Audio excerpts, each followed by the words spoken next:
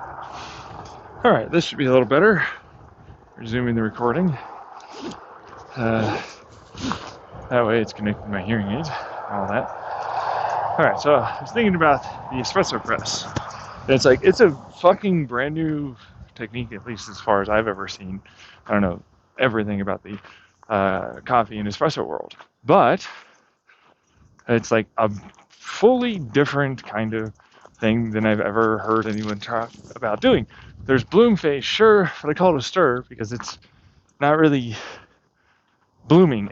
Like I just got done doing another refinement, my last cup, and the reason why I wanted it was because I needed, and I mean needed, a longer, like a larger cup of coffee, effectively. That's really what it was. I wanted like an actual cup of coffee. Like espresso is not a cup; it's a shot. It's a shot of. I like the flavor and whatnot, but it's not a cup of coffee, right? I was like, well, I got the AeroPress. It's like to me, Americanos were apparently, although this is apparently not what that is. So you have to correct me if I'm wrong in the comment section. But I thought it was diluted espresso with other like pour over or French press or AeroPress, something like that, brewed coffee, right? Sometimes it is, sometimes it's not, right? So I got an AeroPress, I got a French press, but it's like, yeah, but not really. You know what I mean? Like, it's a hell of a lot of work to get a good AeroPress and espresso together. Like, it's not like it's not a lot of work as well to get that as well done, right? Putting the old hood over so that way you don't have to hear the big long wind.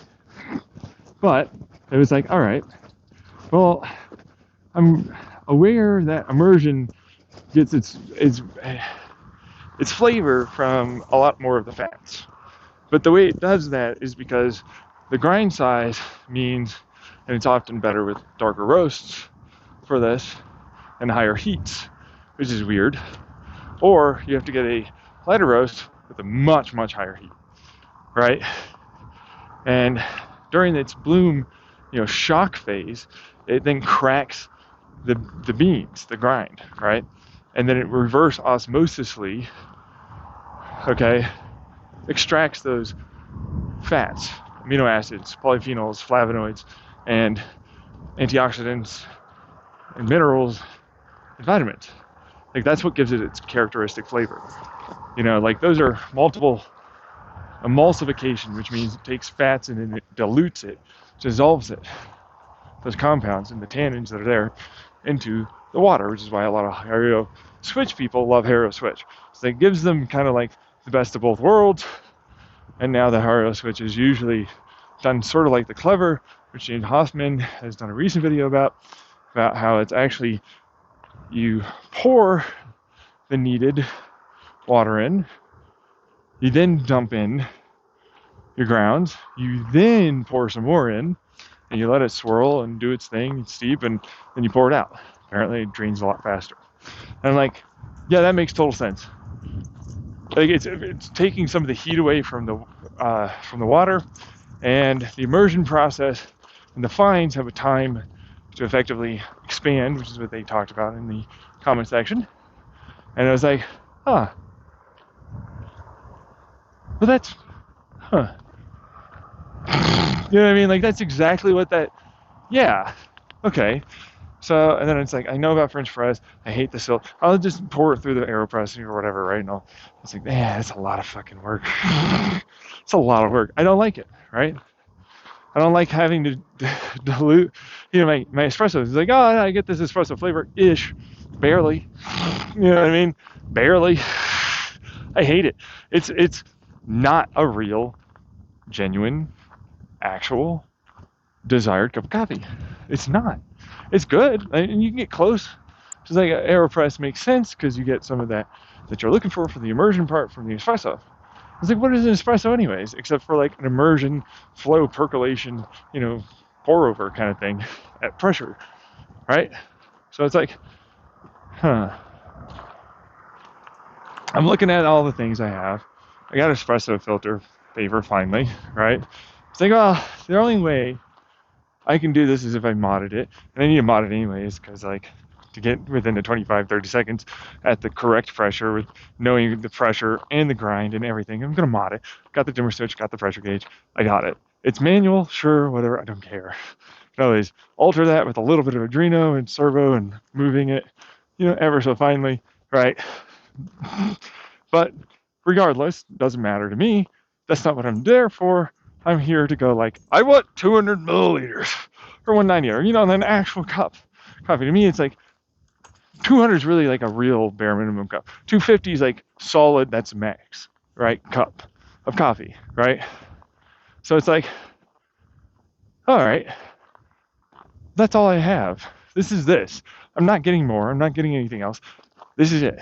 So it's like, how do I fucking do this?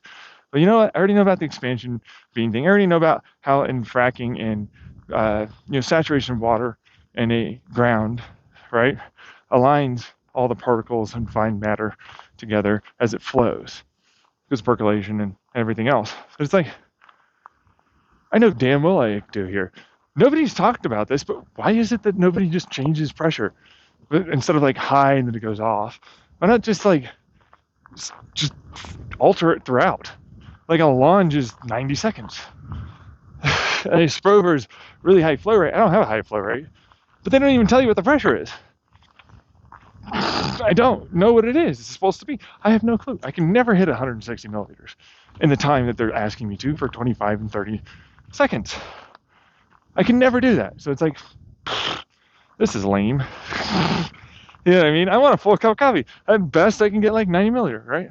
That's lame. I want something better for myself. So it's like, I saw Lance Hedrick talk about how, come on, Fisher. What? No, don't eat that. Come, hey, come on. Keep going. Come on. Hey. Come on. Trying to eat poop. Bad dog. Anyways, it's like, all right, well, this is what I've got. All right, so it's like, I started off small, like a lower pressure, right? Lower pressure makes sense. Because it's like, well, it's a low flow rate, and I want immersion style.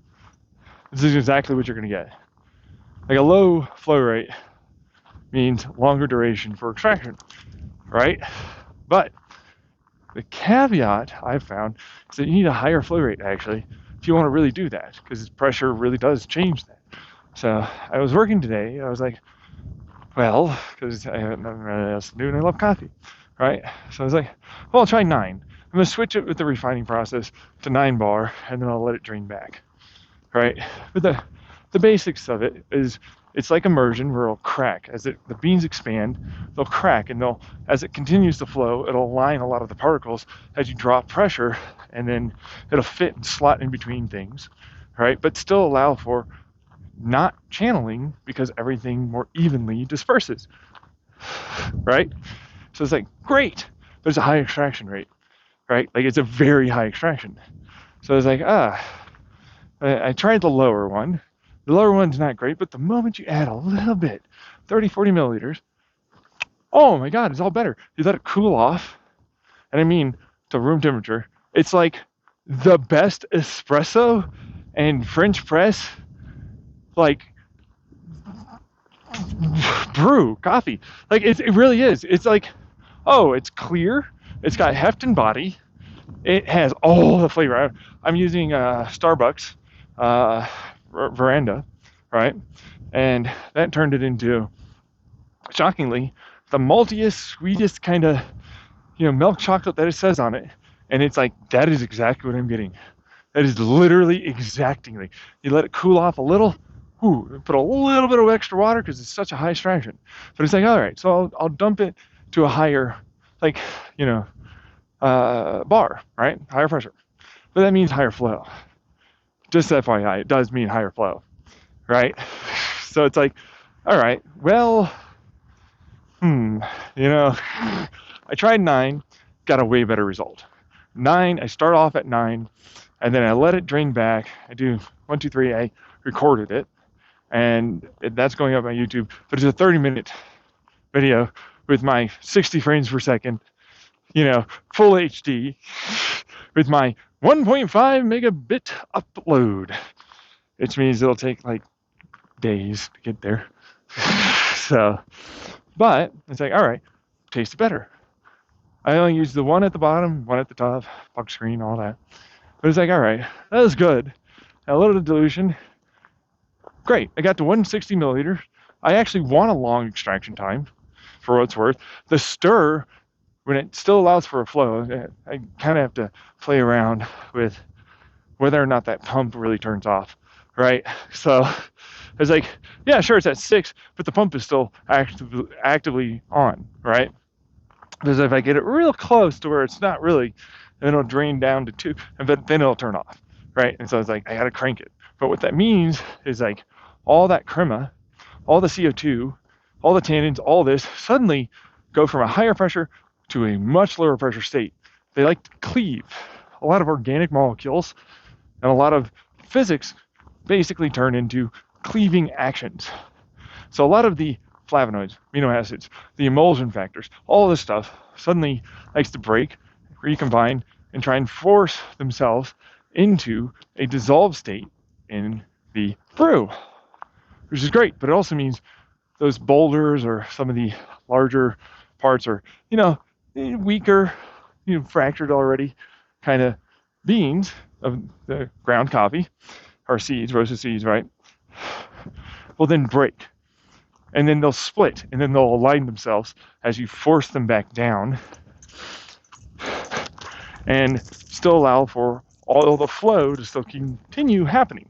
And a bloom phase is what they call that for some folks out there, right? But it's like, except I'm not turning it off. I actually want it to maintain pressure and flow, right? So instead of getting a bunch of channeling, which is the worst, you don't want channeling. It's like, it basically removes like bad tamping to a degree, a little, not really. You're not really doing it, right? I wish it was, like if you do it wrong, of course you're going to get channeling. So, do it right? But I thought about it because it's like, that's the fracking method. If you don't know what fracking is, in America, they pump a bunch of water to like break apart things and dissolve this stuff into it like a soda bubble, right? And it's like, that's literally what I'm doing. Because they'll pump a bunch of high pressure water and let it seep back up. And then it dissolves a lot of the hydrocarbons they're looking for into it. And then they'll use that for natural gas and separate and all that. But it leaches, of course, into other municipal water supply stuff. So like, you don't want that, right? So you got to get rid of that. But when it's an espresso puck, makes total sense. Like, it's going to expand, it's going to realign, and then you're slamming it back down, and you're letting it go all the way back down. So I started at 9, way better. I still have to get to 160. 160 is where it's at. You probably could get away with 12, maybe 14 grams, and you wouldn't have to dilute it. Because it's extraordinarily high extraction rate. It's a very high extraction rate right now.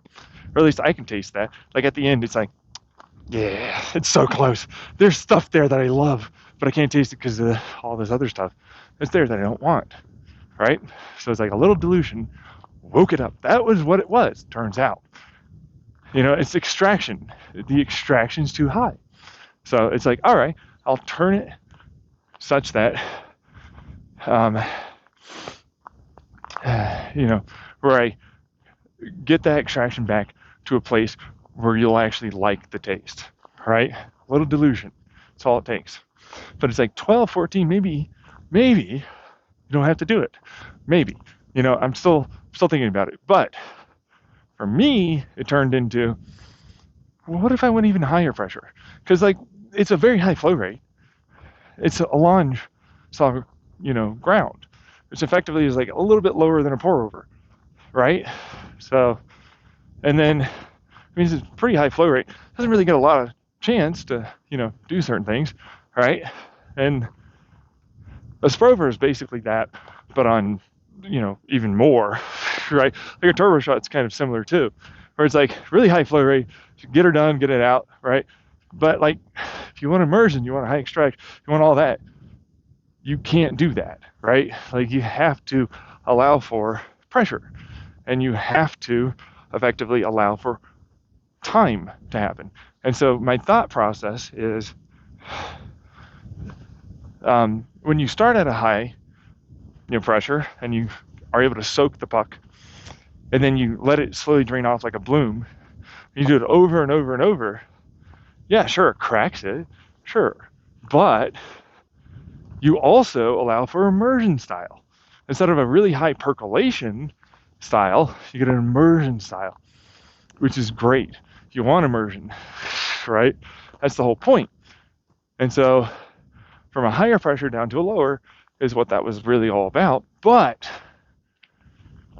this is the caveat. Turns out higher flow rate means it experiences less pressure where it's at. So what's around it experiences a lower pressure than what it says on the gauge. If you want to get around that, the only way to do it is to put a higher pressure there. And so just like the very tricky nature of an immersion that has a finer grind, but it has the right roast and has the right like heat and has the right all this stuff, just like that is the same here. So it's like, all right, well, I have to punch that pressure. It starts around the 6, gets in there, and then it's like, and it's building. I was able to maybe get to 10, and then it's like, all right, I'm going to turn it back down to 6, right? And I'm going to keep doing that. And I've noticed that you would get a little higher, so it's smidge higher pressure. It's like very little, right? And then at the very end, you'll notice that I did in the video, I jumped the pressure back up at the very end, and you'll see what comes out instead of this little stream that's basically just really a lot of crema with very little water, right?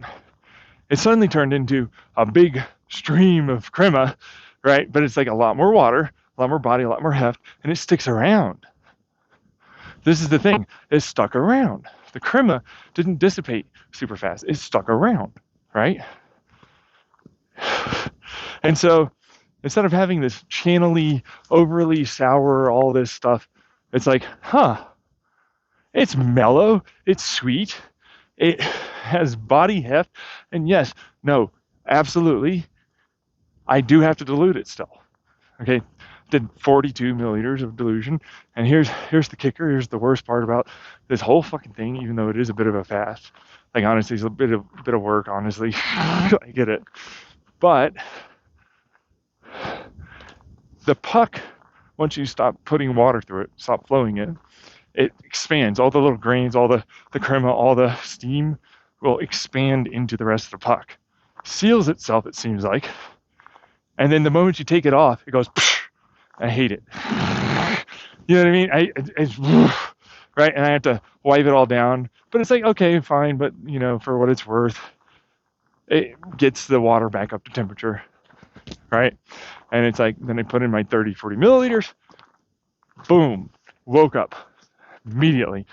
200 milliliters, a full espresso press. It's like, I use 2 of my espresso filters at the bottom, 1 at the top. And those are my best results so far. A higher pressure seems to help. I don't have a flow control.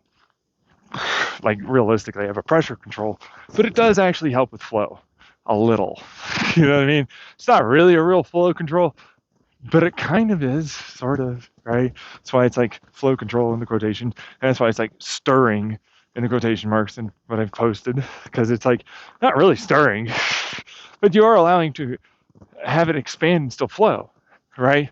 And that helps once you shove in more water and a higher flow rate, you suddenly get all of it at that pressure too to seat itself, and all the fines will go to the bottom, and then the rest of it kind of aligns itself such that a bunch of it just evenly distributes itself for water pressure. So like the water pressure will evenly disperse, okay, which is great, but it also comes with the downside of, yeah, when you try and take your damn portafilter off, it kind of blows a little bit of this chunky espresso filter puck thing. Like a little bit of it comes out and you have to wipe it down, which is a bit annoying.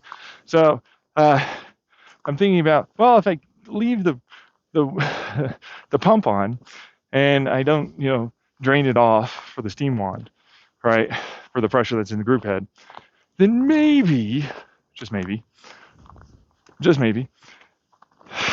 I'll be able to keep it such that I don't have to worry about it. Although I'm going to have some water spillage, I don't care. Like, honestly, whatever at that point. But it's as extracted as you can really probably get. You know what I mean? It's like very, very extracted. All of the polyphenols, flavonoids, fats, emulsions, tannins, everything you can probably get is in it. But high extraction doesn't taste great. And Lance is correct, and many other people are correct about that. But a little bit of dilution, all of a sudden, all those flavors are there.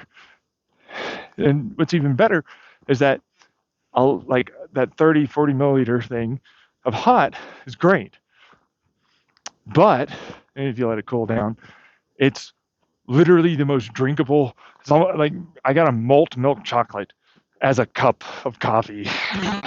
Like, seriously, I got a malty milk chocolate cup of coffee. That's what I tasted. Like, it's like, that's it. There's no, like, man, bitter. There's no any of this other stuff. It's just that. It's like a rich, creamy, thick, delectable, fatty kind of milk chocolate. It's malty. It's great, right? It's fucking wonderful. It's sweet too. No acidity, no astringency. Wonderful. Well, there's some degree of acidity, I'm sure. I didn't taste much, like to the point where it's like I can try and make milk or a hot chocolate off of cacao nibs. Sure, effectively they still have the fat in them, right? And so like you can try and effectively use that, right? And you'll taste a harsher, more sour, acidic kind of style of hot chocolate. But it's like you don't get that with this, right? So that's great. But you have to dilute it. And so I was like, well, put some ice in the cup. It's perfect for an iced cup coffee. Just drain it into it. It's already going to, give you the extra 40. Make sure it gets to the 200 or 30, 40, whatever it is, right? And I was thinking about it. I was like, oh, yeah, split it in two. You got 160, right? Out. Split it in two. You're still going to have to put the same roughly amount in, so 30, 40. And then it's like, I've got an espresso for two. Because it literally tastes like a huge espresso cup. I'm not even kidding. It tastes basically like a really decently done huge espresso. Like a whole cup of espresso, almost. That's why I call it an espresso press. So it's got clarity of a pour over, right? Which is great. It's got like the heft texture of a French AeroPress kind of thing. And then it's got all the espresso extracted flavors the entire way through. Yeah, I did it. You know what I mean? Huzzah, right? It's like, well, I've never seen anyone else do it. I literally don't know of anyone else that's ever done that. I can't find it. I can't, you know what I mean? But it's like, it's got a stir in the middle. It's got a very necessary, you have to put a higher pressure, you have to allow it to drain, you have to keep it flowing, you have to do it the entire, like you have to.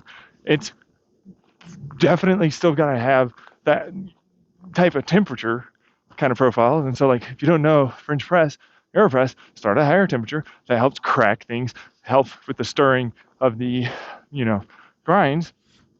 It turned it into this really nice, neat, flavorful, extracted brew, right? Coffee. But it's like, yeah, but it introduces and that's why the AeroPress is great. It introduces these fines that I hate. I hate that, right? Like the silty is great for some, not for me. But if it's the right amount, those two too little espresso, or a thicker one, right? That's all it seems to be. That's all you need. It's effectively a full, thick, fat espresso. That's effectively a pour over espresso, AeroPress, French press. Like, it's all the things that I could think of to put together to it. And it worked wonderfully. Like, seriously, it worked extraordinarily well. Because I pee in the middle of this hike. You can probably hear me. You listen real hard. Yeah. But I'm still in the kind of refinement process. I definitely believe it could, if somebody out there that's an actual like barista, you know what I mean, is gets a hold of it, they could probably win a championship off of that. Like, for what it's worth, they could genuinely probably win off of that. Because I was looking at the AeroPress that James Hoffman did for his recipe for what they did at competitions, and I'm like, this is a huge, massive, just massive puck at the end of it. And I was like, well, maybe they'd want to do like the 20 and a higher flow rate, right? And then like pulse it differently, different times, different this, different that, you know what I mean? Right? So like all of that means you can probably get an even better one. You might not even need to dilute it, right? For me though, it's like, no, this is the machine I have. This is the flow rate I have. This is everything I've got. This is what I can do. like literally that. Like, there's no optional change of anything. This is it. But that means it's like the Americano I always wanted. Like a full actual espresso cup. Instead of taking several triple shots or something like that to get there. And I don't need that amount of caffeine. Just letting people know. Like, 18 gram, which is what I eventually got for that higher pressure and flow rate profile that I talked about just now. There's a little bit ago. That was 18 grams. Absolutely did better. Absolutely tasted better. At 18 grams, absolutely tastes better. But the results may vary. And I was using a blend of 8 o'clock coffee. That's the original, and the leftover of my Starbucks Veranda roast, which, if you don't know, both of them are very similar in terms of their flavor profile. And they complement each other this time, which is good. And they're very close in roast, which is even better because you don't have to worry about it as much for what you're going to taste and what you're going to receive on the other end. You know? And that's great. Otherwise, you're kind of screwed. You know what I mean? Like, I did like the espresso roast from Starbucks and a Veranda, and I was like, this is bitter. This is bitter. Like, oh yeah, no, that's a darker roast for sure. That's not going to work very well. No, it doesn't work. It just lasts maybe 5, maybe 10 grams. I don't know. Something like that. And it's like, well, I can't really put it into something else. I might as well just grind it up and put it in, you know? So, worked out. But I just wanted to talk about it because it was like, oh, yeah, I made something that I have never seen before. Nobody's talked about it. Brew method, all this. I've not ever heard of this. It's unique to me. Regardless of what the espresso community or what people will say about me, it's mine. It's mine. And it tastes amazing. I don't know if it could, be considered the greatest cup of coffee ever, but I can easily see it turning into a next new thing for coffee. It's a lot of faffing about, but if you have like a pressure profile, flow control, all that, one of those bigger machines, now it kind of necessitates it.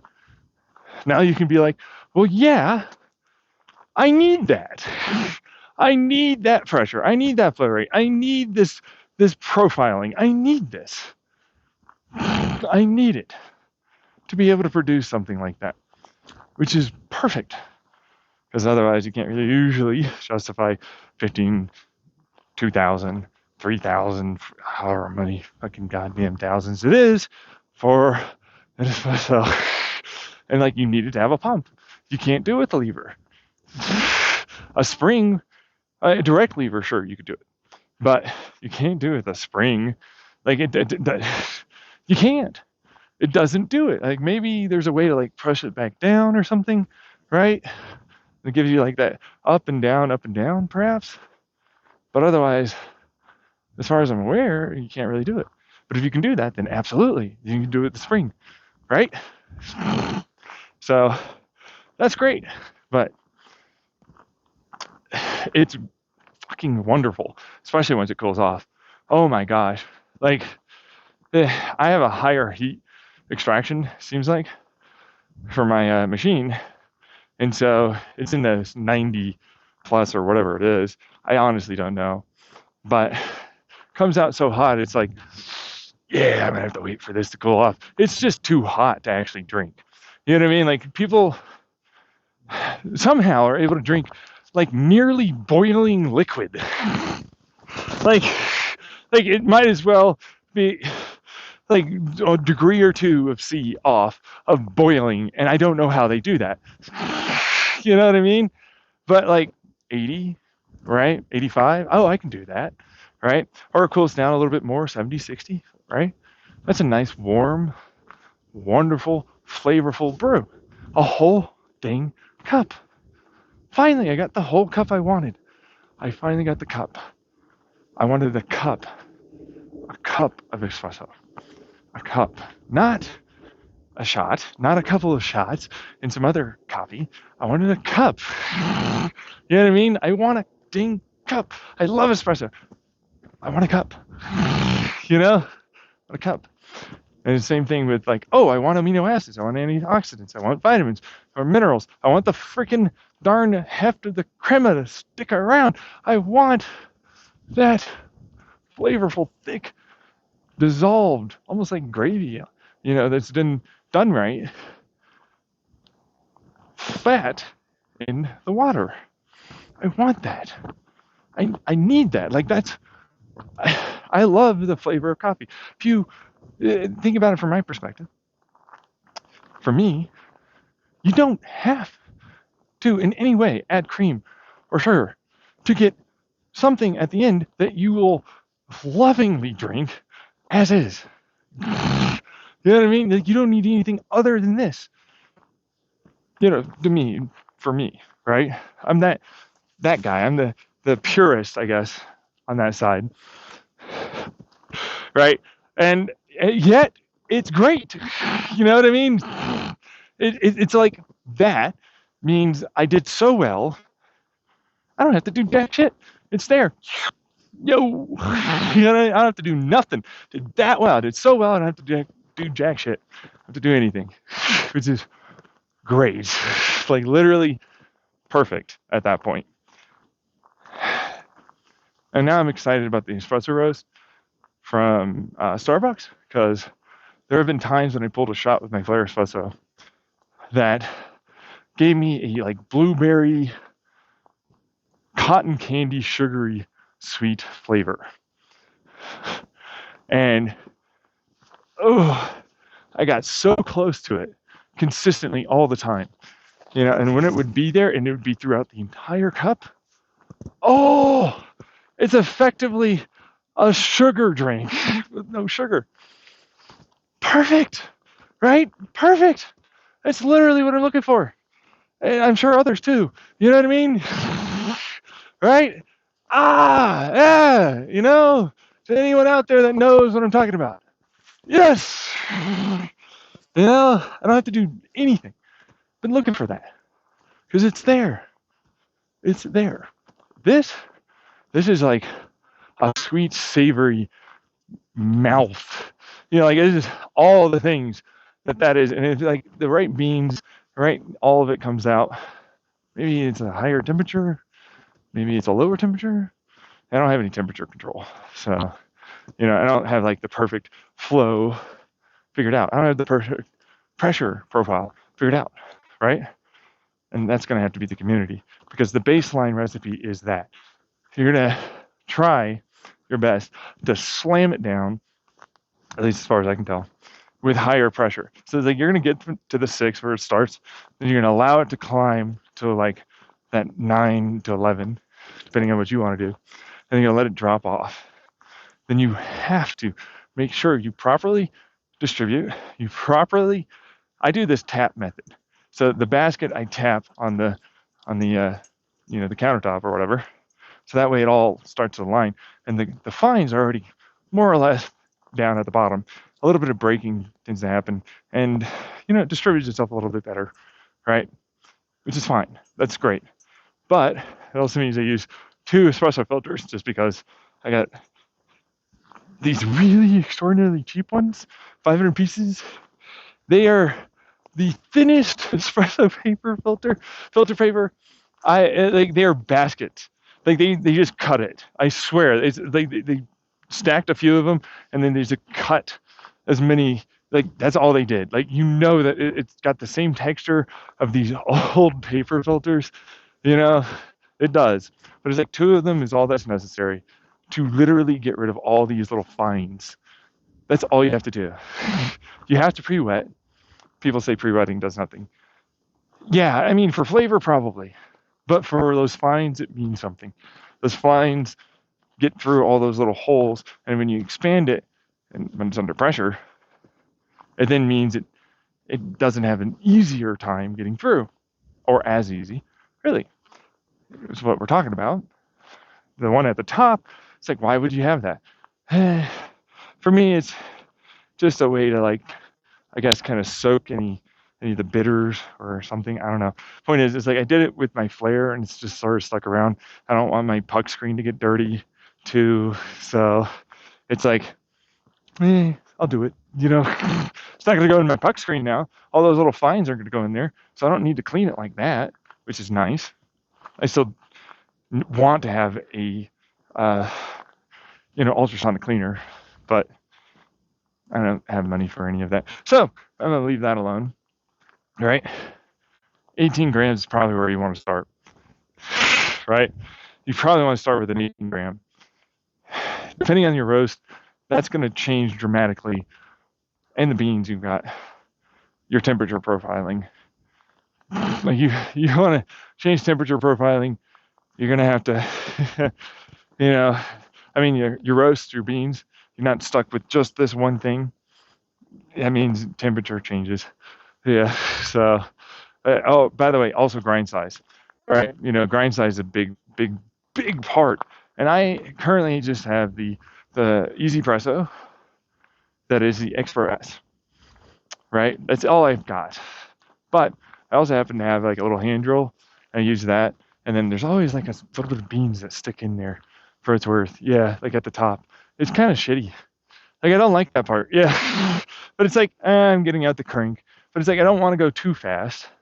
I've been really playing with the speed. Speed means more fines, because more of that mass from it spinning in the axle gets transferred for its energy. Also, the heat and fractal electric and triboelectric, static, right? So it's like, well, I tend to do 5 spritzes. Just as FYI, I do, right? Because I saw that, but it was like, yeah, I usually did 3. Usually some droplets on there. But I have a reusable basket filter. That's what I use. And I have like a little steel bowl that sticks over the top of it, and I kind of shake it. That's all I do. It's like, steel might attract some of the electricity. It's more insulative than anything, though, because it's steel, right? But,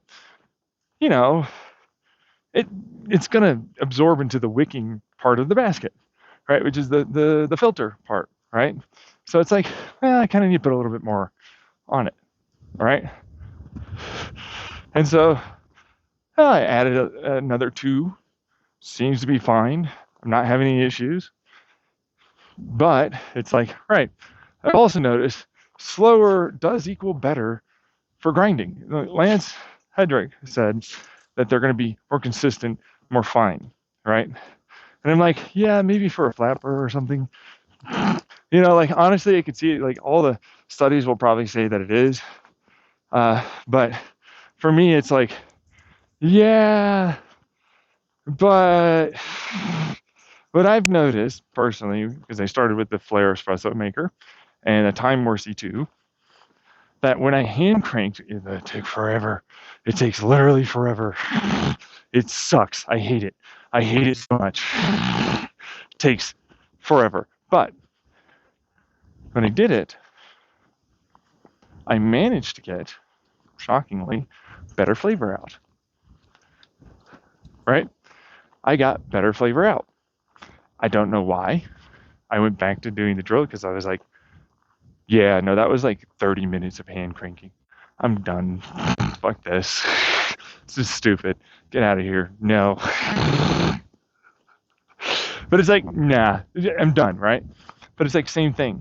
I've noticed I get more consistent flavor results if I grind it slower. That's what I've noticed. Now, it might not be as consistent. I totally understand that they're right most likely about that. But whatever it is for those fracture, electrostatic, and the tribo, meaning heat or whatever, electrostatic, and best I can do for whatever water, right? It just means that it's like, well, because it's conical, right? He talks about it. The conical burr means it gets hotter. It's objectively not as good as a flat, right? And I'm like, okay, fine. But this is what I've got. And if slower means better, slower means better. Slower means better. That's what it means. Slower means better. But of course, there's that riding the fine line, the balance. You see me in the video trying to really gingerly figure out the right grind. I'm trying to feel it. It's got the torque. I'm like holding it on one side. I don't want it to yank off to one side. You know what I mean? So it's like trying to get it done, right? And I kind of like the fact that there's less fines now, because that's what you do. You produce more fines the faster you spin it. You have to. It makes total sense to me that you would, right? So outside of the bean at the very end, or beans, it's usually one or two, that are stuck there that I have to hand crank, it's easier to just kind of like ride that faster. You want to keep feeling that torque. You want to know that there's a resistance, and that seems to be like the right like RPM. Like there's a resistance there that you're consistently keeping, right? And like you have to kind of hold it pretty steady. When it has enough mass that it doesn't need to worry, it seems to decrease and add enough heat the flavor, right? So it adds enough heat to effectively ruin a little bit, smidge, whatever it is, what I get. So it's like that's what I started doing, right? And that's effectively all it is. It's a wonderful espresso, but it's also not an espresso. It's espresso press, right? Like you can't call it an espresso. You can't call it espresso, even if it tastes quite similar, especially once you cool it down to an espresso. Like it's so similar, so close to like a full cup of espresso. Once you let it cool off, at least for me and my taste buds, it's like this is an espresso. Like you wouldn't really know. If you didn't know, you wouldn't know. But also when it's hot, it still tastes very similar to an espresso. AeroPress, all of that. Like it tastes so similar.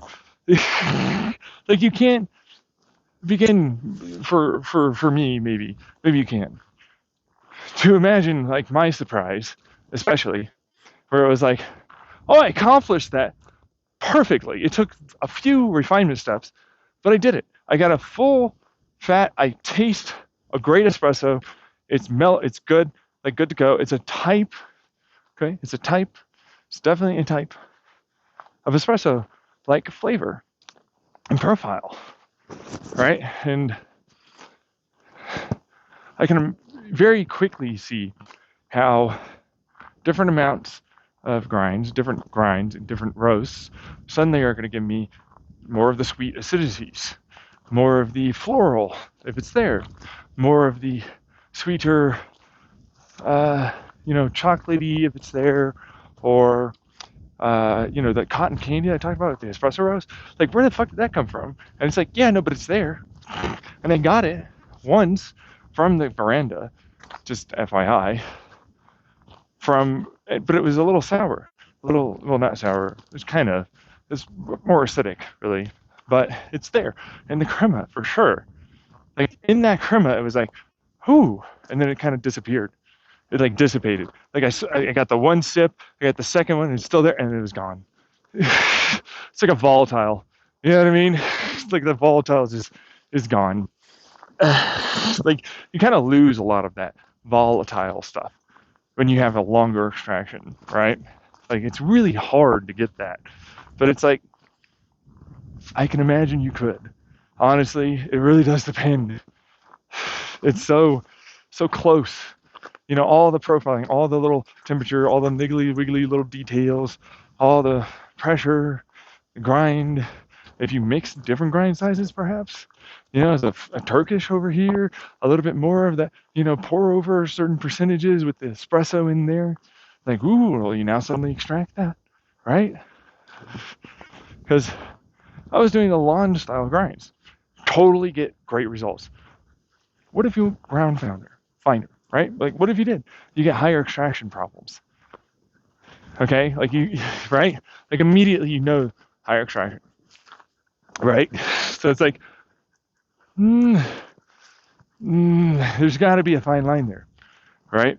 So if you want Turkish Delight, it's like, ooh, it's going to be a little bit more channely bitter, but you'll get that sour, maybe some of those sweeter notes, right? Do more of the bolder espresso, French press, AeroPress stuff, right? It's like AeroPress is great because it's like, oh no, I can grind way finer with an AeroPress. But French press, there is a definite fine line that you cannot grind past a certain point, and it's like kind of rough because like you could get more out of it.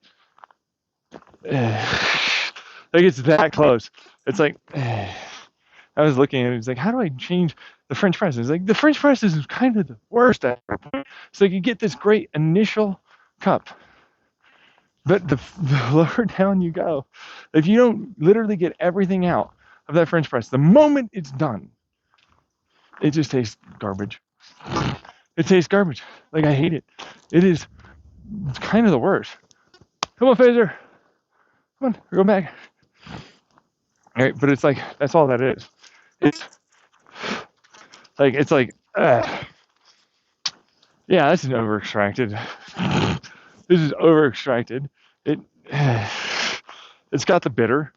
Like you can taste it at the very end. I have this 1 liter one that I use, and if I don't drain all of it into some other carafe, it's essentially game over. You don't want to freaking drink it, So, but I still do because it's like, for the most part, it's okay, right? But it's like, yeah, but I don't like if I don't drink all of it, I don't really get the wake up. I don't really get the experience. You know what I mean? And not just like waking up, but like the experience of all the time that I want to kind of sit down and rest, right? Because I like sitting down and resting. My coffee experience for me for the French press is I just and then I can just enjoy it, right? And espresso now is like I have a full espresso cup. I have a full cup. I know what this is. Yeah. It's like, let me just leave that alone, like after I've, added the dilution. I got to get that just right amount, right? Maybe the steam one will do it, right?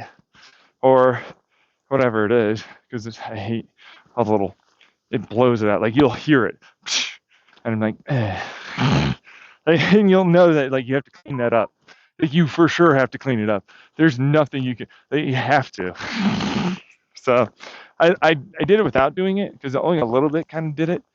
And truthfully, it doesn't seem like it's on the screen.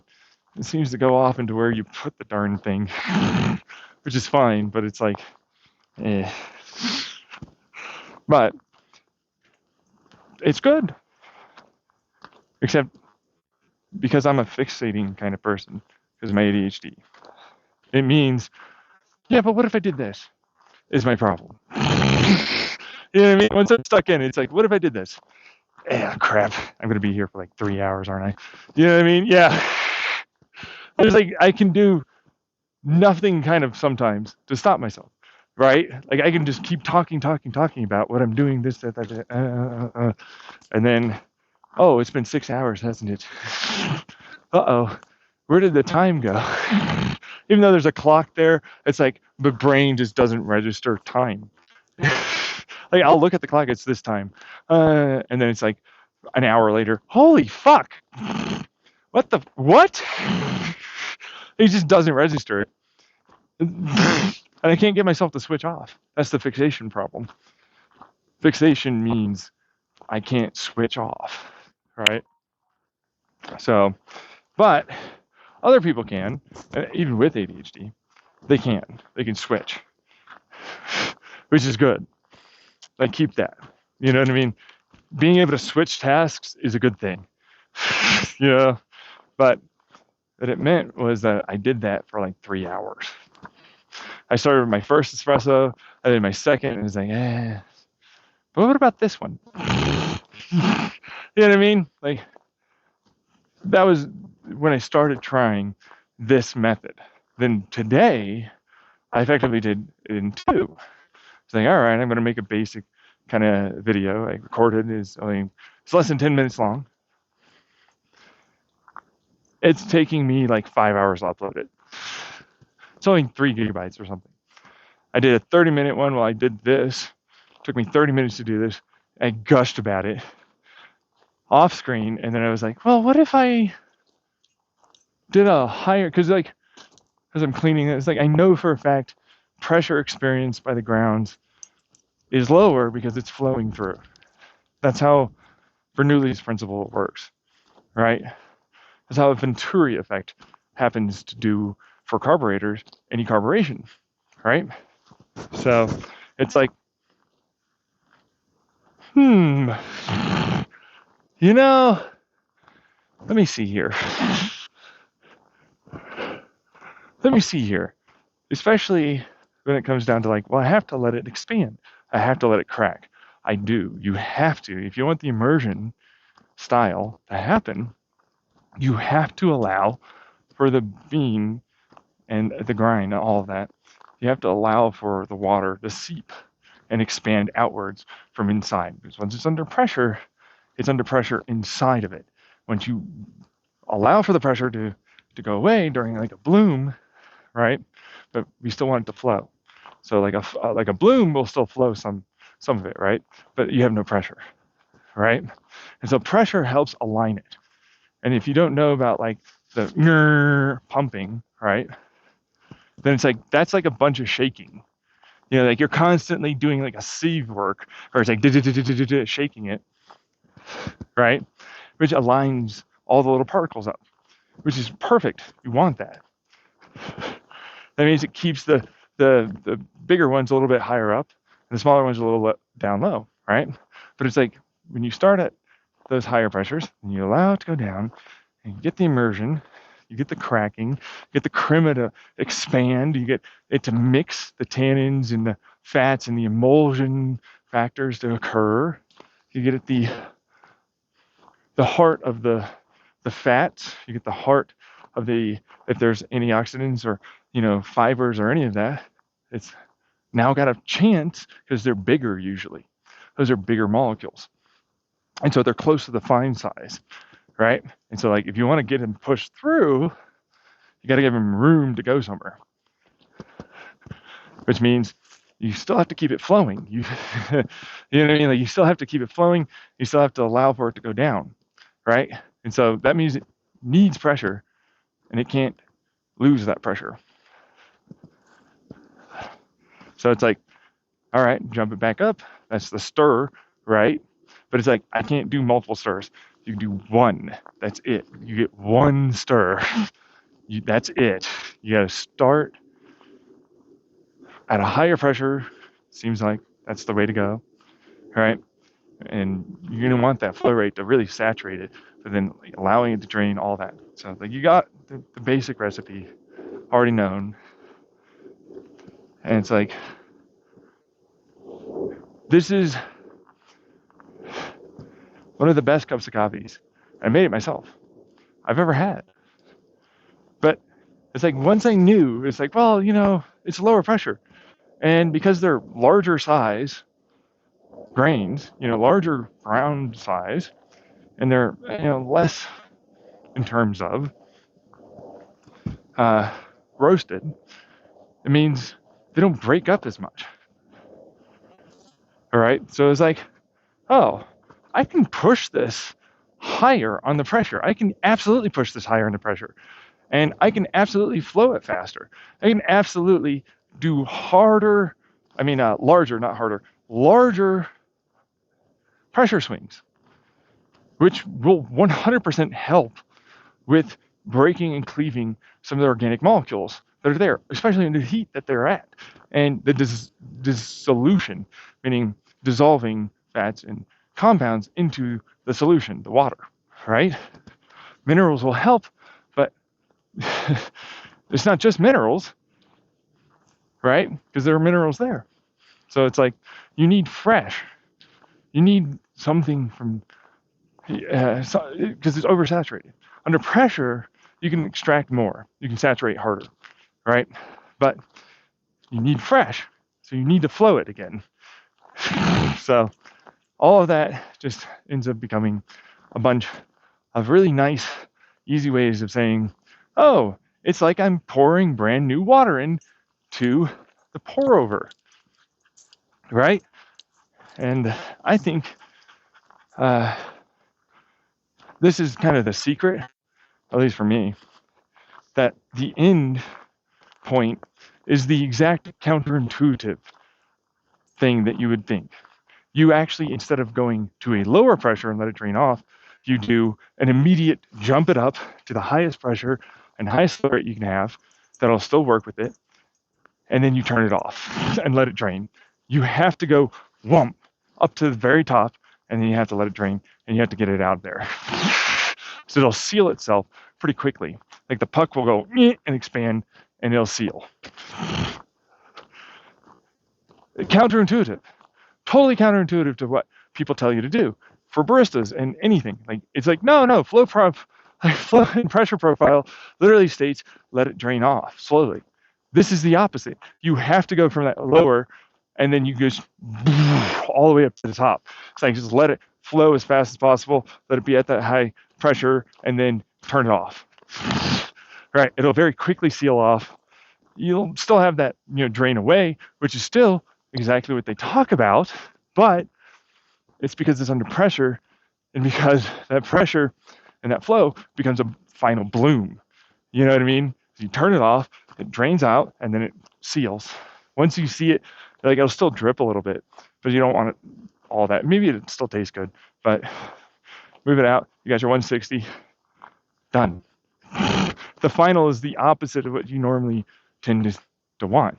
You have to go harder at the very end because there's so little left. There's so little left. And the crema, which is just CO2, right? And at that heat and at that pressure, because it's been, working itself to death effectively. Like you're extracting everything you can get. Like shaking all this, I got the fats, the amino acids, the antioxidants, like all of it is right? All of a sudden, well, you got to push through. There's like nothing practically there left, right? So what you're trying to do is align all of it, flow it through fast, get every little bit that you can, and effectively allow for it to be done. That's why you get so much of that crema, and it seems like it's just massively starts to expand, and you get the little at the end. Like the steam, whatever little, the porous structure of the grains that's in there is left, it goes into it. It expands into that. And then, of course, there's no real place for any of the gas to stick in, right? So I go somewhere. And now it's in the puck, which effectively means it equalizes itself and kind of seals, you know? So, and that's great. Except, like, of course, you have to clean it, right? So it's like, you might want to just turn it back on and then, pull it off. That way it doesn't blow it up. Because otherwise it's like a bunch of like these little packs of grain, like these little sheer, like, flat sheer rocks or whatever, right? Or like little clumps of rocks kind of stuff, but it's not clumps. You see what I mean? It's like, I'd love to call it like it's channeling, but it doesn't taste channely. You know what I mean? Like it clearly is still keeping itself aligned and flowing properly through everything. Great, right? But what comes out is like, oh, all these little channels that would have formed if you didn't do it that way, right? Like it would totally have formed if you didn't keep it flowing, if you didn't do everything that you have to do to make sure it doesn't do that. Which is why it tends to fracture itself. Like the puck normally comes out as one mess, like congealed mess, right? Like it comes out like that, and you want to see that. But then also, and it seems dry and everything, except that's the very definition of fracto and triboelectrification. That's the very definition. Like all those little fats, the amino acids, the like binder proteins, the antioxidants, minerals, all of that's still in the puck. That's why and with the electricity that's there, it sticks together like that. So the moment you see it broke apart, you're on it. You got it. You extracted that. That's when you know you've extracted it. That's when you know you've done well. That's everything you can really get out. That would be something you want in any aspect, but you do have to dilute it. You do. Like you have to. It's a very high extraction, for sure. But it's a totally different espresso. It tastes like an espresso. It tastes like an AeroPress. It tastes like a French press. It tastes like a pour over. It tastes like all of that. But it tastes like I'm brewing, for mouthfeel and so on, a cup of hot chocolate with milk fat in it that I was able to get to emulsify the chocolate fat from cacao nibs or something into it, right? Tastes fucking wonderful. But I want a little bit more sweetness personally for myself. So it's like I'm trying to look for that. My next coffee I buy,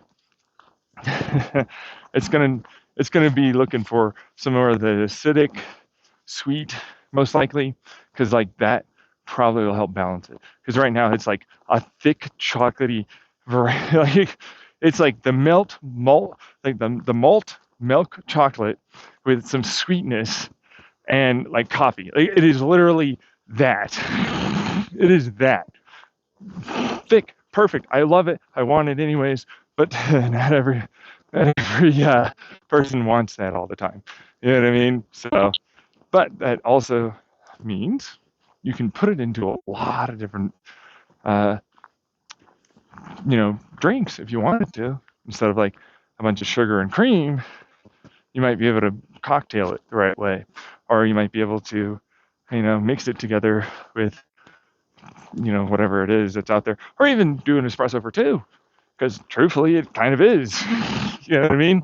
Like it's thick. Like 30, 40 milliliters is all that was really necessary to wake it up and bring the extraction rates to such a degree it doesn't taste astringent. It doesn't taste, bitter. It doesn't taste acidic. It doesn't taste any of those things. Great, right? But,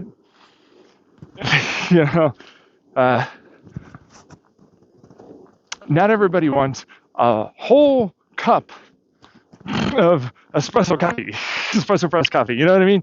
Like, yeah, oh, yes, this is a full fucking espresso, basically. Yeah, I could sip on this all dang day, right? You know, and that'd be good because it would really honestly give me all that. But that's the reason why I look at the labels. What flavors you have are massively important because it's like flavors are volatiles, but they also are only volatile as something that you smell or taste because they are attached to our fats. If you know anything about metal, metal doesn't smell. You put a bunch of isopropyl or whatever it is, clean it off, you put your thumb on there and you wait. It's the fact that your oils, the acids, and more break it down and it becomes a volatile smell. They're fats, like oranges, right? Orange smell and flavor comes from a volatile.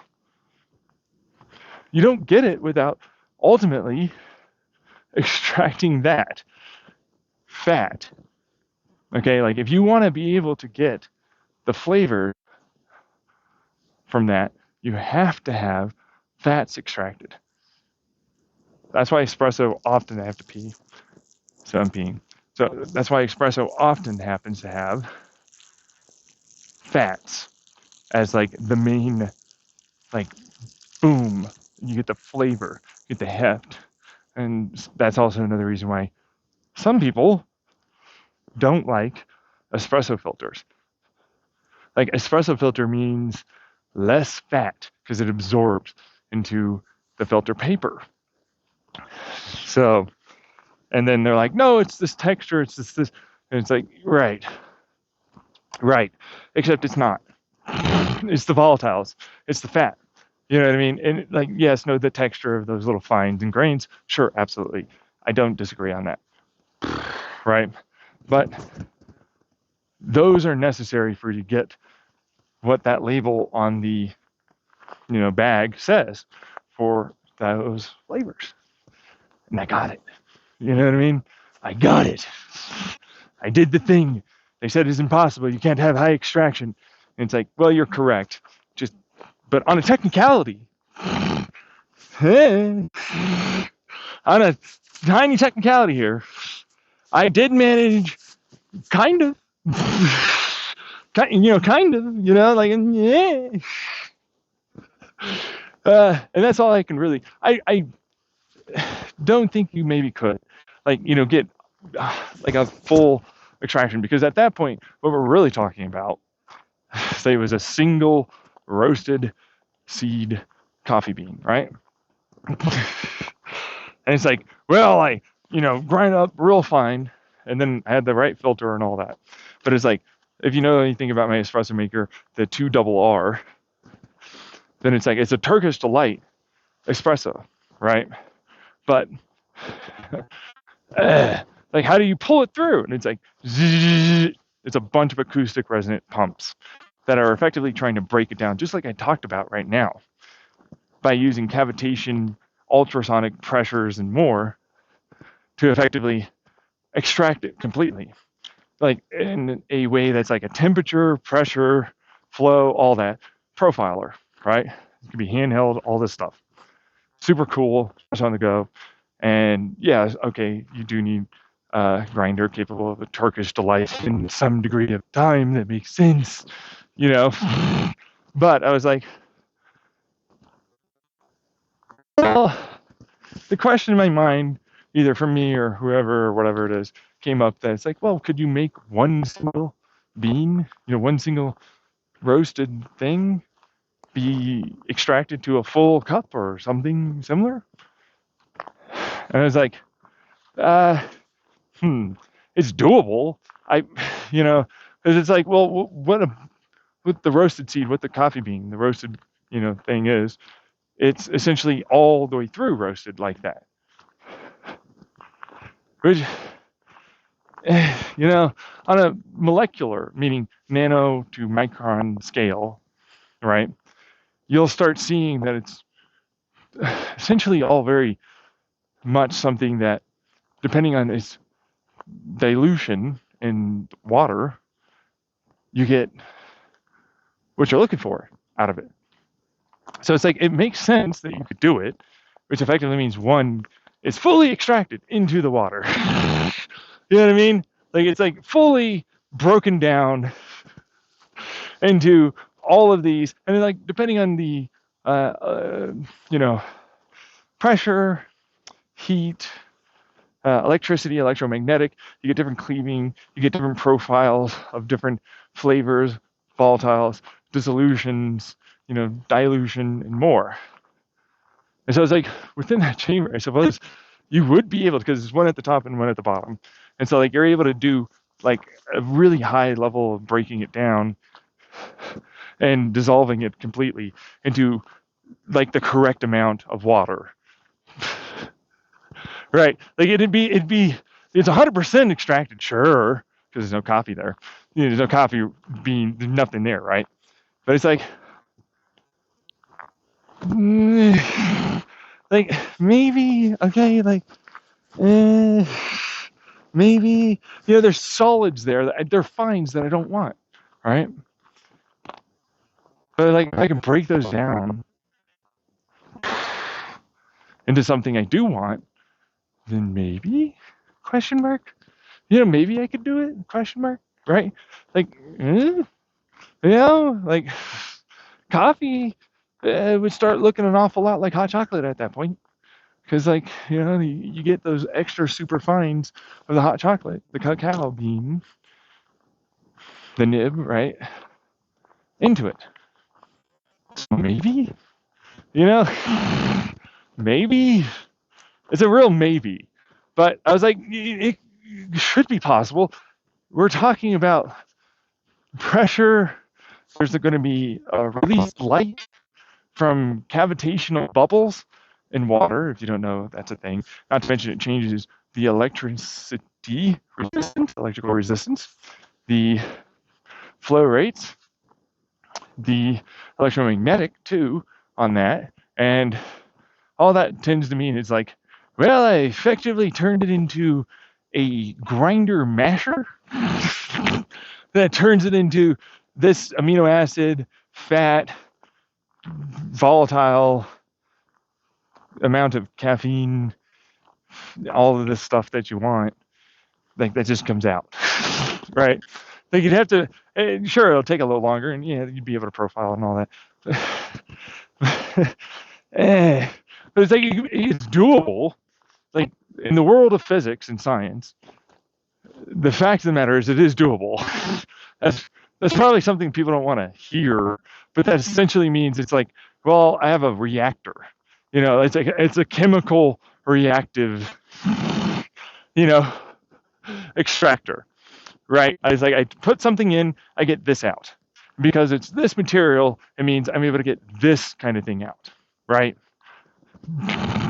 And since I start initially with something that's pretty good, I just need to break it down the right way, and then I should be able to get that all out as that, or very high amounts of that I'm looking for. So it's like, it's doable, and that's what I'd have to leave it at.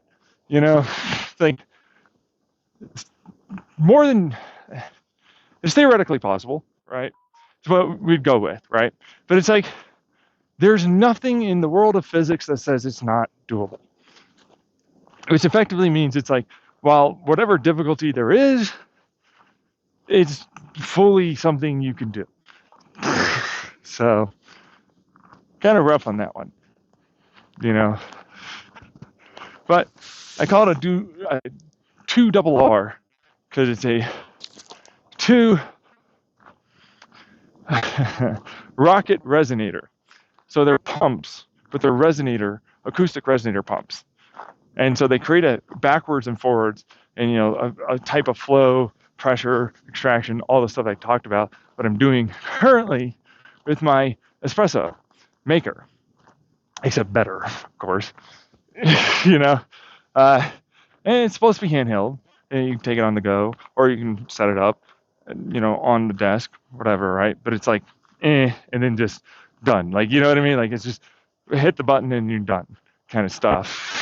So But it's also why Turkish Delight is what I'm talking about for the size, because it's going to be a very, very, very fine type of brew that is meant to be pretty darn easy to just very quickly extract everything you're looking for, but also do it really fast, right? Like a rocket, right? Like, give me my 200 milliliters now, or 250, 200, 250 at the end, really high flow rate, really high extraction, all of that really fast. And it's like, fucking thank you. You know what I mean? Yeah. Ground it, put it in, screw it, or whatever you're doing in terms of latch or whatever, and then fucking press the button, go pee, fucking drink my coffee. You know what I mean? Like that fast. So, it's supposed to be cheap too. It's supposed to be very, very cheap. But that also means there's essentially either you'll get a version that's going to go around a portafilter, or standard portafilter, like 58 or whatever it is, right? And then like you'll screw it bottom and top, right? But it's like the little holes, the basket. I'll have to give you a basket specifically meant for it, right?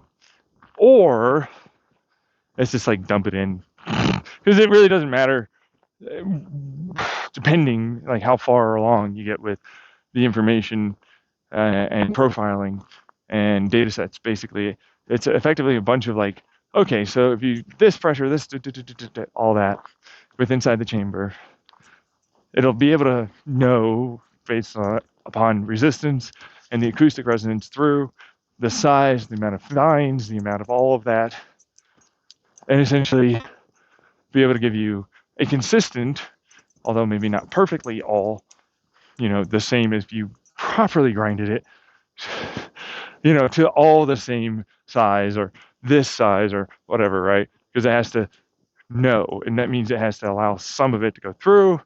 Doesn't matter. Point is,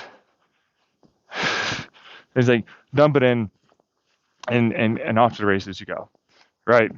And that's great. I'd love it personally. That's me, because this is a lot more work. This espresso mate, I love it.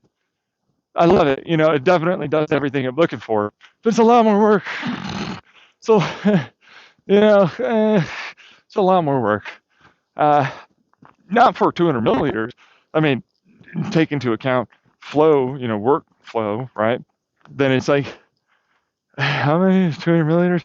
Double shot. So 200. That's 3 double shots with an extra 20. So I need to pull like a half espresso. Let's do 210. Fucking, is it 24? Two for. Wait. What did you just say? I'm taking 4 double shots? No. No, I don't want that amount of caffeine. And here we go. Right? Like, I don't want 4 double shots of espresso. I'm good, bro. I'm good. I don't need that. I don't need that. I do not need that much coffee in my life. I don't. You know what I mean? But this, 18 grams, gives me 200 milliliters. Perfect. It's all the caffeine, realistically speaking. I could probably get out of it. You know what I mean? Yeah. Same thing with like flavor, kind of. Like there's probably some real fine touches that you can, head towards certain volatiles and all that you can get done with, better machines. But the recipe stands because it's like that's all you need to do. And for 200 milliliters, 190, 200, something like that, right? That's way faster, way simpler, way higher flow. Ooh yeah, much easier, way less work. Fuck this shit. Yep, I'm out. Literally that. It's like, way less work, way better workflow. I have to do an Americano with like an aero. Do you know how hard it is to do an AeroPress? Yeah, sure, I got the little good, but it's like I have to grind off. Like literally don't want to do it. Yeah, right? That. Less faffing. It's this amount of water from the machine. I only need to grind it for this one basket. I only need to make sure I tamp. I was already going to do this for espresso anyways, right? I need a little bit of extra water to dilute it. So that way the extraction dilution is such that I don't hate what I'm tasting. Which is also a way to put like, no, it's quite close. It, it's so dangerously close. Like there's got to be a way to turn this into something I don't have to add extra water to. You know what I mean? It's that close. And there's going to be a person that figures it out. I already put out some, hey, maybe less, right? Or hey, maybe, uh, it's a good way to put that. Yeah, because it's like you put less in, right? And you still extract the same amount. But it's like you lose a lot of that flavor, and it definitely tastes watered down, right? But it's like, all right, but, you know what I mean? Like, well, there's some other ways, I guess, to try. That you just add the water in immediately. You know what I mean? It's like, oh, I just need 30 grams, 30 milliliters, right? Or 40, whatever it is, in the cup to start with. Okay. I know what everybody's doing on that one. That this is something that bothers me enough that I have to actually talk immediately about it. This is not the best idea. I have noticed consistently with my Flair espresso maker and other times I've tried, if you already have this water in there, it doesn't taste as good. I don't care what anyone says, it doesn't taste as good. It doesn't. The moment you add it in, though, it's fine. I stirred. I stirred. Doesn't taste as good. I don't know what it is. I don't know what it is. I don't. Is it the way it extracts? Is it the way it separates things? Maybe it's the heat. Maybe it has the fat and it dissolves it better that way. Instead of like it immediately hits it after falling and off gassing some of the steam and the CO2. Right? Changes some of the profile. But what I've noticed, if you pour it in, it tastes better than if you already have it there. So you have to pour it in. It just tastes better. Now, some people might not know that is. Others might. Some people may have done exactly the same thing and learned that like me. You know what I mean? Right? But whatever it is, it means that you just don't get the flavor. Some people might have tasted it though, but I'd be hard pressed to find them. You know what I mean?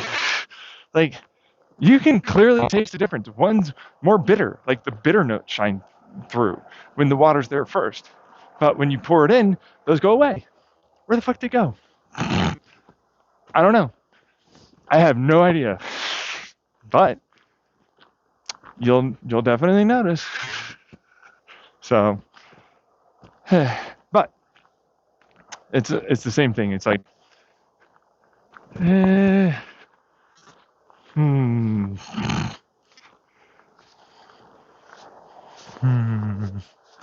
maybe a different way, particularly in the brewing process, the pulling the shot, right? Like instead of less, maybe the grind profile, like setting up multiple grinds, or maybe how the bloom, the stir really kind of phase happens, right? The different flow rates, perhaps, right? Because it's like time is of the essence with espresso, right? So it's like what I've noticed with that higher, it's like I get a higher flow rate, but I also happen to get more of the cracking. Like I get deeper in, and then I get more expansion, right? So maybe a little bit of all that, maybe a higher flow rate, maybe instead of the 100 to 120, maybe 90 again, like on the launch, perhaps, right? Something, maybe definitely 100, like don't go past, right? Right? Maybe the temperature, like, because if you didn't know, I was trying to allude to that, and I never got to it. So long-winded story, and aside, short, and to this point, temperature goes down in a French press and an AeroPress. When you first pour in, it then slowly goes down, right? Well, that kind of also happens with my espresso maker. It doesn't maintain the temperature. It has a boiler, it has the group head. It won't maintain its temperature. And so it'll go like, oh, it's ready. And then you keep pouring. It goes, I actually need to heat up. Right? And so like it'll go down. And then it'll try and get it back up. And then it'll say it's ready. And then it'll go back down and it'll turn off, right?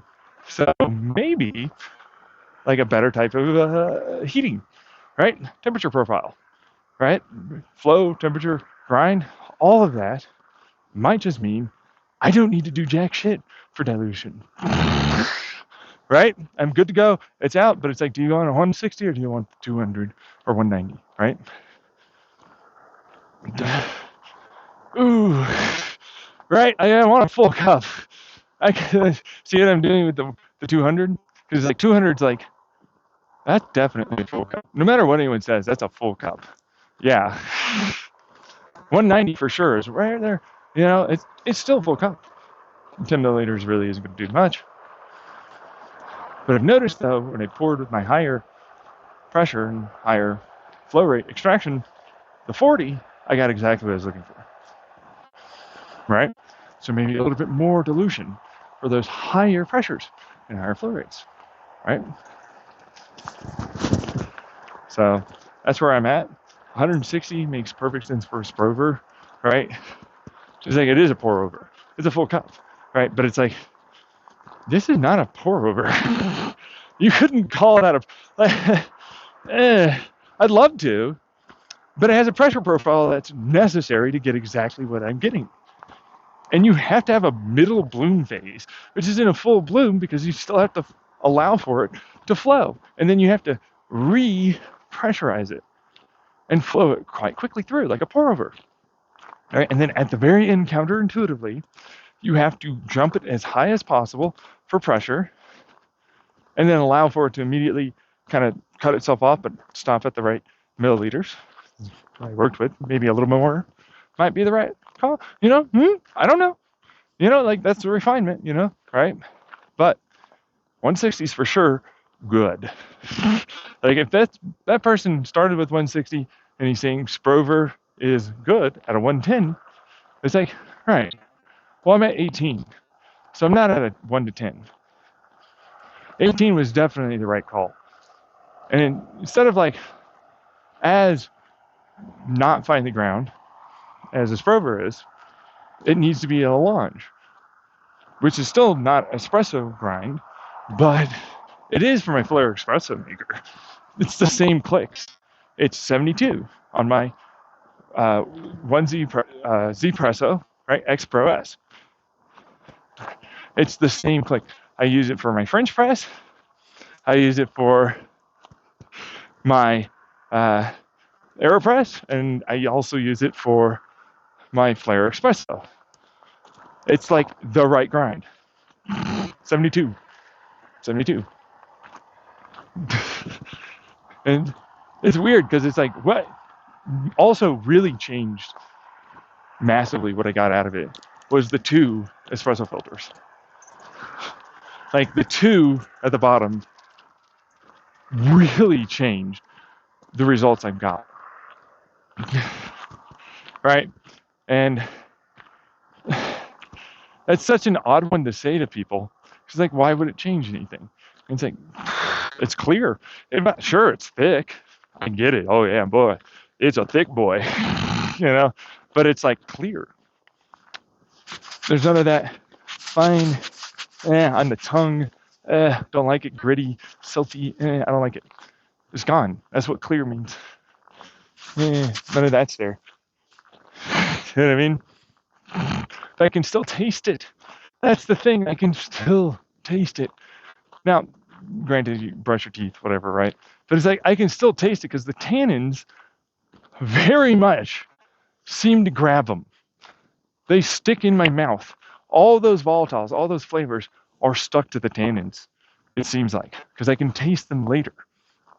On my teeth, on my cheek, and it eventually goes away. But it's like I can still taste it. Still take the malt, still taste the milk chocolate. You can still taste it. Still taste it. Perfect. What you're looking for, right? The only problem is, I know. Some people, I don't want to taste it for fucking 4 hours. Brush your teeth. You know what I mean? Brush your teeth. Brush your teeth. Yeah. You trying to bullshit. Anyway, it's still thick. That's the thing. It's like, it's so close to being silty with how thick it is. You know? It's like, it's so thick, it's almost silty.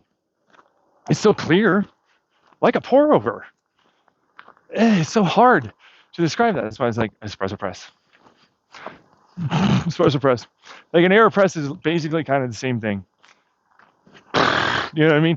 French press basically is kind of the same thing when you get rid of all the silt, right? Basically kind of the same thing, but it's way weaker. It is so much weaker. It's like you don't get the fatty flavors. You don't get the tannin. You don't get the volatiles. You don't get the flavonoids. You don't get all this other stuff. Where'd it go? You don't get crema. I want crema. I like crema. Crema's nice. I prefer crema. I like crema. It's stuck around. That crema stuck around. It's like I suddenly have amino acids and protein. I've been chunking up, man. I've been working out. Oh yeah. I'm doing It's Always Sunny in Philadelphia guy. You know, I'm bulking. Oh yeah, I'm bulking over here. Oh yeah. And the crema just sticks around. It just stays. Forever, it feels like. Yeah. You know? And I love it. That's exactly what I'm looking for. It's essentially all that I'm really looking for in an espresso cup. A cup of espresso. Which is different. Okay? Like, I have to be really pointedly direct. They call it a cup. It's not a cup. It's a shot. That is a shot. They call it a shot for a reason. It's a shot of espresso. Double shot is still a double shot. It's a shot. Get out of here. You know what I mean? I know what you're doing. It's a shot. Until you get to like a Langes or a double. Or a Sprover for sure. But the thing is, a Lange or a Lungo, okay, yeah, you know what I mean? Right? Yeah. But it's like, yeah, it's not, it's close to a cup. I could call it a cup. It's like a half cup, right? You know, like I could do it. Like I could say it's a cup-ish, right? Right? Especially, it's Sprover so close. It's so close. Sprover, you don't know how much I wanted it. Sprover, you guys, it's so close.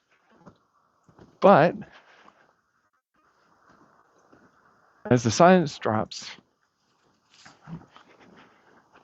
I don't want an Americano. Fuck the Americano. It weakens it. It's weak. It tastes weak. It tastes weak. It tastes weak. It tastes thin. It doesn't give me that chunky. It doesn't give me what I'm looking for. I like the thick. That thick is so nice. We're freezing. Come on. Yeah, that's right. We're back. No. It's okay. I got you. Johnny, let me get this back on you. You got the chance to run around. Yes, you did. All right. Like, I like thick. You know? I do. I don't like, effectively, it's water. Like, I mean it. They say it's not. Like, it's got the fruity, you know, it's got all that stuff, right? And I like that, actually. That's the thing. That's the reason why I'm talking about, like, the sweet and then, like, the profile and all that. It's like, I like that fruity. There's some acidity, sure, but it's like, it's not gonna kill me. It's not that bad. It's really not. You know what I mean? Like, I like that, right? I like a little acidity, but like, this has none. You know what I mean? And it's still sweet, although it's a different type of sweet. It's like banana versus like a strawberry or blueberry. You know what I mean? Which is like a sour, right? Totally different type of sweet profile. So, you know, I love that. But it's like, it's so close to an actual cup. You know what I mean? It's so close. And I love it. Yeah, like the Sprover, it's like, that's exactly kind of, kind of what I was looking for. But it's like, I can't get 160 milliliters. I can't, not with what I've got. There's no way. So it's like, this had to happen if I was going to get like a full cup or anything Sprover-ish like. But it's not, right? It's not a Sprover. Like, you couldn't call it a Sprover because it's not a consistent pressure and flow profile in any aspect. In fact, it's the very definition of it changes its flow and pressure throughout the entire time. And then the other elephant is, oh, right, it's effectively breaking and fracking open the grind, which they're like, counterintuitively, it works, but it's really never supposed to be done. You know what I mean? You know, like, it's literally like, what? You know, like, it's not really meant to, like, you're not really meant to change pressure like that, right? Like, at least that's what they say. You know, they say that it's like, you're not supposed to kind of, like, you're just playing around. You know what I mean? Like, you know, it's supposed to be this way. That's it. That's all you're supposed to get. You know, it starts high and it goes down low. And, like, you know, maybe the temperature drops or whatever. And it's like, why? Who says? Why? Who's saying this? Who? Let me see them. Do you know anything about physics? You big dummy. Do you? Because physics says this is exactly what, if you want to get that result, this is exactly what you're supposed to do. Like, literally exactly what you're supposed to do. If you want to get an immersion style, you have to allow for it to have time to open up and let that come out. Immersion's all about those fats having a place to get to. That's why stirring for extraction profiles and immersion brewers are a big deal, right? You have to bring in the moment of fresh water that isn't saturated with these fats and amino acids and all the rest compounds. So it's like, the definition of an immersion requires that time for expansion, time for new to come in, time for a flow to be created, and instead of channeling, you're looking for all of it to seep together like little fine particles of grains of sand that happen to be what we usually use for concrete. Okay, like shale rock is kind of like that. Like, it's a bunch of this sand that got layered on top a bunch of times, and enough pressure and heat created a shale sheary rock. It's shale because it shears off, right? But it's very strong and robust, very hard and very dense when it's under the ground, when it's under pressure. So it's like, oh yeah, no, which means it evenly distributes weight. If you don't know, shale is usually something that distributes weight very, very well, geologically speaking. And you'll find that it also happens to be really robust at creating this cool, like, lava-ish, localized, sort of gritty, lubricational kind of, at like a fault line sort of rock that exists in there. Or at least, so the theory in some of the studies that they've done showed to be the case. Granted, that's, I think, what, 80s, 90s, there's a couple 2010s in there. But I mean, those are oil rig drilling in certain areas, stuff like that, and that's brief stuff for me. Like, I didn't really, you know, pour over all the details. It's just like, this is theory, or this is, you know, what they are. This is apparently what we're seeing, you know, stuff like that. So I don't really know.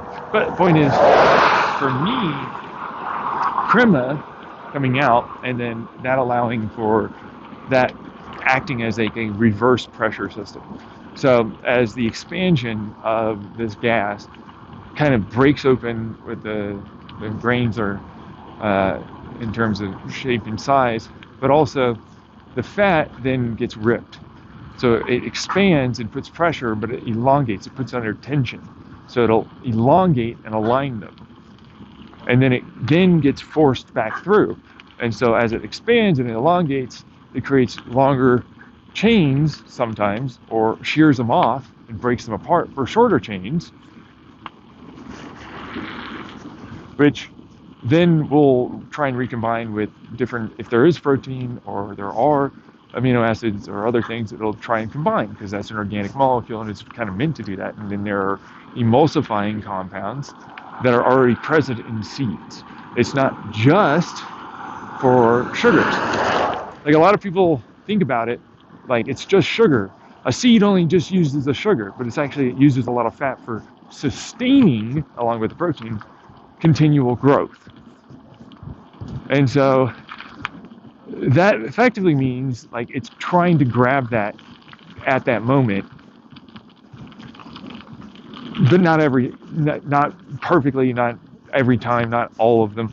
You know what I mean? Like it can't really do that, right? Because of course we're talking about ground pressure, heat, water, movement, consumption. These are amino acid enzymes, various DNA molecules, stuff like that makes it happen, right? Which effectively means they're nano and micro machines doing an organic dance as a robot to produce the given type of flower and tree and coffee that you're looking at. That's all it is. But that's what we are, just FYI. But it's like they don't stop doing that. You know what I mean? Like the reason why their organic compound is shaped that way, or does this, is because that's evolution. It wants to do it. That's what they built it to do. You know what I mean? They evolved it to literally make that happen. So it then tries to. It's gonna try. Like there's some pressure, some water. What's this? Quantum, electromagnetic, whatever, fucking physics. What am I supposed? I think that's a thing I'm supposed to grab onto.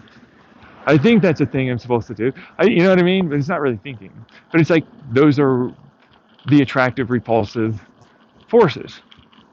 Those are the fundamental forces that govern its shape and what it does. So it's stored information, and its shape and its type, and so sometimes it's going to, sometimes it can't, sometimes it just flows out, whatever it is, right? But I like thinking about it like that because it's a real sciencey physics. You get too deep into the woods, but then it's like, yeah, and yet it's cool. Look at it. It's grabbing it. It's trying. It's going to. It's going to. It's going to try at least. Come on. The fat's coming out. That little extra pressure bump. That extra expansion, extra flow, like as it tries to effectively fit itself through all the little tiny channels. It tries to do an entropy run. If you don't know what entropy means, it means it tries to order itself. It tries to align itself for the least resistance. Of course, can't really fully do that. You know what I mean? Because it's getting shook around. And then it's like, oh, by the way, here's some more flow of water and pressure. So it's like, no, I can't go that way. I can keep trying, elongate this way. And more heat. Oh, okay, fine. And so, of course, it's going to do it. Right? It comes out. And so that means fat tries to get bound to the chroma with any protein, any amino acid. And if you don't know, CO2 isn't like something that it wants, right? But when it's eventually able to make those cell structures in its future, it's able to convert it, right? Through photosynthesis. But it's like some of those exist still. Some of those proteins, some of those amino acids, some of those enzymes still exist inside of the seed. They're effectively seed compounds. So like when they're already there, the information also has effectively something else to then use. It's a weird one. It's not every one of them, apparently. So you're gonna get a lot of debate from people that know a lot about plants. But like there are seeds that do have that, and there are those that have none of that, and it all seems to be very specific. It's an individual thing, right? So like, yeah, take it for what it's worth. It's a grain of salt. But for me, it's just like, it's just an interesting thing. It takes some of the fats, it takes some of the proteins, it takes some of the actual fines, right? It takes some of it and it tries to break it down. It tries to do its thing. It's too fast to really do too much, or much of anything. But maybe that's one of the reasons why it tastes so different when it's cold. It's not just like heat changing the profile on the tongue. Maybe it actually undergoes some reactions while it's in the cup. Wouldn't that be an interesting little tidbit, right? Like it actually undergoes like a whole congealy kind of like, well, I was basically, as the enzyme and fat and all that I am, or protein, all right, and amino acid, all that, I'm supposed, and I have energy, and I've got water, and then, the polar, and then this electromagnetic, and this electricity, all that, it's mixed a little. Maybe I'm supposed to. Maybe, and then I'll try and do a little bit. Maybe that's why it changes so dramatically in terms of like just straight flavor. Volatile flavor is just everywhere. Like it's the milk chocolate, the malt everywhere. It's still clear, but it's got a heft. It's got this thick body, man. It's like genuinely like hot chocolate, honestly. It's really, really very similar to the thickness. Like that gravy that I talk about. It'd be like that kind of thick, right? So it's like, that's an interesting kind of thing. So maybe it's doing that a little, right? Like they're not going to stop doing what they're doing. And if they're still functional in terms of like they haven't been twisted, they haven't been broken, they haven't been doing any of that, all those little compounds will still do what they're supposed to do. There's heat, there's water, the signature of what they're supposed to do is there, so they'll do it. They don't stop just because like, well, I'm now a coffee. So, I'm supposed to do this. All the things say I'm supposed to, and everything's, there for me to do it, so why don't I do it? You know what I mean? But it's unlikely to be tremendous amounts, if anything. You know what I mean? Because it's like it got roasted, right? And then it got pressurized, and then it got flowed through. So whatever's there, doing whatever, it certainly fucking tastes amazing. That's for sure. And I don't really, disagree that it's not going to be for everyone. Not everybody wants like a thick. Like people really think it's like I'm not over, kind of like over embellishing a little in terms of it's thick, right? But it's like, yeah, but it is thick though, But not everybody wants that. Not everybody likes espresso. Not everybody wants to put through that amount of effort or to mod their espresso maker or do any of that, right? And so for me, it's like, oh yeah, no, that makes sense. That totally makes sense. It's a personal thing. So, to each their own. And, maybe pour over might be better for you. Because pour over usually has a lot less of that, right? So, a lot less thick, a lot less body, less of all of that other stuff. Because it's got the clarity. It usually comes with different types of it's not a type of thin. It really depends on how your ratios are. But it's like, it comes with a likelier chance of a higher kind of acidity profile, and some of that is really nice. Some of it's not nice at all, and I hate it. But some of it's pretty nice. You know what I mean? Like, it all depends. So, I don't know. But, I just wanted to talk about it as I'm biking back towards my apartment. Because it's like, pour over is probably the way to go for something, right? But that's, just as much work for me. Like, if I wanted to do a pour over, it's like I have to get a gooseneck kettle, I have to get, like, that kind of grinder, which I have, right? I can do pretty much all of them. And then it's like, Yeah, and then I have to get that filter. Like filter paper is such a big deal, and a different type of V60, surprisingly, but not that surprising to people that know anything about coffee, seems like, know that like V60s are not all equal. Plastics, this type of swirl, set of straight line, for the paper, this type of paper, like all of it matters. And so at that point, it's like, then the technique comes in. Which ones are you going to use? And so it's like, yeah, yeah, I don't know. Yeah, especially for me, where it's like, well, I'm getting the best of everything I can kind of get with what I'm doing. Right? Like, it's not going to excel exceedingly at any one of them because, of course, it can't really do that. Although it really does depend, I imagine, on that grind, the flow, the pressure, all of that, right? Like, it really pretty significantly depends.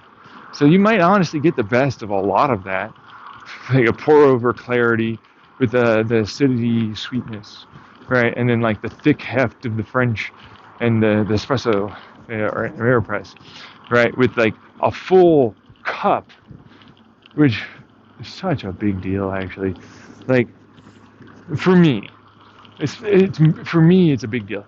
Like espresso is still really fun. I actually like espresso for what it's worth, you know, just as like a single or even a double shot, and I still really love it. But man, like all of that. This is, and I only get to experience it briefly. It's so brief. It's so brief. I want to sit down and I want to really kind of like just sort of chill out, relax, like And you're not gonna get that with like 60 milliliter. That's what it feels like for me. you know, like you really can't get that for me. But like 190 to 200, I can sit down, I can sip, I can enjoy that. And I can enjoy it even when it's cold because I'm ADHD and I kind of did other things and forgot about drinking it. And then it's like, oh, right, that. Oh, whoopsie. Oh, wow, this is still good though. Yeah. I still like this. Yep. This is nice. I am right next to so many cars. It's rough. They at least have a bike lane on this road, which is nice. Otherwise, it's like there are so many different roads that have no bike lane here around here. It's kind of dangerous. It's super dangerous. I've been almost hit so many times. Either, I think one or two times it's been my fault, but then not every time. Like it's like the majority of them. It's like, holy fuck! Did you really just not want to look at like the road? And I'm right there, dude. Like really? I even have my light on. Fuck you, basically. Jesus Christ! Good thing I have good reaction time. So close. But it's like, oh, if I was on a motorcycle, that is not good enough reaction time. I'll tell you that much. Like I would have had to have seen that motherfucker from way back there. But the speeds, like people don't think about it, but like 100 feet is a lot further of a distance than you think. You know what I mean? Like 100 feet's really a pretty long distance, and like that's like 30 meters, right? Because like a meter is like 3 feet, right? And so like 30 meters is essentially 100 feet, right? It's like a little bit more, like 30 and some change, right? Yeah. It's just ridiculously scary when you suddenly notice it's like 33 meters roughly, right? Because it's like 9, so it's like 99 feet. But then there's some change from a meter to 3 feet, right, for a yard. Because there's like an inch or something extra, so like add it up. Anyways, point is, turns into, that's not that much distance, It's really, it's like, but it's also really far, right? It really is. It's like, no, you'll cover that in like no time. But also, it's so far away when you're traveling at that speed that you don't think it's that big of a deal. But you'll hit that in like less than a second. So you hit the brakes, it's like, oh, yeah, no, these tires are not gonna fucking make it that. These brakes, it doesn't matter how fucking big those brakes are after a while. It doesn't matter. You can get them bigger and bigger and bigger. There's frictional coefficients that need to be, with physics, addressed. You know what I mean? Physics don't care. Frictional coefficients say go fuck yourself, basically. You didn't achieve the right frictional coefficients and the time for G-force. Because, if I'm wearing, a belt, I don't care if I have to slow down at 9G. If I'm able to make that somehow, right? But that doesn't in any aspect or way really mean I'll be able to pull 9G, right? So 9G is usually like, yeah, bullshit. You didn't. It's like you're on rails over there, aren't you?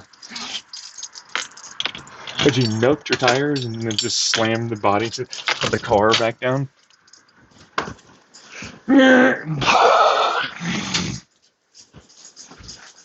Right? But otherwise, it's like, yeah, for the most part, it's okay.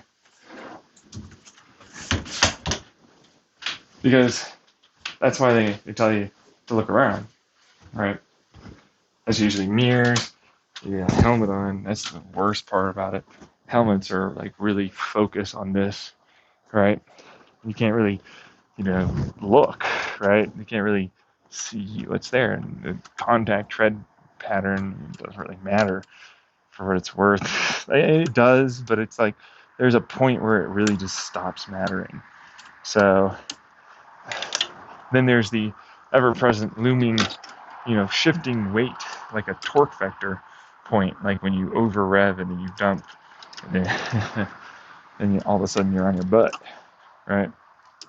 Same thing that they've talked about when it comes down to like ABS or styles of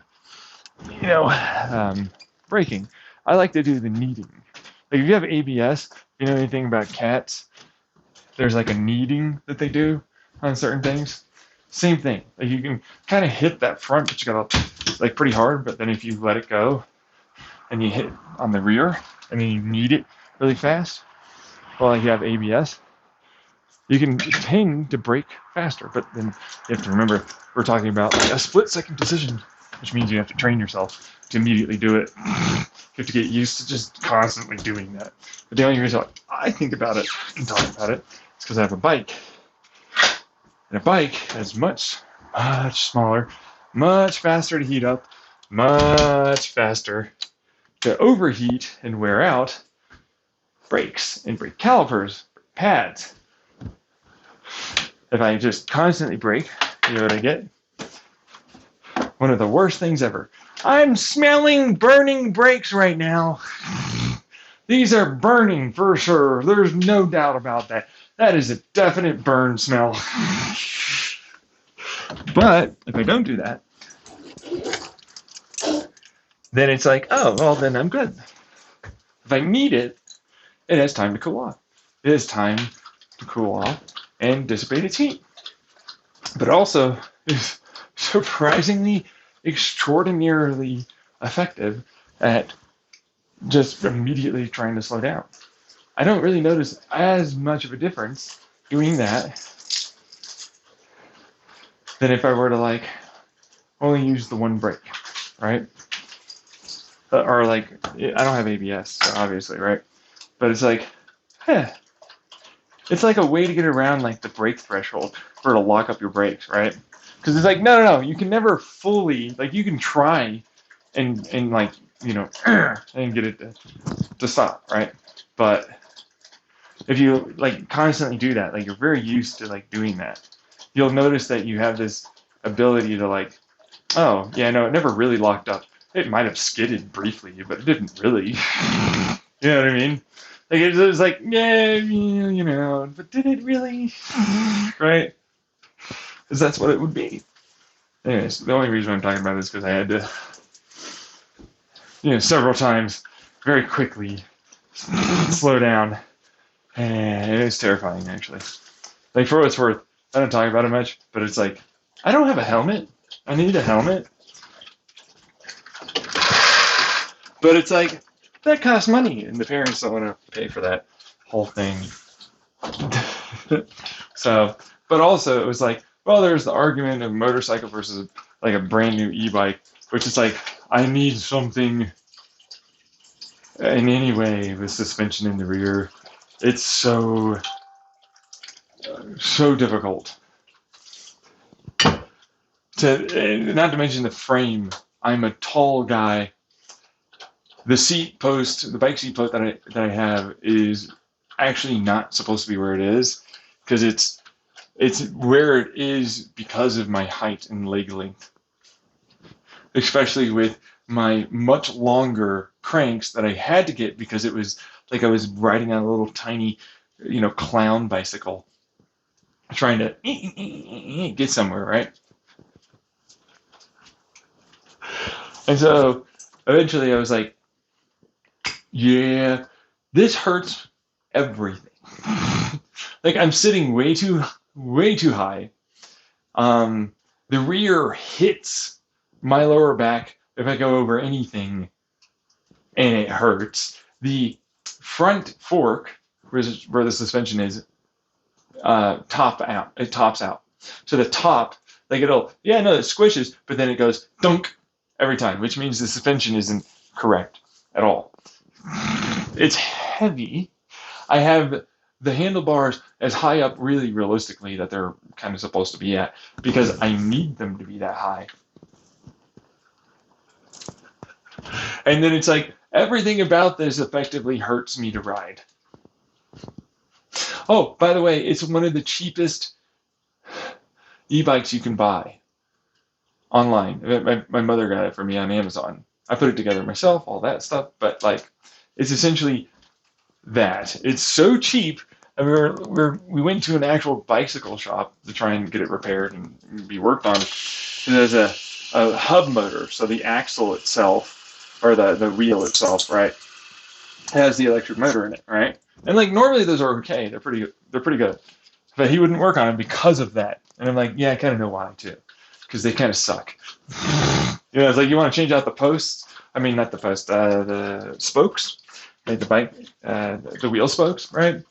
Ooh, non-standard, and they're really specific and all this other stuff. And then it was like, all right, so you want a rear, soft tail on a bicycle? Oh my God. And it's like, what? We've had this for like decades, haven't we? Like, what is this? Oh, it's way more expensive. Holy shit. He was looking at something that was essentially like $4,300, $4,500. That's right, 4.4, 4 to 4.5K, thousand, right? And I'm like, yeah, that makes sense. For what it's worth, it does actually make sense, because it's like, that's the battery, right? It's a hub. So instead of a hub motor, it's in the axle, like a bottom bracket.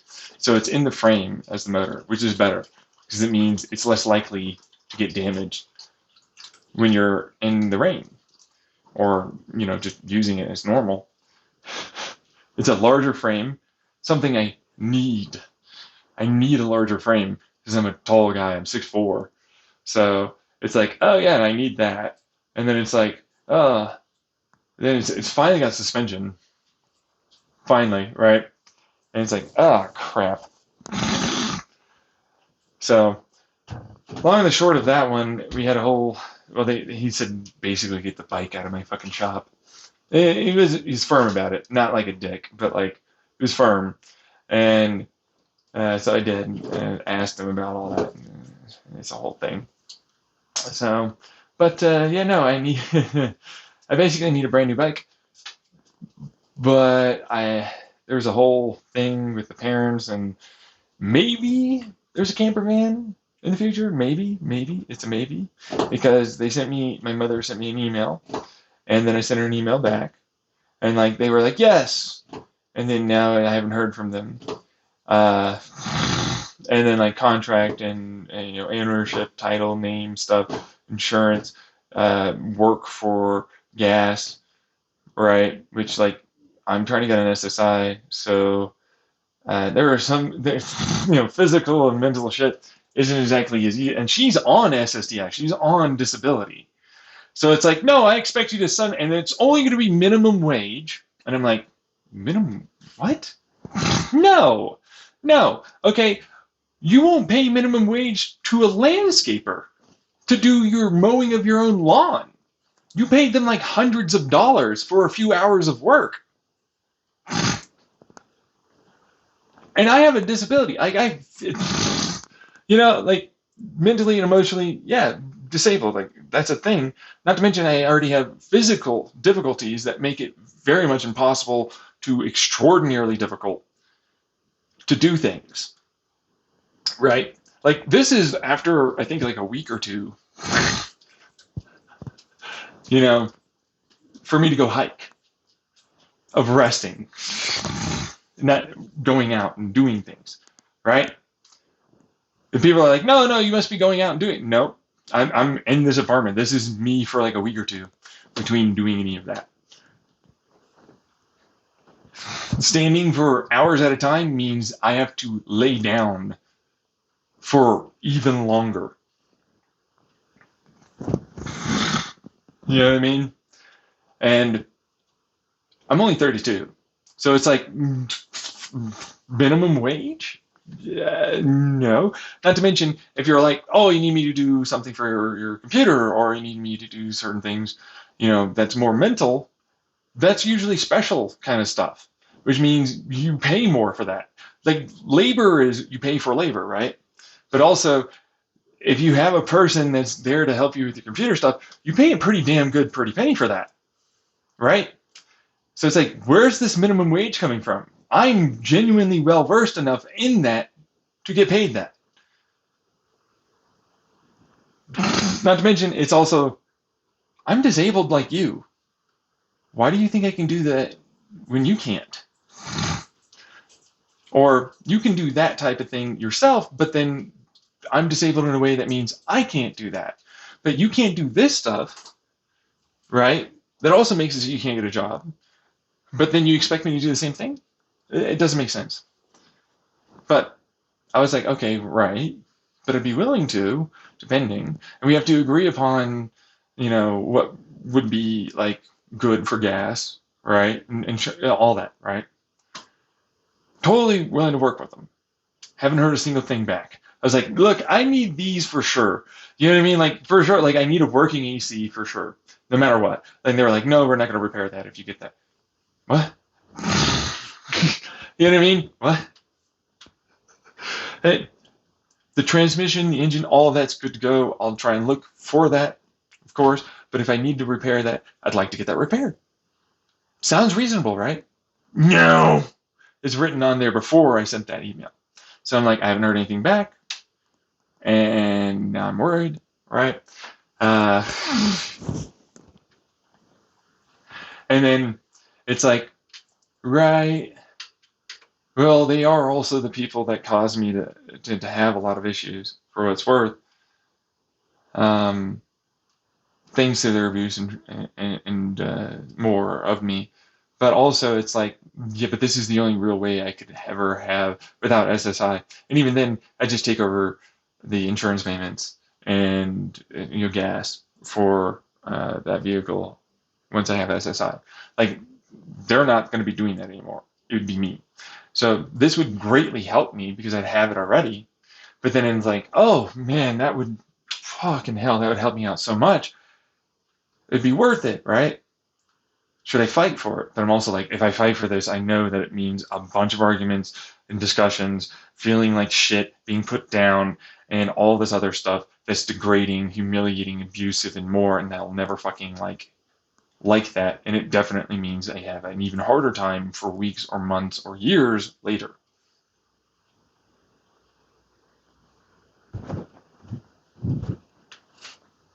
And so it's like, Do I do it?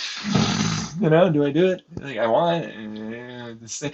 It would mean that I could probably afford getting an actual computer, right? Maybe getting decent internet.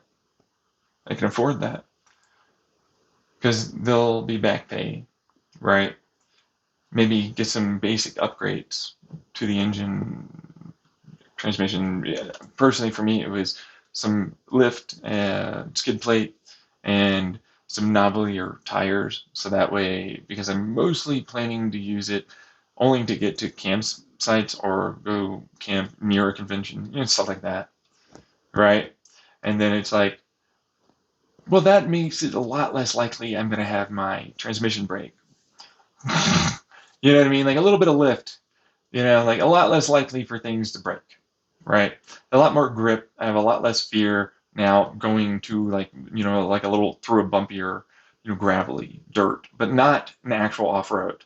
We're not talking real, actual, like super off-road like that, right? No, it is off-road-ish. It's a road, but it's a definite, dirt gravel road. It's got some bumps in it, and I'd like a little bit of that, just a smidge, just a little, right? It's like, well, I can afford that, right?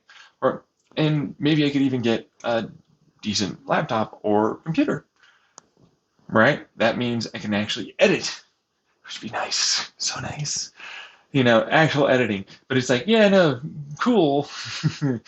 It doesn't change that it takes forever for you to upload something. Yeah, but that's in the future. You know what I mean? Like, let's start somewhere. Let's start somewhere. Let's start somewhere first, right? Like, right? But that would mean I could afford that maybe. Maybe I can afford even going to socialize consistently, take my dog out more often because I don't have to ride my bike all the way to the trail and then walk and then come back. Like, if you don't know, I've been slowly having a harder and harder time over the year because at first I was like, man, I'm going to push myself. And then it's been like a month recovering to get to like in a hike a little bit further distance. Right. And so I'd take my dog and I'd bike all the way there and I'd walk. And other people, it'd be like, oh, I could walk that and then some. And I'm like, God, I can barely get this far. And I have to bike back. Right. And I have to bike back. So it's like, then I get home or my apartment, right? And then it's like a month and more before I do it again. So I've been trying to be a lot more conservative in how much I do, but it's like my dog needs to run around and do that. But it's like now I could just go over there and do it. That's a lot more time that I can have for him to be out and run around and get his playtime and all that. Same thing with me. And I can go camping, right? I can get some much needed time away from my damn apartment. Holy fuck, I'm like always in this tiny, tiny apartment. No offense to the size, but like there's not much else you're gonna do. You know what I mean? Like imagine like you just had a slightly larger, I guess, or maybe a decent sized trailer or RV, something like that, right? But that's what you got. You do that for weeks on it. You know what I mean? Like you don't do anything other than that. Like, and you get to watch maybe some things online. That's it. I mean that. That's literally what you get to do. Like you get pretty stir crazy pretty fucking fast. You know, it wears on you. So it's like, right, well, then yes, okay, then there's some positives here. Shit. See with the fucking parents and everything, it's like, oh shit, what do I do? What do I actually do? And I've been thinking about it. And it's like, well, I'm going to try for the camper, but it's like I already know that that's going to be a massive argument, and I don't want it. I can't. I definitely can't handle an argument because it's like, no, I need this. The only reason that I need it, like that I need it too, because the only reason why you're even accepting it as a possibility is because if you don't want to do the motorcycle, you do agree that it'd be more dangerous, and to repair that is essentially not a thing. Or like, I'm not gonna go buy a bunch of fucking tools just so I can repair this thing that already is dangerous and causes me a lot of stress and hardship to just basically use. It's going to cost more, even in the long run, or at least Short is a little bit, medium a little bit more for a motorcycle, and then medium it's like no, it's cheaper, and then the long run it's going to be about the same. Like it would be genuinely that level. Now we're talking. It depends. Crashes, distance traveled, repairs, stuff like that, right? But for my use and all that, it would actually be probably cheaper in the long run, right? So that's I have to replace the inner tubes, I have to do this, I have to do all this stuff. So it doesn't really matter. And then it's like, well, so you don't want to do that, but you're really new to camper van, so you clearly understand that it would be a little bit more dangerous or whatever, right? You agree that I need a vehicle because, geez, like rain, sleet, snow, I have to go get my groceries. You know what I mean? I have to go outside to do things, right? And it's like, man, I don't really want to take my, because that was the point of the trailer. Not, it wasn't for the dog. I didn't have a dog. The trailer was for groceries. The trailer was for groceries, and but it's like, well, sure, I could get my appointment if it was to appointment within this, kind of small rural area, done with like, access, which is what I have, my insurance paying, give me a ride to my appointment within the town. It's like, but yeah, but it's like less than 5 minutes. Well, I can't walk the distance anymore because I've got this degenerative foot arthritis and all these other issues, and it's like really realistically, because the appointments are to a doctor appointment or to like a physical therapy, which is like, that doesn't seem like the right thing to do. You know what I mean? So it's like, but a bike ride is fine, right? But I can't take that to my appointment elsewhere, which there are many that I have to go out of my town, and everybody's kind of like that for what it's worth. But that also saves me on gas if I have a camper van. Point is, what I'm going with for that is, it's like, oh yeah, no, the trailer made sense for groceries and getting to certain things, but it's essentially,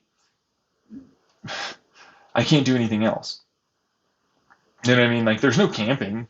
Like, there are no camping spots close enough for me to get outside of like maybe one that's on the further past where I went to today for Murray Basin that I can get to. But it turns into like, there's an off, there's a bike lane, there's an off like little thing, right? It's effectively, technically, it's a highway, like a freeway highway road, right, that gets to it. So you're not really supposed to do that, but like you can do it. But then it turns into, that's not there anymore, and then you go up a hill on a curve that has, people traveling quite quickly, and it's dangerous with a trailer for your dog.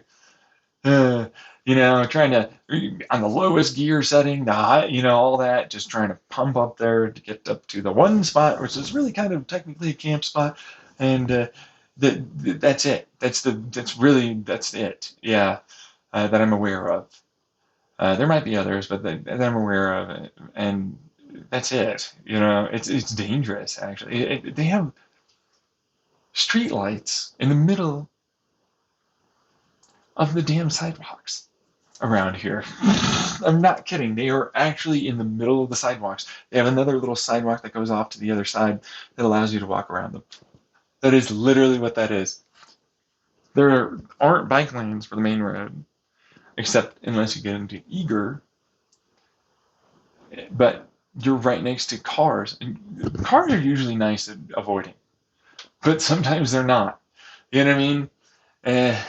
It's dangerous, right? And so it just gets to the point where it's like, yeah, if I actually want to get outside more often, want to meet people, want to do anything of any kind, because it's not like I have an income suddenly, right? There's no like, man, I'm going to go over and go camping. That's not happening. It's not happening. And they're like, no, maybe you have an income by selling a whole bunch of shit.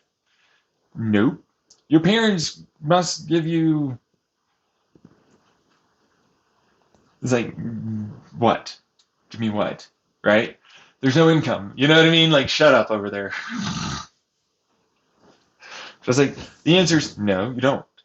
Right? That's it. End of story, end of discussion, you know? But it's like, yeah, no, that means and there's nothing really in this town area that really kind of go to. Sometimes there are, outdoor activities for certain seasons or whatever, but the vast majority of it's just bars. You know what I mean? Like that's it. Like there's a couple of bars, sometimes there's karaoke, but it's not exactly a crowd that I'm kind of a part of. Most of the people around here are very conservative Republican. I'm a liberal as fuck, socialist as fuck, anarchist as fuck, Democrat as fuck. You know what I mean? There's like more churches in this area than there are grocery stores.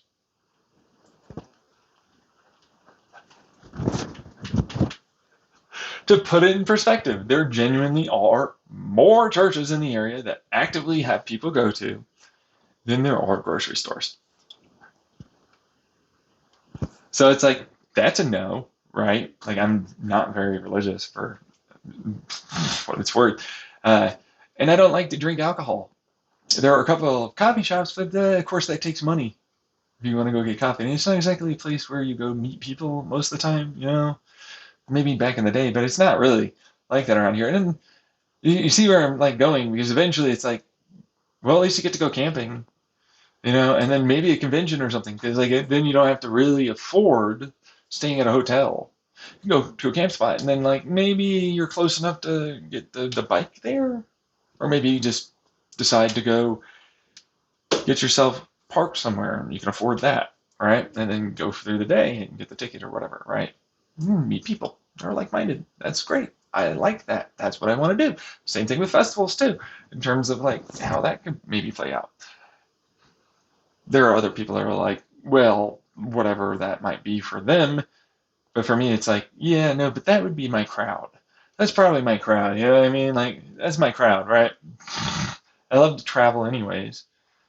It's something I can do because I can sit down and kind of focus and talk and, do what I'm doing now and then get there, right?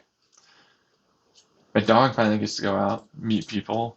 He's a very energetic thing, but the same thing kind of with me, but without like, you know, the being young still as much, It's like he's still young.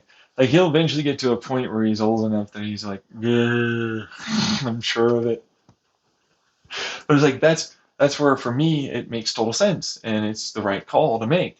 So it makes sense to try and get the camper van, you know? But it's like the parents. And if I want to try and live stream, if I want to try and in any way post videos on YouTube, the only thing is to try and get SSI, which I'm trying to do, which is Social Security income instead of disability, because apparently you can't get disability without being in a job already for 4 years or something and paying like taxes that way. Like, how does that work when somebody gets disabled before they're 18? I'm saying, no, because it rolls over with someone else's disability or something else like this. And like you really look at the fine details, it's like it doesn't really work. Like you can't really. Like essentially, you have to get a whole bunch of doctors, and like you still have to go through a big court and all this other shit to still ultimately have it be such that that's allowable. But that's only if your parent or something else effectively had it, or something to do with something in terms of really extraordinary, uh, significant disabilities. Which I'm like, yeah, but mental is still part of that, right? You know what I mean? Like, what happens for people that are really disabled through like Down syndrome or significant severe autism or many other things like this? I never got an answer from my lawyer back in the day when I was discussing that with them. So I honestly don't know. Like, truthfully, I don't know. There's probably programs, but it's not technically speaking like SSI or SSDI. And they're like, no, go work this thing. And it's like, all right, right. Some people might not be able to do that. So what happens to them? Get fucked, basically. We're not going to do anything. That's really what that is. That I've ever, like, for what it's worth, the people that I met in mental health hospitals while being homeless, you know, through various treatments as well, and outpatient therapy, group therapy, talking to many, many different types of professionals and lawyers. It's effectively a bum shit system that doesn't work. And it needs an overhauling. So when I saw like the Philip DeFranco thing, the thing is somewhat, and then that disqualifies you. I'm like, people can gaslight themselves into believing that they're able to do this somewhat, and they're only somewhat difficult. It's like, nah. And you certainly wouldn't be able to live off of that. You know what I mean? Like, you're literally doing the opposite of what you're saying you're doing. You're not helping anyone by doing that. Is what it feels like for me. Because it's like, you're really not. You can't work a job like that and expect to be able to afford everything. You have to be able to afford everything. And it's like, no, but you're classified not as disabled now. So you can't get SSDI. You might be able to get SSI, but I'm already having that issue.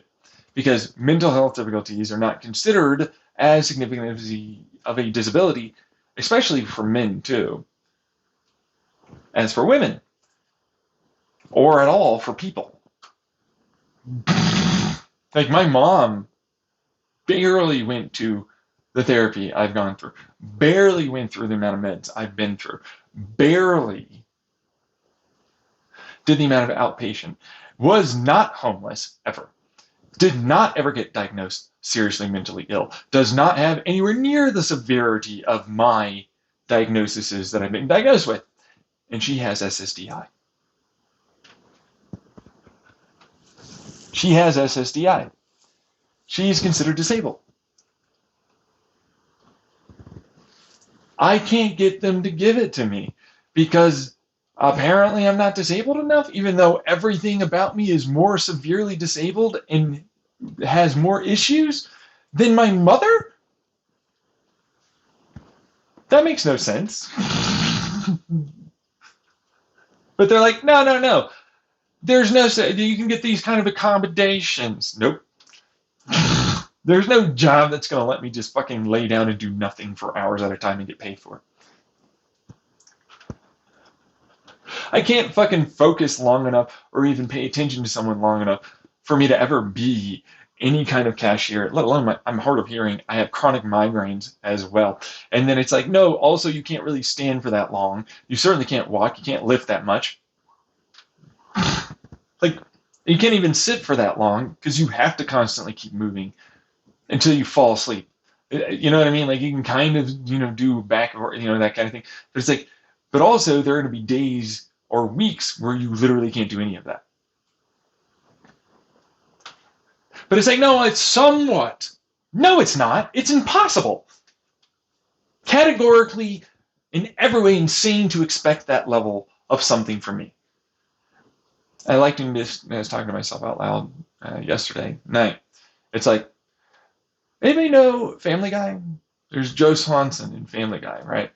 He's in a wheelchair that is 100% not going to accommodate all the needs he needs to have met to be a beat law enforcement officer cop. He is on the ground. It's literally insane. It's an absurd.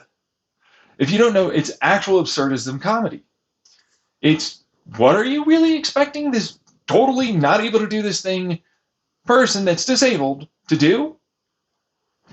And that's a call out. It's a subtle little subliminal motherfucking thing that's absurdism comedy from fucking Seth MacFarlane that gets right over most people's heads. But it's insane to expect there to be a person in a wheelchair to go be a cop. It's actually insane. That is genuinely insane. It's absurd. But because I don't have a wheelchair, because I don't have an arm missing, because I don't have that, it's not absurd. for me to be expected to do these things that are all 100% insane and absurd to be expected to be done. It's the call out to America Seth MacFarlane is doing that says, we expect you to do absolutely absurd levels of bullshit to be able to live in our country. That is literally what it is. It's like, no, do you see how actually bullshit that is? You can't do. Then he's suicidal. Multiple fucking episodes. This cop is suicidal. Joe is suicidal in a wheelchair. You can't expect someone to do that, right? He should never be in this job. And yet, only as a result of it being a cartoon does he have a job, and that it's absurd because it's meant in every way to be a constant, never-ending joke. It's a never-ending joke that's a call-out, jab, stabby kind of joke to all of the government, corporate bullshitters, and massive institutions of learning and more as a joke, as a call-out, as a, like, you guys are idiots. Are you insane? You're absurd. You are insanely absurd. You're absurdly insane. You literally need to be locked up. And if you look at the rest of it, it basically calls out a lot of their, yeah, they do think like this. They do this. They do act like that. And a lot of it's absurd. It's like actually absurd, right? But yet that's actually how people act.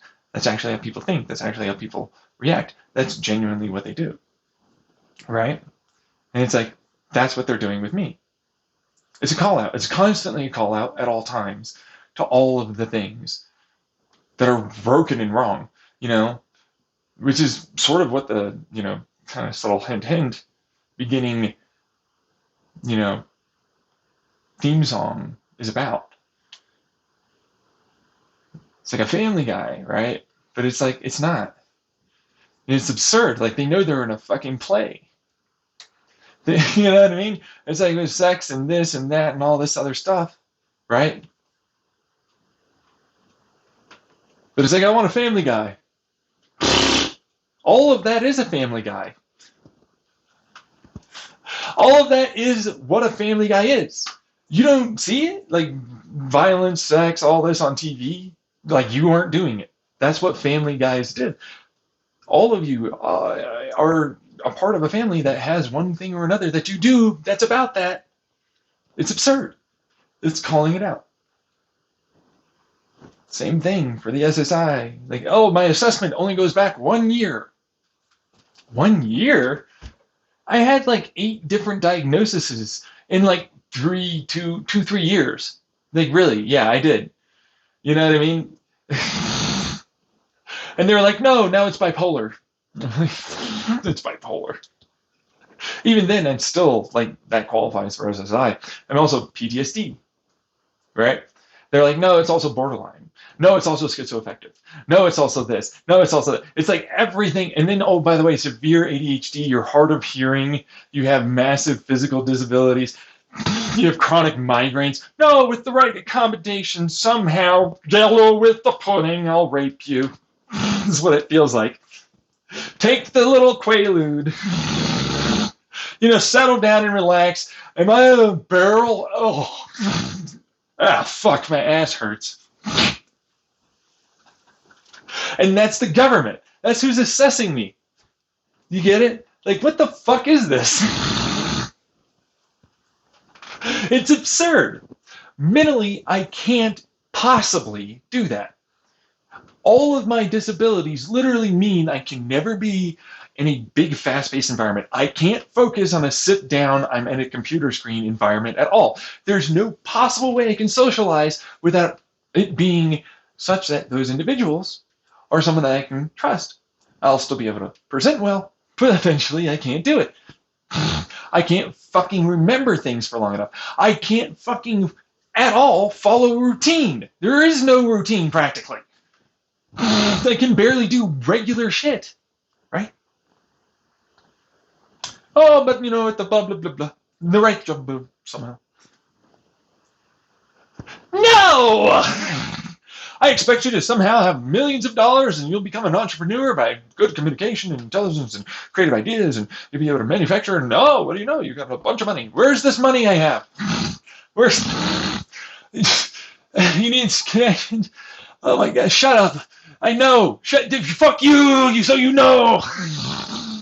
You're expecting bullshit. It's bullshit. There's no way I can do any of that. There's literally no way. And so it's like, right, fuck you. Fuck you, America. Fuck you, goddamn system of government. Fuck all of you. Like, literally. Right? Like, no, I'm not a dangerous person. But I can't work. That's obvious. Right? Every doctor, after a point that I talked to, said I couldn't.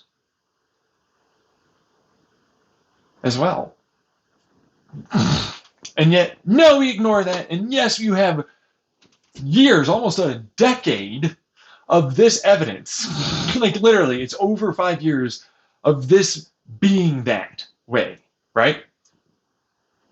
You go back a year, you were homeless, you got this, you put in all this effort, and I'm like,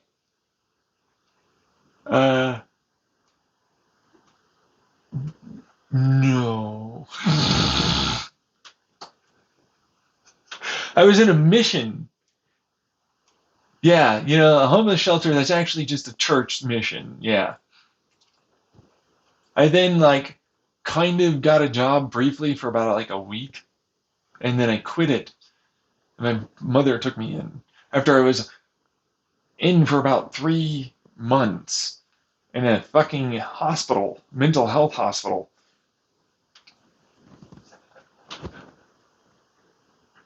I was then homeless before that point, also living with my mother after I was homeless, in an entirely different state on the East Coast called Massachusetts. That's right. For 6 months. I was living in my car for about 3, and then I had no car, and I was homeless for about 3 more months, living out of a tent. Well, actually, I was in my car for about a month. It was about 7 to 9 months, effectively, right? That was really what that was, that I was homeless for. Before that, I got kicked out, and I was homeless, because they call it homeless, because it's not housing. But it's in a program that houses you, but it's not housing. They'll literally not classify it as housing. Even the government won't. But it's I'm homeless more than a year. I get moved during that time because I was in a mental health hospital before that point for 3.5 months. I then was in a homeless shelter that's a temporary living place. So 1 step up from a homeless shelter because you get your own place kind of thing, right? But it's temporary, 30 days temporary. Better figure it out. They gave me a 15-day extension, right? Because I'm trying to get in a program. They didn't know. I had my case manager move, and no longer was I with that case manager. They found me a place in a step-down program. They call it a step-down because it's well, there are people on site. They'll give you meds or monitor or whatever you can talk to. But they'll house you. There's a place for you to go to bed at the end of it, right? It's effectively, instead of you are in a hospital where this is going on, now you're in an apartment complex. A mental health hospital has now become an apartment complex. That's why they call it a program, okay? But you can leave the apartment complex to go somewhere else. Although you don't really have a lot of time to do it because you have to check in and a whole lot of other stuff like that, right? So it's cool. Still homeless. It's not housing. It's not your home. You don't have any ownership. There's literally no housing that is seen as that, right? It's actually just a program. You're effectively just in an outside hospital. Literally, that's what that is. So it's well, I was from that mental health hospital for about 3.5 months, which I got moved twice. I went to one first, then they moved me to another one, and then they moved me to another one. 2 moves, right? And then it's to a temporary living place, another move. To a step-down facility. Another move to another place, same facility, whatever, right? But to another place, basically on the other side of town, or well, Phoenix. It was from Mesa, basically the very outskirts of Mesa, to deep into the heart of Phoenix. So it's like that's 6 right there, right? That's right, 6 moves so far. No real stability, right? Kind of stuff. Then I had a roommate issue and blah blah blah, and they moved me into another, apartment area in that, right? Number 7. Then they're like, oh yeah, you can't be in that one. That was already assigned to someone else. So we got you another place. Number 8. All within 1 year, by the way. It's still the same year. It hasn't even been a whole year yet. Not a joke. I eventually managed to get a job that I had for the longest period of time. It was without antipsychotics, while I was on an antidepressant that's supposed to help with ADHD. I was on it for a while, but it caused me to be suicidal and have other issues. Okay, but it's like, well, I had it for a brief period of time. It made me suicidal, the job, and a lot of other shit. So then it was like, oh, COVID hits. You don't really have hours, and truthfully, I kind of want to just run around, right? So I ended up going, and it was like, well, dispensary, and fuck it. You know what I mean? Yeah. They complained to me, or to the housing, this right program that which isn't housing. It's a mental health program. It's not a housing program. It's a program for mental health, right? But it's like, right, you're allowed to drink off site. You're allowed to smoke cannabis off site. You are absolutely allowed to do that. But if we get a complaint about you smoking, and I'm like, because it's a federal program or something? Apparently, yes. Yeah, but it's like, because you're allowed to smoke out of the program, it wouldn't matter if they tested you, right? Because you can still have it in your system, but you did it outside, right? It's like, well, yeah. I have that still recorded. It's still in my portable hard drive. They didn't test. They just threw me out. Gave me like fucking 2 weeks or some shit to figure out some shit. Parents didn't take me in. I was there, right? I'm at 8, right? I'm homeless. I went, saved up money, had a job. I was, paying, for the program, all that stuff. I showed that I'd been mature. I was able to keep, shit, even if I was suicidal and I was having a lot of issues, and even my parents agree and all that for his worth. And I was trying to get into a lower, because they were basically trying to kick me out the moment I got there, to it starts at like 24, and then they do 16, then they do 8, and then there's like 4 or something, or you'll skip to like just actually having your own apartment, right? It's supposed to be what it's about. I know some people that did that, but it's apparently really, really difficult. It's essentially almost impossible, right? Like, you can do it, but it's not easy by far. Anyways, so I get kicked out. Now, doesn't matter. I'm kicked out, right? Like, I had a wonderful little road trip. I was able to calm the fuck down finally. I wasn't suicidal. I had goals. You're out.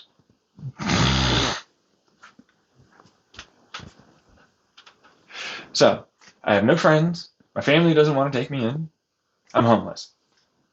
Fuck you. I'm not terrible. I've been making sure that the car has got fresh oil. It's got good tires. Everything's running nice. You know what I mean? I'm doing all this cleaning. I look like a functional person almost. Like, I look almost like a functional person. If it wasn't for all these other issues, I'd fucking pass, I bet. Right? Nope. By the way, you kind of need a place of residence to fucking keep your job. Which, it's like, by the way, yeah, no, we're not allowing you to stay with it because you're so mean. And you're not allowing us to just keep shitting on you and abuse you and make it all your fault and do everything that, you know. That's the mom. That's the father. That's the younger sister. Oh, I can't believe you don't have your entire life figured out, says younger sister that who lost her job, had to break her lease with her boyfriend. Boyfriend broke up with her, has no direction in life and nothing really going on, and has to move in back with the parents. Nice! Bullshit, really, honestly. Like, what? What fucking gives you this idea that you're something that can say that? That's my younger sister. My mom, barely, you know, come on, guys. My older sister, she loves you. It's still my God. Younger sister, father, mother. Oh, okay. You, the one that ran over to California so you didn't have to be around the abusive, chaotic family.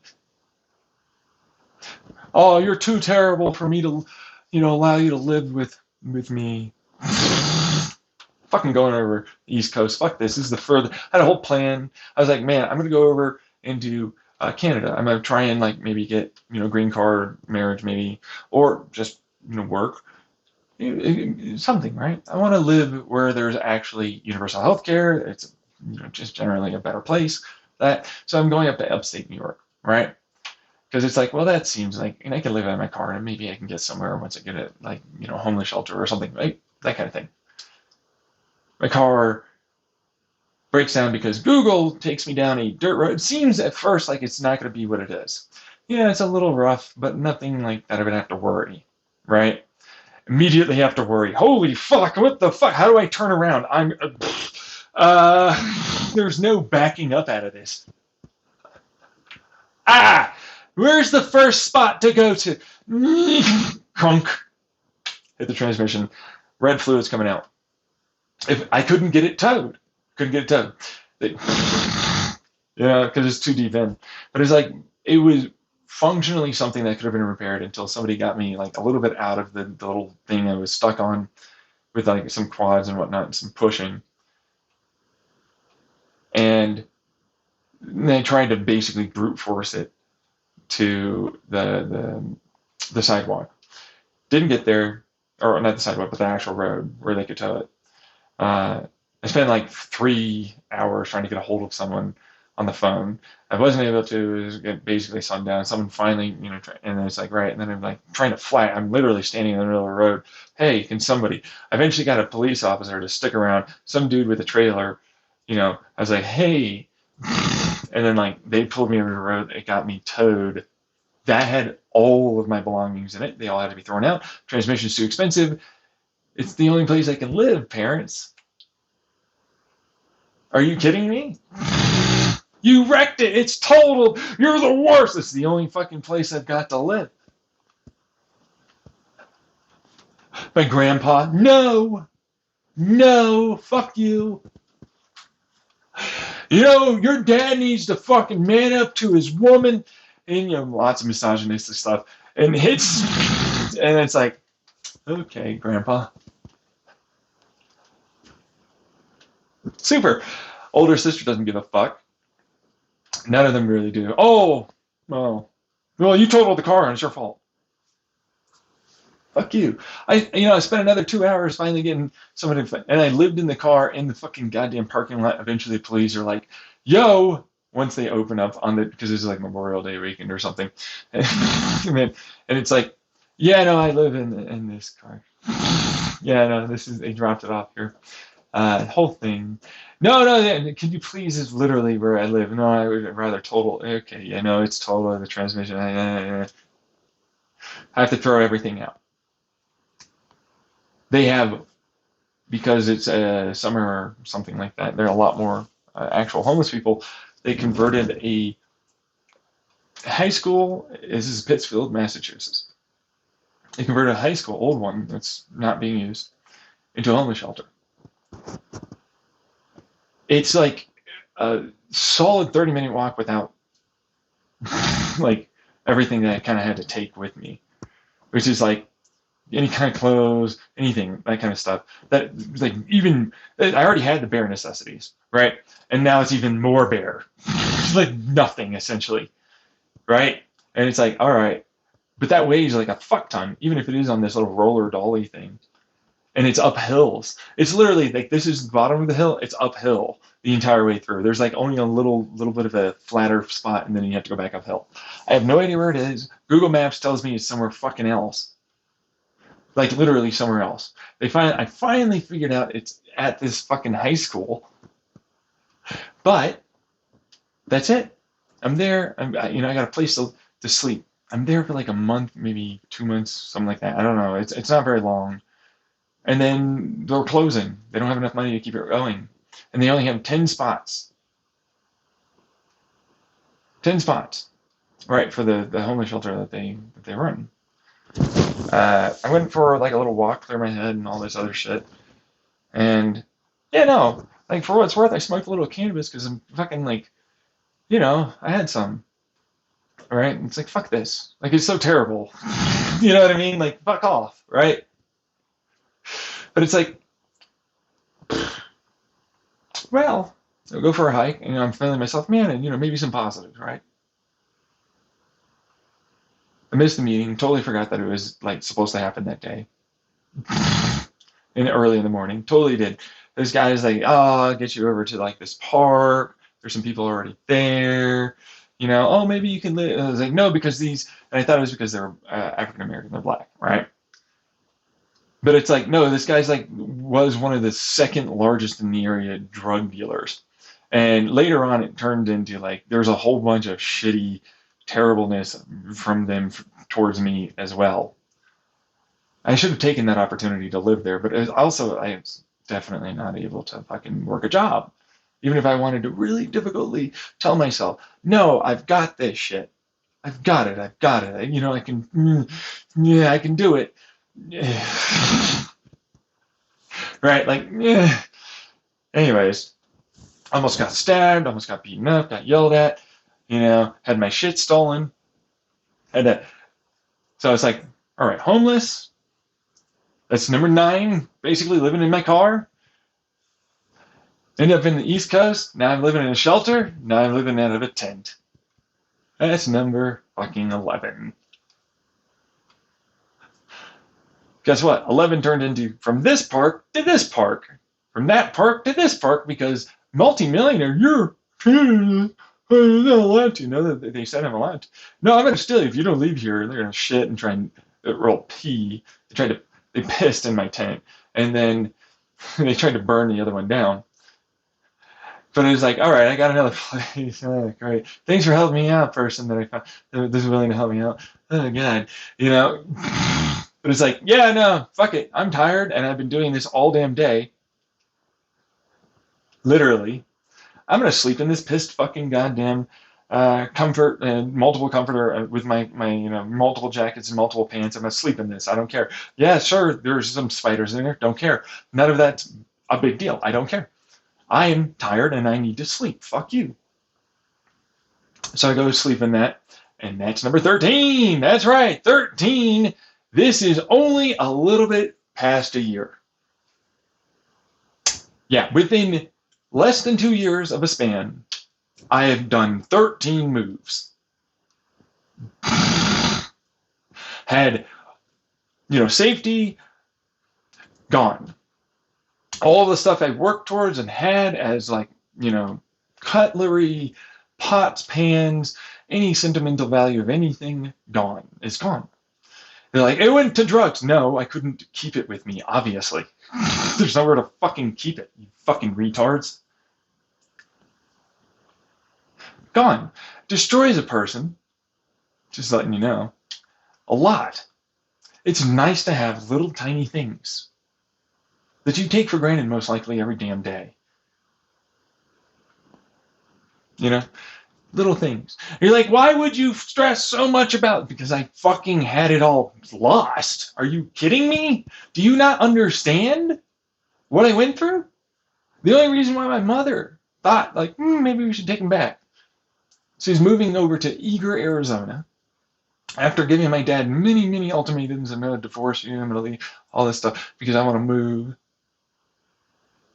For years, by the way.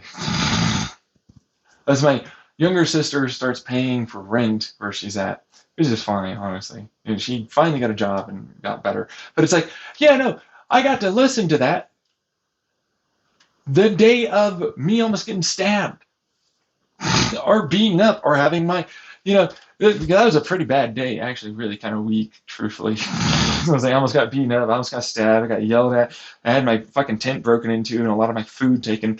And he's just on to fuck with people. One dude just tried to start a brush fire right next to the fucking tent. And it was a series of kids while there was a baseball game right next to it happening. And like it's effectively just a bunch of little twigs that are dry. You know what I mean? And it's like I see them down there trying to throw some matches or whatever. I'm like, yeah, they'll fucking not do it. Like, whoosh. You know what I mean? And I'm like, oh fucking god, what do I take? What do I take? And I'm spelling the fire and everything. I'm like, oh god, I'm gonna have all my shit. Firefighters put it out. Fucking hell. Like I'm that close to losing everything again. Meanwhile, oh, there's a spot open in the homeless shelter. Oh, is there? You know what I mean? Oh, is there? After I had several of them say that they're going to find me and kill me, that are in the area. Other fucking shit done that makes me go like, man, this isn't probably the right safe kind of thing. You know what I mean? Devil you know, devil you don't, right? Right? And so it's like, oh, I can go to my mother who's the most abusive piece of shit, and I know if I don't fucking figure out something, I'm going to go right back to a mental health hospital, and it's only going to be a matter of time. I know it to be true. All right, so I'm with the mom. I'm in a mental health hospital less than a year later. I am. Went there for about 3 months, right? Now I'm homeless in a mission. Oh, you got a job, though. Meanwhile, I'm listening. Your mom's going through so many problems. For my father, my younger sister's dealing with this. Oh, she found a boyfriend while she was at a party in Tucson. I can't even fucking find someone to look my way.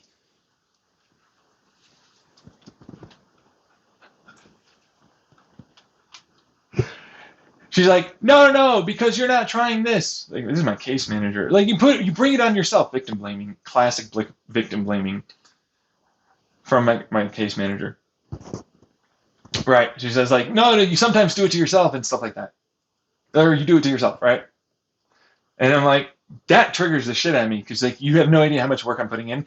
And actually, up to a certain point, there's only so much I can do, which you're ignoring, which means it's a victim blame and you're gaslighting and you're excusing your bullshit.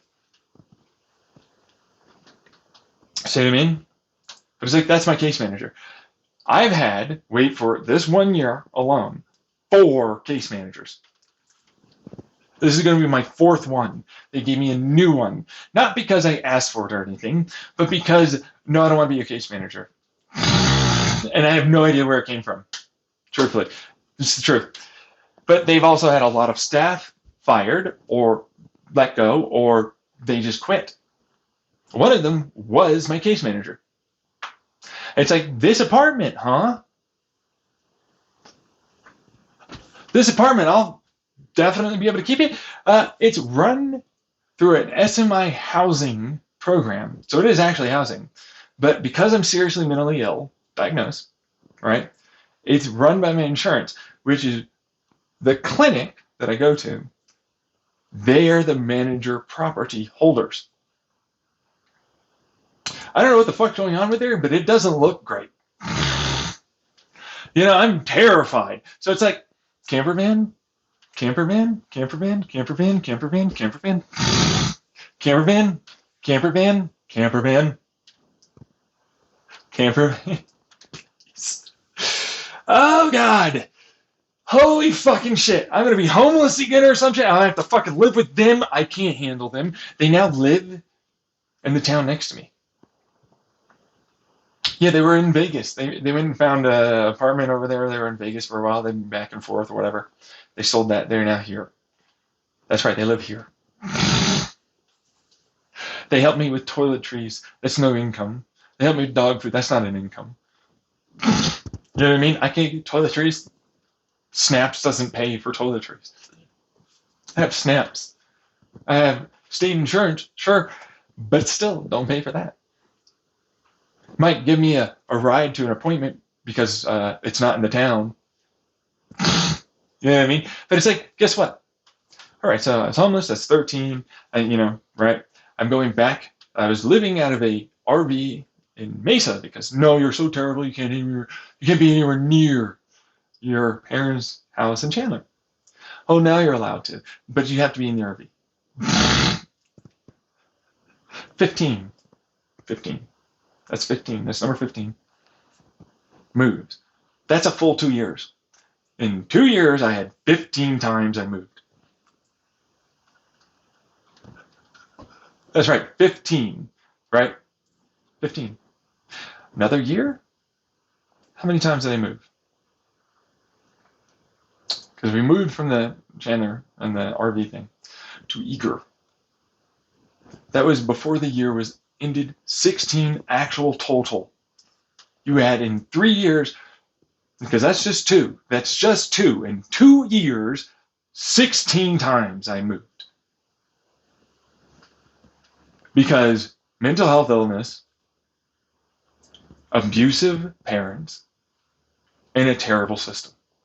That I did all the things I could possibly do that they ever gave me, period. That there is legally or even able to be done. There are no more fucking treatments. Get over it. So, I did everything, right? The way I'm supposed to. Got nowhere. I mean that, right? So, now I'm homeless again. No, you're now suddenly in a mental health hospital. My mom didn't really know. I didn't have time, mental capacity to really talk to her or tell her. It's a good thing, right? Now I'm in a mental health hospital. No, you're not allowed to come back. Also, you're really abusive. I don't really want to. They don't really have a place for you to go except for a mission. The zombie shelter. Right. Number 17, that same year. Now I'm living in a mission. It's a church. It's on the shelter.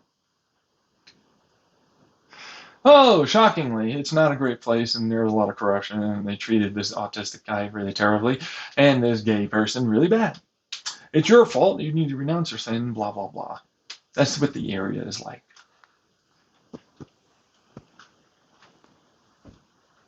So, right, back with the deadline.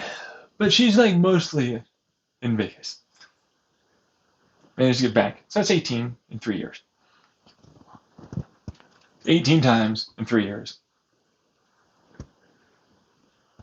Right? All right, they finally got me an apartment because I'm trying to find any housing, anything. Like literally, I'm just any search for anything. I'm on my third that year already. 3. That's right. I had one case manager, then it changed and switched, and then I got a third one named Laura. That's right. I have 3. I've had 3 case managers that year. 3. Not insignificant. I had 3. Yeah, I really did. 3 that 1 year. Starting in December, by the point I was trying to get any housing, I had already had 2 more.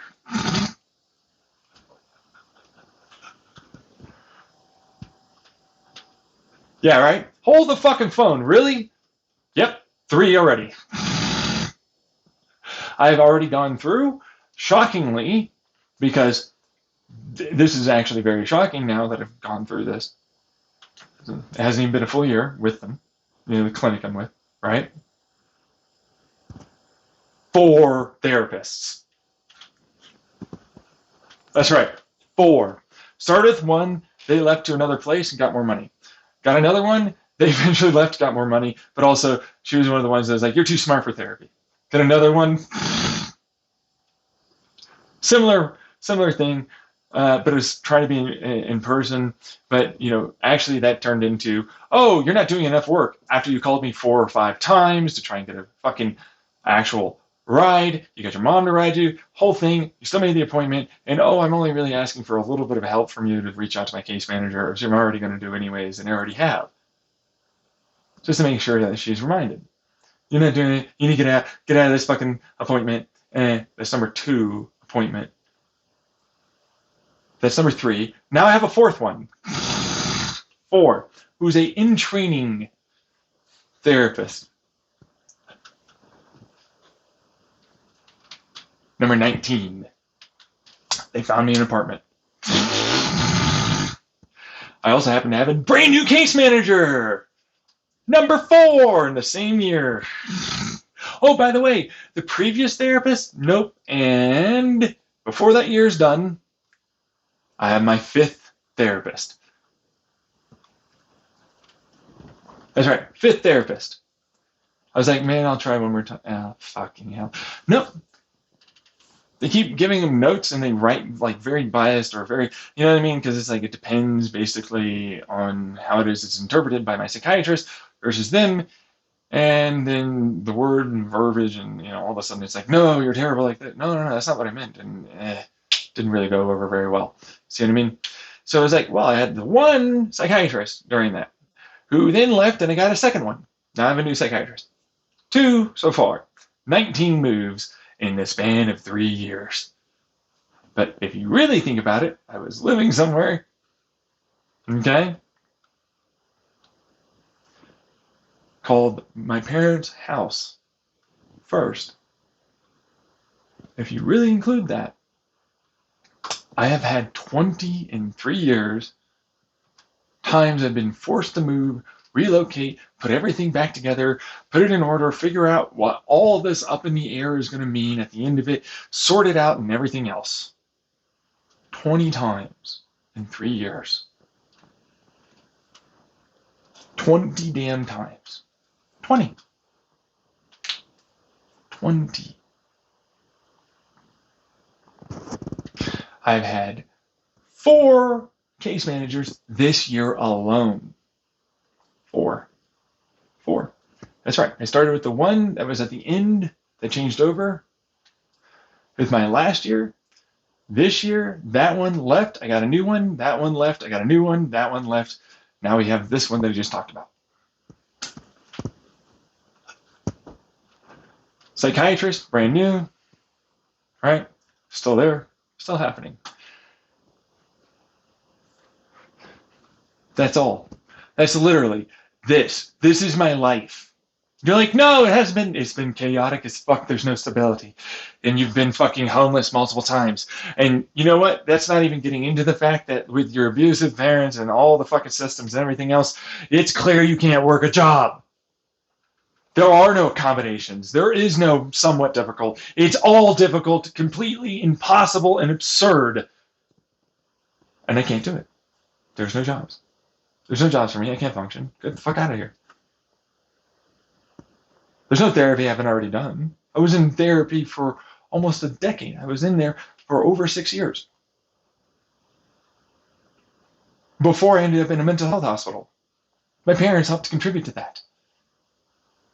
I went through basically every fucking SSRI, SNRI, all this shit. And then I did it again while I was in a mental health hospital. And then I did it again when I was out. And then it's like, I'm over it. You, boop, get the fuck back down there. No, have nothing for me. There are no treatments. There are no medicines. There's no combo either, because I did that too. Like I didn't, right? Like who would think I didn't? Fucking retards, that's probably who. There's no way for me to work a job. And yet I couldn't work a job either for brief moments, even when I was a teen. That's right. I dropped out of high school because my parents suddenly gave me a job I didn't apply for. And I couldn't work it. I ended up in a spiral and I needed to go to therapy because of that. That's right. Yeah. They're like, now go to fucking school. can't fucking go to school. I can barely function right now as is. I'm dealing with your shit. Fuck, I'm gonna be kicked out if I don't. Mom tries to kill herself too. I'm homeless pretty soon after. I drop out of school again. Shocker, right? End up in a mental health hospital. Shocker. Homeless soon after. I've never been able to work a job. Literally ever. I've done all the therapy you got. There is not a medication that you have that I could try that I haven't tried. There isn't a fucking treatment you've got that I haven't done. There are literally no ways for me to be accommodated to the point where I can function well enough to work a job. There is no SSDI that I can have because obviously, and that's the only actual program they'll let you have where you can have SSI and still work a job part-time, right? They won't do it with SSI or something. I don't know. I might be wrong about that a little bit, but the point is, it's really that kind of thing. Like, you still can't, make that much money, and you really don't live. Like, people are like, SSI is so much money. It is below poverty level, the amount of money they give you. Even SSDI is that. You don't have that kind of money coming in. If you don't have the government programs like the housing that I have for the situation I'm in, you don't have, stuff like that, you're fucked. Insurance is literally impossible. You can't pay for insurance. There is no insurance payments. There are no car insurance payments for that matter. Unless you have like a place like this. You're fucked. Like, I mean it. Like, there is no way that you live lavishly like people suggest. Not to mention, it's like, oh, you're never supposed to go out and do things for yourself, right? Like, no entertainment for you. Go fuck yourself, I guess. Now, if it's like a yacht or some other shit like that, I suppose I could see that. Sure. I don't know how they'd fucking figure that one out. But, like, still, I could see that. But otherwise, it's like, I'm in a big used camper van my parents got me that I barely functionally managed to fucking pay for and all that. You know what I mean? Like, what are you really on about? No, I want to do it and I'm jealous. That's not an assessment. That's a fuck you, I'm jealous, I'm going to fucking put you down. That's a bias. But now it's like, look at all of the years, over a decade, of me trying my ass off and being told, you do it to yourself and shit.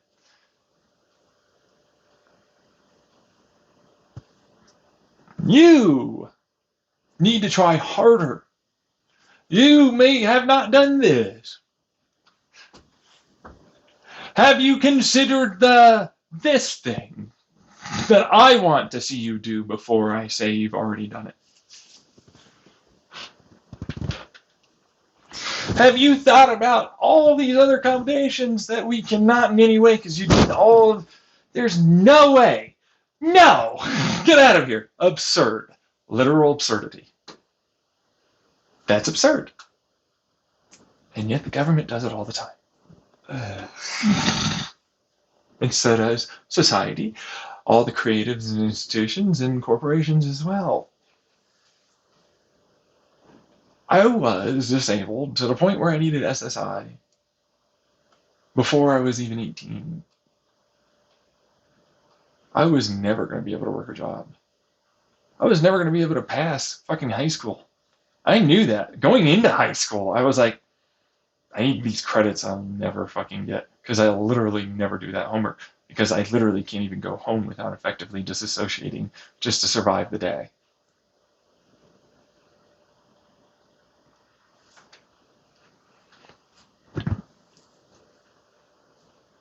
I'm not going to be able to be functional.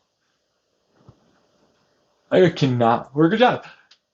And, oh, hi there, parents. I need a camper van because maybe they'll fucking kick me out. Or maybe they'll just have a problem with their clinic that causes me to no longer have a place to live.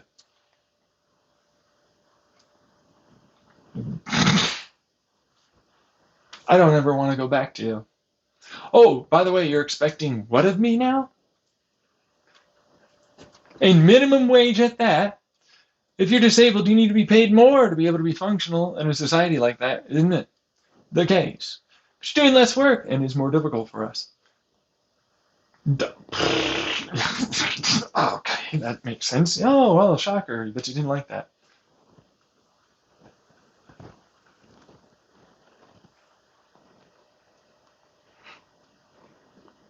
More and more I look, it's like, no, it's a bunch of idiots that constantly drone on about stuff that in every way they're wrong about, and they think that they know, as if I don't have experience or they can somehow figure out something more than me. And I'm the one assessing you. I'm the one that knows and judges. You're not a fucking goddamn any of my doctors over like close to a decade. You're not even the one I currently have, which literally states, no, you can't work a job and you need SSI.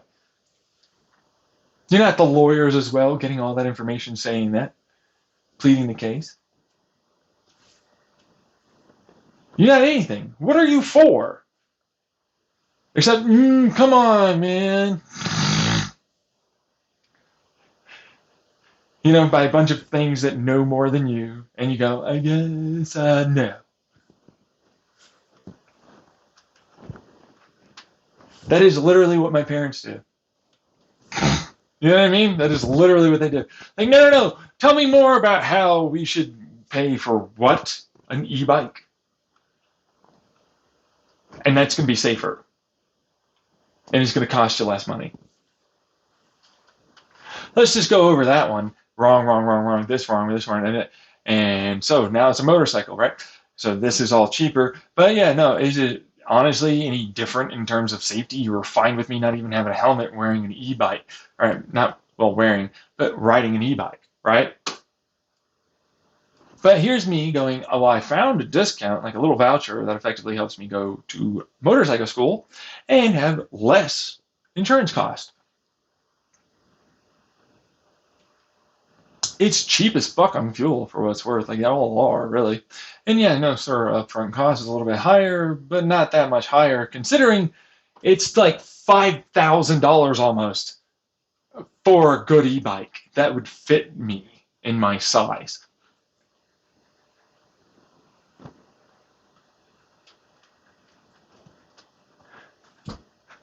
No, okay, so you went to, and then, yeah, and I was going to say that anyways, for what it's worth, but it's like, let's let the guy do it. No, we'll go over there and maybe he'll fix it or something. Nope, didn't. What do you know? Because they're crap. He literally knows it's so cheap what you bought, it wouldn't be worth it to fucking try and repair. He's like, no, I'll buy you another e-bike on Walmart for like roughly $800. So we'll have the same conversation about a year, huh? So that's a no. It's like they kick the can down the road government bullshit. Well, what do you know? I'd rather not. Meanwhile, camperman. It's like, no, and this, and this, and it's like, well, that doesn't even make sense. So you also have disability, so you know you can't work. And like minimum wage? Are you fucking for real? You don't even pay that for the people that are there. You're not qualified. I'm definitely qualified. Like, what kind of fucking shit can I do? You want me to do housework for you? I'm qualified for that. You want me to do fucking some yard work? Well, you pay a lot out the ass for that, don't you? Let me do something on your computer and you pay a lot for that too. Yeah. And oh, by the way, I'm disabled, so it's more difficult. So you're going to pay more. Meanwhile, I'm like, I also want my name on that title. Multiple people can own it, possibly, which means for that insurance and everything, I can still have my name on that. It doesn't have to only be in your name.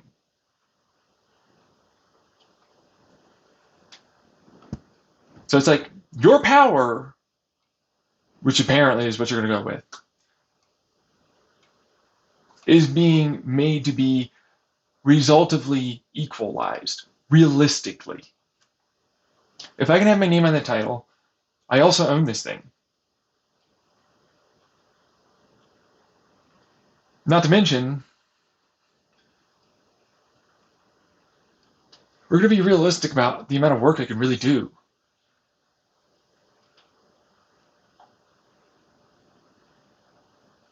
I already went through this experience before once, and you didn't help me, and you blamed everything on me.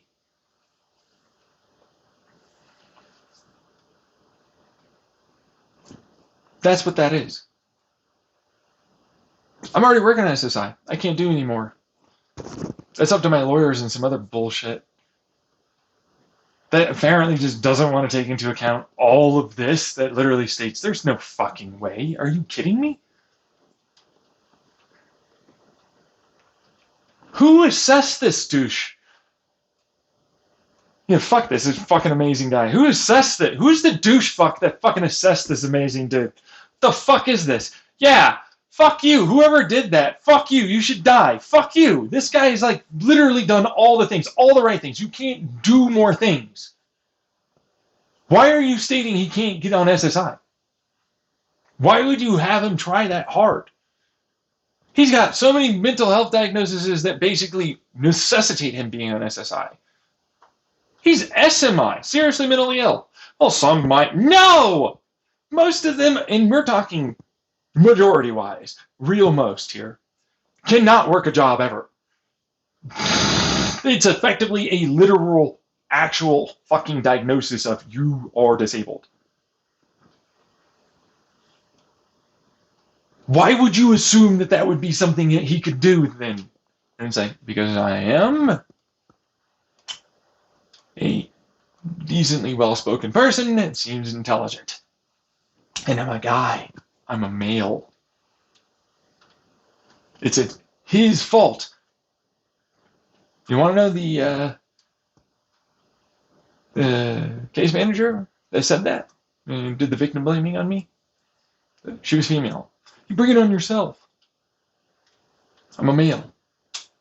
Bring it on yourself. There's only so many things I can do online. There's only so many times I'll ever have an opportunity to meet someone. It's not even getting into the fact that you all have red flags if I don't have this income or this career by this point, and I don't have these friends because, oh man, I suddenly had the same kind of life you did.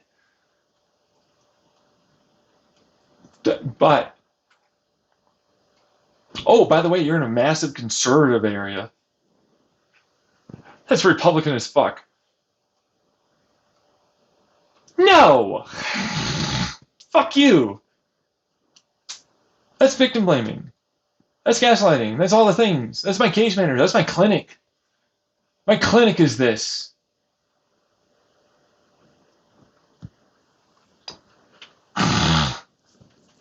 You know what one of the worst parts, though, is? For my psychosis that seems to happen. It springs up consistently with high stress, abuse from my family, hopeless situation, and I'm not treating my ADHD with a stimulant. That's right.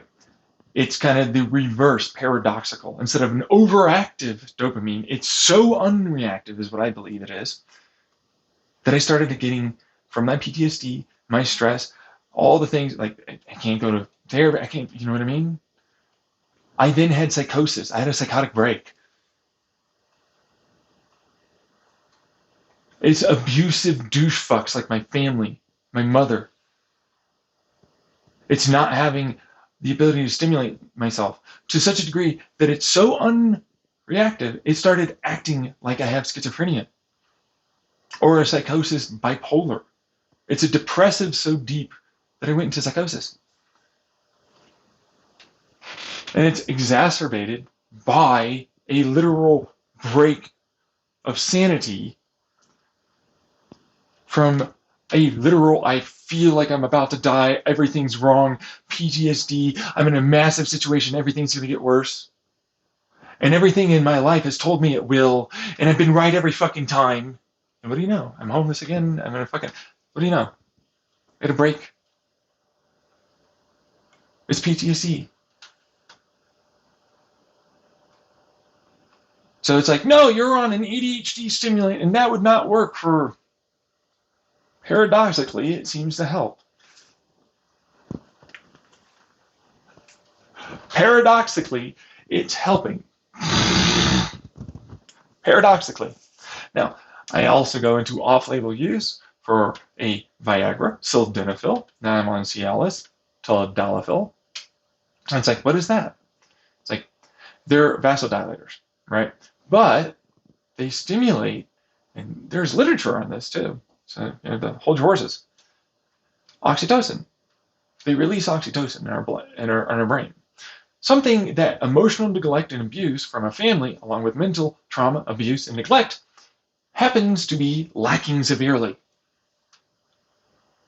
Well, yep. Now, but also, there's literature that states it reduces the symptoms of psychosis. Now, I did save that. I'm not going to put it in my fucking description. I basically said oxytocin releasing or reuptake, compounds or medicine or something. And then Google popped up with like a peer-reviewed, multi-meta analysis of like on rats and then people for, using sildenafil and Cialis to release oxytocin and its resulting effects on psychosis-like behavior from rats or people. Symptoms, right? What do you know? It was reduced. I tell my doctor while I was in a mental health hospital about this. What does he do? No, there's nothing like this. I Google search briefly. What do you know? It's there. Dr. Abdallah is his name in Change Point. Sholo or Pine Top or some bullshit like that. Mental health hospital. He's a piece of shit. Jealous as fuck. Like other behavioral health techs and nurses were like, yeah. They fucking took me in the back of the room.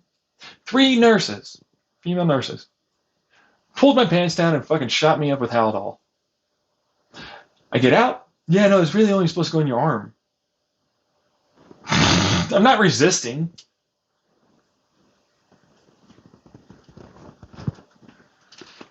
I have several of them, the social worker and several people other than just the social worker. They're like, yeah, no, that's a bit fucking. And honestly, you while talking out loud, you seem like you're not having these issues. You don't seem to need to be, doing any of that. Why do you need to be on this med? Why do you what's going on? And it's like, no. I said I'm voluntarily coming here. They don't let it happen. He doesn't sign it. Right? My doctor says I'm involuntarily committed.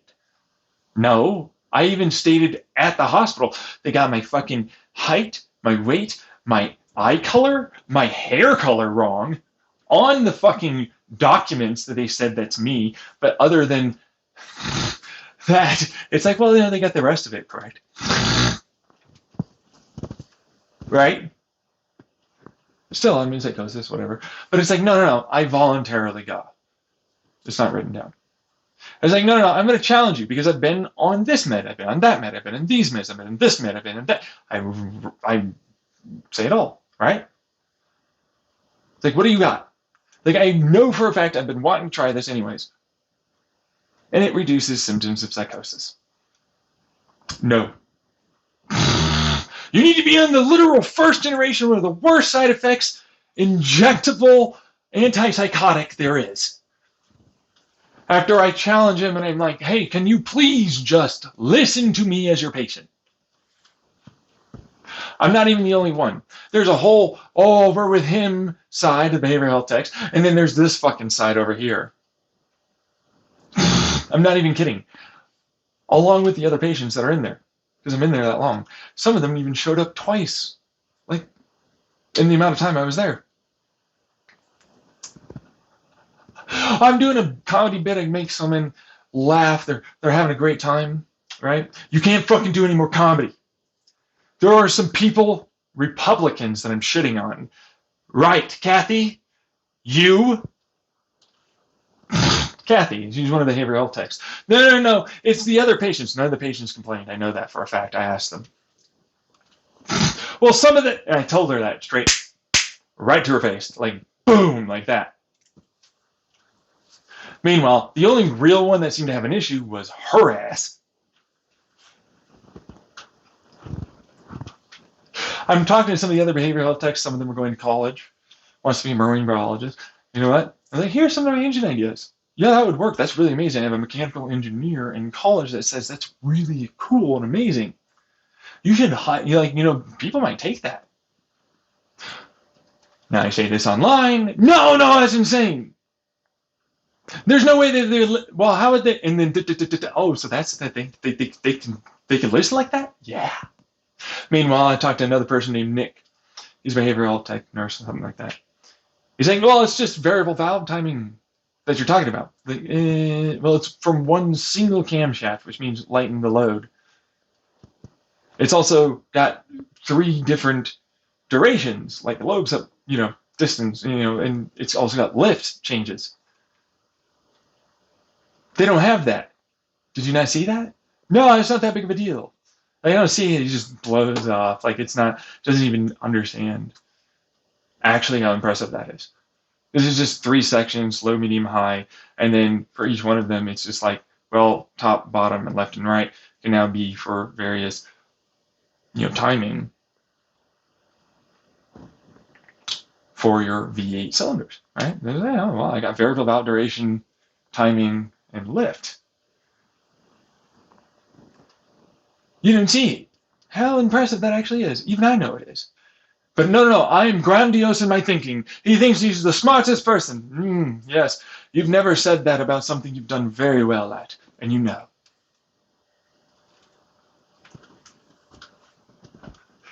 No, hey, meanwhile, Dr. Abdallah, the shit fuck, cunty douche fuck he is.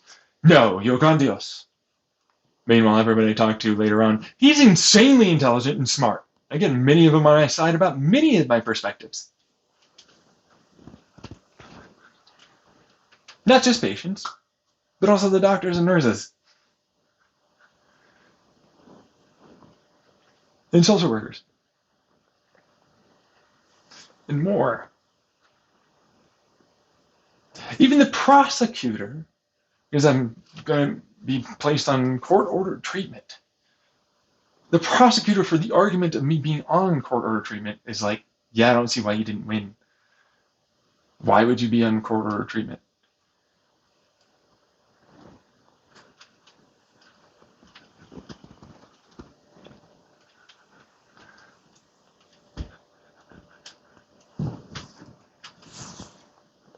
That's my 2nd time on court-ordered treatment. 2nd.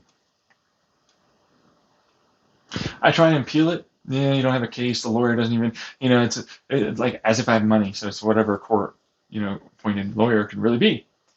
Can't appeal it because blah, blah, blah, blah or something, right? It doesn't really matter. Point is, he's fucking blowing it off and angry that I'm like, why the hell aren't you like at least trying to work with me a little bit?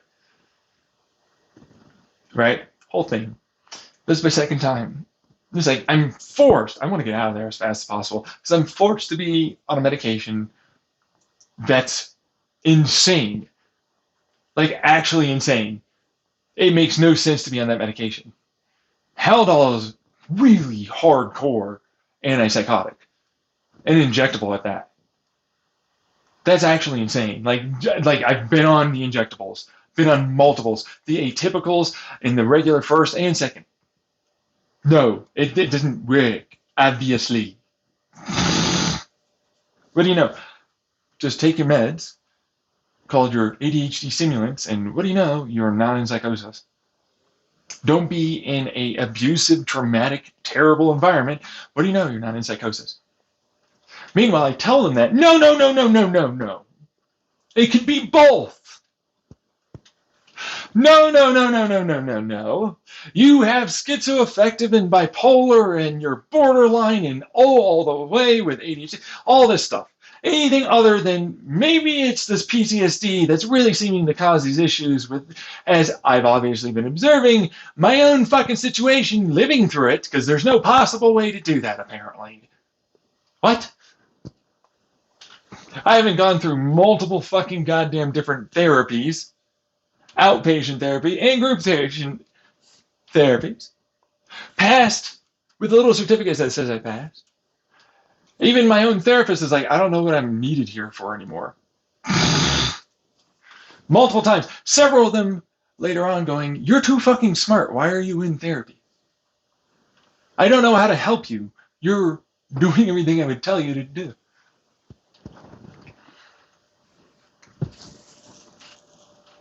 And then it's like, no, tell me more about how Dr. Abdallah was correct.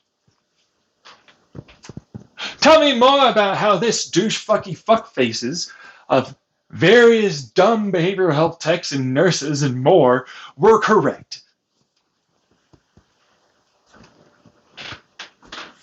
I couldn't possibly have been a person that did all the work like I should have, because they never do, and there's always, it's your fault, you didn't do enough, and it always works everywhere across the board. Everyone suddenly gets fixed and they're able to work. You're just lazy, you tall, handsome, smart, seemingly very intelligent person. That annoys me because I'm jealous. A, assessment. Judge. I'm not even going to try and get that information from all of the other clinics and all the other therapists and more that I went through.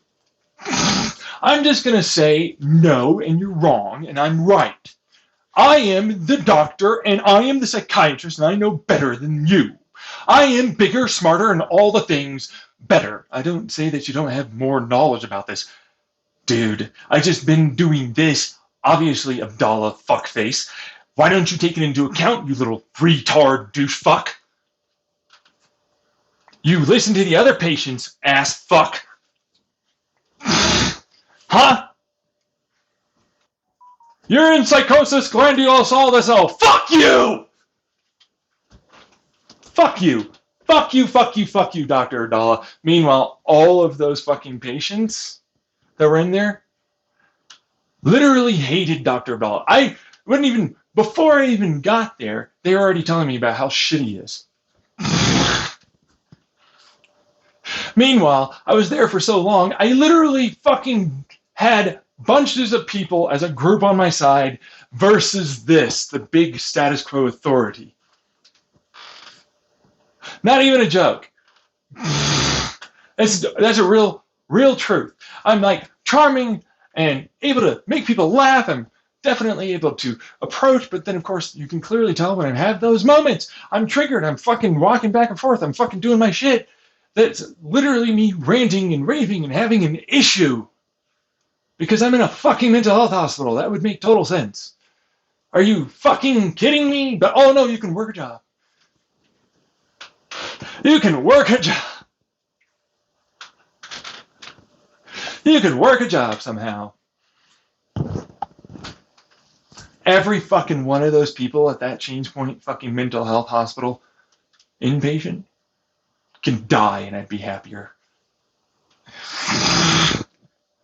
They never did jack shit.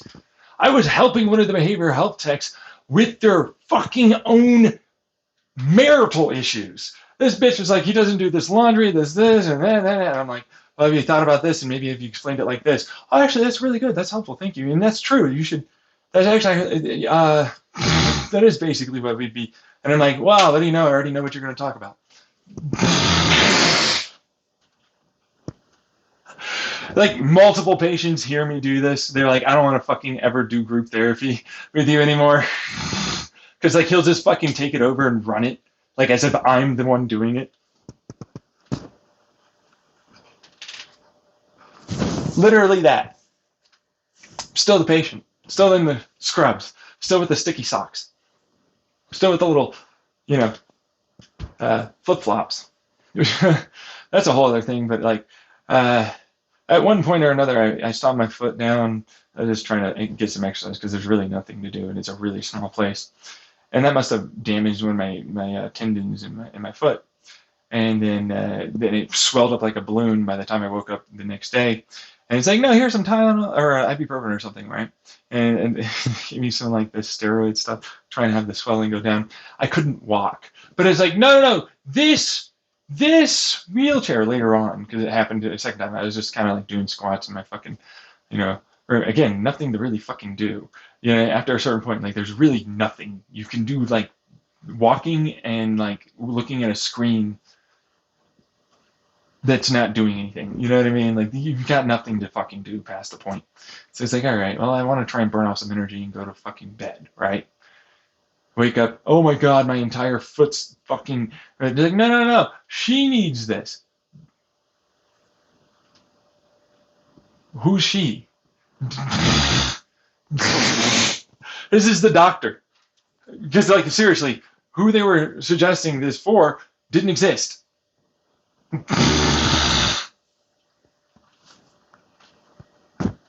Yeah, not another fucking room somewhere else. Nobody else needed this wheelchair except for me at the time. The doctor already had a fucking I don't like you attitude coming from him because, like, all of a sudden you have this issue. And I'd have to actually do my work and job. Same thing with the behavioral health techs. You know, you're really only supposed to be in here for maybe days, maybe 2 weeks. You already know our program and everything. You're disrupting our routine. I'm like, fuck off. Meanwhile, I see a big cycle of them go through, huge turnover rate. One of them literally goes to a week or 2 week long vacation, and she looks at me and you're fucking still here. Yeah, okay, thanks. I have nowhere to go. I'm like, your system is fucking bad. Not my fault, bitch.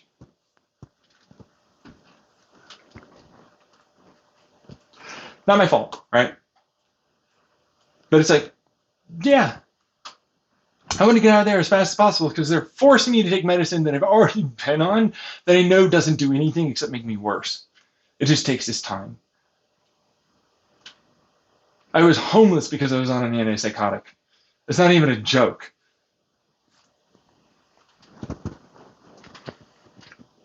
They are directly related. I'm not kidding. You know what I mean?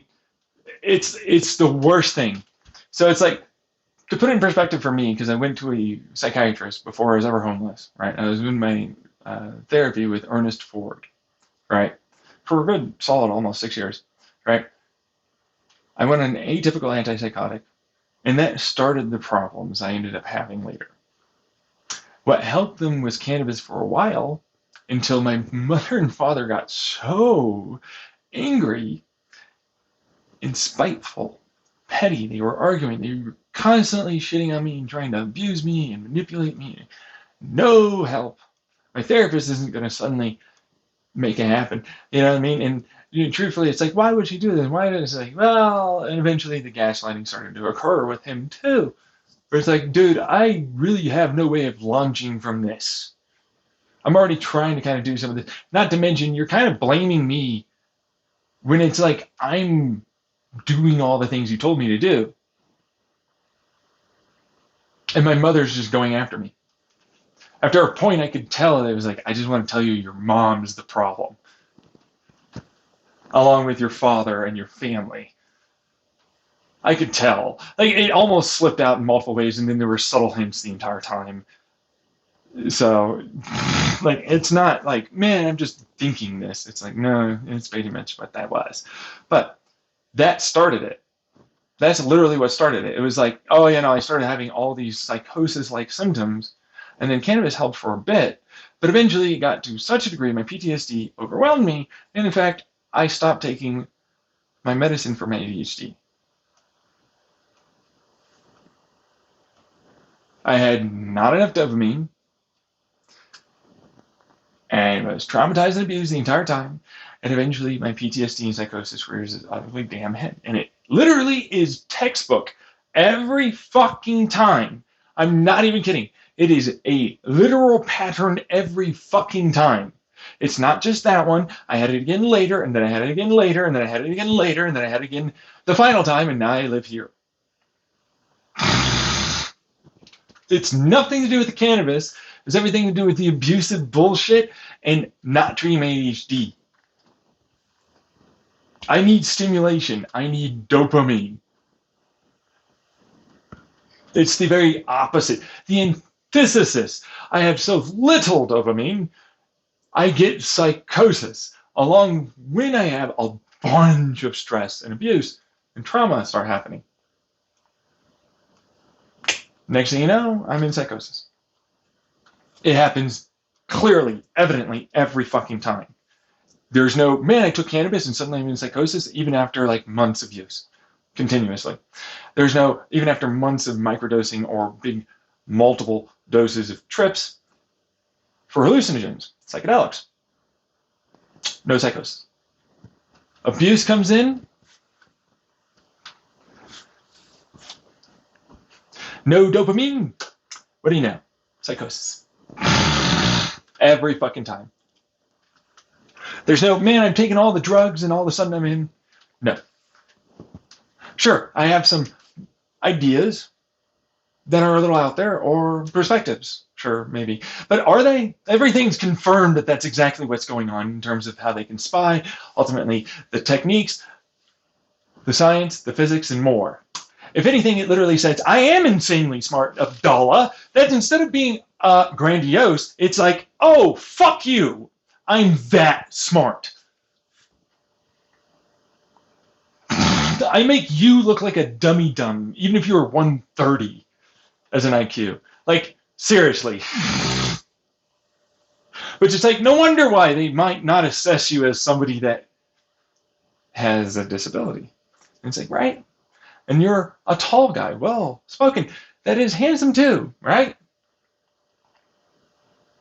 Ooh, you're male? That definite, oh, no, you're lazy. You could do this and none of that. That's absurd. No! I literally can't. Oh my God, right? Like, eventually you get there, but it's like, no, you literally can't expect me. That's absurd. It's actually wrong. I am disabled. I have SSI needs because I am that disabled. There is no job. I can't do jobs like you. I just can't.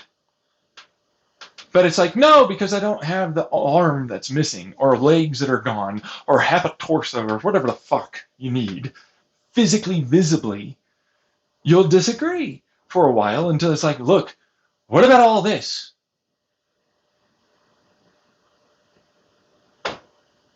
And that's why the assessment for only 1 year. No. You have a pattern that's there that emerges of there's no fucking possible way you could work a job. There's no abuse. I have a pattern of abuse from my family and the government and corporations. Sure. My clinic too. Obviously, they're ducking me. Like, there was no reason for her to be like, nah, no. It's like, well, unless there was too much caseload. But even then, you see what I'm saying? You know, it's like, that's 4 in 1 year again. That's 8 total. You know what I mean? 8 in 2 years. Case managers. I've been moved 20 times. I've been homeless so fucking far, there was nothing I ever had. It is clothes on my back, and that's really it. I lived in camping tents. I was not camping. I almost got my shit burned down because there was a transsexual man, I'm sorry, woman, not man, all right, transitioning, that lived in the same area in a tent, right? I'm guessing that's what it had to fucking do with, because MAGA was big and all that shit, and like, oh my God, transsexuals and right? It's not even a thing that you usually think about, but it's like, no, go to the mission. He's trying to be a person that's devoting himself as a, person that's volunteering, but he's gay. They kick him out because he's gay, basically. They fucking shit on him the entire time. But they should. He's gay. He needs to renounce the sin. Nah, that's not how that works. Biologically, that's what you are. Shut the fuck up. Yeah, same thing with the autistic man, even if he is, a person that very much believed that the COVID virus was fake and a hoax, essentially. And I'm like, no, it's not. But I'm gonna let that slide. Honestly, because like for the most part, he's fairly intelligent. But then there are other things that just seem to indicate that that wasn't really quite. He'd gotten some things mixed up, and there was no way that you were gonna fucking talk to him or debate him. And then he was like, "You need to man up," and like, "I'm having issues because my mom, all this other," and it's like, okay, yeah, I'm not gonna talk to you anymore. Not to mention, he kept constantly wanting to fixate and go after this mission. When I was like, I live here and I'm not gonna live somewhere else, dude. You need to stop asking me to do this shit. Not to mention, you're harassing them after a point, bro. Not even getting into the corruption of that mission, which was effectively a nonprofit, but then they got free labor from the people. But oh, by the way, they made tons and tons of hundreds of thousands of dollars in profit, and the people that were there that ran the place were very much, people that had clear money. You know what I mean? And things need to be repaired in that damn mission. So, that's a thing, right? And it's like, yeah. Yeah, no, this is actual bullshit. You know what I mean? And so it's like, oh, that's a lot of people that are also in that government and assessing things. The judges too. And they are like, no, tell me more about how it's somewhat and how you wouldn't gaslight yourself because of a society that says maybe you can try a little harder.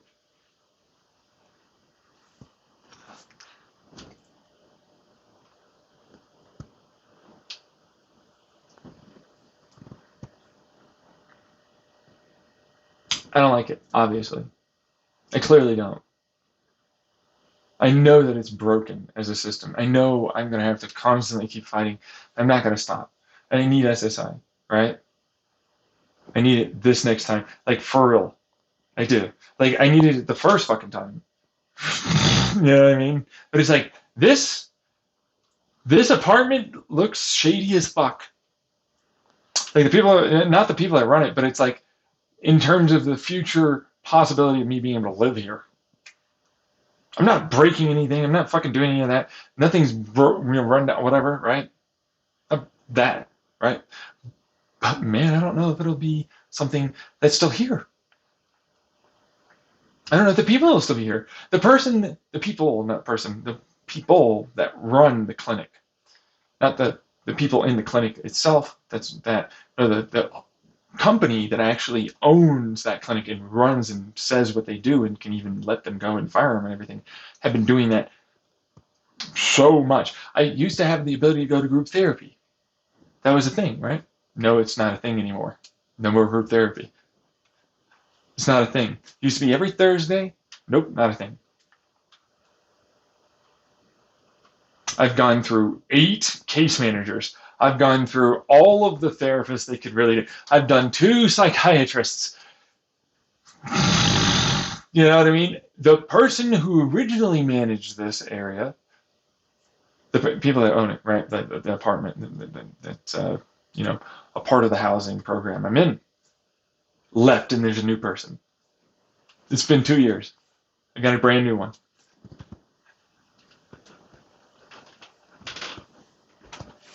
Not even a joke. That's a real thing. It's a fact. I don't trust it. I need that camper van, right? I need SSI for sure, dude. Yeah. I need that so bad. So bad. And yet it's like, oh, I'm going to possibly have years of problems with my parents who are looking to suggest that minimum wage would be acceptable or certain types of work I could do. And they're my abusers. For sure, they are my abusers.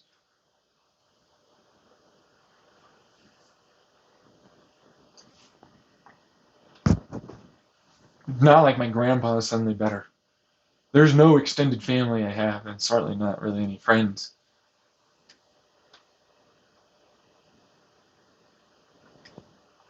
Why would you be stressed? You don't have anything going on.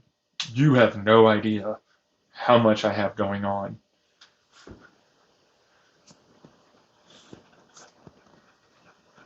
Like, maybe plans for SSI to get somewhere. How about just like have a fucking backup plan. Like, no, why would you need a backup plan? This place will, no, I need a backup plan. I'm gonna need a fucking backup plan. I need a backup plan. This fucking place is definitely going to be a problem, possibly in the future. We don't know. I don't know. No one knows. You know what I mean? I need a fucking way to live, right? Hey, shit.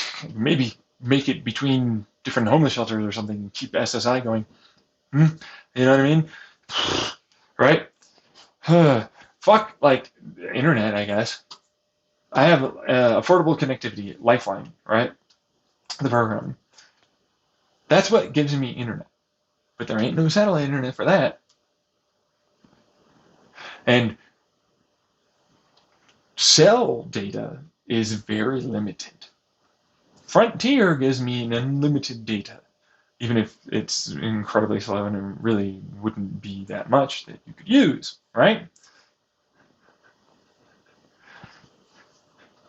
But cell is like 12 gigabytes. Yeah, 12 gigabytes or like fucking 17, 20, something like that. It's very small amounts. There's no online. There is no way to do an online monthly. It's gone. You know what I mean? And then that's not even getting into the fact you need to be able to have a relationship, socialization, sex, man. I need that. I am touch starved. I need sex. I need a relationship. I need somebody that's in my life beyond just myself, validating, concerned, loving, being all the things that I meet for my needs and that side, self-wise. But hey, some of us need outside too.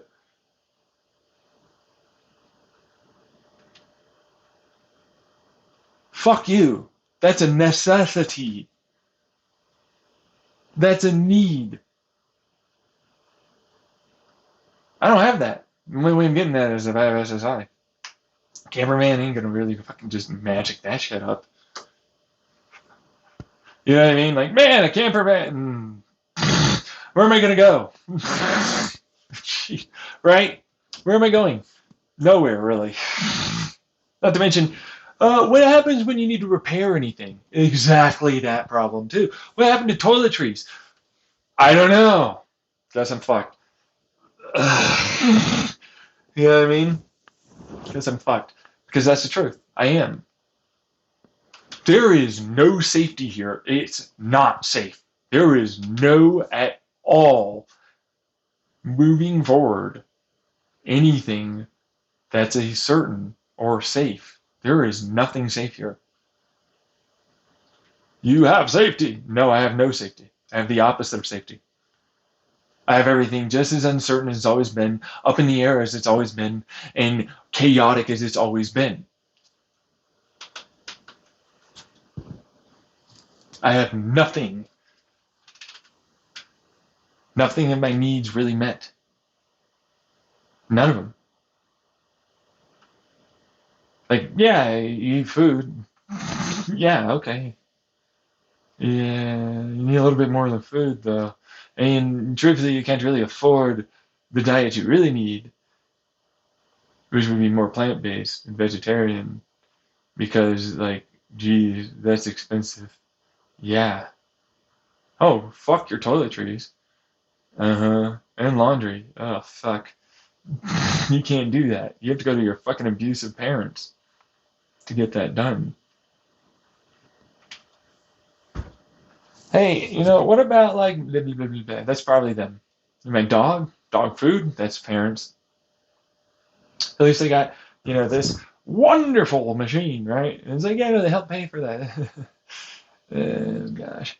It doesn't save anything. And it basically means I'm here. You know what I mean? I do this for like an hour or whatever.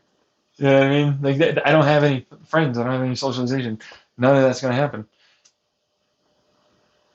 I don't have any sex. I need sex. I need sex. Like, I need that shit. You know what I mean? Yeah. Not to mention, I also need dopamine. I need stimulation. Sitting still and just looking at this is not going to suddenly make anything happen. I need to travel and do things. I need to meet people. That's how I get stimulated. There's no way to do that without money. I don't have money.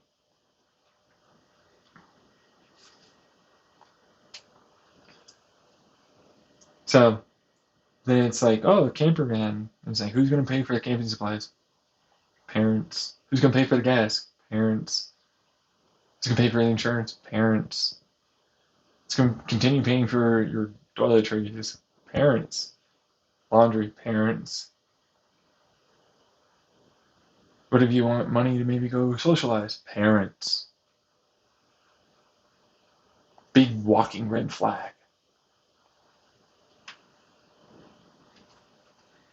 What goddamn motherfucker, really, honestly, right?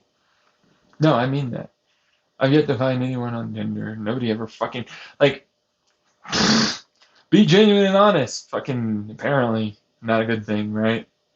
But then, like I get told by my case manager, you're really human, you're genuine and honest. I like that. Like, for what's worth. Yeah, but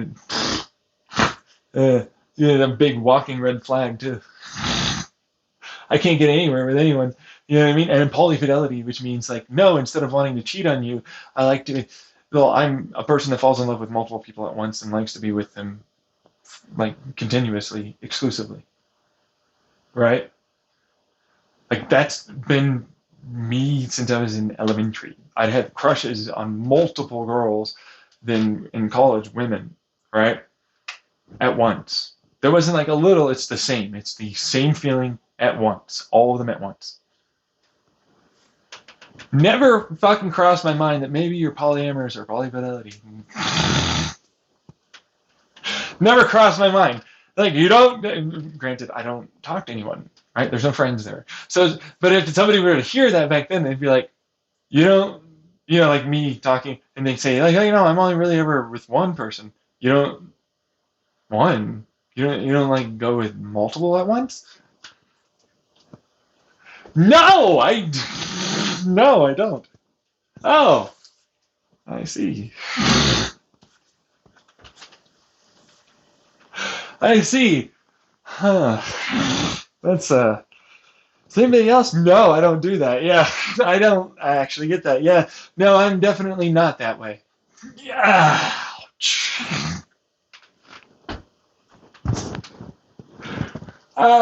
Crap. Right? But that's how I am. That's how I've been since I was fucking a kid. Before I was even in elementary school, for what it's worth, I would have multiple crushes at once. It's a real thing. It's like, oh, okay, well, so that's a way to fucking know, Meanwhile, others, no, I don't get that. Fuck. Oh, by the way, you're also the naughty polygamist. You only want the women's. I'm gynasexual. It really doesn't matter what your gender identity is, as long as all the rest of it goes burr for the brain neuronal activation, and we're all good with the kink and everything else for plans and ambitions and working together and all that for the future and compatibility and personality and so on, right? But the vagina is what it is, and feminine enough. Sorry, you know what I mean? But it's like, not really, because like you'd probably be fine. There's a lot enough people, truthfully, like good enough of them that'd be like that, except for the poly. Oh, yeah. Right? What? No, you just want to cheat. You just want to, it's like, fucking hell.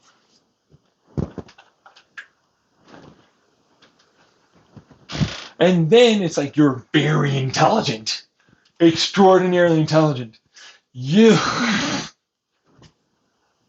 And, oh, by the way, you're still handsome looking. You know what I mean? Yeah. You're tall, too. Yeah, people won't even look at me. It's a whole thing. I get so upset after a while because it's like, no, you're not doing enough work. You're not doing it. It's like, fuck you. You're all the lazy ones. You're the lazy fuckers. You're all trying to fucking brute force this into some reductive bullshit that's absolutely incorrect. Gaslight me, say that I'm like this thing that I'm not, mold me into this thing that I'm not, and force me into these little fucking boxes that I'm not a part of and I'm not able to fit in. There's no labels like that for me that work. There's no, man, you're a polyfidelity,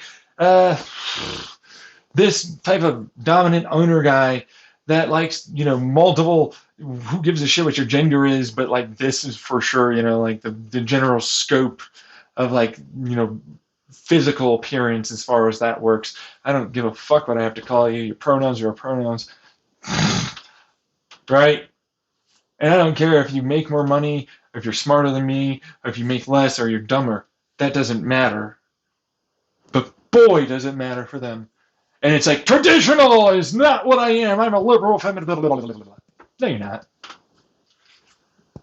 No, you're not. No, you're fucking not. You have multiple women with one guy. No, he's going to take. You're the one taking advantage of me. There's multiples of you. How does that work? I'm the one that's in the lower part of that power dynamic. You're the one making money. They're the ones that are functional to varying degrees, right? And you have to communicate. I already know how to communicate well, clearly. Which is rough because, like, no, you're immature. You're like fuck. He's way more mature than I am. He has a massive amount of experience. Meanwhile, me had sex the one time, one blowjob. But it's like, for life and all of that, I'm definitely more experienced. For what it's worth, I'm very much more intelligent than you are, most likely, and I brute forced a lot of that. You probably have more than I do. See what I mean?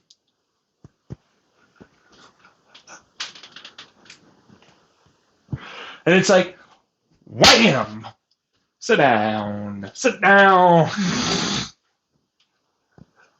You feel that impact. It's like, oh, fuck. Oh, fuck. And it's like, no, but you say you have experience. It's like, yeah, to varying degrees, right? Short burst, whatever, right? But it's still what it is. And I get really far with that, right? Look how far I got with, like, I modded this a few days ago. The little espresso maker. What do you know? I have a brand new, unique, great technique that is amazing. That kind of shits on some other people and their techniques, right? Not always, not really, if I'm being honest. They're all basically applicable depending on what the person and their profile and their personal tastes are, right? But it's like, yeah, there you go. Did that. Nobody else thought of it somehow. But there you go.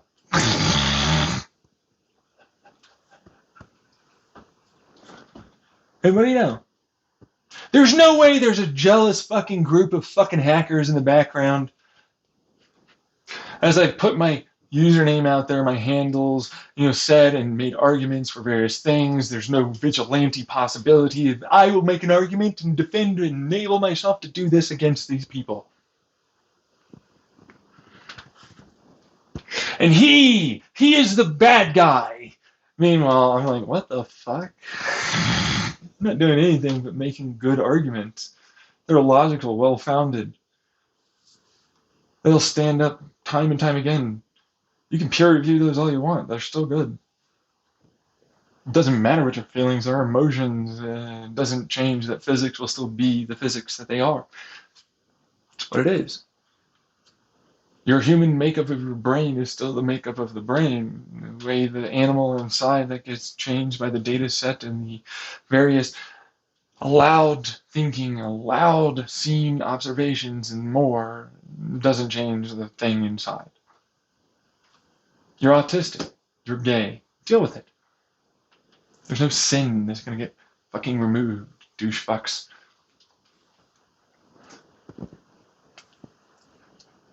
Meanwhile, I had really 2 dates, for its worth. Person's pretty far away. After I was on Tinder for quite a while. I'm not really physically attracted to them, but, fucking friends or something, right? Whatever. Right? Yeah, maybe just let's see if it happens. Barely fucking puts in the effort, kind of, for me after a point. And for what it's worth, they're far away. They have to fucking drive all the way to me. Meanwhile, it's fine and expected for a man to try, but not a woman. She is broke for what it's worth, like myself. But it also seems like she's more capable. than I am. She's running a business. She has fibromyalgia, right? But like she's running a business. You know what I mean? Like if she was successful, like there's things there. Has terrible parents or whatever, maybe. I don't know. Point is, I never really got too dang deep. It's what it is. 2 dates doesn't give you that. But it's like, right. And then I put forth a lot of effort to try and get somewhere. And eventually it went, yeah, what am I doing? In my head, like, what am I doing? Like, I was the one that had to basically force it after like 2, 3 weeks. Are we going to actually meet? Like, can I move on? Are we actually going to meet up? Meanwhile, it's good. It ended up being okay, whatever, right? But it was like, same thing for the next one. You know what I mean? So, and then it was like, yeah, I don't want to fucking do this anymore. I don't. I'm not putting in the effort. It's clear you barely like me. It's clear I barely like you. You'll find someone else. Deal with it. It's not that bad. It's really not. You know what I mean? Just I'm letting you know. I don't want to talk anymore. You'll find someone. All that. I'm out. Mature about it, right? But it's like I'm not gonna be fucking sad, and I'm not gonna fucking put up with this where I definitely deserve better and more, and that's not gonna give me that. See what I mean? Meanwhile, I see her later on Facebook with a changed profile picture. If only just because it like showed up in a friend suggestion feed. You know what I mean? I'm like posting things to Facebook as normal. Friend suggested feed is like, oh, she's with someone now. Oh, what do you know? Told you. Meanwhile, she can get someone. I can't find a fucking thing. I literally can't. I tried for months before that point, and I still kept trying, still trying. Still can't get anywhere. It's like the fucking whole thing's after me. It's the truth. It genuinely, like, can you really reasonably understand why a man would feel that way? Like an incel, right? Meanwhile, here's a bunch of spy techniques comes out later. Those are absolutely possible and were used by the government. Meanwhile, I'm like, there's no way hackers didn't do that too. You know that, right? Then there's like, here's a satellite hacking video. There's no way they couldn't use radar and all that, like they talk about, to watch and look at you inside your home, track you and more, especially with the Wi-Fi and using your microphone, cameras and more. And there's no way that, because you're not that special, that's grandiose because you're not that intelligent. There's nothing about any of your ideas or designs. You're not gifted or special. Oh, so we just went through all of that being incorrect, and you're wrong. And you agreed, most likely, if you got to this point. Which effectively means, no, that is happening. Deal with it. Meanwhile, psychosis! Yeah, a little bit, but still. There's still something there, clearly.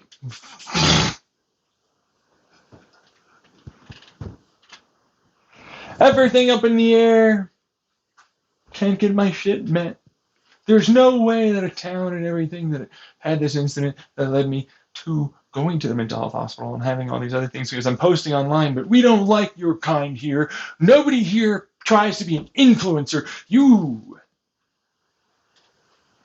Right? Or the clinic having all these, you know what I mean?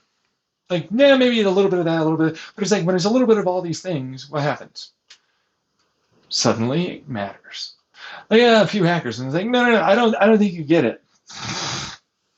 Like, I only had like 43 followers right on my Reddit, and I got well over 120 views in some of my posts. People can filter in or whatever, but it's like I wasn't really very active in certain communities, which effectively turns it into there are some people there. And it's like, no, people can download your videos on YouTube too and not have that count. Magically, there's various usernames when I'm recording or when I'm not recording that directly reference what I'm saying. No, it's a coincidence. How about fucking tens of thousands of that happening?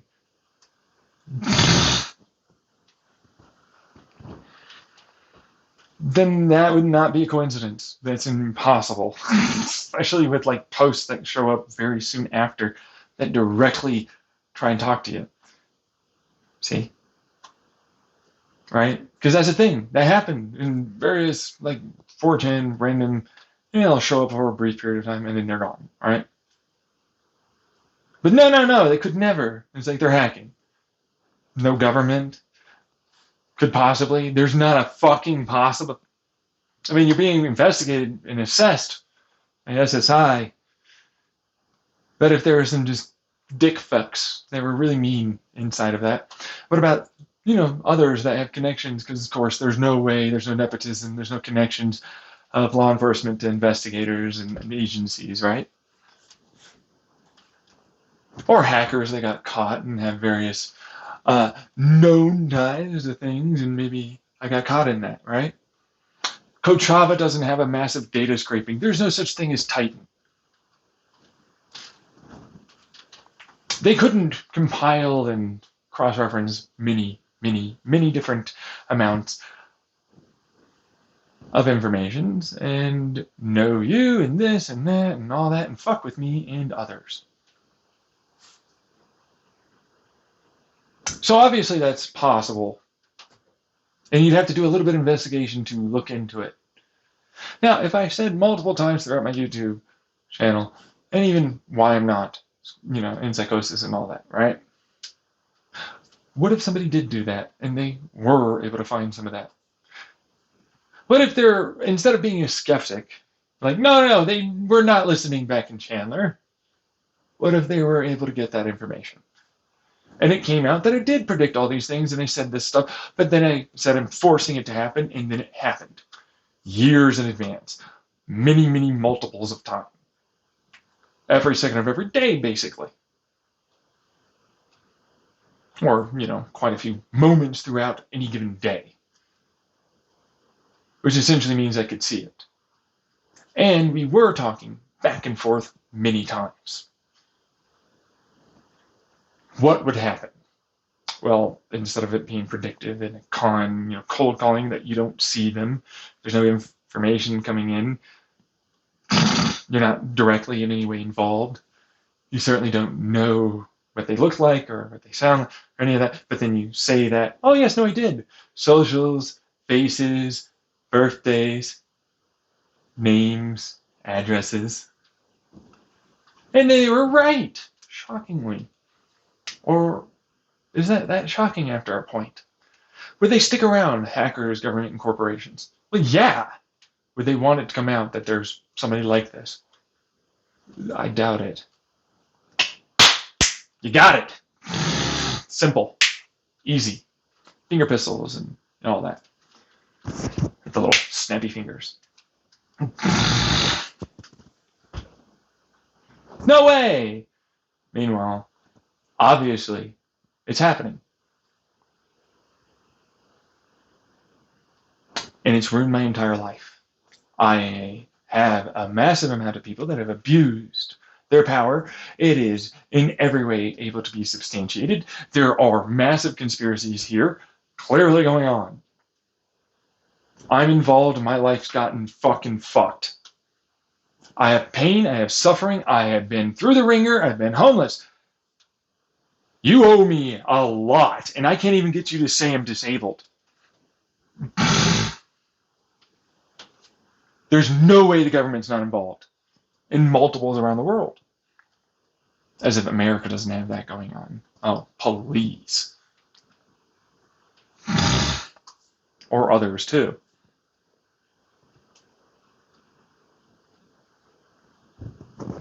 And, oh, he's so intelligent. Yeah, no, he's that intelligent, actually. That's fair. There's no way that there'd be jealousy and bias and like these guys trying to prevent me from getting on disability or SSI. Or, the various corporations and personal feed and telling people behind the scenes or whatever, don't like that guy, don't like this, even if he looks cool like that, or he did this, or he's this terrible person like that. No way. They couldn't follow. They couldn't only suggest bad matches as well for the apps, right? Besides just directly trying to message certain people. There's no way there's a concerted effort at this point, because it seems like it. Everything's pointed in this being the case. I talked to so many people that had way fewer disabilities get on SSI and SSDI.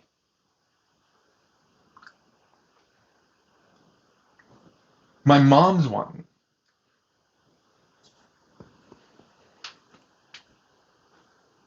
My mom is one. Look at that. Throughout that entire time, it's clear I'm that gifted and intelligent and special. It's clear there are people there. You post things, unfortunate. Eventually, people. I mean, you keep adding various people. How much did you do that on your Blargy Paston account? Those are fun. Many times.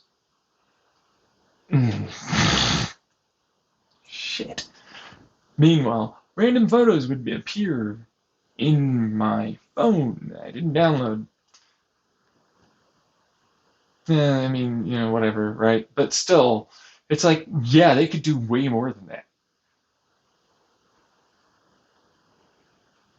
It's not conspiracy. It's not paranoia. It's happening. I'm living it. Just because you don't have the evidence, you never do the investigation. But it's like, oh, you want me to go to FBI or something? They're involved, clearly. There's no way they wouldn't be. Meanwhile, what happened when I was in the mental health institution? One side on my side, another side on the other.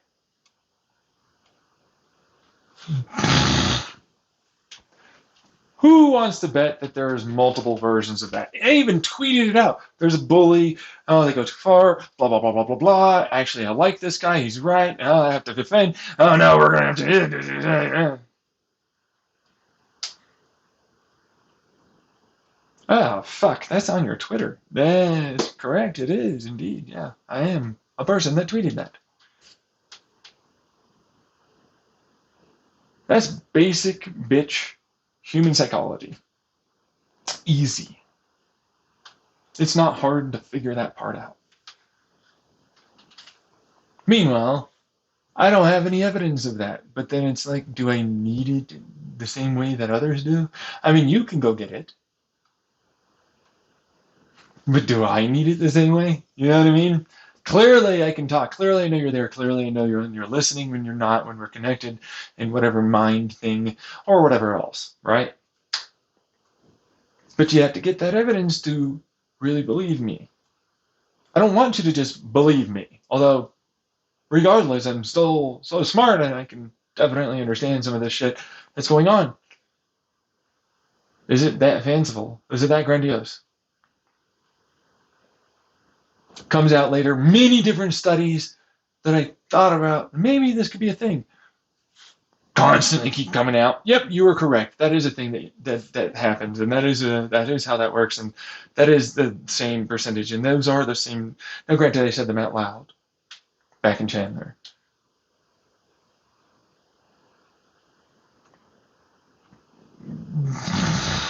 That's right, I did. How many of those would you be able to find? Now, if I already knew that I did that, and of course it would trigger during reading it, and then, oh, that's vaguely, and then, oh, right, yeah. How many of you are right on the money with your memory often when something like that happens?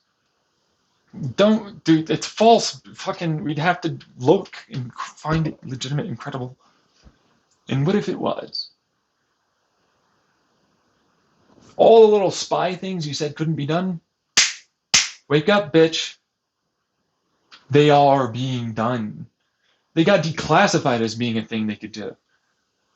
That's just 2010s.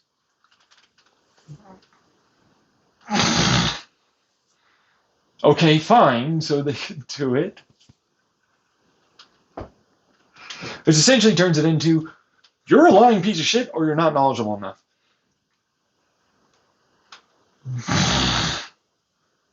After a while, You're a person that's skeptical because you simply don't have evidence. Would you change your mind because then you'd have to believe I'm a good person? Or would you continue going with it's just a lie and he's just trying to come up with something?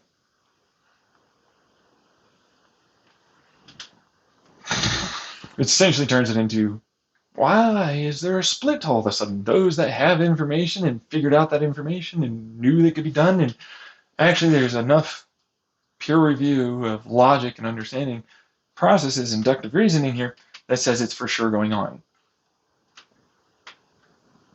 There's enough special there. There's enough intellect, intelligence, being smart. There's something special.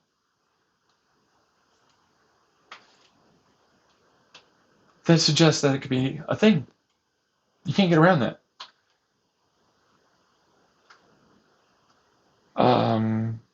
Right? Yeah, I don't like that. And I'm not going to change. Bingo. Fuck. Double shot. Quad. See it? You're a person that doesn't in any way care if the evidence shows that you're wrong. You're a MAGA. You're a Trump. You're an anti-vax. You're not logical. You're not skeptical. You're an idiotic moron that will excuse and enable your beliefs, even if they don't, right now, make any damn sense, because you just don't like something. That's what you really are. Like, no, but I want the same, but I want to hate you, and you're wrong, and you like that, and this. See? Selective hatred based upon specific parameters. I don't need to force them to like me. I don't care. Fact of the matter is, they can't be in this conversation, though, because they're lying.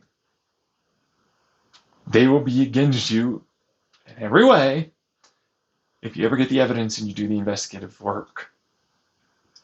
They're the same as the Republicans that we hate if you're an American or something like this. They are literally the same. They are factually correct the same. That's all they are. Functionally all the same. There's no difference. It's just cognitive dissonance and, but I'll enable my abuse of you and things like it. It's like same fucking thing. See? You're a bad person. That's all that is. But it's like, no, you're not disabled somehow. It's like, no, I'm clearly disabled and I need SSI. And that couldn't possibly, no, because we're two separate parties, political, blah, blah, blah, but I agree, he's not. There's no possible personality bias. Clearly there is.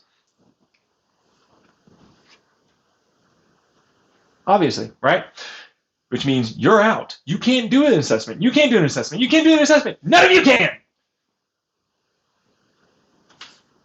The assessment is the same always. The doctors say I'm disabled too. I do as well, and I agree. Wake the fuck up. I'm disabled. I need SSI.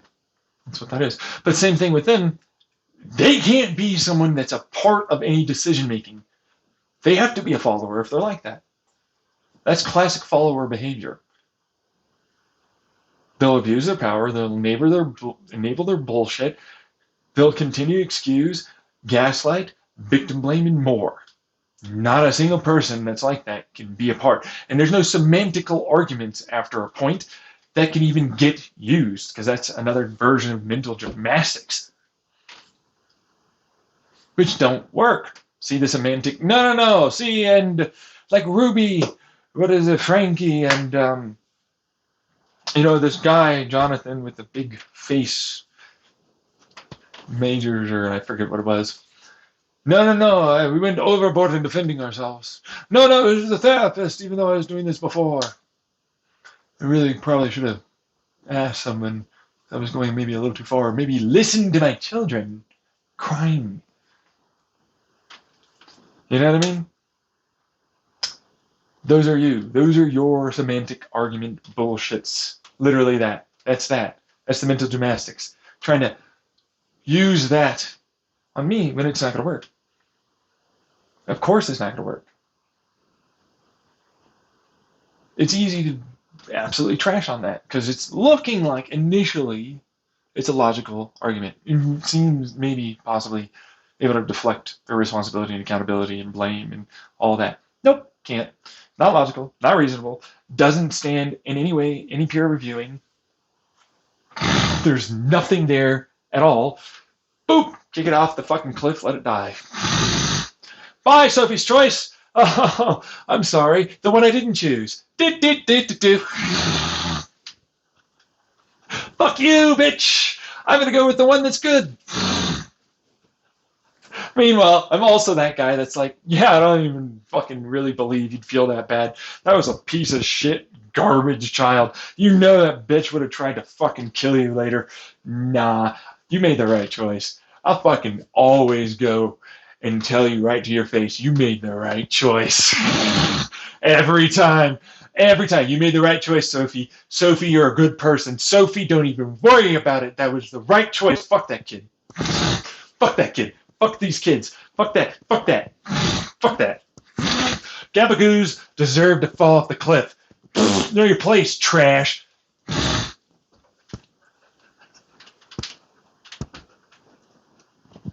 that's the truth. That's another reason why I often don't like talking to, if I'm in a mental health hospital or a psychiatrist or you're going to one, all right? I don't like talking to them. Because it's like, that is literally the problem I get. That is the problem. I'll talk to a behavioral health tech, a psychiatrist, a nurse, any of them, same problem.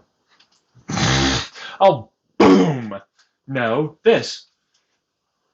They hated me when we do our nightly round, you know, what happened, what you're thinking, all that.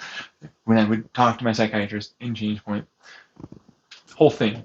They hated me. But it's like, yeah, why? You must look at yourself in the mirror like you're a fucking piece of shit, huh? That's easy as fuck because you are. And you know it to be true. You know you are. You know you're lying. You know you're a garbage person. You know. I don't have to fucking try and appease you. I already got rid of my abusers. I don't put up with that shit either.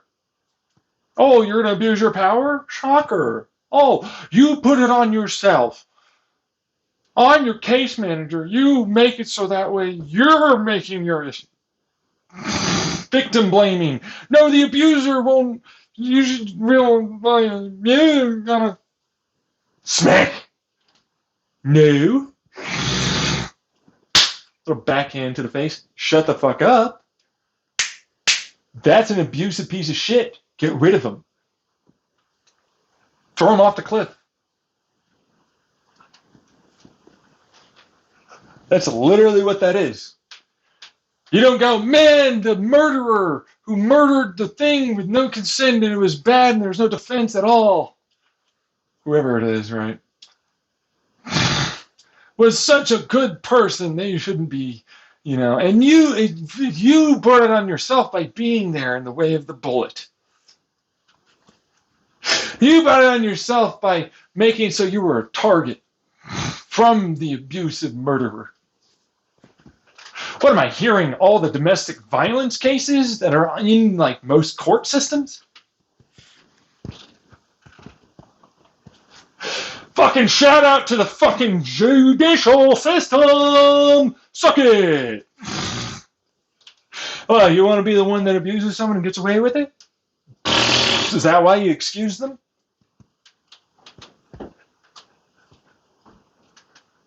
Meanwhile, I don't like being told in my face that I'm a piece of shit like I know I am.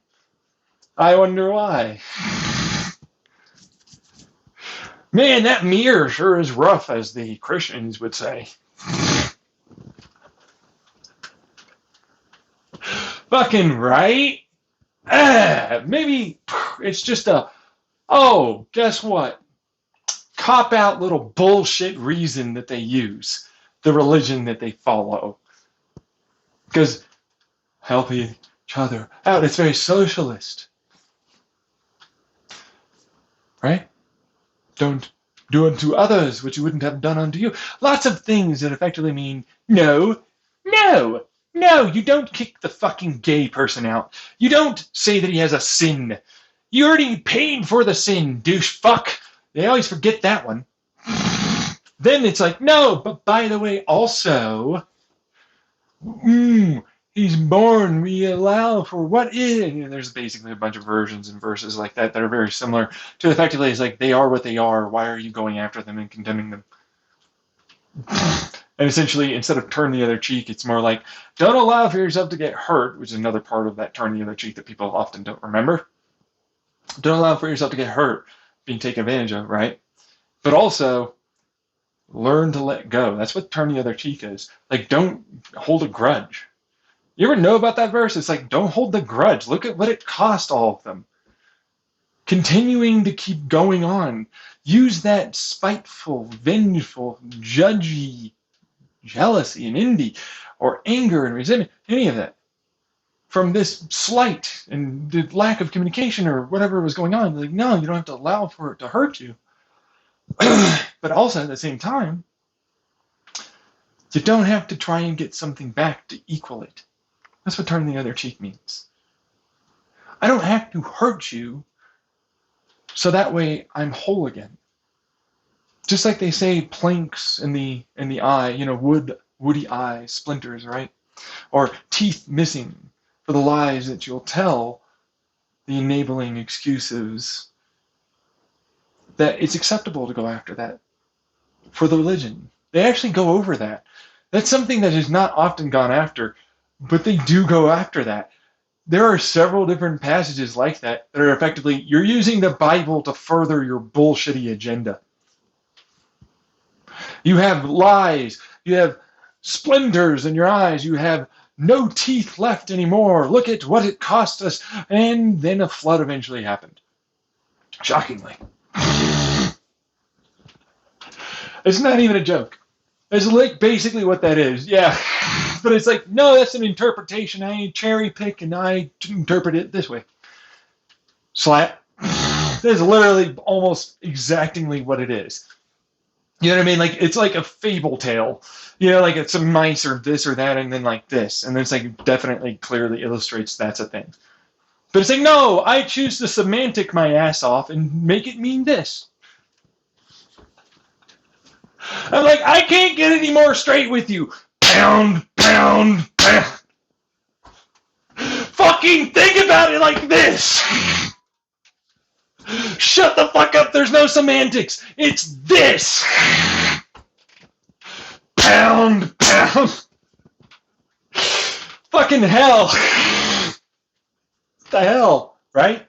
It's all it is. Eventually you gotta communicate. Eventually you gotta, like, hey, whoa, that was a little too far. Or, ooh, yeah, you're a Sophie's choice. Boop. I'm gonna leave. Beep. I don't need to go any further if it goes that far. Because otherwise it's like, no, that's too much fucking goddamn work. I'm going to lose all of this trying to continue doing that. Screw this. I'm going to leave. I'm going to go and do something else. I'm not going to put the effort you want me to. You're not special. You're not something I should have in my life. Fuck off. Die. Later. Whatever. I don't care. I'm out. I'm going to live happy. I'm going to be successful. I'm not going to deal with you, the thing that makes everything worse. That's all it meant. You can literally read that shit and be like, this is essentially what it's saying. Why did you interpret it differently? And it's like, behold, the gay person must renounce the sinny thing that he, wait, I thought that guy, the big guy, the one that started it all, right? Yeah, no, he said, like, no more, right? Yeah, exactly, right? Wait a second. I'm already in a logical fallacy. This makes no sense. This makes no sense. There's literally no logic. There's no fucking reason. That's an actual absurd. He already said it's like, don't. And this is effectively like a basic rule like a rule set. And then it's kind of been somewhat more situational, contextual to a degree, right? It's pretty clear, it illustrates what the main points and reasons and so on are. But then, like, there's other stuff that's not so great. I agree. Like, that I'm not a big fan of in terms of, like, how for marriage or sex or, if you don't even know, like, there's a lot in there that goes, like, yeah, if you can't provide for your child, you should definitely abort that fucker. What are you doing? You know what I mean? Like, what the fuck? It's a thing. But they're like, no. What? Like, they're not even hurting you either for if you're gay. It's like, what? You know what I mean? Like, why would you go after them? Why would you prevent them? Why would you cause them undue suffering and harm?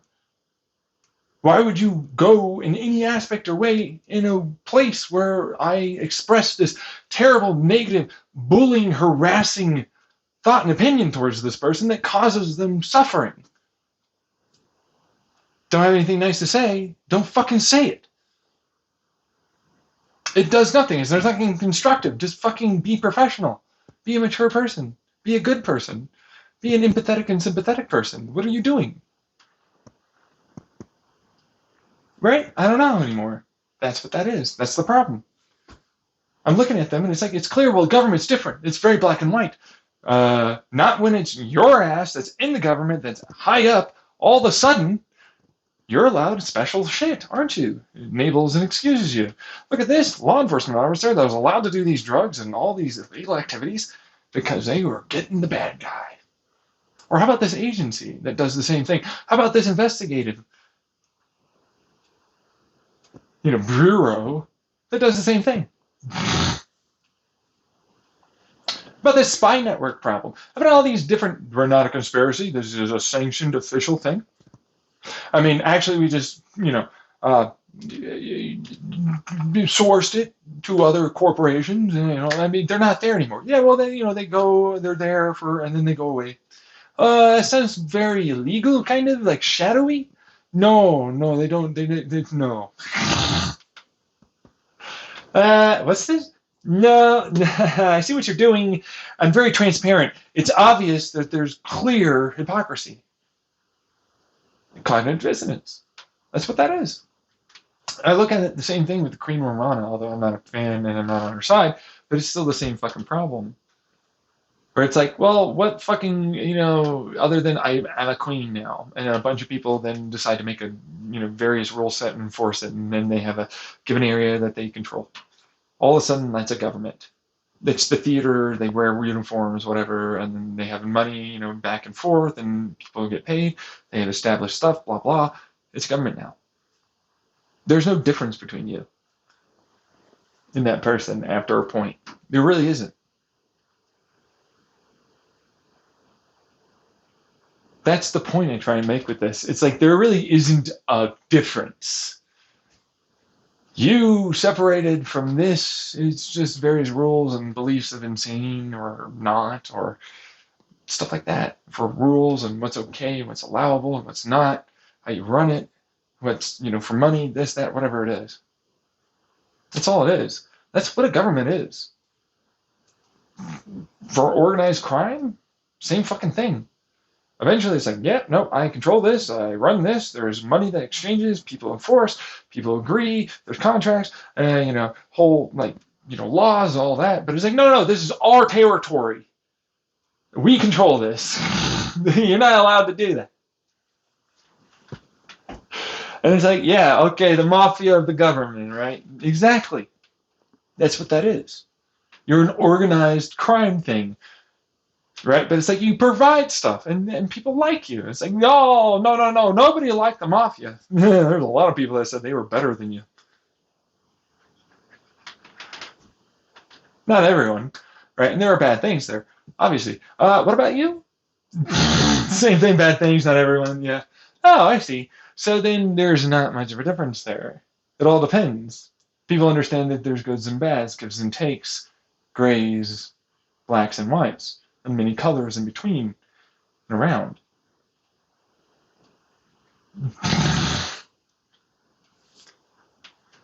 Yes. So obviously, I'm looking at a bunch of people that are like, no, forks. And I'm like, yeah, okay, whatever, right? But the uniters, meanwhile, me, that's what I should really put that back up. I'm pretty sure it's somewhere in my portable hard drive, but it's a speech I did for called the uniters. It's spoons, sporks, forks, knife, whatever the fuck you want to do, but you're all united under the one umbrella, really, which is like you just like whatever you like to use. Who gives a shit? Why should we care? Why should we fucking be angry? And there is no one, but it's like I can always make the argument that a spoon is better. And I mean that. I can genuinely succeed that argument. Unless like you're a person that's very adamantly like the douche fuck over there that wants to excuse themselves. And the forks are the only thing that's good. And enable, and it's like, I like this personally. And it's like, yeah, no. But like objectively, you're wrong. Like literally objectively, spoons make it easier to eat more food outright. And a little bit of tongs and some flats on the sides. Now you've got a knife and fork and a spoon. And it's objectively better. It's objectively better. Seriously. You only need two. That's it. It's objectively. You can eat all of your foods that way.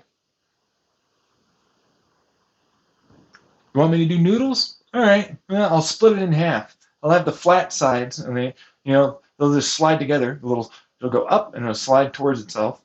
And it's like, here's a little spring. Guess what? I've got your fucking goddamn chopsticks. Guess what? Better. You want the one to rule them all? Here you go. That's the basic design. But it's like, no, I like forks though. Yeah, I don't care. Point is, you're objectively wrong, all of you. But it's like you like what you like. There's nothing wrong with liking what you like.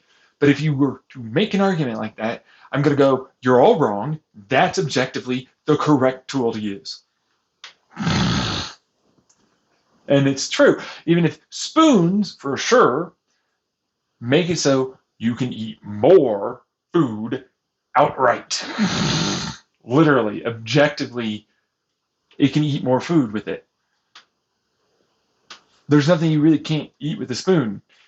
You can chop up something big, long, and stringy and eat it with a spoon. I can do more than just liquids. There's chopped salads I'll always eat with a fucking spoon because fuck forks. Like, essentially, most food is a spoon food. I can make better even to eat for myself personally. Now, it's not ubiquitous, but it's like, no. Well, no, I want to pierce the flesh that I seared to keep all the juices in. Why? Why would I do that? Why wouldn't I just like hold it down with the fucking flat part of the spoon and just cut? Why wouldn't I just do that? Why would I use a fork? Because I like to fucking pierce it. Oh, I see. Still using a spoon.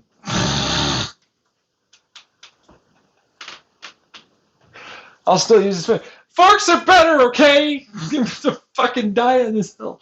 Oh, I see. Meanwhile, do you get it? Who cares about fucking forks? It's symbolic, too. You're all correct. You can use what you want to use.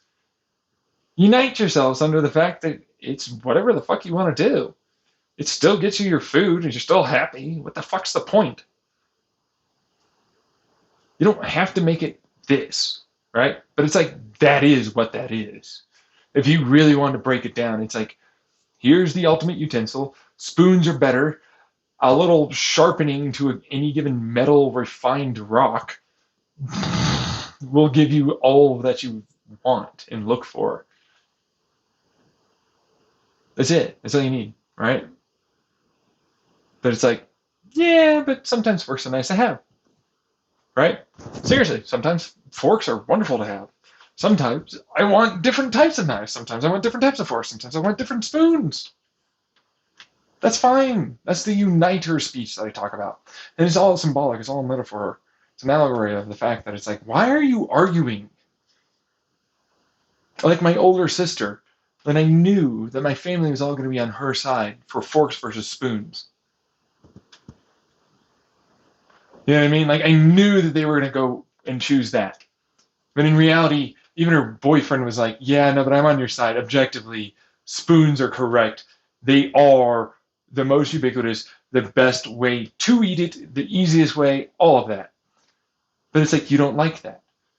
You like forks. It's like, no, I can eat with.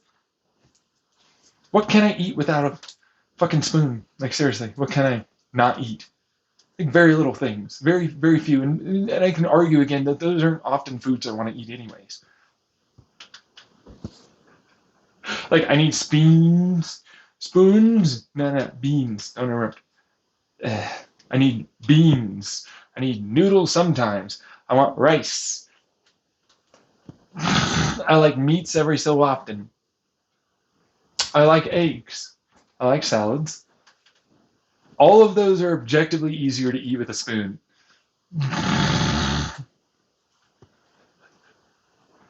Soups.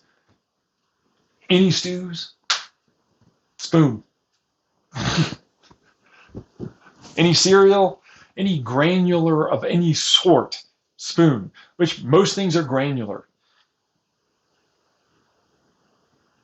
Or can be made granular. Chopped salads? I'll eat a fucking salad with a spoon all fucking day. Forks never hold on to them. Stab, stab, stab. Where's that fucking... God, fucking... It's sliding. It's going away. Just get the fucking spoon. Easy. Much easier. What can I eat with a fork that I couldn't eat with a spoon? I can do steaks easier. It's better. It's literally the definition. You don't want to pierce the damn steak or any of the meat. You want to hold it down. You want to use a non-serrated edge to cut it. That is the proper way to eat it. I can scoop it up and eat. See? Objectively, spoons are better. That's what that really is. Others agreed in my family too.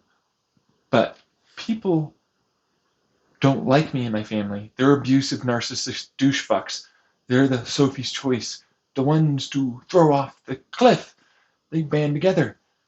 They form that kind of wink, wink, nudge.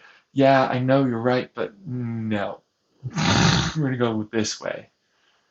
Bingo! There we go. We got to it. Final fucking read. Like, no, I will form my own tribe of fork users. Unite, all of us.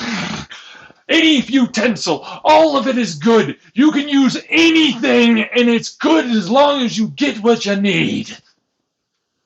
Forks only! Boop! I just kick him off. Fuck. Yeah, okay. So, uniting under any kind of thing that you want to use. All right, we're good. Because it's an allegory, the speech, for any sexuality and kink and all that. No shame there. That's what the allegory was about. That's what it was. It was symbolically metaphorical just for your sexuality and the types of relationships and all the rest that you want to have. Which sexuality is far beyond just gender, which is a problem I find people will argue for. But it's like, no, it's not just your gender. You know what I mean? Like, this flag of mine that's a pet peeve. I can't even be sexually attracted to you now. Shocker, right? That's the sexuality part. Yeah. So it's like, age is going to be in there. I don't ever kink shame on that one either. Whatever the fuck you like. You want older, you want younger? I don't care. Not my problem as long as everybody's good to go and what's going on. That's fine. I don't give a fuck after that. I literally don't. That's it. That's the allegory. That's the uniter's speech. That's what it's been about. Literally, it's just sexuality. It's just, hey, why are you doing it this way? Why are you trying to force exclusivity? Religion, who gives a fuck? Like, literally anyone that you want. Who gives a fuck what type of, any of that, as long as we're all working and it's all working together. And you're good. Why are you hyper specifying this type of sin versus that? Why are you all sin? Why no sin? Why fuck out of here. Get the fuck out of here. Out of here. No reason. No reason to do it anymore. You're good. Unite. Jesus fuck. Right? Just be okay. But it's like, no, he's disabled. He can't work like this. But he's like all these other personalities that make me really think that he. But it's like he can only really ever be something like that, like in like a top position that has all this money, that helps communicate a bunch of people, that makes a big design happen. Yeah, sure, he could make money, but then he'd go off and do something else. He'd never really be able to stick to anything. You know what I mean? Or well, kind of, but that kind of thing, right? It's like great, like oh, you could probably lead people, but oh yeah, you know, the crowd and everything over there. Oh god, I don't like this. I like exclusive. I only want my stuff. Blow it out your ass. I don't care. You know, that's exactly what you need for a leader, because it's like, yeah, fuck you. You don't know actually what it is that you want. Like I mean that. Like you're wrong objectively. You're wrong objectively. Like wrong. And now we use incorrect right now. So it's like you're incorrect objectively. You're objectively incorrect. Your logic, your reasons, nothing holds up to peer review. There's nothing good that comes out of that. It's bad. No, you're objectively not going to make it through. Out. That's what that is, right?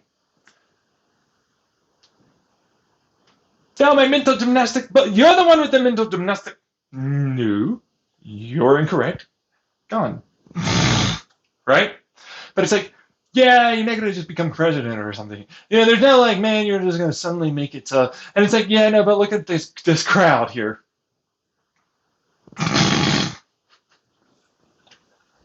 There's no fucking way these people, that all of them seemingly, like, you know what I mean, want it such that I get every, you know, it's just pacify, patronize, give me everything, you know, coddle. And it's like, that's not going to work. No, I can't do that. No, fuck you. This is it. I don't care.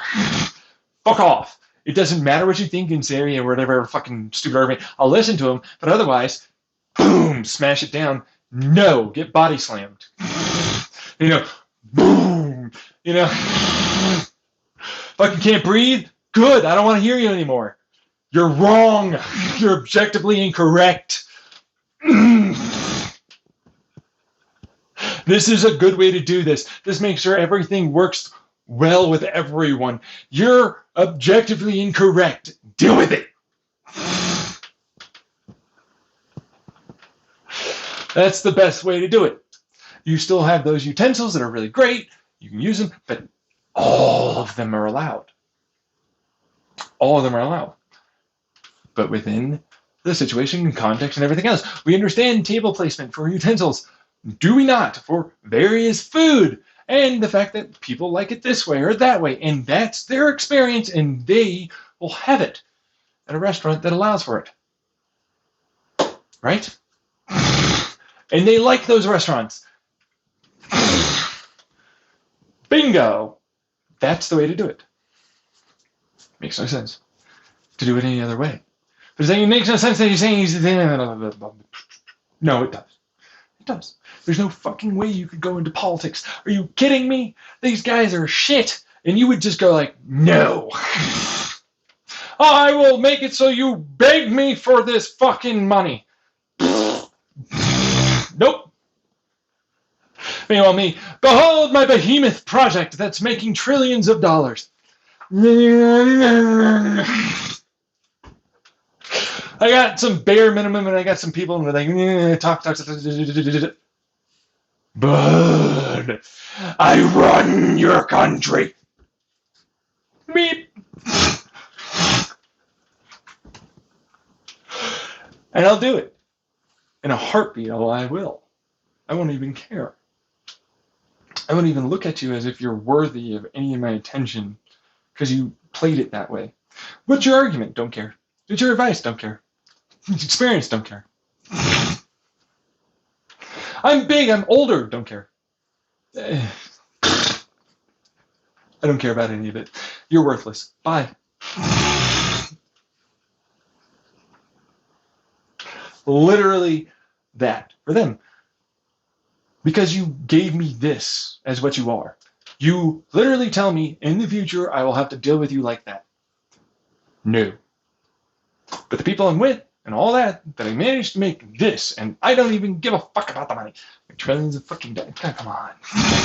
Like, I need this. Ugh. Me, the guy that's like hyper sustainable, renewable resource, all the fucking things like this. I got everything I want. I don't fucking have to.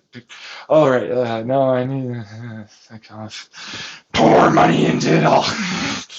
Watch me Mansa Musa your asses. You're gonna be worthless. Your fucking goddamn economy is gonna be a fucking socialist democracy so fast. Meanwhile, Republicans smack. That's my company that you're fucking getting money. You're gonna do this.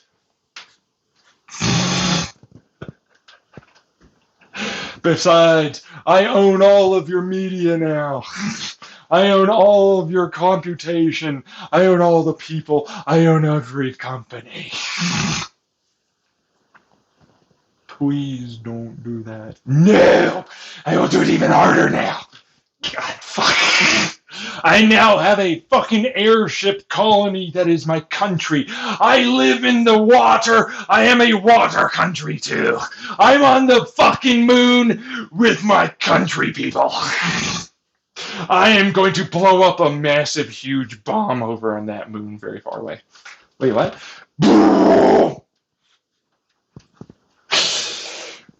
I will wreck you. There. Sarah, what would you want us to do? That's the response I'm looking for. Yeah. We're going to do this now. Fuck your constitution. Boop. We're going to do this now. Fuck amendments. 50 states have to fucking agree? Nope. Yeet. I already got all that outlined, by the way, on my YouTube channel. But it's like, come on! Like, you're good.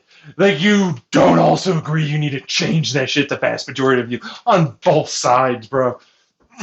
You know what I mean? Fuck off after a while. Right? So it's like, alright. But that's also, it's like, yeah, I'm not really ever going to get into politics. I don't want to get into politics. I barely even like posting videos. Like, for what it's worth.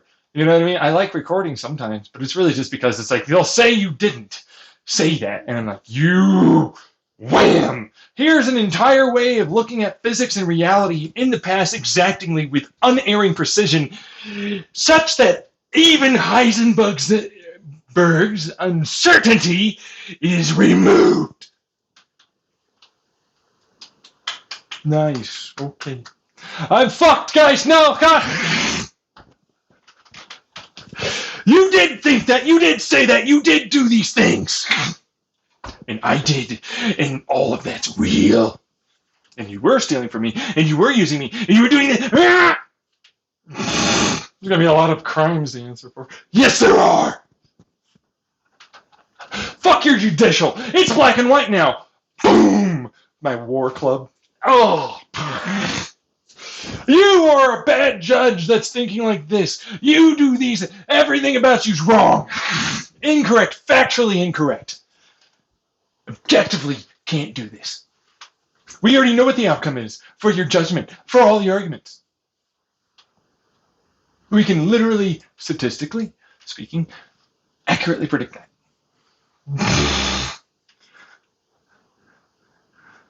Even your thoughts can eventually be viewed so clearly.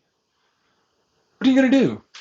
You know, what kind of actual types of laws and judgment? Are you going to go uniter like you should? Or you realize people are people and things are things? Stuff is what it is. And some people like this or some people like that or whatever it is, right? Or are you going to keep going along with this obscene, absurd authoritarian police state that you say you don't happen to have right now. Anyway, somehow. When you do, you know you objectively spy on everything. You know that you obviously work together with many things to shift it one way or another. You've been doing it for years, you've only gotten better. And we're talking really decades when I say years. Yeah.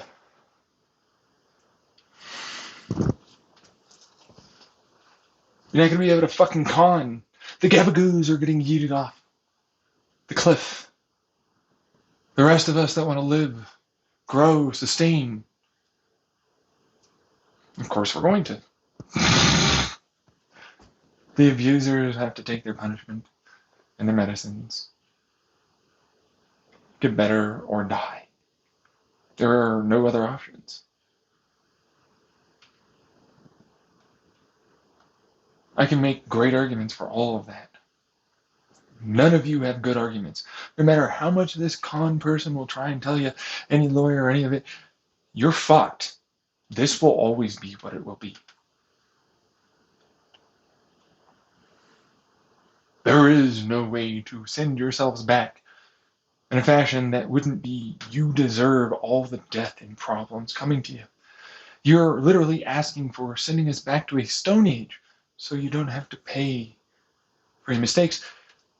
Take some accountability and responsibility and change and grow and progress to like adapt and overcome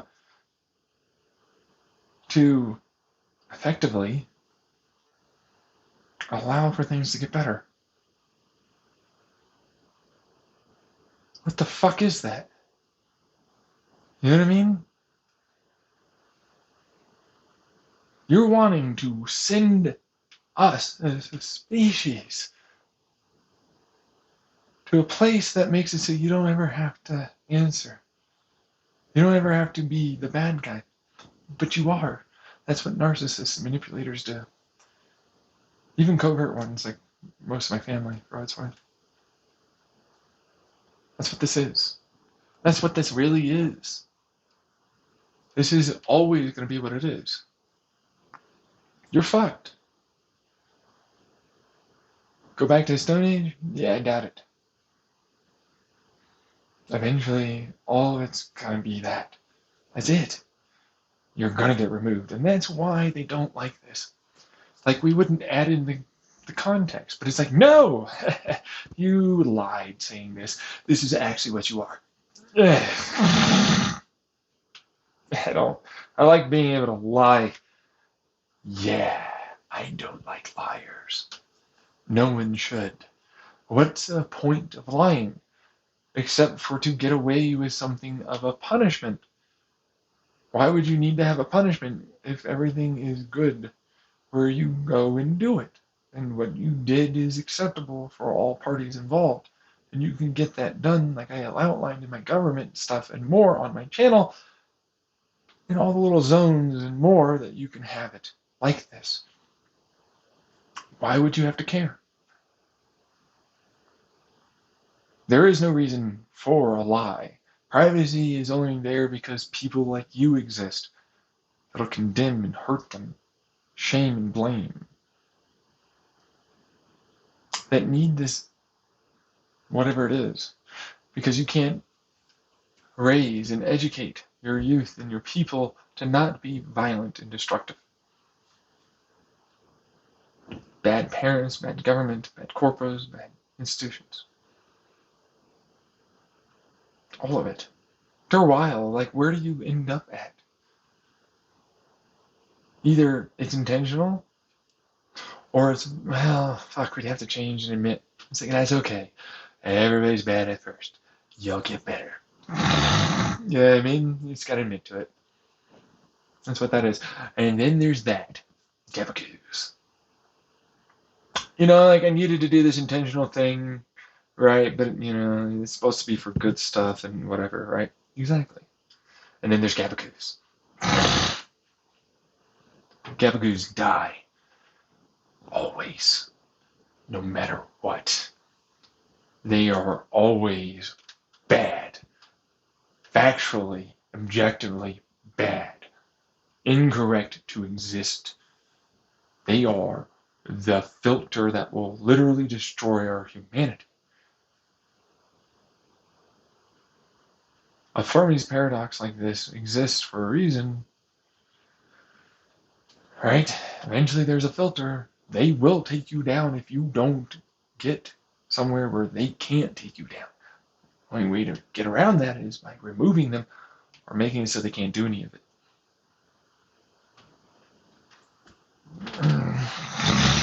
That's what that is. Now it's like I'm disabled and I'm a great philosopher, great ethicist, great morality kind of expert, self-taught, great physics, like knowledge, right? Not really a professor in the slightest. I've never even tried to attempt that, or at least say I am. But it's what it is, right? I have no PhDs, no degrees, no nothing. It's all self-taught. It's all brute force. It's all lots and lots of just, thinking really hard for a long period of time. Even if it doesn't look like it. But that's what that is. That's the point I try and make. It's like, well, you're this thing that doesn't make money. There's no, you know what I mean? There's no making money off of that. Yeah. Like, you need a professor job if you want to make money off of that. And it's like, yeah, I can't go through college, dude. Not to mention, it's like, if you want to be a voice, you have to get somewhere. A lot of people have to agree. You have to make it big online at the very least. And it's like, yeah, exactly. Meanwhile, I'm looking at a bunch of hackers and everything else that clearly I made it big with, that for sure hacked me, spied on me, and more. Big somewhere, obviously.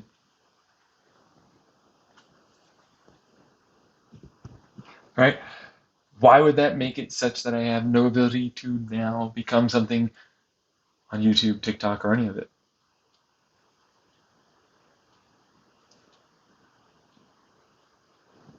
See? Same thing with relationship. No, we were trying to make it so that way your life is better, and you headed in a direction that that means you're definitely there fucking controlling my life, preventing me from making it anywhere and more. Which effectively means I would have definitely had all of this and more, right? That's all going to eventually come out.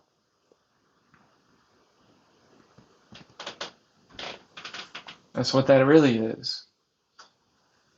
Now I'm here, terrified of my future, because it's like, that clinic does not look like it's going to last, even if they all try and lie.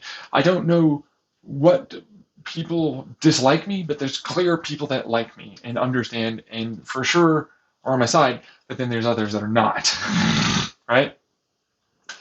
Yeah. And then the town too. And then there's the online. Now you're seeing the divisive nature of me.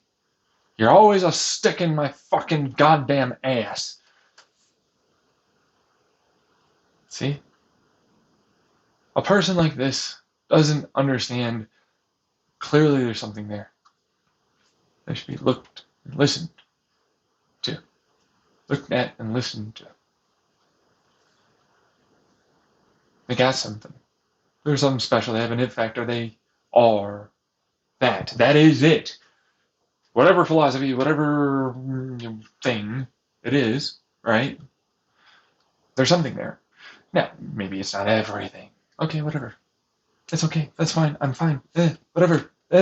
Don't need to. I don't need everything to like me. I don't need everything to go my. Get out of here. I just want to have a good life and be something heard, famous in that aspect. Have my needs met. Head towards things that in my life I like and enjoy, and make it positive. Whatever might come in terms of that positive, if I do live for way longer, and in fact I get forever, because biological and some other quantum and whatever manages to happen, or for a really long time, or however long it is, I manage to make things better than when I came in. Fucking, that's what I'm looking for. I'm looking to make things better. I'm looking to make things good. Not just for myself. But I have my own issues, obviously. I'm disabled as fuck, bro. Come on, you know? But also, it's like, what isn't involved in that fucking shit show? The shit fest that ruined my life, that controlled my life, that's clearly there. I don't care what someone says. They are there. If you do a little investigation, you will find them. It's not even hard. But it wouldn't matter. I couldn't go to the police. I couldn't go to FBI. I couldn't go to anything anyways. I want to go live my life. I want to enjoy myself. I want to go work on things that I can actually do, that don't make me feel helpless, alone, and uncertain, and not safe, as I do, constantly, all the time, all my life. That's what I've been living. Emotionally neglected and abused, discounted, abused, mentally and emotionally, verbally. It's a whole thing. It's not even getting into physical problems. Then it's like, you're a walking red flag. How? Smart, intelligent, all this stuff. Oh, he doesn't have an income. He probably fucks all the time. You know how many fucking goddamn people have told me that? I'm not even kidding. It's not. I had this neighbor who's a friend. He's like, you got a big, because you're a tall guy, you got a big dick, you probably fuck all the time. I'm not going to get into this. This is not, I'm not comfortable with this. Because I don't. I don't. I had someone tell me I was 16. I looked like I was 16. I'm like, fucking, they carded me over in Walmart. I'm like, oh, 32 and still making that happen. I'll fucking take it. Meanwhile, do you realize, like, you do look a little younger than you think? You know what I mean? Hey, how do you get that? Genetics, probably. Probably. Right. Anyways, but still same thing, right? It's like, no. It must mean you cannot be that way. No, I am. I do have those issues.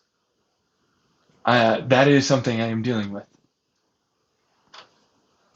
It's a real problem. But it's like, I fight hard to be this. And it's absurd to think I could do without a hell of a lot more work and more time and all the rest of it. More. It's like, oh yeah, no, look at me. I'm going to go after, what is it, a big group of fucking hackers? A government that's involved for sure? There's no way they're not. You know what I mean? And then there's for sure a bunch of so many companies. There's no way there's not. You know, right?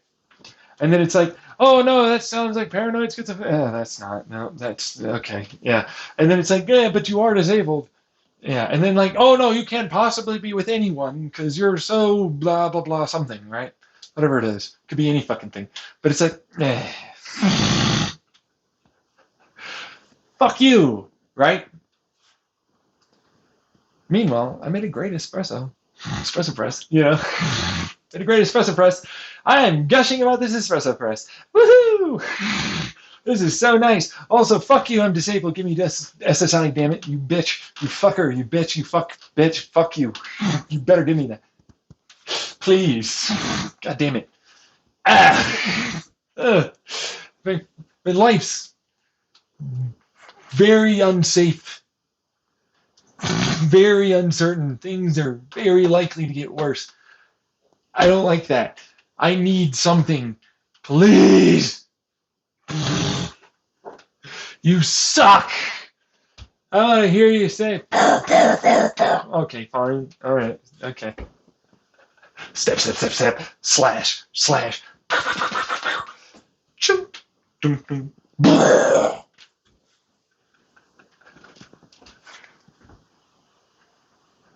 Yeah, I can't save them. Stomp. He does not like that. No.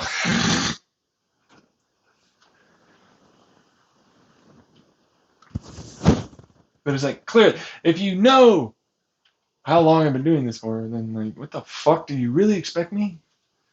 That's insane. You can't expect me to do that. That's absurd. That's bullshit.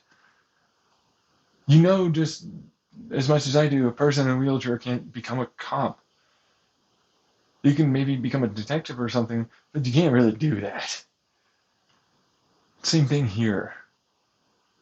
I'm sick and tired of hearing people discount what I like. On one hand, you see how critical and cognitive dissonance that is.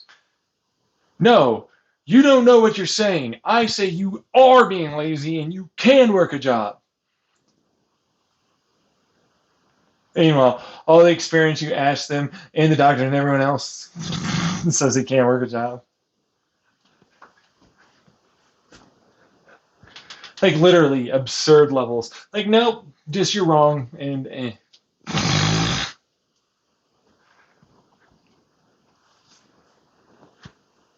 See? It's a problem.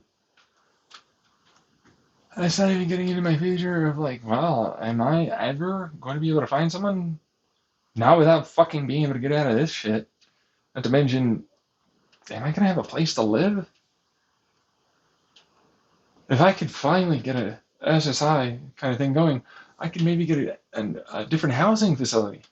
I can maybe live somewhere else that isn't around my family, that does allow me to actually do my own laundry. You know, have shit that isn't with them involved. That'd allow me to heal, and there's more opportunity in terms of therapy and treatment that could be there because there is very little around here. All right. That's not even getting into opportunities for relationship. People that might actually be someone that thinks or has similar, you know, all that I have. Okay with polyfidelity. Okay with the sexual, you know, kinks and all that. Right? Like heading in a similar direction or so on in terms of life and relationship stuff. Understand that the communication is like this and respect the boundaries and needs and wants and know how to be mature about it. Right? Otherwise, it's like, oh, fucking shit, I'm stuck. I'm going to have to go back to my family or mission. I wonder if they'll drop me off at Phoenix. No, that's full as fuck. You know that's not good. It's true. Yeah. I can't just suddenly get a job either. They don't really have clinics. Well, maybe I can get one in Flagstaff. They have a clinic in Flagstaff. They do have one over here, I think. Well, I mean, I can't really. Are they usually full? Yeah, last time I checked, a lot of them are full, like constantly. Like the only time is like summer. Really? Yeah. Well, at least that's what the gay person that got thrown out the fucking goddamn mission said when he was there, and even then they were still full.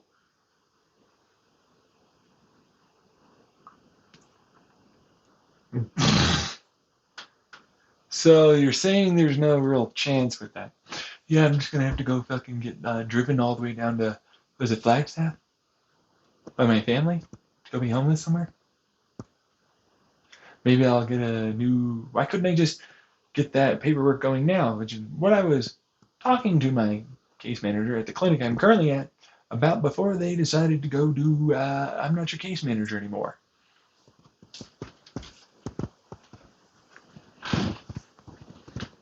Because it's like, well, I'm still putting in that work. Is really all I can do. I'm doing everything I really can do. You're going to need to put more work in for me. That's not how this works. You want your other leg to be able to be used? No. Ow, fuck. Ow, ow, ow. Hey, you still want use of your arms, right? Yeah. Yeah, as I figured. Well, you got one. I'll end the other use if you don't do it.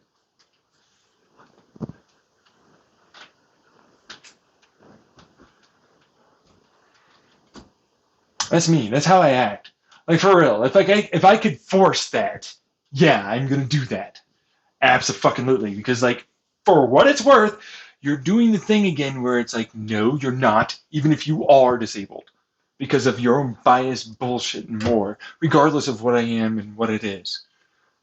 You think I won't make absolutely certain anything? Like, if you know about my stuff in Chandler, then you know I will absolutely fucking destroy your entire country because it's worthless anyway.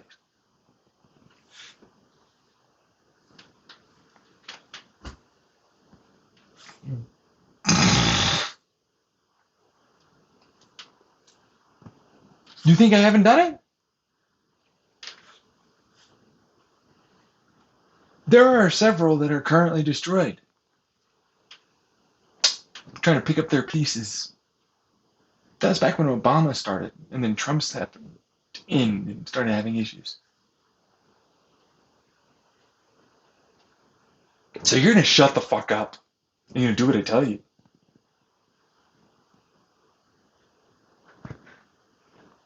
Reality-wise, it's like, I am disabled though. Why do I have to do that? Like, I don't want to do that. Why do I have to do that? Why do I have, what the fuck are you making me do? This is on you. You're making me do this to you. And all the rest. I don't give a fuck about collateral or any fucking bystander. I don't care. I will absolutely kill any kid. Fucking here's a big old hurricane and tidal wave. Don't give a fuck.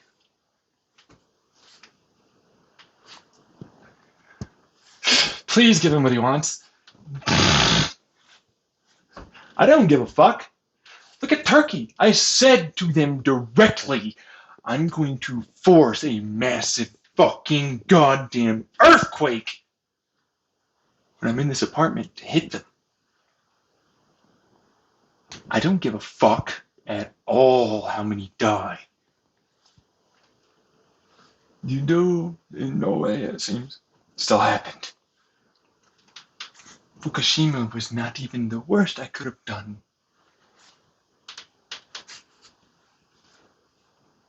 You're making me do this to you.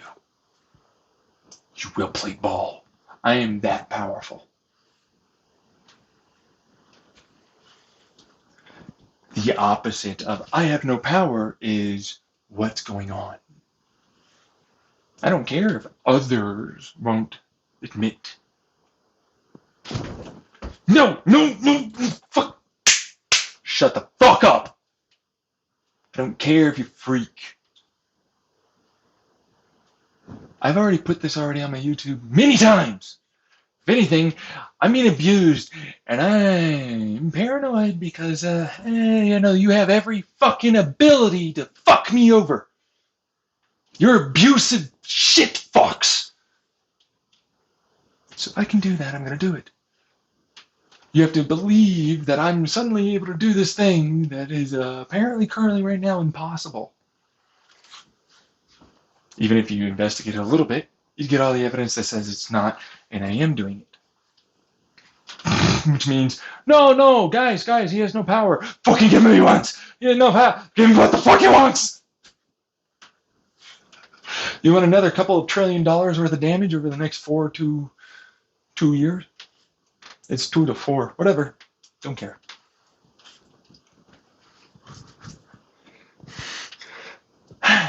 Yeah, let's get those pocketbooks out. You're gonna fucking save the economy that way again?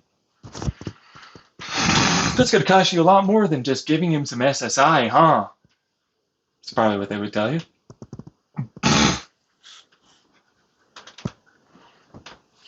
That he deserves and needs anyways because he's disabled. Yeah, but I don't want to be pressured. I don't give a fuck. Shoot that person. Shoot that person. Shoot that person. Give me the gun. Why are you running? Why are you running? There you go.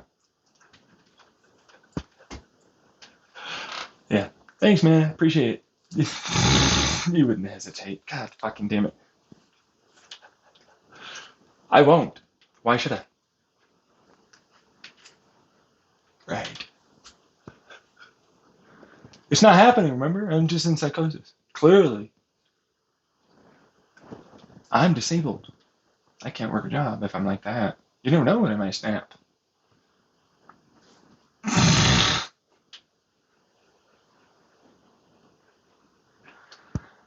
Yeah, okay.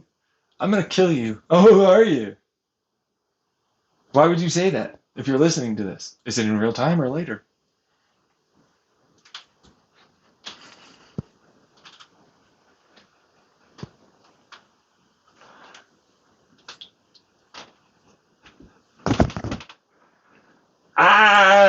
Give me the SSI! Why, America? What are you doing? The entire government over there. Have fun. Meanwhile, me, I'm just asking for my bare minimum needs to be met. I am actually a person with this issue. Why are you doing this? Let's see if you'll do it. Again, like with Obama and Trump? I gave you a fucking plague. Was that not enough? Well, it's more of a pandemic. Oh, okay, sure. Mm-hmm. This guy, right? Fuck you, bitch. I'm gonna kill you.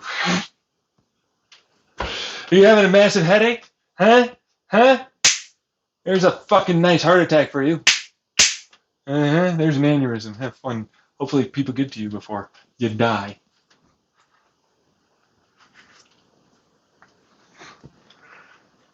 It'll happen. It's going to take its time. Don't worry. Great. Go to about 3 months to 6, roughly. Whoever that is. Dick. Yeah. But that's what that is. So it's like, no, he could definitely work a job being like this, huh? Maybe you just act. Okay, shut up over there. I'm trying to really, really mental gymnastic think and spin my way out of this.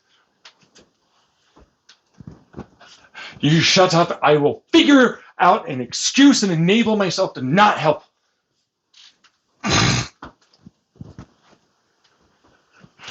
Meanwhile, me. Let me get the Gatling gun.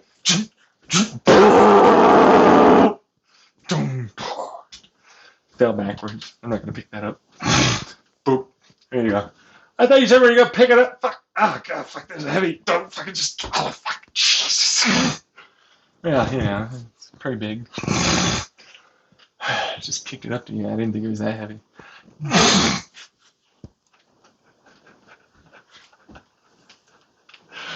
Okay, thanks, guys.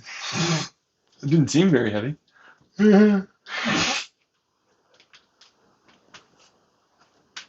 Anyways. Well, January 6th was a whole other problem. I honestly wanted to see like how truthfully much these hackers that were for sure doing this and they definitely were involved with the government with that conspiracy that's currently going on would ultimately do. Like I thought the CIA would step in and effectively help me or something like this because clearly if you look at back in Chandler, that's essentially what I'm kind of doing for speeches and all this other shit. But it's like, it's clearly meant to be not true. Like, it's very obvious, right? You know? Like, it's like, I know for a fact it's not, right? Like, it's clear. I know I'm lying. I know, you know, that kind of thing. And I'm even telling people that. They're saying, no, we're going to keep doing it. And I'm going to still shoot these people and all this. And I'm like, what the fuck are you doing? What the fuck? What the fuck are you doing? Meanwhile, I'm not responsible for this. I said no. I have clear no control over this. They're just using me as an excuse to do this. Seems like it, yeah. God, fuck. Meanwhile, they got great excuses and speeches and, you know, barely logical enough reasons, you know, and arguments and stuff. Next thing you know, they're progressing. And no, Trump's in office. Fuck. Anyway, I'm like, why didn't you stop this or help me? That's the whole point. I did it for. It's gonna lead to me. It's so big. There's no way it doesn't come from me. The heck, I don't care if they lie and say they didn't. You can clearly get that information. You clearly know how. We'd have to admit that we were spying. I don't. What? That's all?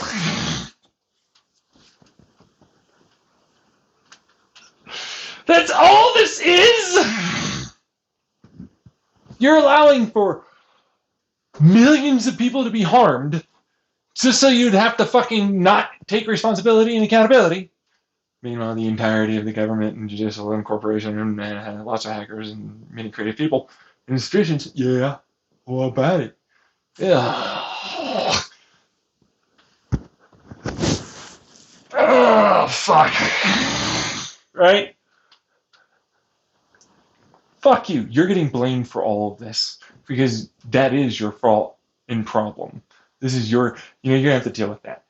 Nah, but I kind of want to be a racist white supremacist. Fucking hate you. I'm going to murder you fucks.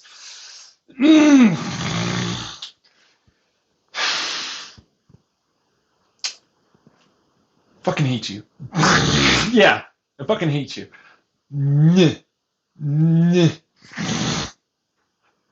He doesn't care. It's like, no.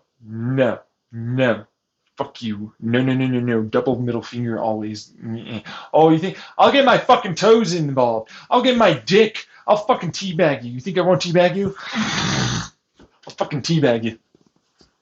Right in your mouth, fucker. Why do I taste? Suck it the fuck up.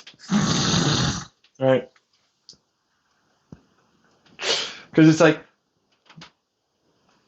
that's more than everything in terms of that side. Because it's like it's going to call to a whole bunch of other people that whether they knew or didn't know, there was a way for them to know or not, indirectly or directly, they're involved. Like, there are so many different people that got songs from me, scripts, scientific studies, experiments, movies, careers, and more. And the CIA is involved in that. You think they're not, but they are. That's a thing. We already know about the fucking paint guy, bro. You know what I mean? Bob. Yeah. Right? Like, dude, that's nothing compared to me. And it's like, no, well, the legality aspect says that I'm allowed to. Because I'm the one that has the pen or the rights to it. And it's like, yeah, but that's mine. And I never wanted it to be used. My ideas. That's my intellectual creative property. I never saw a fucking dime. And I went homeless.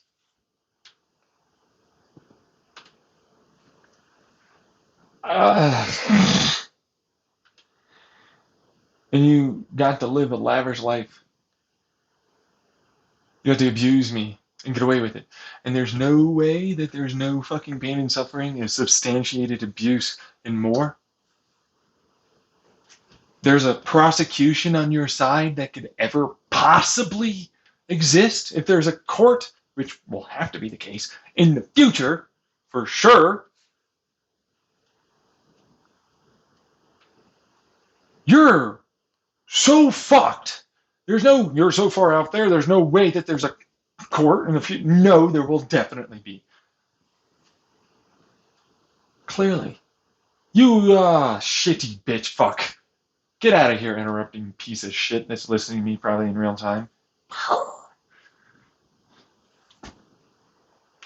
Doesn't matter. Point is, I did do that. Point is, that is a thing. There's no fucking way there's that many coincidences after a point. Stuff has to be involved. There's no possibility of that many orders of magnitude of things to be similarly thought of by one fucking person. Which means you're fucked. It's all going to come out. Remember looking backwards in time, no uncertainty? That's on my YouTube channel in multiple ways already. We already know about how to use the light to look backwards. I've figured out a way to make that even larger and longer. Not, man, I want to look at the beginning, the birth of the universe. I can pick and choose at any point in time and space and look at it. Now, granted, we are moving through the universe and we are rotating around a black hole, all that, but I can do it. See? Oh. Bingo, muchachorinos. I got you fucking paid. I got all of it. Every one of your asses. I know all of your little bullshits. Cons. Law breaking. Lies. More. I got them all. I can prove I did that. I can prove what influenced me. I can do all of it. There is no fucking prosecution. There is no possible evidence you could ever say. There's no argument you could make in that court. You would all have to have no conspiracy linked, which would be able to prove the entire thing for all your judges, all your officers, all your investigators, every fucking one of them. I could literally remove all of your corruption permanently. All because, well, you didn't record. Didn't need to.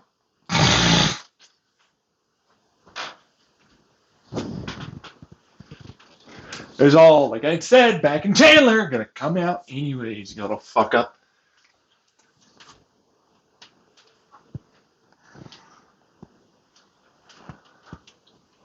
You're as screwed could ever fucking be, dude.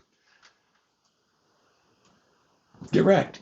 Get fucking wrecked. You didn't check yourself before you made sure you were wrecked. And you definitely got fucked. Clearly. Get fucked hardcore. But you definitely are wrecked and fucked. You know what I mean? And even worse, it's substantially wrecked and fucked.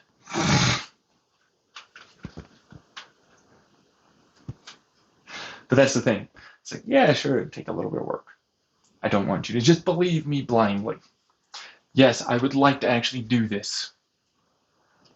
I need it. I got something in my mouth. Desperately, obviously. It's clear.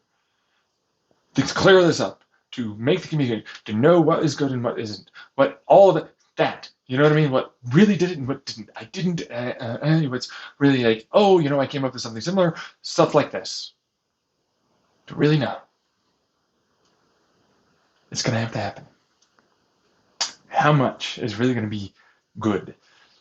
Whew. Whatever that is, good, but all the rest of you are fucked. Get fucking wrecked and fucked. Just pound them in the fucking ground. You know what I mean? And I wonder why they wouldn't want to help, right? I don't care. Good is good, doesn't matter. Good is good. That's what that would be. But it's like, now I don't want to give you SSI. I'm going to use that as a reason to not give you SSI. Oh, really? Hi there. This is now on you. What is this? No, you wouldn't know. What is... fuck. Why can't I... You gonna move? I thought you were moving. What? Why are you right there in the middle? Just take that out of there. No, that never happened. I didn't put anything on them and they were not, you know, accidentally hit. That never happened. No, not a thing. I am going to give you what you want. Oh, that'd be nice. I don't believe that. The last time other people said that, they decided to work together to make it so I couldn't get SSI. They promised me something. I did the thing that if I did that, they'd get this. Obviously, right?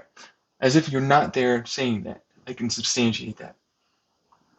Make it factually incorrect that you lied. By make it, I mean showcase that that is indeed the correct thing. That happened. Which will eventually come out. But why are you lying now? You have no credibility. Every time I try and go along as if you were trustworthy. Turns out you're not.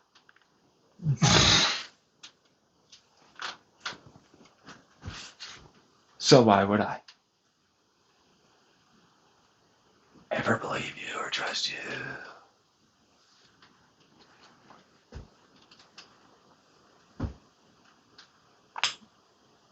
Because I'm not going to, and I was lying. Oh, shocker. Meanwhile, why do you think I'm freaking? I know damn well. Like, it's not a miracle or anything, but it's like, it's clear what's going on. You know what I mean? Right?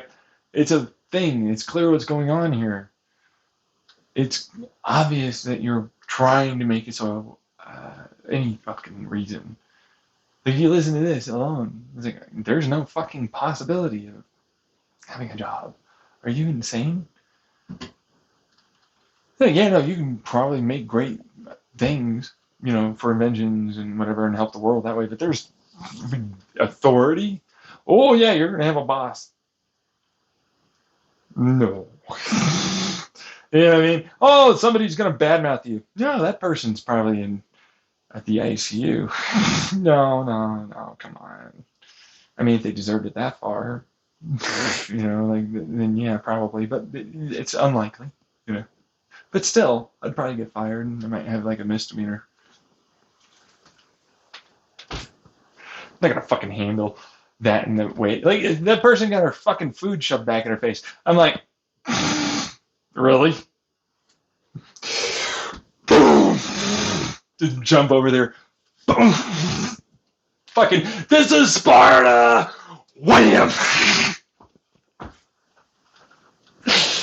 Bitch, sit the fuck down! Slam! Boom! Alright, I'm out. I'm sure I won't be allowed to come back. Alright. Let me know, though. I'm gonna leave. I wasn't here. You didn't see me. The tapes are destroyed. Bye!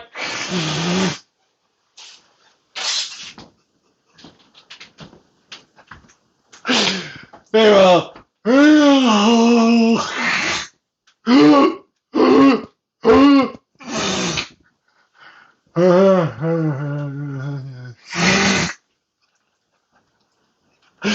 Oh no! She tripped and fell, everybody. Tripped and fell.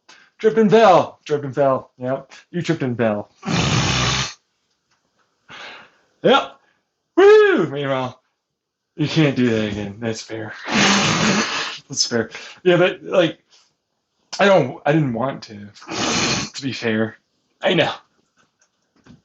But like, I'm not gonna not do that. There's no way. She deserved that. You know, I don't feel bad about doing it.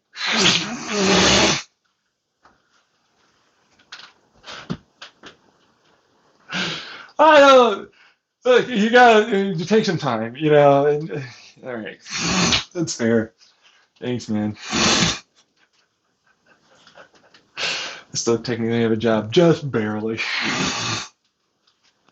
Meanwhile, can you please delete that video? No, I'll never post this. It never happened. But fucking hell,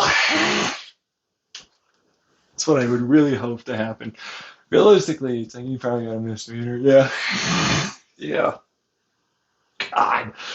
You know, it's like you see people doing that. Would you know? I mean, right? Yeah.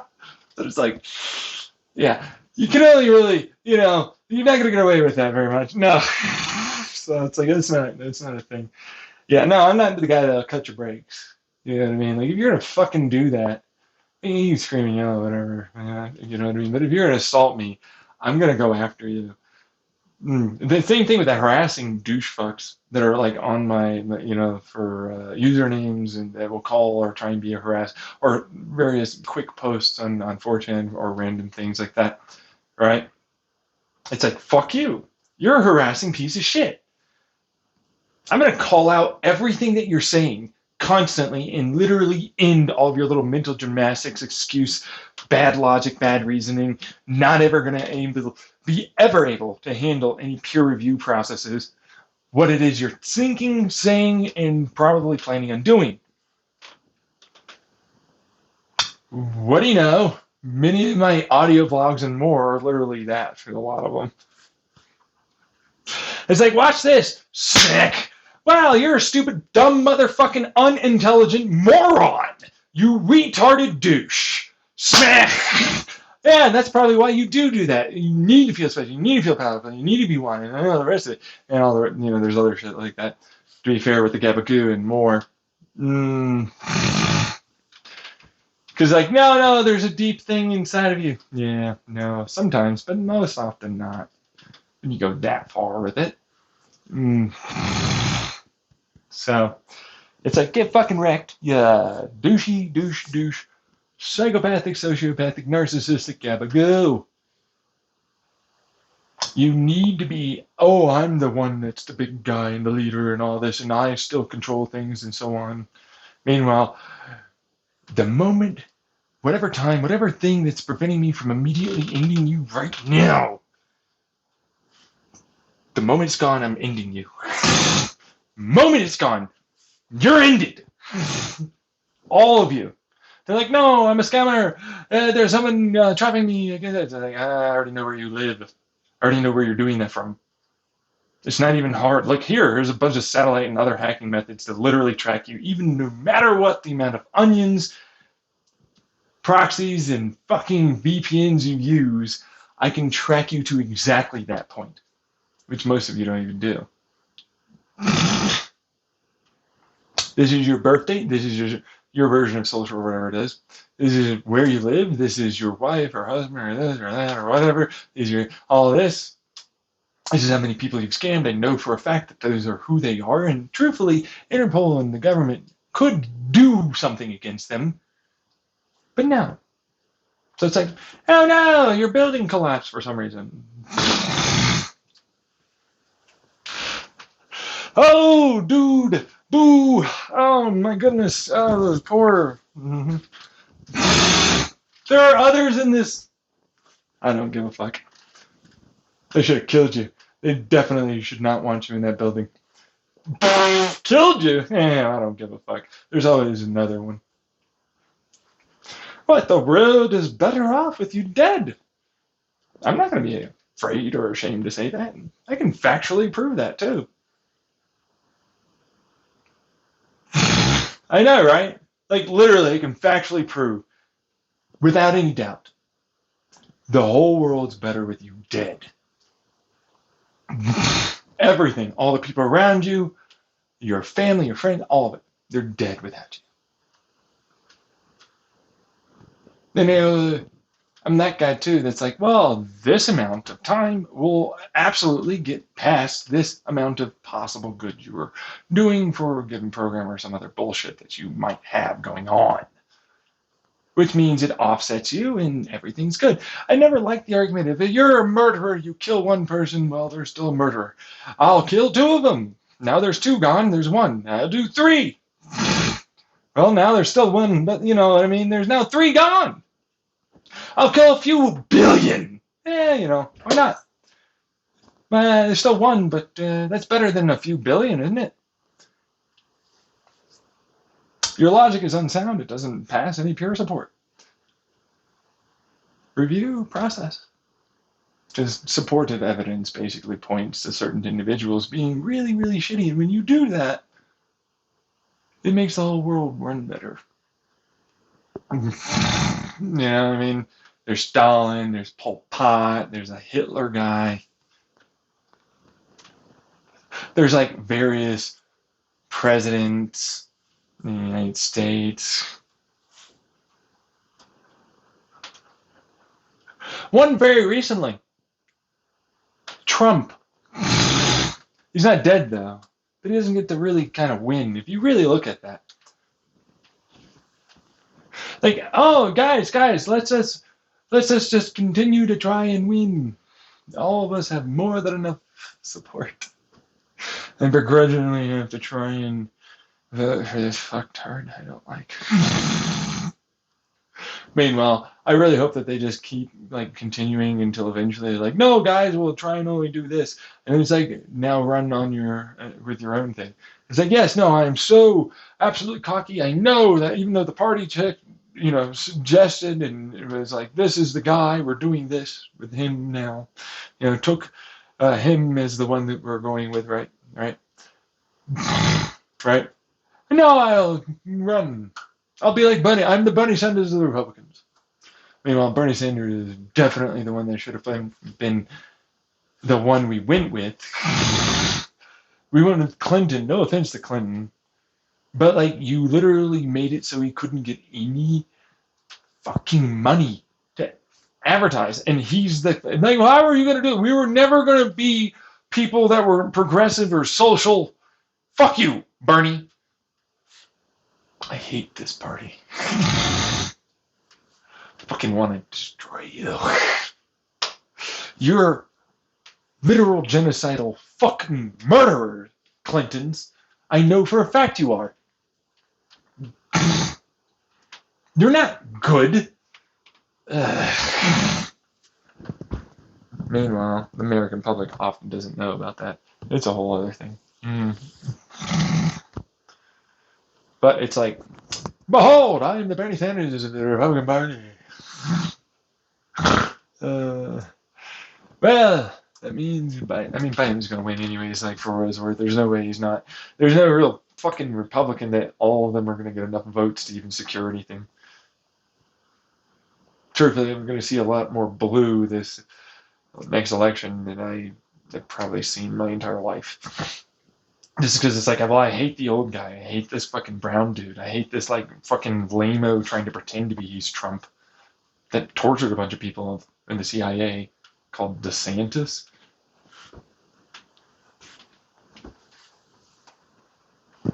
You know what I mean? There's a woman running. Oh my god, a fucking another. Ew. Meanwhile, at least there's just the one guy. Yeah. Because otherwise, it's like, no, Bernie. No, I'm definitely voting for Bernie. Like, most of the fucking younger, like Gen Z, Gen X, and then millennials, of course, and if there are any Gen A's somehow magically old enough to vote, although I don't know if that's totally magical. I'm going to move on. Anyways, then yeah, they're probably going to vote Bernie Sanders. Yeah. Just because it's like, it's a social thing. Like, why would you vote somewhere else? And it's like, yeah, pretty much that. Like, Gen Z is literally like, you make it so I have to do impossible. Like, literally, it's bullshit the amount of crap you're actually making me do just to get bare minimum levels of living. Everything you have for my future is essentially gone. There's nothing at all sustainable, certain, or anything safe. All of it's too damn expensive. There's no fucking way, and you could say I'm not doing enough work. I'm on this motherfucker's side his entire life. The moment you frame that, it's like millennials, Gen Xers, Gen Zs, Gen A's that are fucking just trying to, I don't want to think about it. Because, like, remember millennials and us, and then, man, I didn't even want to think about it. Right? And it's like, fuck this. On his side. You know what I mean? Meanwhile, no, guys, do more work, and we'll make sure that you have even less money. And no way are we going to do cost of living styles of wage or any fucking goddamn universal health care, any fucking infrastructure funding, any, like, anything that makes it so the fucking country runs at all. That's so many different programs for social welfare stuff, or, just making things for ends meet. Like, oh no, PCP, we're not going to do that for the veterans that fought for us and got shot at by people with fast-moving rocks that were refined. But I won't do it myself.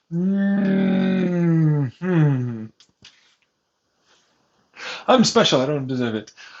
I thought the exemptions were like you had like an SMI or a 5150, psych hold, or there were some like bad things about you mentally and like physically. What makes it so that way you would be something that you could fucking lead people? Somebody has to lead. Yeah, they're empty already. God damn it. Men's meat, though. You know, whatever. It'll work. Eh. Yeah, you didn't know, but I put some napalm on them. They're gonna burn. It's gonna be fine. Great fertilizer after a while, you know. Anyways, but that's what it is. It's like, well, no, we're special. We're good. We're big, powerful things. We don't deserve in any way to be shot at. And they shouldn't have, like, you know, our mistake of deciding that Trump was correct and that this pandemic was not going to be as bad as it was. That caused them to effectively have all these issues that made it such that they weren't going to be able to make ends meet. That is our problem. It's not our problem. If I'm a veteran, I'm literally looking at him like, this is the Republican problem and their party's fault. You allowed Trump to do this. You didn't stand up to this motherfucker. You gave in and you bowed down. You are all at fault too, there, Democrats. It's not like you were so much better. Your government's a joke. And if you think for an instance I'm like any of the agencies and investigative bureaus or any of the fucking shit shows that they are don't also deserve just as much blame, then you're wrong.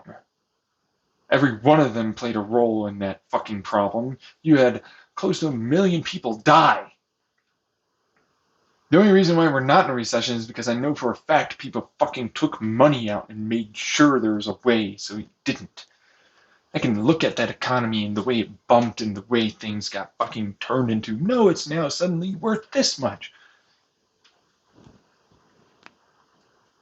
I can look at all of it. I know for a fact you made sure it didn't fucking fail.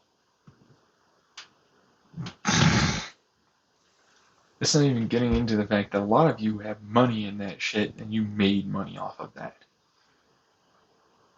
You're a bunch of corrupt garbage. You don't stand for valor or honor or fucking dignity. You don't stand for any level of justice. You are not something that I can find deserving of anything from me other than mistrust and a total lack of confidence. You're not morally or ethically anything good, seems like. Your philosophies are unsound as you are constantly trying to spin onto me. You are as insane as they come, but it's intentional insanity, intentional, malevolent, absurdist insanity that means you're fully well aware you're a gabagoo. You pretend you're stupid, you pretend you're inept, you're pretending. You are evil. You're a gabagoo. And you know what the worst part is? It's not just the government. I look at companies and I look at fucking institutions and creators alike. Hackers all up there. Now, I try my best as best I can.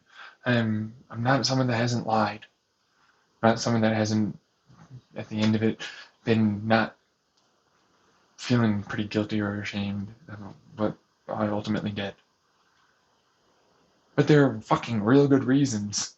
I didn't want to be homeless. Or various shit like that. Still didn't work out. I'm still homeless. It's a whole thing. But that's essentially neither here nor there, because I worked my ass off to make it such that I didn't have to do that anymore. I didn't lie, and I didn't admit the truth. I just fucking gave up trying to fucking make people like me and all the rest of it. I didn't care anymore. It wasn't worth it. It's fucking shit. Fuck this. I don't care. What I care is at the end of the day, am I able to get what I really need to be able to get off my chest? Am I really able to be my real honest self? Am I really able to tell the truth? That I don't feel bad. That, well, yes, I can be uncomfortable about saying that I think this way, or have this opinion, or this perspective, or this view, or I have these issues, or whatever it is, because I'm afraid of whatever that is there. Can I at least do it? Can I at least be my real self? And the answer is yes now. I'm my real self. I don't care. Thick, thin, bad, good. Waves of unintelligent gobbledygook from idiots that think they know something. Spinners and garbage gabagoos. Mental gymnastics like crazy. Nothing can ever possibly be supported in the peer review process at all. There's no fucking evidence at all for them having been correct. And they keep trying to spin it to me, and they're lying. They definitely are wrong.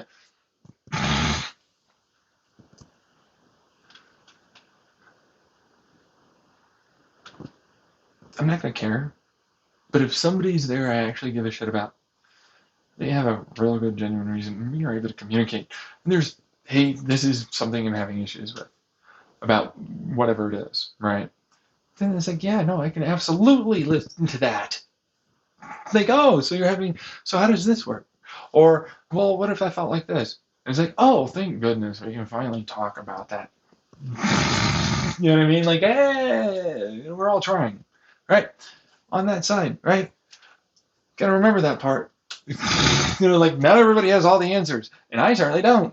I'm just someone with a lot sometimes, or I can brute force and probably get a pretty good one, and I don't really feel comfortable sometimes telling you exacting things because, well, yes, they probably would work. I have a bunch of experiments that later were performed that were exactingly those things that got taken, and it turns out that's exactly what you get.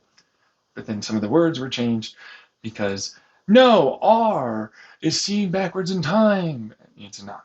We didn't just do conservation of information. You converted a particle into another one and then put it back into the same particle. I don't care. That's just literally the definition. I went backwards. Is it probably more? I don't know. No! You!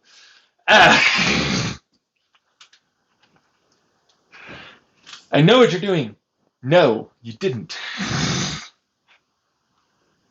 Not to mention, same thing with, there's no way to extract energy from a vacuum. Proceeds to look at all fucking the different vacuum energy things that we use. So right now is what you're thinking, right? No, permanently. I'm out. I'm out. I'm out. I'm out. No, there's absolutely going to be a bit. Fuck you. We can do it. I already have several, you know what I mean, on my YouTube channel alone that will fully work. But that's not even getting into the sexuality argument, which is still like, basically historical precedent says this has always existed. And effectively, this is the best way we can really kind of tend to do it. But there's varying degrees of individual levels of trauma or abuse, or what is considered that by them, and some are more accepting if nothing for communication occurred, or and then that's a whole other topic.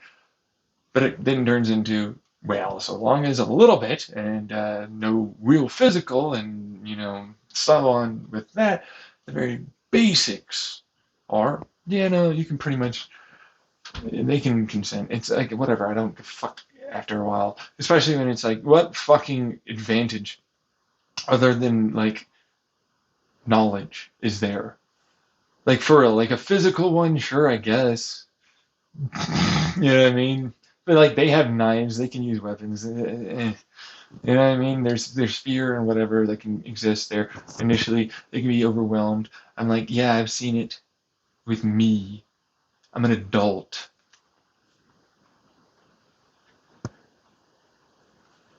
So it's like, I don't really think that you understand your own argument. It's not just kids, adults have this issue. A person that's pushy like that is gonna just try and learn how to manipulate and push you and overwhelm you and just let you make you let them do it. You just give in. Look at the fucking Republican Party and the Democrats with Trump. No spines. But it's like, is it spines or is it a lot of abused individuals that are there?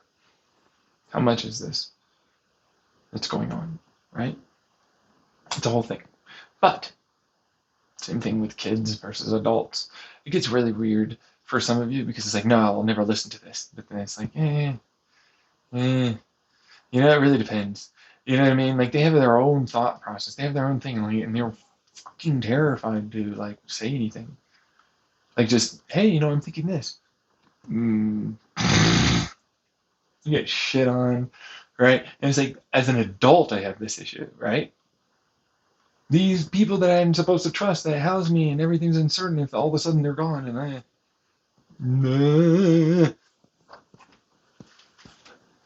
don't know, man. I don't really want to do that, you know? So it's that thing where it's like, oh, all of a sudden, be surprised how fast certain people are very independent. And I say people because it's like age is not a number on that side. A person's a person, no matter how young, no matter how old. It's just a classification of age, which we assume is maturity, we assume is independent, we assume is all these other things. But that's what that is. Right. That's where that comes from. And it's like, yeah, I'm just sick and tired of thinking in any aspect you're going to be able to stop them from doing it.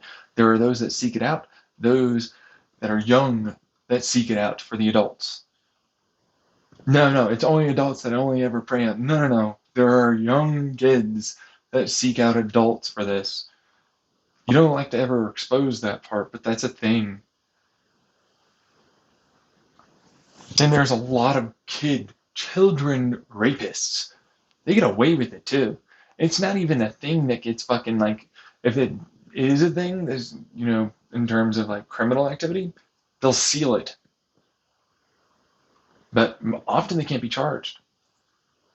And they will be a gropey, molesting, abusive, rapist, sexual assaulter, all that thing. All right? That's a child. They'll do that to adults. There are a large amount of those things that law enforcement officers and other investigators know about that goes on.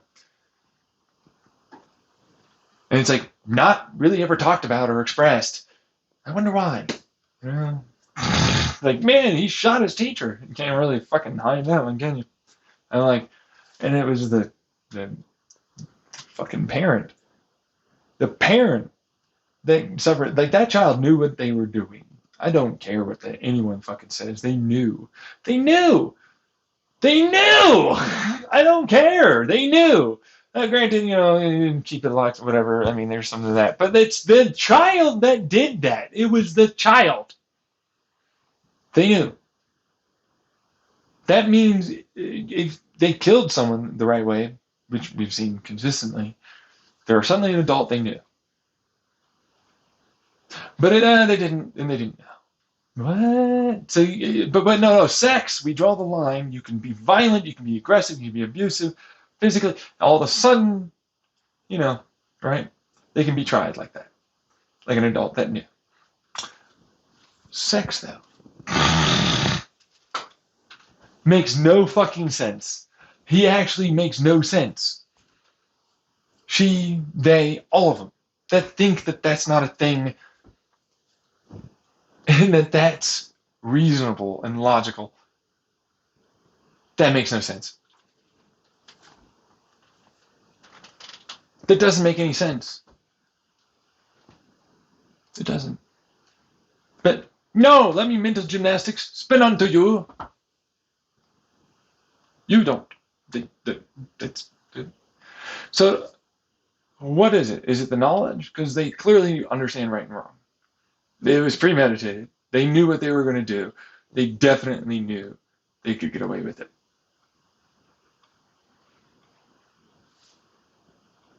gets a little harder as an adult, but it doesn't change that it's definitely the case.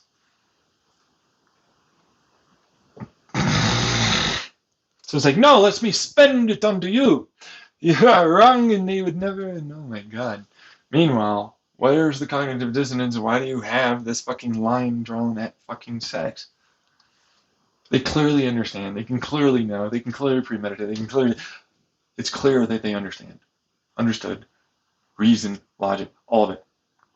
None of your peer review here for it can't be a thing is holding up at all.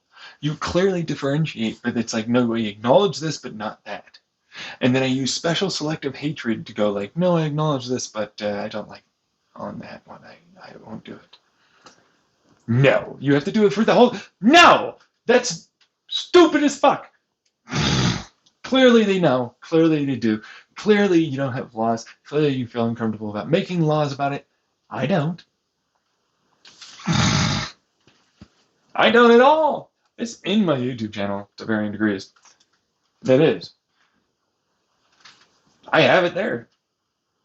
I have everything pretty much good to go. It's really kind of detailed, but then that turns into like, seems more like an individual family and person to person kind of thing. You know what I mean? It doesn't seem like it's me to decide that, right? It seems more of a contextual, situational, individual, group, that kind of thing. It's just like, all right, well, whatever. Because like, just like a child goes, man, maybe I want to watch this horror movie. I'm really, you know what I mean? Like maybe I really, and it's like, something happening. Oh, I can't sleep. You know what I mean?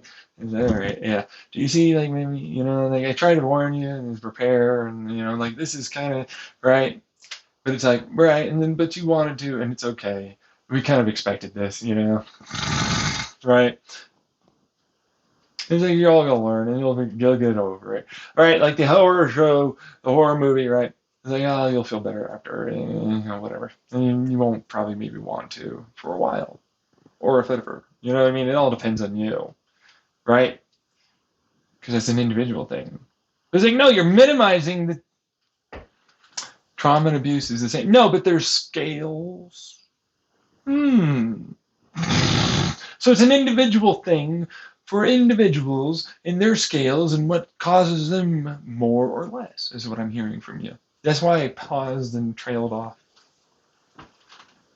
So I was right, and my peer review here stands, and yours is not.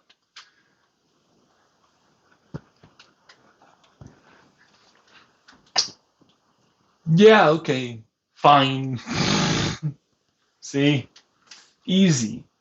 To me, it's easy. It's like, where did you... Oh, these are clear. Like, look at it's like a math problem, basically. It's like, look at this equation. Oh, you did this one wrong. This was the subtraction. You should have done like this. And like that's why you got that end result at the end of there. Like you kept going on, but like you really should have subtracted one more or whatever it is, right?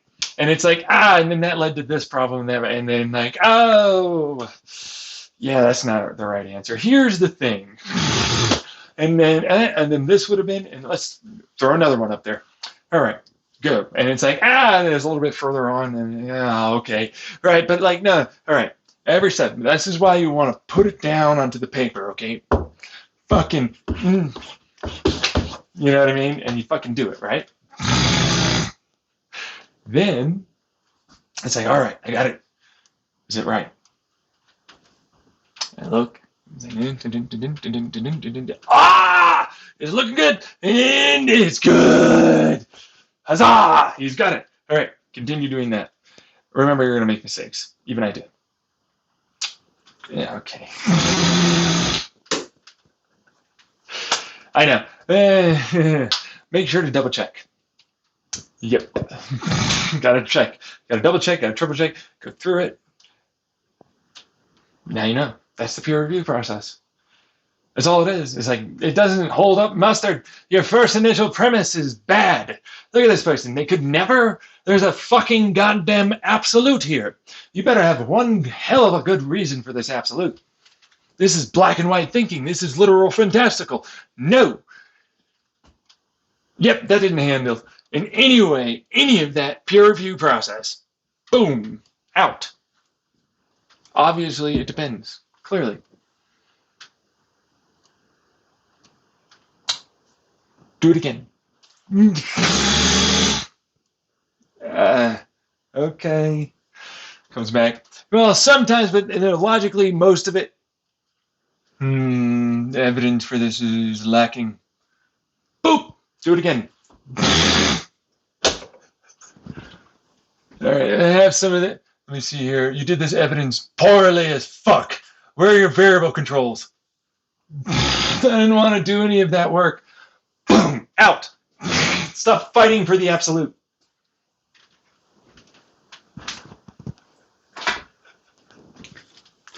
Okay, I come back. All right. Now, historical is wrong. Actually, all of this is what historically sees itself to be. Wrong. Get out of here.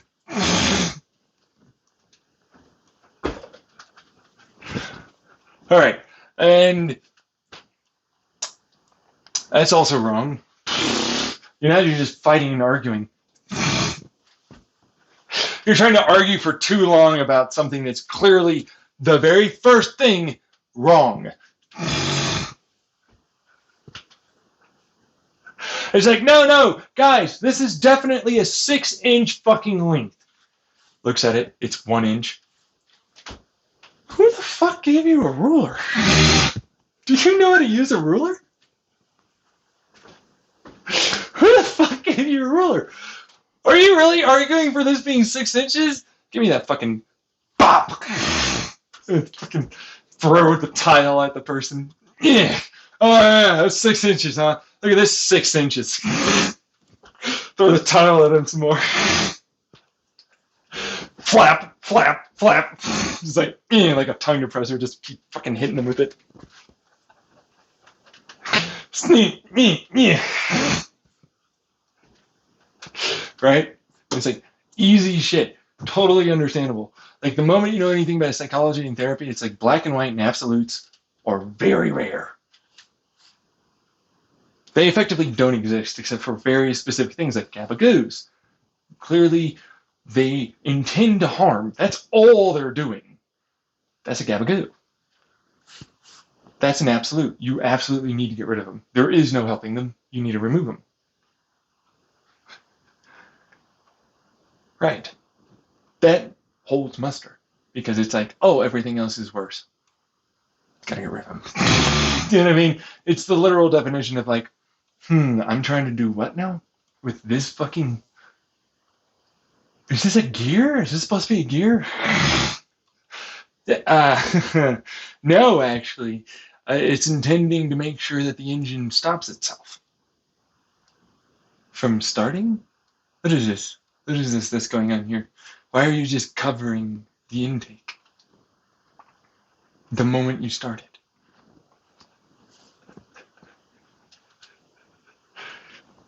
Well, I saw the gear part. Oh, it leads the... Gabba fucking goo. Get out of here. It's a joke, guys. Come on. No. You're trying to pass off your fucking gabagoodness as something. Meanwhile, all right, so obviously that's not the case. Historically, it's always been there. It's clear throughout different points in time in history, more acceptable, who gives a shit. But when education is there, right, and they understand a little bit more about what's going on, they're usually more okay, depending on how the society ultimately handles them as either adults with something with the money necessary and the power there to be able to run their lives without it ultimately being them completely in control. Shockingly, there are many different points throughout history with many empires and kingdoms that had that show off that not being bad. Historical precedent shows I'm right, you're factually incorrect, I'm factually correct. That's how that works. I don't even need to do multiple variable controls and everything, although for what it's worth, I would still do it. It's always just more evidence to shut down people's ideas. Not to mention, sexuality is a spectrum of many things. There's no gender only. That argument is the worst, stupid, fucking retarded level argument. It's only gender because the definition says it is. Scratch, and now it's not. Now the definition says it's not. Shocker. So what's your next argument? I don't like that. I don't care. Oh, indeed. Literally, like, that's exactly what the argument is. It's like I could have like sexuality literally turn into a different fucking word. This is the word for rainbow sparkly Nyan cat. Sexuality! It's just flying through the air. Sexuality! And it's like, behold, your definition doesn't hold up. What's sexuality now? Yeah! Shockingly, if you're going to go with the definition of the word, then that's irrelevant, because the definition of the word is not fully encompassing. And we know that. We've known that for a really long time. We've known it's been much more than gender. We've known it's been much more than just financial status and power and looks, right? So the argument that people don't like about minor attracted people that they make, that is actually 100% good,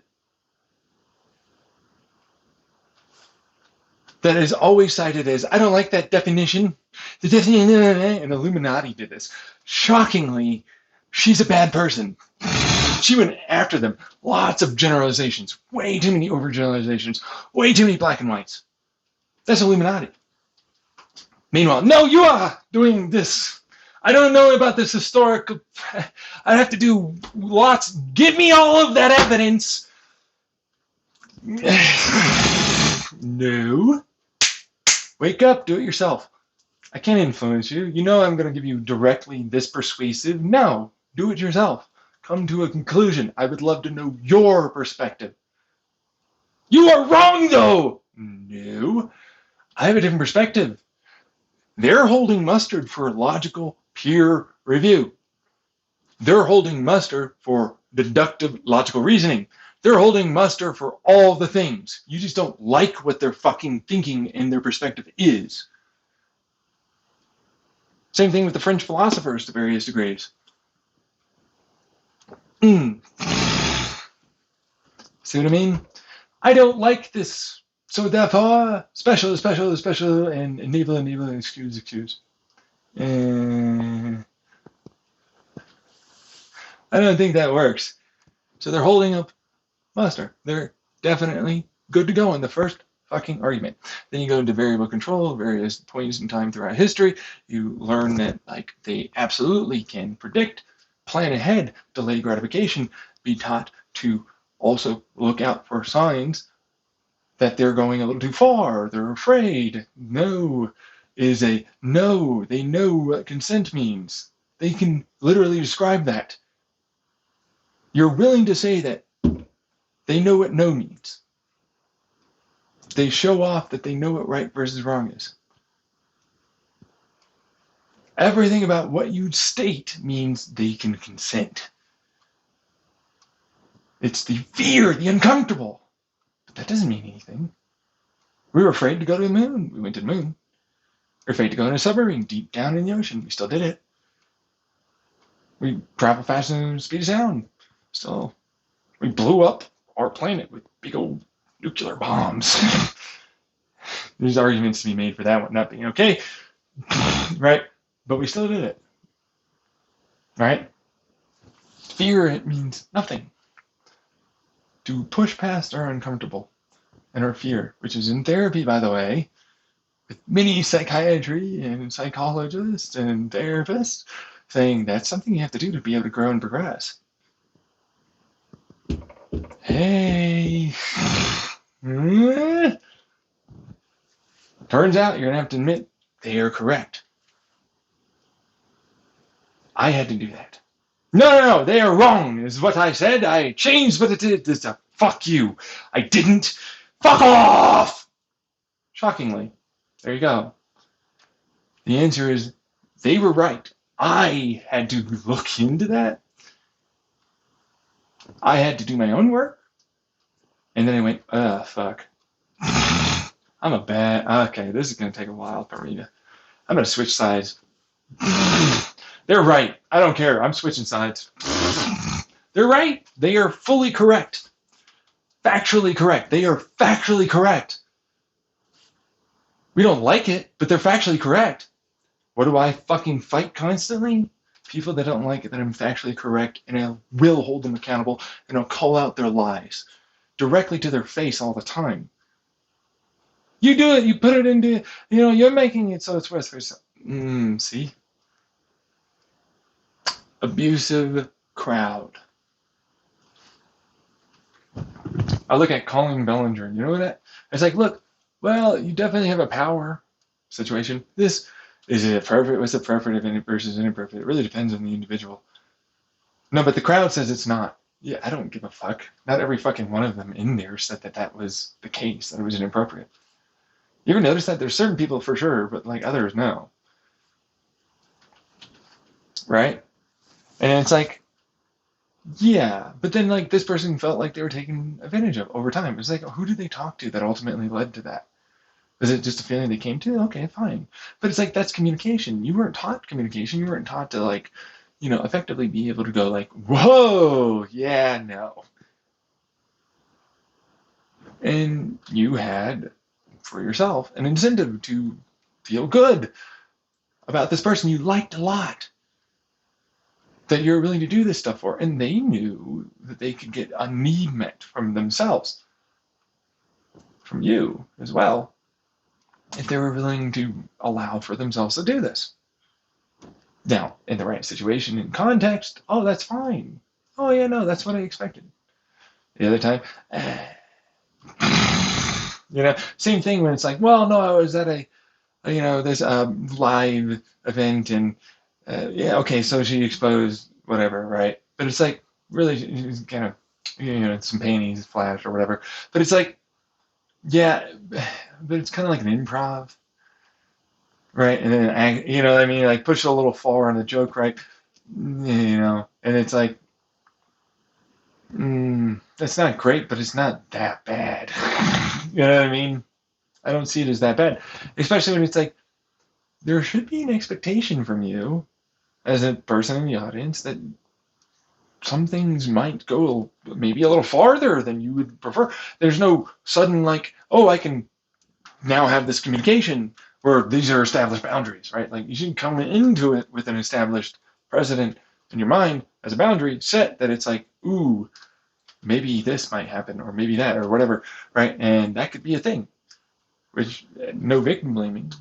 It was embarrassing and it's not great. And I totally see that you were a person that felt bad after, right? And, that's not great. Right? You've experienced the trauma and so on, or whatever it is you want to call it, that you did. I don't disagree. Same thing with him. Same thing with all of them. I'm not minimizing it. It's that this is why communication is important. This is why. This is why people not being taught by parents or educators why we're having this issue. A lot of people went after her. It's like, yeah, no, okay, so there's some shit there, but people, unfortunately, can make more mistakes than others. Not everybody's going to be fucking not. I'm not perfect. Neither is she, right? But it's like, yeah, but the way the ukulele, and it's like, yeah, no, but I can understand where she came from on that. That's a perspective. That's a like, man, I'm getting attacked from all these sides. And, oh my God. And it's like, honestly, I didn't really see it as that big of a deal, especially since it's like this, that, or whatever else it is. And it feels like a little bit you should have known a little. Like, I didn't, like, we talked a little, like, there's an expectation to a degree, right? You came to this show, like, like you're in this chat. The chat's like this. There's a little bit of an expectation there that this is acceptable and appropriate where it's going on. You see what I mean? Like you wouldn't go to a kink scene, for a BDSM kink scene thing and be like, man, I don't like that there's so much whipping. It's like, well, you should have expected a little. What? Yeah, no, like, hey, whoa, whoa, whoa, what's the safe? You know, you know, hey, oh, okay. Oh, no, this one, no. But whoosh, for that one, right? That's what I'm seeing here. But it's like they're kids. Yeah, that are fully fucking well aware of who they are. They're self-aware. They don't. Now, granted, they can make, impetuous choices that are pretty quick, but I fucking see a lot of adults do that all the time. I don't see that as an actual argument. I don't. At all. It's not going to damage them beyond belief either. Now, it might, for some, but not as much as you think. Like, there's a lot more people in that chat that were, this is the survivorship bias of the crowd. There are a lot of people that never had an issue. There are very big problems, I guess, but some of them, maybe later or, it's bad. But like, yeah, you know what I mean? Like, this is a communication, and I really didn't intend that. But it's, no, you're evil, and you run, and say, whoa, right? So that's what that turns into.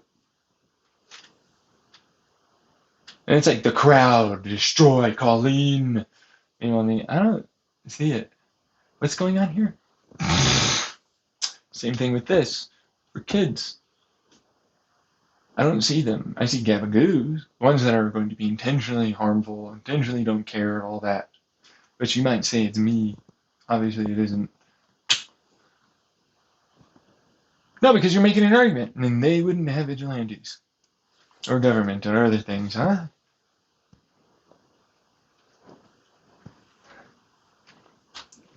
Fuck. No! Why would they be there?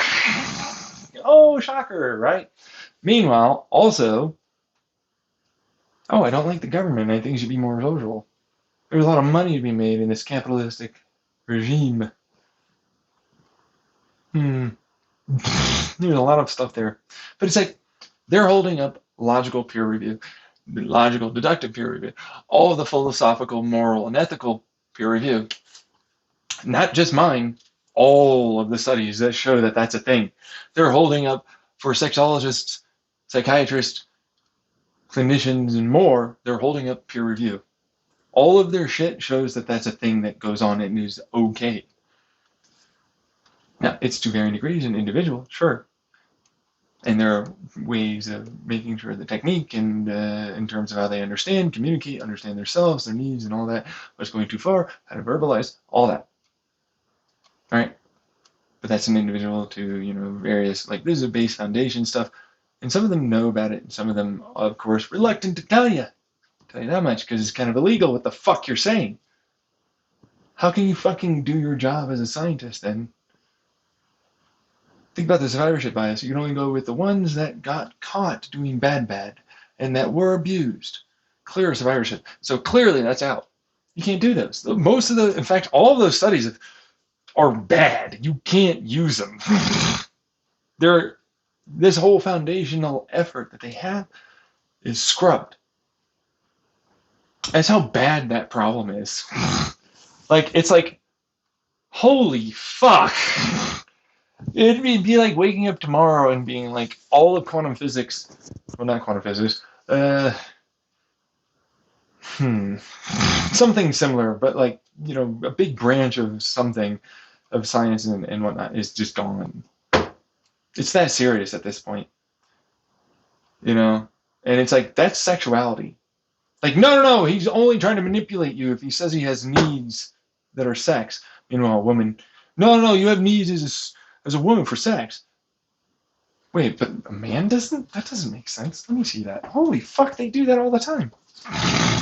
Like, genuinely in multiple fucking situations with doctors and therapy. There are a lot of bias problems in therapy. There's a lot. So it's like, well, it's holding up muster. history didn't suddenly make it such that no, kids were just always being abused and everything was bad. There are a lot of people that did have issues, sure, but there are a lot that didn't, and some that were very much involved in that. And while they weren't married, but they were still having sex and definitely in a relationship, they're not counted as percentages in the 10 plus variety, which means they essentially hit the same percent of the rainbow crowd. They are literally born the way they are if they are only able to be attracted that way. And if they're like any of the rest of us who have a various percentage of bell curve, meaning lower to higher, these looks to those, kings to this intellect or whatever it is, it's a massive amount of spectrum. The rest of us are like that. Mine goes a little further, sure, but it's like, yeah, does it though? Like, how many of you are really willing to admit that that's a thing? If you are, then hey, there you go. You're on my side. Most likely, right? Because it's like, well, no, I don't, and that's rough, right? It's rough. It's like if they don't know, I don't want to try, right? Like I don't like the idea of manipulating or giving them information, kind of like what I just did with you. Go look it up. I don't want to be the one that manipulates you. I don't want to be the one that gives you that information. You know what I mean? Like I'll give you the basics, and you can end up understanding that a lot of that information, well, definitely there, unfortunately. Sometimes it's hidden behind paywalls.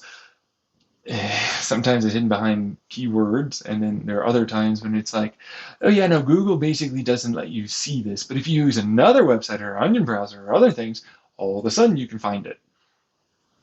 But it's not illegal. That's the thing. It's not illegal. It's not illegal to have that information, right? And then there are other websites that like have that information. All of a sudden, it doesn't exist. You can go to the Wayback Machine, it's there, and it holds up muster. All of a sudden, it's not there. It's like a digital book burning. I've tweeted about it, but it's a digital book burning. I don't know what the hell is going on, but it's weird. Yeah, but it's like you can usually find a decent amount, but still there's more there than you would know. And if you were to do a lot of the research on anecdotal, which is journals and people going and, oh, this language that suggests they're having these issues and it's more about this or that, or at this point they had, and there's many in America, many in Europe, many in South America, many in Australia, New Zealand, and Africa. They have these big, long historical journals that go over people that had this, and they don't come up very often. The Smithsonian actually has quite a few different amounts in America. Around the country actually has quite a few different journals, but they're not like publicly available. Like they're there's a lot of rapey fucking things in some of these journals, like where they would have like in a situation with a town where women would just group up and then go storm some dude's fucking house. Like there's so many different versions of this going on, even news articles about it, and they just rape the person. That's America. Back when we were starting, that's a real thing. And it's like, I'm pretty sure they don't want a lot of people to know about that. Meanwhile, I'm like, there's also a lot of women that used to just run around different fields and plains on horsebacks, and it'd be the equivalent of the female-only species of hornet, where they just go and find somebody and yank them out and kill some of the men, and then they just fuck them, and then they kill them, and then they get pregnant, and that's how they keep the shit going for a while. There's a real roving band of that in America. Like, enough that there was news articles even about it, and warnings on signs that still exist today, actually. Although that one's its own, like, well, you're gonna have to fucking do the whole looking for that stuff, which usually isn't easy because nobody really knows about it, or it's a lesser known thing that people often don't want to talk about, right? But they do exist, just like there's all these little weird, quirky little things for various museums. This is also one of those things. But you'd be surprised how often this shit exists in America. People didn't even know we had river pirates that fired cannons in America. Like, I had to learn about that one day, and I was like, holy shit, there were river pirates that fired cannons and stole shit from people traveling in trails. That's a thing. America is like fucking insane in the beginning. If you don't know anything about it, it's still insane now, for what it's worth, because there were actually people that bought land and live, quote unquote, cult like stuff. But the types of things I talk about with kids being allowed to be with adults, sometimes it's religion, sometimes it's not. But they actually get funded by people that are in the government. And they're not social experiments. They're just people that bought land and live like this. And, there's enough of them that means that, like, they don't have a lot of interbreeding, or when they do, it's like, and they actually do practice a lot of the same very things I talk about for education and sex. They're like living proof that that works. Good luck fucking finding them. But that's the thing. You can find them. There's a paper trail. But it's like, the only reason why I know is because they're somewhat referenced in certain documentaries I watched. And I eventually went down that rabbit hole, and it was like, oh, turns out they're a thing. Oh, nothing seems to be bad with that, and that's legal as fuck. It's legal. Now, if they were to do it outside of that, no, but it's legal there. And nobody sees, abuse exists, but they don't see that as the abuse unless it's the abuse that is that abuse. They can understand the distinction. They learn the distinction between what is, for them, abuse and what is not. Early, too. It's like, I've already talked about this on my YouTube channel. I think it's like America's Strange Things or whatever. But quite a while back, it has literally a map of America on it. So it's like, there's that, and there's like one before or something. Anyways, point is, that's a whole other thing. But that's a real thing that exists here in America. If you didn't know, that's a real thing. And it's like, yeah, no, also in Europe, basically everywhere around the world. I mean it. But it's like, so everything about what people argue for those mental gymnastics of this not being a thing that can be done is exactly that. Mental gymnastics and lies and factually incorrect statements. Mine's not. And they made the argument online. I listened to some of the Illuminati ones, and I was like, oh my God, these are bad. These are straight overgeneralizations. I don't even need to make them. She's making them. It's clear as day. And then it's like, that's the same thing I hear from other people trying to use that against me. Or go along with what she says. Same thing with the black and white. Or white supremacy, or black supremacy, or Republicans, or Democrats, or male, female, whatever it is. It's the same fucking start. Figured it out. That's the big one. You gotta fucking remove that. You wanna get better? You gotta remove that part. My therapist is very good at that, along with other people. You know what I mean? And I am too. Like, I had to see that. Like, it's not like I don't know. I admitted to it. It's just like, but it mattered. For other people, it doesn't. That's the point. It doesn't matter to a psychopath. It doesn't matter to a gabagoo. It doesn't matter to a sociopath. It doesn't matter to a narcissist. It doesn't. They don't care. But it matters to people like myself who are empathetic, sympathetic, intelligent, progressive, care, or important, worth something. That's what that is. Deserve love, deserve respect, deserve trust. Not mine. I'm not even telling you. You. I don't care about yours. It's an internal thing. It's a self thing. That's right. My self-respect, my self-trust, my self-love, my everything. I don't give a fuck about yours. You haven't proven that that's something I want. Why would I care?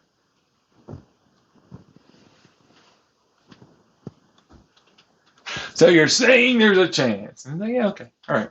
But that's the thing with the minor thing. It's like minors can absolutely be a thing like that. It all depends on the individual. And of course, I know you're equating this terrible abusive drama every time, no matter what. Well, to a horror movie that makes them wet their bed and have no ability to sleep, and they cry all the time, and they're baby cats jumping at all the shadows.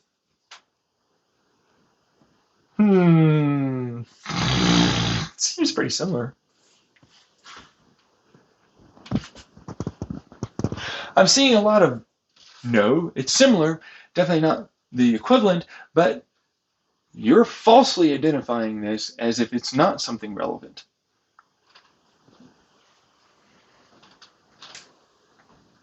I can spin this. I choose what's relevant to me, but not for that person. No, I choose for that person. You don't. The law might say you do, but that person chooses for themselves.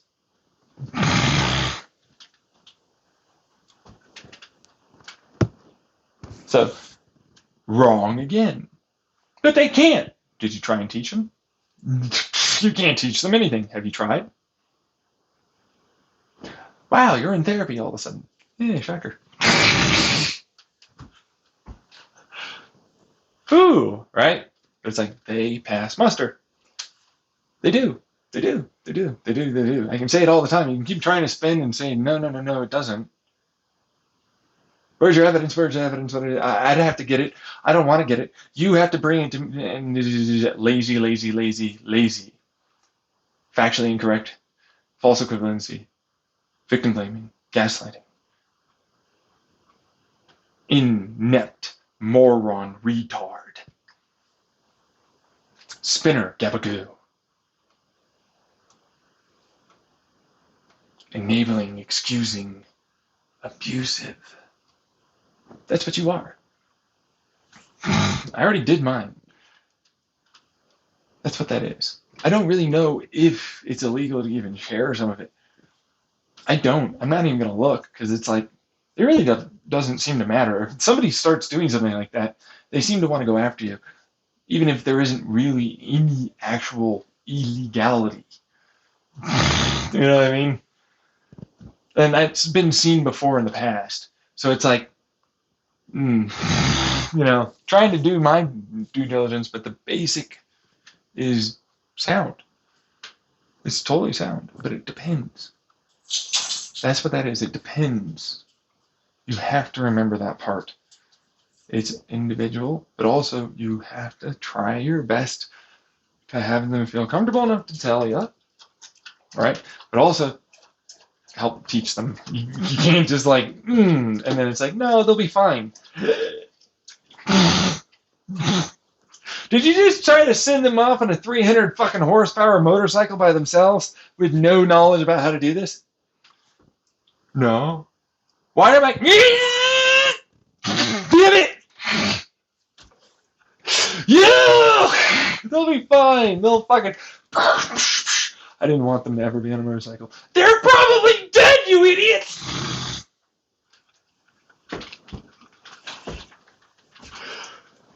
Teach them a little, please. Training wheels, come on. Try and be a little bit reasonable, please. Jesus, Louisos. No, but see, that's the thing. You're the person that's supposed to tell them and teach them and show them, give examples, even if it is physical, about safe, trusting environments, boundaries, and too far, not far. You need to make sure they understand this is what's to be expected if someone else were to try. Now, that might be that you are the one, deciding to be the practice for sex or whatever it is. But that also means you might help them to be provided toys or whatever it is to know, right? It's them that decides that. You don't decide, they decide. But that's also the uncomfortable part. That's usually the uncomfortable part, right? It's like, no, no, no, you're taking advantage. You're the father or the mother or whatever it is, and oh my God, it's only going to be. It's like, no, no, no, no, no, no, no, no, no, no, no, no. It's not what that is. Gotta breathe a little on that one. It's like, no, but it's incest. It's like they're not gonna have a child. Get over it. What if they imprint upon me? I'm sure eventually they'll grow out of it. That's what it feels like for me, at least. It's like, yeah, no, some people went through those phases and then other people grew out or whatever. But it's like, it's not a bad thing if they do. You know what I mean? This is more than enough for everyone. You can get over it. You know what I mean? So it's like, eh. Outside of that, it's the unfortunate elephant in the room, which is, so you did this illegal thing and then you go to jail, and if they told anyone, they would be led to believe it was only abuse. Yep, here's the elephant. I wanted to talk about the elephant, but the elephant is that. This is the real elephant that I have. It's no matter what, it's abuse, and you're going to jail, and honey, and so we can't really tell anyone. But like, you know, truthfully, they might not know, or they might be curious, but then they didn't really get taught and educated about your, you know, self. You know, like you know, the internal. I know and understand my own feelings, but then also the they need to taught how to express those feelings very well towards you if they were looking to try, you know. And then there's the no, no, no, it's always abuse, and then there's the gaslight, or they'll frame it such that it's all or nothing, and it seems like it's logical because oh, XYZ example was bad and they were ruined and all this other stuff, and oh, I can't even get into all the women argument problems of like your flower will wilt and nothing is you know good anymore and it's all ruined. No. Not to mention, only blood. Oh God, expect a blood.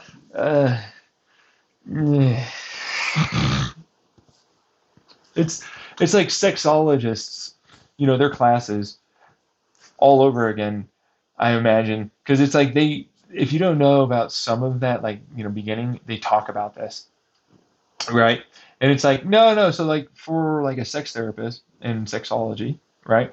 They talk about a lot of this, where it's like, no, you're normal. That's not a thing. They have to deprogram the fucking religion problem and the society. Sex is what it's all about instead of the intimacy or the, you know, this thing that is another person that loves you and you care for them and like you get this return and it's so nice for the love that you also give to them and time and effort and all of that really helps, right?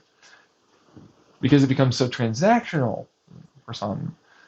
You know, there's a lot of stuff there, right? And then it's like, oh fuck, right? Some of them know about hypersexual kids that are literally told by doctors to stimulate their children or even have sex with them so that way they don't go towards someone else and try and get that or inappropriately masturbate at the wrong time, right? And so it's like, ooh, I know you think that this can't be done, but it's already being done. And it's already being done such that there's no harm. So it's like, there's more than just that evidence, and then there's that on top, right? So, you know, you're gonna have to, you know, follow me in terms of like the logic, reasoning, right? Now it's up to you. You are the one who chooses how to parent, and I just usually try and suggest, hey, you know, listen to your child. That's really all I've got because that's it. Like that's really like, you know what I mean. Like from a person that has had a lot of abuse from my family, that would have helped out a lot. If I had parents that cared, showed that they were willing to listen, validated my concerns, and perspectives, and we're willing more to discuss without screaming and putting down and invalidating and even worse, right? Then that's another part of it. And the problem is, of course, I'm ADHD, but I was also diagnosed oppositionally defiant. And that means super high individualism. That means also with the hyper intelligence I have, which, gets infantilized because of things that seem to stimulate me, and I look all, like I'm a kid or something, right? Or it can become overwhelming or overbearing to some, which is kind of rough. Uh, well, of course, with a covert narcissist, mother, and then, same kind of thing with my father, all that. It then turns into I was never going to get any of my needs met. So if you're a person that's not like that, great. But also remember that does help. Like just listening, just communicating, just like allowing for, oh, back off and let's, hey, do you want to discuss? And I know you're embarrassed. It's like, what's embarrassing you? Maybe we can table this later, that kind of thing. Because that's another part of that because of how I was screamed at, because of how I was put down, because of how all that with my family, I was never going to trust them. There was no way for me to ever trust them.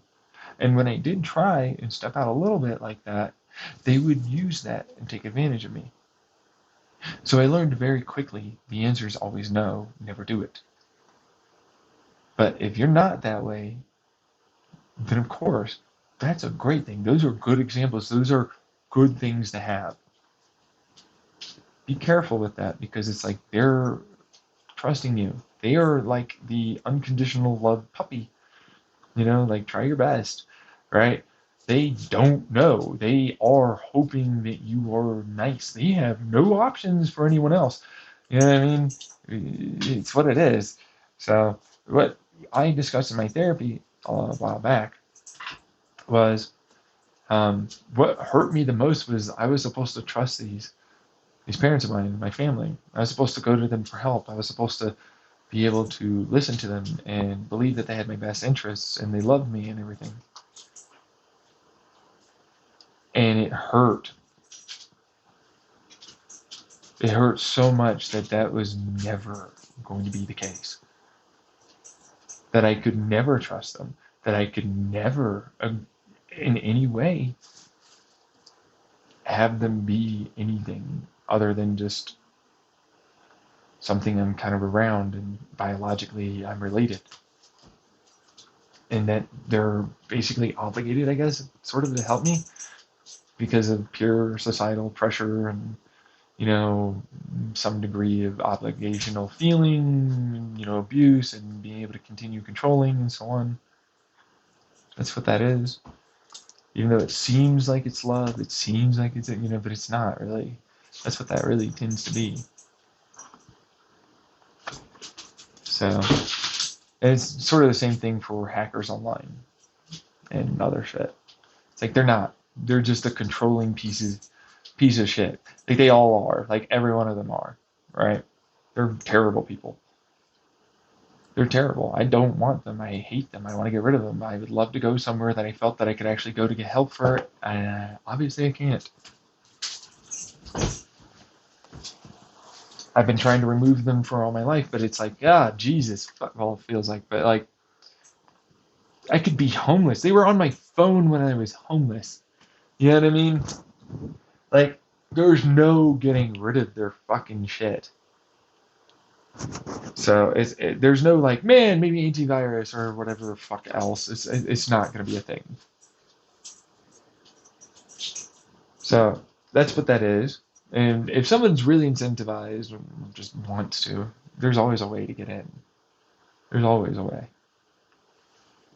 There's no getting rid of them. There's no virus. There's no fucking thing that you could really do for security. There's always a way to get it. That's what that is. And so I always have to deal with them. That's what that tends to be. And then it's like, oh, by the way, here's my fucking regular life. That's nothing to do with like basically controlled some of weather, reality stuff. People, and predicted whatever because if it's not that, then it's really extraordinarily hyper accurate predictions that couldn't possibly be that accurate that many times over and over and over for years and years and years. You know what I mean? It's like, no, maybe once it's a fluke or whatever. And it's like, so more than 7 years.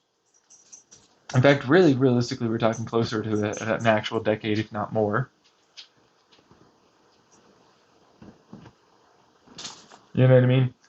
And then there's like way worse in terms of people dying, natural disasters, astronomical events, geological, meteorological, exact like dates, times, names, socials, birth dates, looks, when, where, all of that.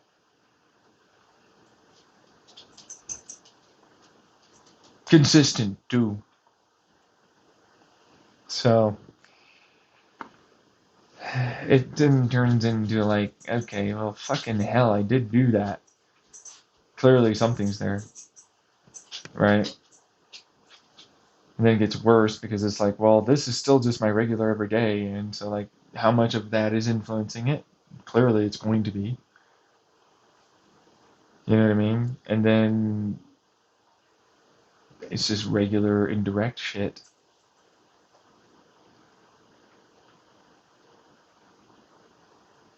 You know what I mean?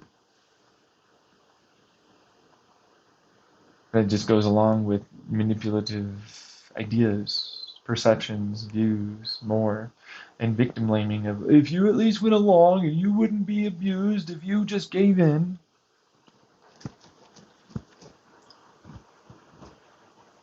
See? Like my fucking case manager. But she's not the only one. To be fair, I've heard it from my mother, my father. I've heard it from my a couple of general managers or managers when I did have a job. I've heard it from other people that I went to school with before and during college. I've heard it from therapists. And the answer is no, don't give a fuck. I'm not going to ever give in. That's the oppositional defiance. The answer, just like with my mother, who eventually had to, because he's covert narcissist, try and be like, no, I'm having all these issues. Try and kill herself for attention and everything. When she knew she was taking medicine, not nearly enough to do it, that wouldn't even be able to, really. So it was like, but then I still suffered. I did genuinely feel terrible that she did that. My parents, well, not parents, my mother kind of got over it really seemingly pretty quickly and was really only angry that I just sort of like noticed her pattern again starting to crop up and I was calling her on it. And then it's like, no, you're bad. My dad, like, I don't want to hear it. I'm going to, I need you to pick a side. You're married to me. Sister, older one. No, you're terrible and she loves and all that. Younger, you're terrible. I don't want to see you. Why you always complain about mom? Oh, and why don't you have your life together? And also, like, I'm going to move in with mom because I lost my job and I don't have a boyfriend. Meanwhile, oh, by the way, I don't want you to come around. You're terrible, John Tyler, older sister. And you don't even know what I'm going through. I have a cushy job. I get to work my kind of hours I want to from home. I'm a fashion designer that makes a fuck ton of money, who's a girlfriend to a lawyer who lives in the fucking heart of LA.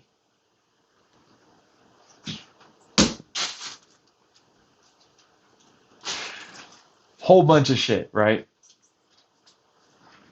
You don't know what I'm dealing with. I'm sure you're dealing with a lot, but, I was homeless. You're asking me to effectively bike through snow when it's cold. Like, it's on my Twitter. Like, for what it's worth. Like, I fucking screenshotted that and then posted it to my Twitter. And then, like, I had to do that because otherwise it meant no more of you being able to do maybe your laundry or whatever the fuck it is for my family. If you, oh no, because you didn't do this and now the pipes are frozen. But it's like, it's nowhere near able to freeze that fast. You don't know what I'm dealing with, snaps at me, but that's not even the first time. I go to her to have help with my mother, who's I'm worried about trying to harm herself. What do you know she does? Oh, she's fine, and no, she's not having issues. Her money, blah, blah, blah. Same thing with the younger sister. I've talked about this several times, actually, on my YouTube channel. I go to her, you always complain about mom and how she treats you. How come blah, blah, blah, blah, blah. Meanwhile, well, I'm worried about her, and she's doing it, and then she tries to harm herself. And oh my God, you didn't care about mom, and oh my God, you don't know, and this was your fault.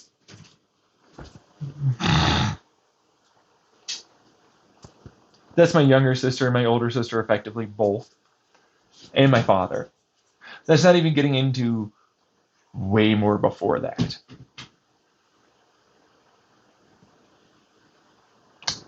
This is a problem I have with my family. They are self-centered narcissists. And you are too, if you believe them, or act that way, or are on their side. Which is why you'll defend them. I don't even have to try. My grandpa basically did the same thing too, though. It's a thing. But it's like most people are like that. It's like, are they? Just because my anecdotal evidence seems to suggest that a lot of people are either taught that way and end up like that, or like that as per normal, that doesn't mean everybody is or most is. I have a very limited field. Granted, from what I see online, but that's a lot of lurkers that aren't being seen and a lot more that aren't even there to post. You ever notice that? The anecdotal survivorship bias that therapy teaches you to not fixate on, which is essentially all the things that you were trying to use as a way to say minors couldn't possibly consent to sex with adults.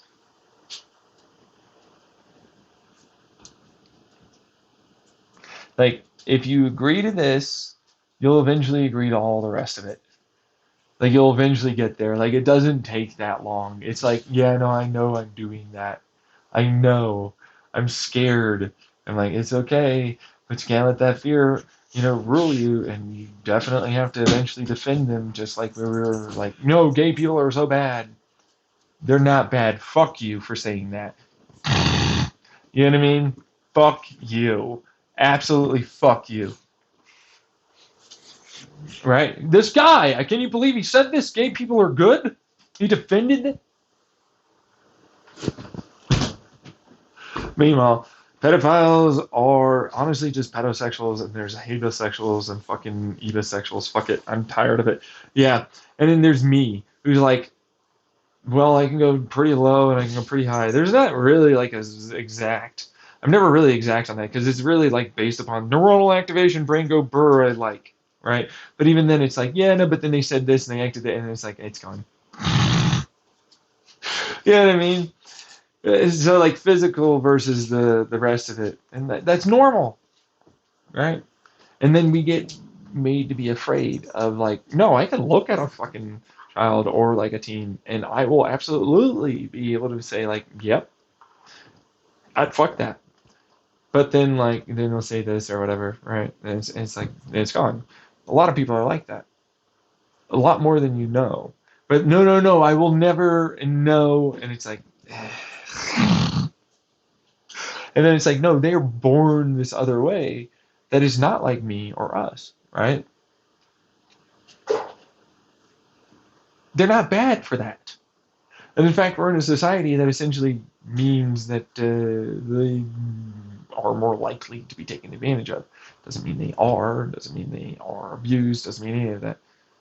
But in America, especially here, they're very much like preyed upon, like made to be infantilized, made to not know about themselves, made to not know about how to relate themselves to others and see that they're also another person living another life entirely and have their own story and their own likes and dislikes, and it's good, and some of them are maybe not so correct, and so on, right?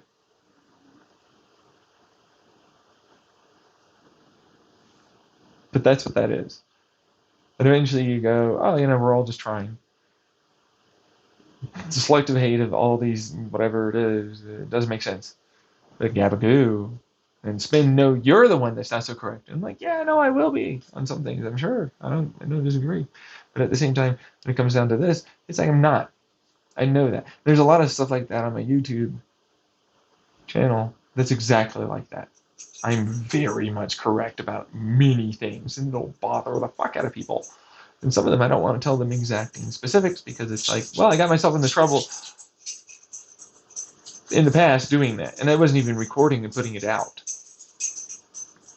You know what I mean? Like, yeah, I'm good. You know what I mean? I am good on that. Yeah, like I don't really want to do that. It might eventually happen, maybe. I don't know. Like I'd rather build some of my engines. I'd rather build some of my injectors. I'd rather build some of this stuff. Like I'd rather be able to test some of that out.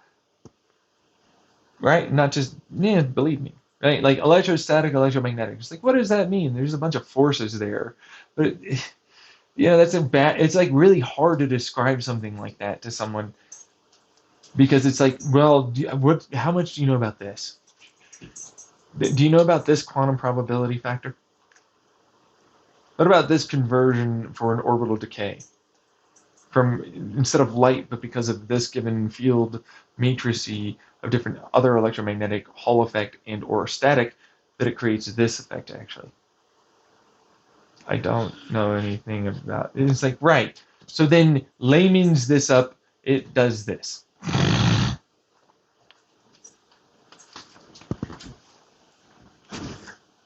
Which is so easy for me to do. It's like, yeah, no, it just does this.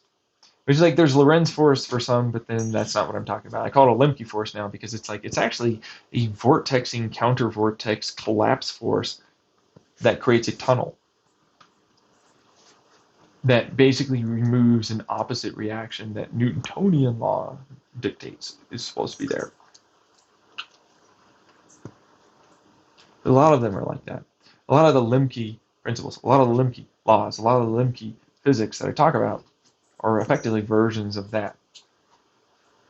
We don't really have that. That's the problem, though. It's like, I can look in the literature, there's nothing about like a lepton-septon-like Quarkian activity in a baryonic to fermionic change that ultimately creates a fermionic field state that attaches in an entangled superpositional-like manner that creates a tunnel-directed increased field like a spike wave of electromagnetic, but then also it's like a quantum tunnel, which is a big long field that then collapses from one to the other side.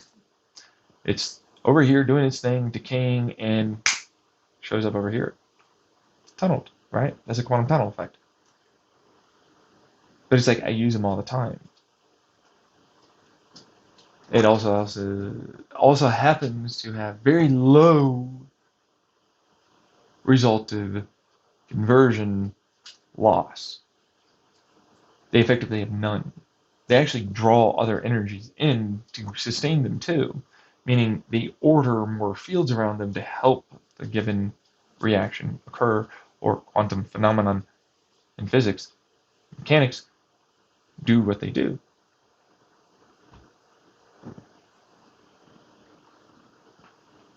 Because they can't, no, tunnels exist and things, blah, blah, blah, blah, blah. Meanwhile, I'm always like, so the Ivies would like it so that way I do this. You have like millions of dollars of equipment and I don't. So you're saying there's no fucking possibility for me to do that thing. But I, if I could be allowed to, could do that. Set up an experiment and do it, the same as you. What would change? Well, I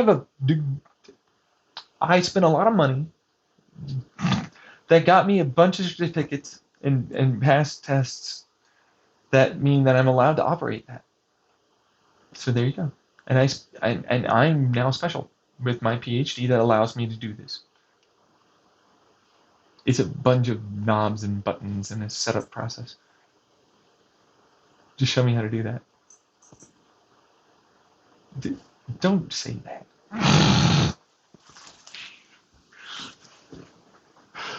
And I'm like, oh, so effectively you're bullshitting everyone, is what it seems like. Because it's effectively a given type of knowledge in a field of study.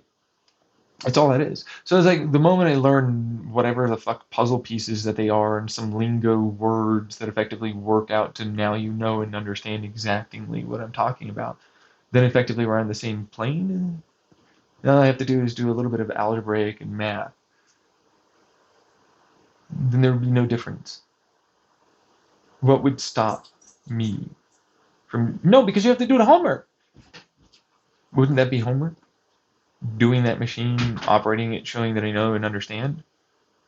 No, because that's not how I want it to be done. And we need people to examine your thoughts in a big presentation thingy that causes a lot of people stuff. But they're not, and you could do it. That would be it would be equivalent us and allow and lazy you are. I see that you're wrong in all factual ways.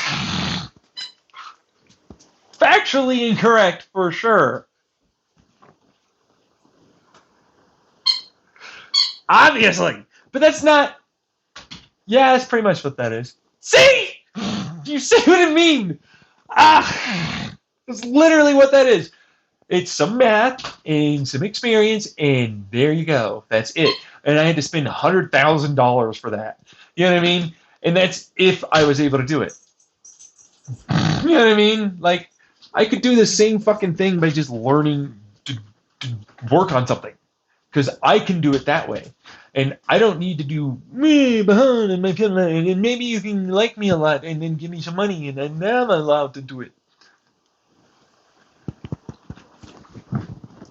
Little PH. I will defend the and I do big strides and stuff. And now what I saw this. So more, and I still am.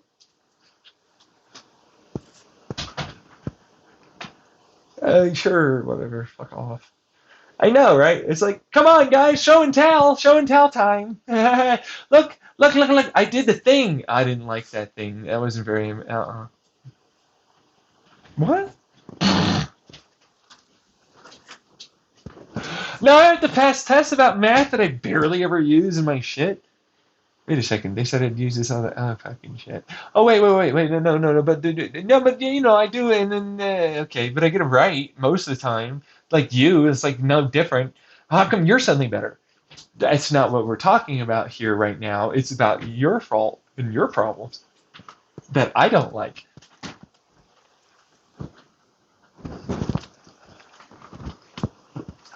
I see. No. Let's fucking bring up some shit today. I'm sure we got some shade on you. Let's go over here. What's going on over here? I don't know how to look. That's. God. Yeah, what did this ultimately amount to? It was a waste of $300,000, $600,000. Fine, it was $600,000, and they gave you $600,000 for this. Meanwhile, So you want to like make it such that I could actually, prove it to you? No, I didn't think so. So right into your fucking face, I called it. Easy. Simple. I already talked about it. But it's like, it didn't change much, did it? It's like, yeah, but are you going to try and abuse me because I called you out and basically made it so everybody knows that you're fucking abusive of your power, kind of douchewad gabagoo?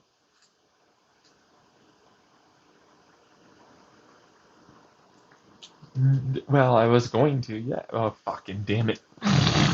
See? Okay, yeah, no, but that's what that is. You can't be a person in power. You can't be a person that should be anything. You need to literally be led by people like myself and others. Which I just said, but it's like, but others is not quite like myself. There are people that would be told by me and people like me to tell you to do this shit. That's really what I believe. Like, because the fact of the matter is you already are like that. If you're like, no, no, no, no. Wait, yeah, no, but that's our government. And say, yeah, see? Shut up. Shut the fuck up. Shut the fuck up at this point. Yo, you're schizoid person. Now you think you're better. Grand delusion. Why are you in public office? Because I believe the people need to be led by. I see. So you're a fucktard, grand delusional, schizoid personality, which is what you usually call me, right? I have maybe used that word in those phrasing for you, yes. Ah! Fuck you. Shockingly, I don't make a lot of friends. But that's because I don't make a lot of friends of douche fucks and gabagoos. You know what I mean? Shockingly, right? People that have to actually understand the importance and value of the effort I put in, that are empathetic and sympathetic, willing to go outside of one given view and perspective and so on in terms of like validating their issues and feelings and more. I make a lot of friends. A lot of people are very self-centered. A lot of people are very narcissistic. No, you are. I don't like you. And they're very immature. I'm very mature. I was like this as a kid. I just had to play the role of stupid because they already infantilized me. I had to play the role of immature because it was like, well, that's what you're going to treat me as anyways. And then when I expressed that to my therapist, Ernest Ford, back in the day, he said, you're very mature. He said that all the time. He would, honestly, I thought he was just trying to hype me up. But you know what I mean? I went through life a lot more. For what I was worth, I also got told by other teachers that I am very intelligent and very mature, right? Because I wouldn't engage or I'd say no, they wouldn't care, that, stuff like this. And effectively turned it into, ooh, how did you know that? And you're a lot more than you're presenting as. And it's like I learned that very early on, you got to be stupid. People prefer stupid. Learn early on that if you tell them what they want to hear, they'll like you more. Learn very early on that if you're a person that'll act immature, you have an escape route, right? Like you have an escape route. You have a way out. Like, no, maybe I didn't know. You know what I mean? Especially when you're a kid. Adults will do it too. For what it's worth. Like I learned a lot of what it was I was presented with from the adults around me. They're like, how did you learn this? I saw you do it many, many, many, many, many, many, many, many, many, many times, like practically every day. Why?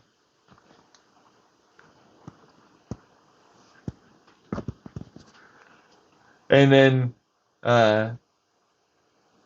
they didn't like me doing that so well that they didn't know if I was doing it.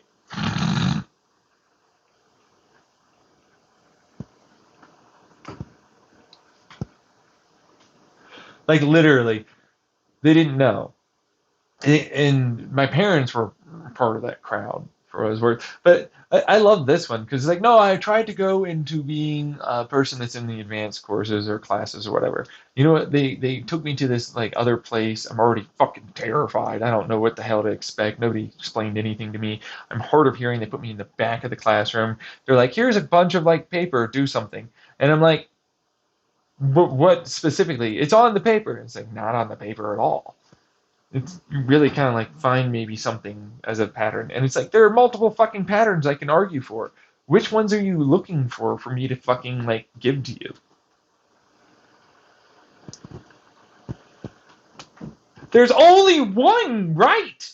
No, because this would mean that this. Are we talking about squares? Are we talking about in between, spaces? Are we talking about circles? Are we talking about like, this squiggly line, but then this represents this type of angle squiggly line? And then it's like, this is a type of pattern angle, which would be this kind of mathematical algorithmic change pattern in sequence? Like, or which one? Well, I just sort of guessed. So it's like, which specific thing are you making it such that I need to find? That's what you want me to do. Can you tell me which one that you want me to do? There's multiple right answers here.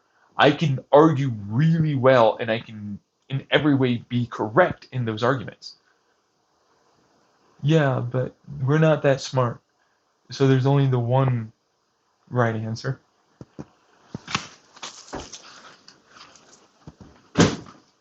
And I'm like, well, I didn't get into advanced classes. You know what my fucking teacher says? Because like I'm clearly intelligent, I'm clearly smart, and all that, and I don't really, stuff like that. Oh, so here you are getting help. I'm trying to socialize. I already know how to fucking do these questions, and I'm really just trying to, because I'm ADHD, get myself to even do them for classwork and stuff like that, for homework stuff. Well, so you need remedial help and all this other stuff. See, you aren't that smart.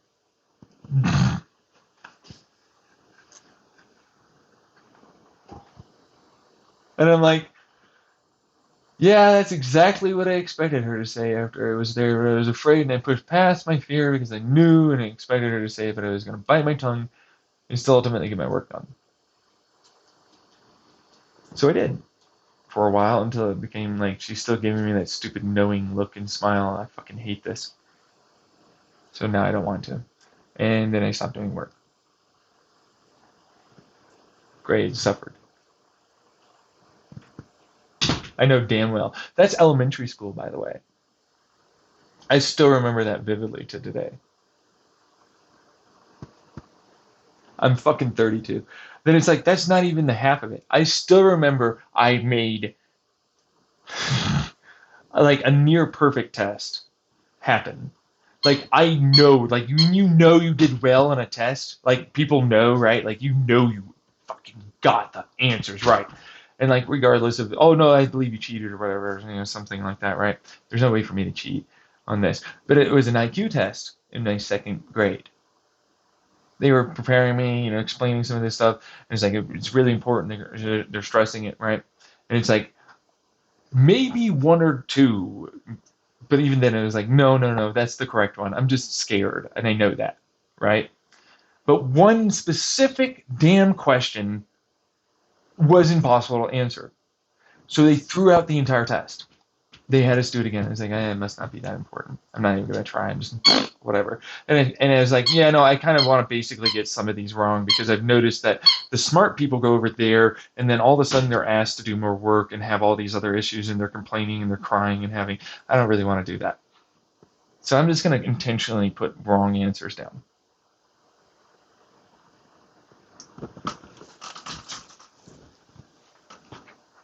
And it's like, oh, well, I'm pretty good, Yeah, whatever. Like I knew what the answers were. It was easy. But it's like super simple stuff for me. But that's another reason why it was like very different for me growing up. I was very mature, very self-aware, very, very able to understand another person, their desires. But then I also had a mother that would constantly berate, constantly, why don't you think about mine? Constantly, oh my God, you're trying to just hurt me and all this other stuff. So it's like, that comes from somewhere. And I had to learn how to predict her movements and her body language such that I wouldn't have certain issues. An abusive household, right?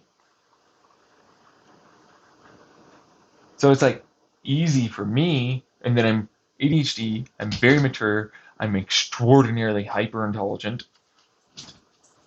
I'm already understanding and picking up that this isn't going to get better. People aren't going to get more mature. People aren't going to become someone that can understand things. I'm already kind of being asked to become responsible for others because I'm intelligent and smart. immature, even though it doesn't look that way at first. They're picking up on it. So I was like, I need to figure out a better way to fucking like not look that way. I need to do worse things. I need to figure something out. I don't want to fucking do this. And I figured that out, right? And it's like same thing for adults, right? Like I was like, what does an adult do? I'll do the same. Ah! Right? Like, you know, if you hear that as an adult, like, no, you would never. Oh, fuck. Right? But it's like, no, that's exactly what I did. That's exactly what I would do. But it was also like really lonely, really shitty, and truthfully, like, it didn't really help. You know, I didn't have to deal with certain drama. I could barely handle the drama in my own house. There's no way I was going to be able to deal with that. I already understood that at a pretty fucking damn early age. My fucking sisters didn't have to deal with it. You know, they didn't care. They rolled off them like it was nothing. I mean, whatever, because they don't. But no, I have anxiety. No, I have. No, I also hurt. And it's like, it's for attention. You're always complaining that I always got all the attention from mom or dad or the sisters seem to love you and they don't like me. Yeah, for my mother and my father. Literally, that's what that is. Oh, Andrea and Amber, your sisters. Like literally all the time. Hilarious bullshit, right? But that's what they complain about all the time. Both of them. All of them on both sides. Yeah. It's a fucking shit show. They're garbage people. Utter garbage people. That's true. Those are my family members. It's like I have to go there. But it's like the reason why I'm kind of like expressing that is because it's like, oh yeah, I was gaslit by my own family to believe, and then I forgot. You know, I just sort of gave in, you know, to the idea that I'm not really that fucking smart. I'm not really, you know what I mean? Like, if you want to be able to, like, really fucking sell that, then you really can't believe it, right? But it's like, yeah, except, no, I didn't really, honestly. Like, you know, there were various things that, like, maybe I'm not that good at this, you know, like, stuff like that. Because I can't do this, because I can't do that, because I didn't test this well. It's like, no. Do you remember when you intentionally did that? It's like, yeah, later. I didn't, and you know, and, right, you know, later, yes. In the moment, no. You know what I mean? So, and then other things like that were consistent throughout my childhood and teenage years. So, it turned into, oh, shit. Yeah, I hate being a person that is responsible for you because you won't listen. You are narcissistic, sociopathic, gabagoo fucktards that I hate that won't in any way do anything other than excuse your mess of bullshit and try and go after mine. Without like absolute authority and power over your shit, I don't ever want to deal with you. You're garbage. You're death. Necessary people. Like, you are necessary to have die people. I hate you.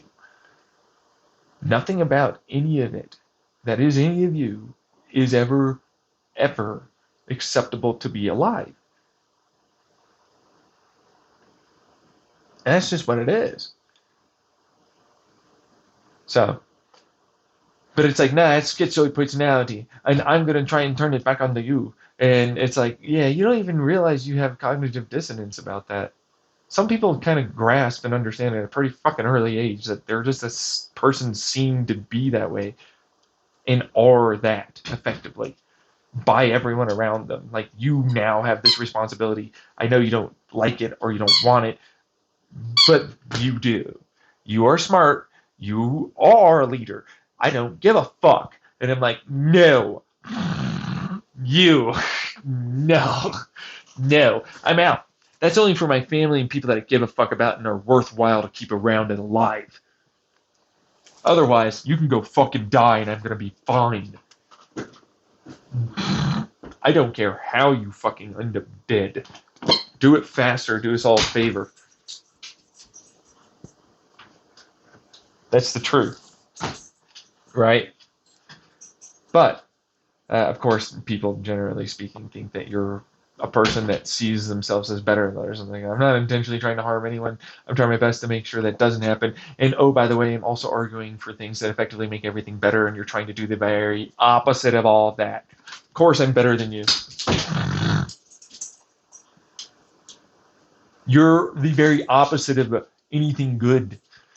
I'm definitely, at the very least, good. You're unworthy of all love, respect, kindness, trust, any of that. I am, at the very least, deserving of all of that, and probably a hell of a lot more. You know what I mean? Why do you think it's like, well, no, I had to admit that in therapy and my own meditation, and, it grew to the point where it was like, oh, I actually believe it now. You know what I mean? It's like, oh, I actually finally believe it. But it's like, no, no, no, that's schizoid. You think you're so good that you deserve love? And I'm like, look at the religion person trying to argue that you don't because sin or something. Look at you. You already got told that you're terrible. So you just go along with it. Look at how idiotic you fell into a trap that you are. But it's of your own design, but then you also sort of pretty much knew eventually. Like, you know what I mean? Like, they're logical fallacies. Like, no, no, no, this cognitive dissonance that I have, this absolute black and white, right? Problem. Like, you could have seen it. You're obviously cherry picking. You're obviously doing that shit for yourself. Then you argue, I'm doing that as if that's bad. But you're doing that. No, but it's a false equivalency or something. Then all of you are doing it such that all of your entire society and reality is crumbling around you bad. So then wouldn't any amount basically be the equivalent of the sin, right? That means no matter what, it was never paid for and it's always bad, and no matter how small the sin, it's all bad. No. Shut the fuck. You see what I mean? You see what the fuck I have to deal with idiots that just want to continue doing idiot things and fucking allowing themselves to be shitty people. And then me, I'm the bad one. When in reality, it's like the opposite, obviously. It's factually correct. It's literally impossible to see it as anything other than that. And that's factually always the case. Now, I have my moments or whatever. I'll have to give, myself and everyone else that, just because it's like, yeah, I don't want in any, well, I shouldn't say don't want. We all strive to be perfect, but like, dude, you know what I mean? Like, I'm not gonna give a rest. Sheesh. Like, get out of here. Try my best, but bro, come on. Especially in a world as corrupt and fucking bad as this. Like, of course I try my best, but like, I'm gonna fucking do it perfectly. But that's not you. You could do better. You are intentionally doing bad things and manipulating and gabagooing. Fuck you. You know what I mean? Yeah. But that's also another reason why it's like, no, no, no. No, I kind of learned at an early age that I'm like person seen effectively to try and lead people. Whatever that is, however that works. I'm like always somebody that seems to come up with some analogy, or always somebody that comes up with some phrase or some philosophy or morals or ethics or some type of something. And then everybody kind of seems to run with it. Even like for looks. Like, people would copy me in high school and junior high and in elementary school for the clothes I would wear, the phrases I would say, the types of ways I would do things. People would do that. And not to mention, it's like, no, what's your thoughts on this? And then they would do that. Right? And it's like, I'm scared. You know what I mean? The moment that's a thing, it's like, whoa, yeah, okay. Fuck. Fuck. I freak. I freak all the time. It's a big, huge, massive adrenaline butterfly scare, stomach thing, and big rush brain freak out mode. Right? Like, that's a thing I always feel.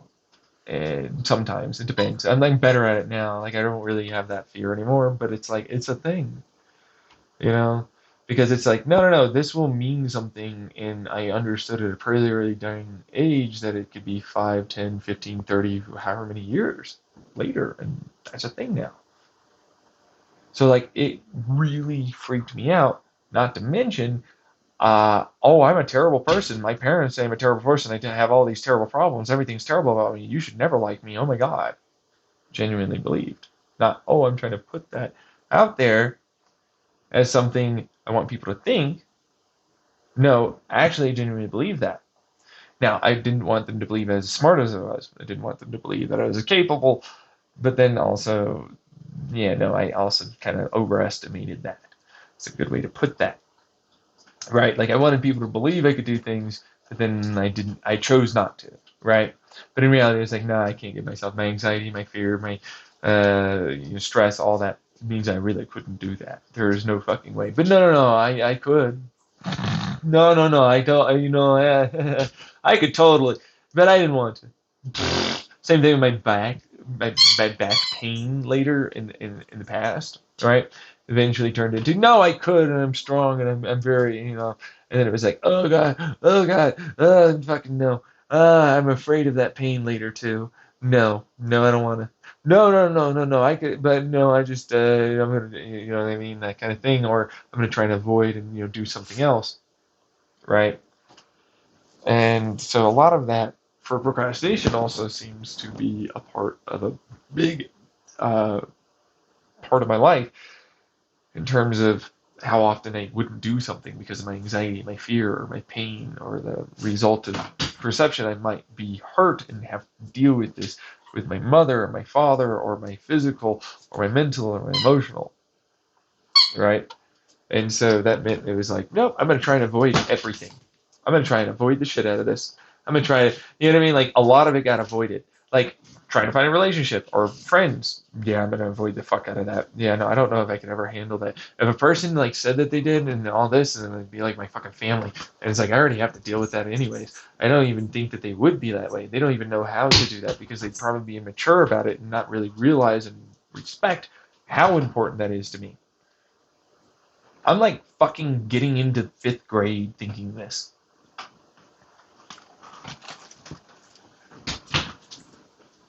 Those are genuine memories I still have. Those are genuine memories I still have because I'm like, no, maybe I would want to be, and then it's like this freak out mode of like maybe that would be, and then it's like holy fuck. So that was a big moment for me in 4th, going into 5th. It was a bad thing because it was like, yeah, no, I can't. I literally just froze. I would freeze up. I was like, no, I really desire to be in a friendship or in a relationship or something, right? I have no idea how to date. And by the way, also family, uh, dude, like before I even made it to 1st grade, we moved to the house, the Chandler house that I talk about. I had a knife to my chest, trying to kill myself, threatening to kill myself in the hallway. My parents, you're not gonna do it. You're not gonna do that. All this shit, right? Didn't phase them. I had to go to school. Never went to any psychiatrist. Never went to a therapist. Never went to any. They didn't even bother because what led to that was a bunch of them being toxic and negative and abusive and traumatizing towards me. That led me to that point. Here's another little fucking tidbit of information that I love talking about, but this one's a bit dangerous. There was a person that did this little weird quirky kind of like, well, I'll just start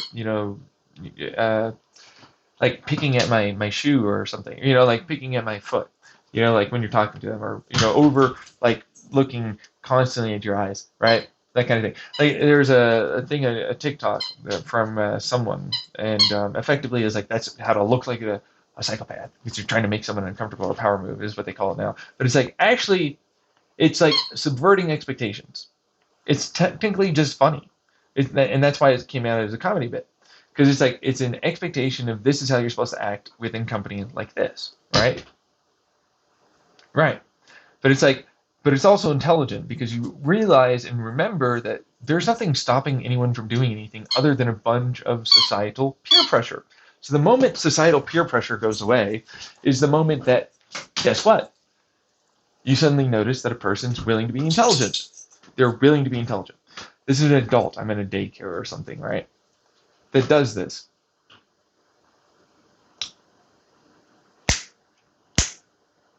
It woke me up. I was like, holy fuck, this guy might be smart enough for me to talk to. I was like, wait a second. You know what I mean? Like, I was like kind of putting around, but eventually asked him, some questions. And then I realized he's not very smart. I was like, does it get better? I literally asked him that, does it actually get better? Because I was crying. Like, I was trying to hold back those tears. He's like, no. It's like, you're mature. And, I asked him these questions that effectively, it's like, you trying to really understand how intelligent a person is, and maybe I can finally relate to someone, and maybe all this other stuff. They're not. You know what I mean? Like, I don't expose myself because I've already had this issue. It's like, oh, I'm going to ask them about, hey, you see this body language, and they're like this, and they have this personality. I'm telling this to an adult of one of the other adult daycares. It's like, this person over here for this, other child that's in there is also like this, and they'll watch, they'll do this. They do that. Oh, wow, holy fuck. There's like a concerned smile. Oh, fuck. And it's like, this person will act like this, and they're coming over here because they're concerned with me like this. I ask him this question, like, hey, I know about this, and I know about that, and I know about this because of these things that you have for your shoe, or this, or that, or whatever else. I'm like displaying that I know these things as a like, hey, are you a fellow person like myself?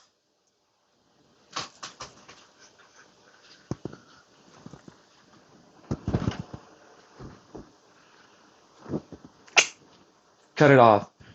Like, that's basically what he did. It was like, no, and actually, and no, I didn't think about that. No, that's actually very smart. And oh my God. And I started crying a little bit. You know what I mean? It got to me because it was like, oh, do they get more mature? Because I was like, I hate talking. I like talking to adults because sometimes they're more mature. Sometimes I can actually talk to them about things that like they effectively don't know anything about. They're never curious, and they're like really slow, and they don't seem to understand.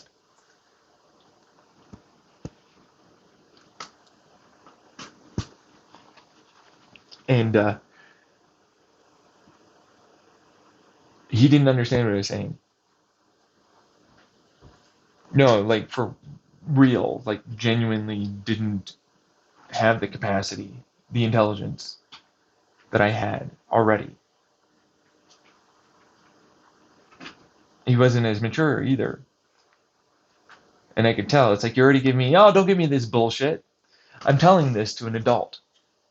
Don't get me, I know what you're acting like for this. I'm already doing like the whole, like, I'm going to drop my act. I'm going to be my real self.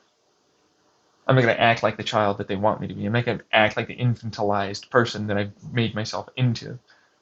I'm going to drop it. I'm going to act like I really am. It's like, I already know that you're acting like this because of these things about your personality and, thoughts that you're having and perceptions and what they're going to make me think and so on, blah, blah, blah, blah. And I already know that from this and that and all these other stuff that you're probably like this and you have these personalities. And because you acted like this, that means there's a societal peer pressure, and I already know that. So it's like, could you maybe give me something? Like, I'm actually genuinely interested. He looked down in disappointment. Like, genuinely, yeah. He knows, and he knew that I was too fucking smart. Like I already did. I had already known I was too smart for my own damn good. And he's like, so societal peer pressure, oh my fucking God. We're effectively talking about most of the stuff that you'll learn later on in life by the time you're in college, and you'll suddenly know about it. I'm not even in first grade.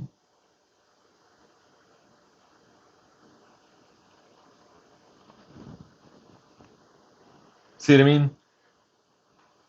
This guy, it's like, I already know how you're going to act. Like, could you give me something? Right? And It's like, all right, we'll play a game. Like, how are they? And it's like, well, this, that, and stuff like that. It's like, that's right. And it's a little off. Well, actually, they're kind of stuff like that. And they'll do this. Already assessing. And I'm like, oh, why don't you give me something? Tell me, what would they act like? I'm already asking, like, what will they act like? What will they? What do you think about them? What do you think? You know what I mean? Like, I'm like, hey, come on. You couldn't get anywhere. It was wrong several times over. You couldn't predict. You couldn't see what they were doing. You couldn't understand how they would act based upon the body language. I asked them about various math, various sciences, various physics, and more they didn't know about. No, I mean it. Like, he really didn't know about some of them. Some of them, yes, but others, no. And I've been thinking about this, and maybe this would resultively be able to make this in terms of chemistry, in terms of these given reaction types and so on. Whoosh, right over his head. Right? And he couldn't give me much of any actual advice or anything. And I'm like, and I started, it sunk in.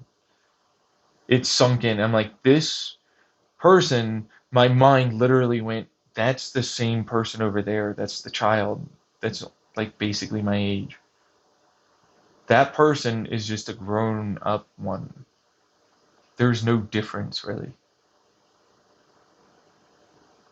It's just a slight bit more knowledge. It's just someone that will have a consequence if they fuck it up. That will make it so they'll pay more attention and take it more seriously.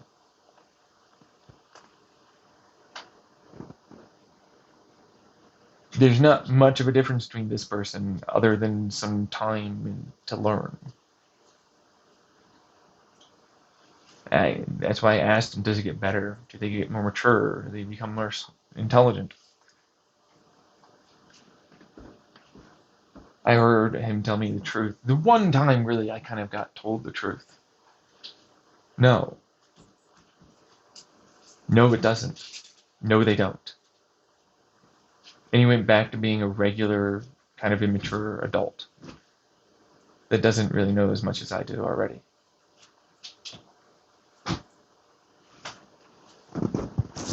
I didn't like that. I had to genuinely hold back tears for a while. Because I had to go back into becoming my child, infantilized, have to pretend I'm not smart, mature, don't see these things, don't know this stuff, don't think about this stuff. I had to go back into the internal. I had to make sure to be a mask person,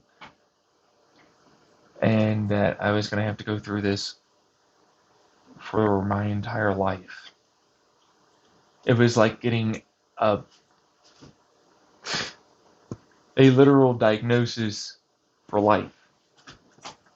It's like, you have cancer for life now.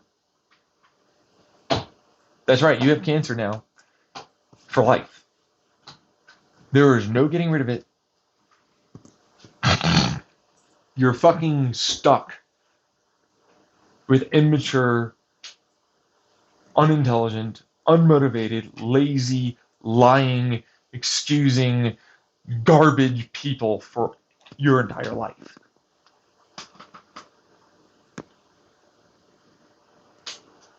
You are stuck with this. I didn't handle it very well. I was holding back tears. They did a little recess. I was like trying to fucking forget all about it. I basically internally collapsed and just sort of I'm not really, and this isn't really happening. I'm disassociating. This isn't really the case. It will get better. It's getting better. It's gonna get better. It's gonna get better. It's gonna get better. It's gonna get better. It's gonna get better.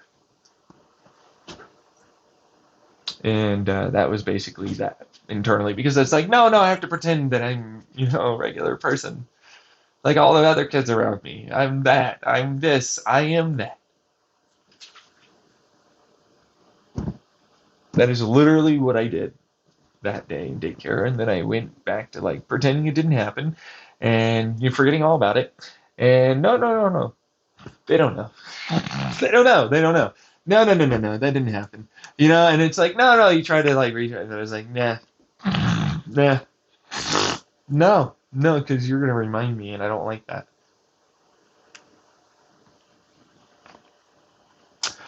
32 years old now. That is exactly what happened. It has not gotten better. People are probably even less mature.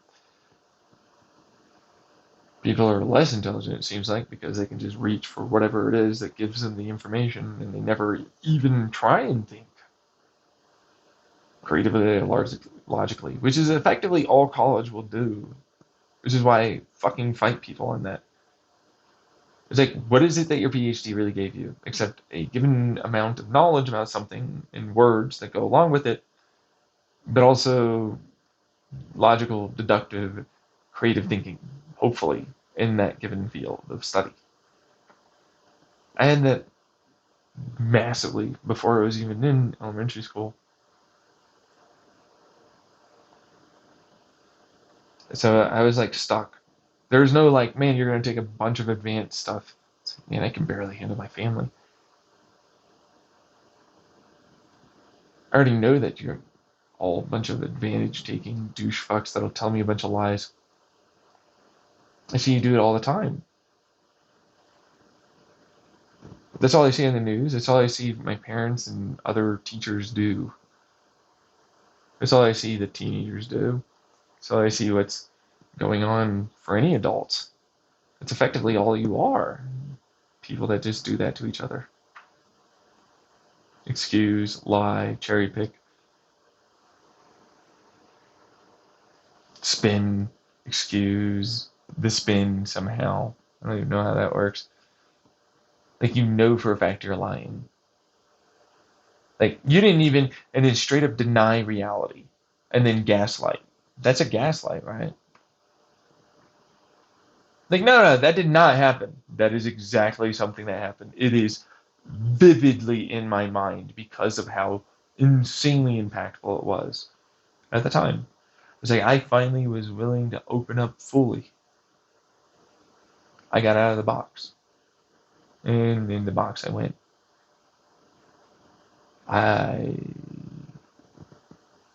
guess I'm a bit more like a turtle now versus a person that's outside of a box. You know what I mean? And everybody's kind of turtling a lot, is what I learned. Some people will reach out a little bit. Nobody usually exposes their entire self. I kind of got bored of that. Because it's like, fucking hell, I'm 32. All I've been doing is lying and masking. Fuck this.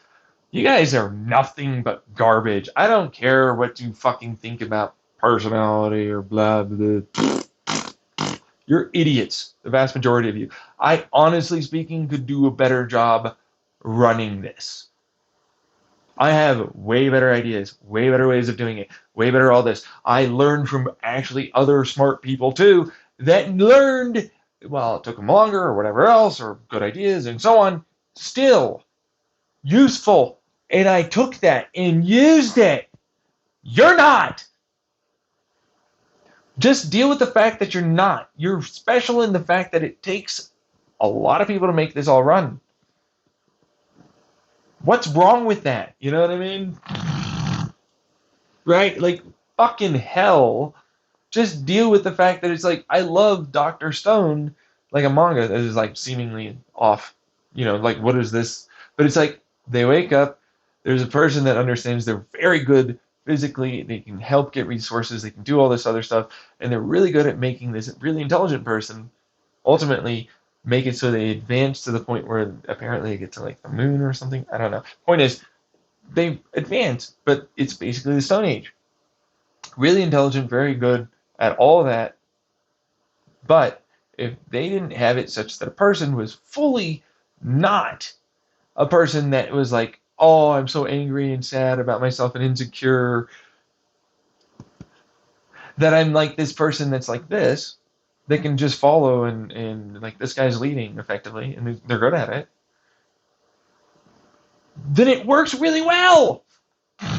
Do you know what I mean? Like, oh, what do you know? It worked really well. They got really far. They did a whole bunch of shit. The series is ended now, right? But it's still really good, and you should read it, truthfully. But it's like they got that far and they figured all this mystery and all this other shit out because apparently they're turned into stone. But then later on they're no longer stone. It's a whole nitric acid. Anyways, point is, doesn't matter. Again, it's a manga, but it's like, what's bad about just accepting that that's like also a part of that dynamic? If you know anything about kink play, you know anything about communication, you know anything about that kind of power dynamic stuff, then you know it's like, no, people that accept that, they're really happy with what themselves and they're very secure in themselves, in their identity of themselves, and that's great. And things work better and they're happier. Everything's better as a result of that. But then like, no, and you can't join because you grand delusion and you think you're better than others and all this other stuff, right? So look it up and it's like, dude, that could fit so many different types of anxiety, stress, over time, different personality traits that come across and try and fight certain internal struggle, blah, blah, blah, blah. It's effectively irrelevant as a diagnostic symptomological kind of thing of any kind to diagnose anything. It's essentially garbage. Like, who uses this? Same thing with the DSM.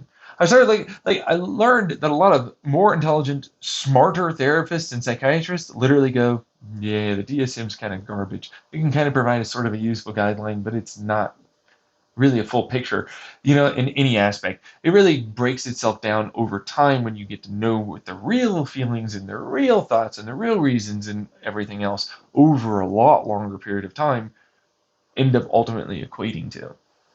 Which essentially means it's like, well, it's effectively garbage until you do a fuck ton of work.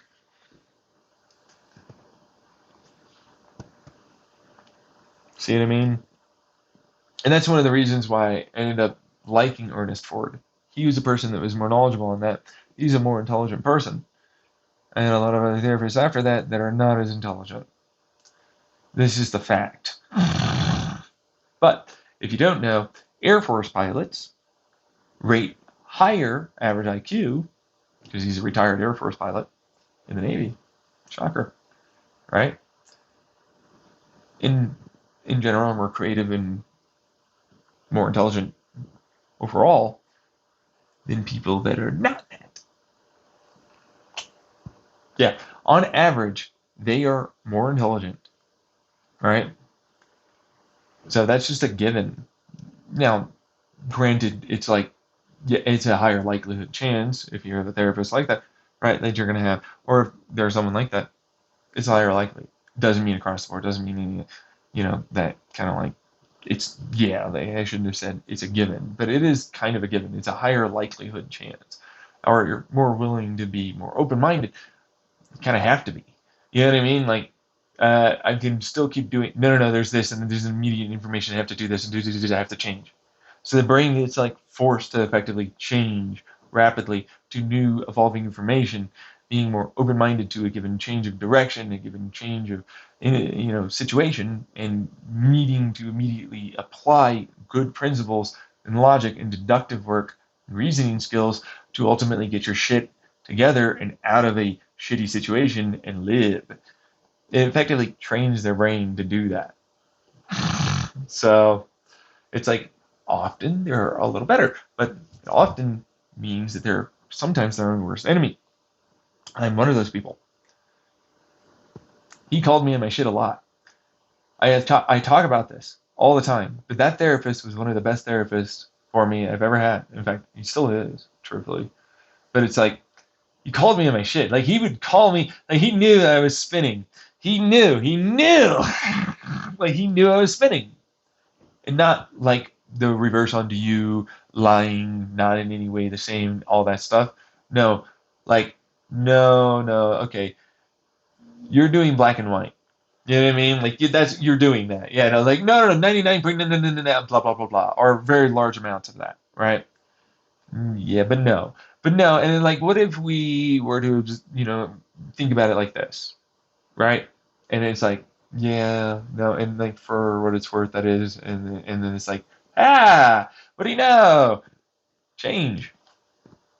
He must have loved me as a fucking client because you rarely get to see that. People will rarely ever actually change or even see that they're doing that and not fight it and defend it tooth and nail.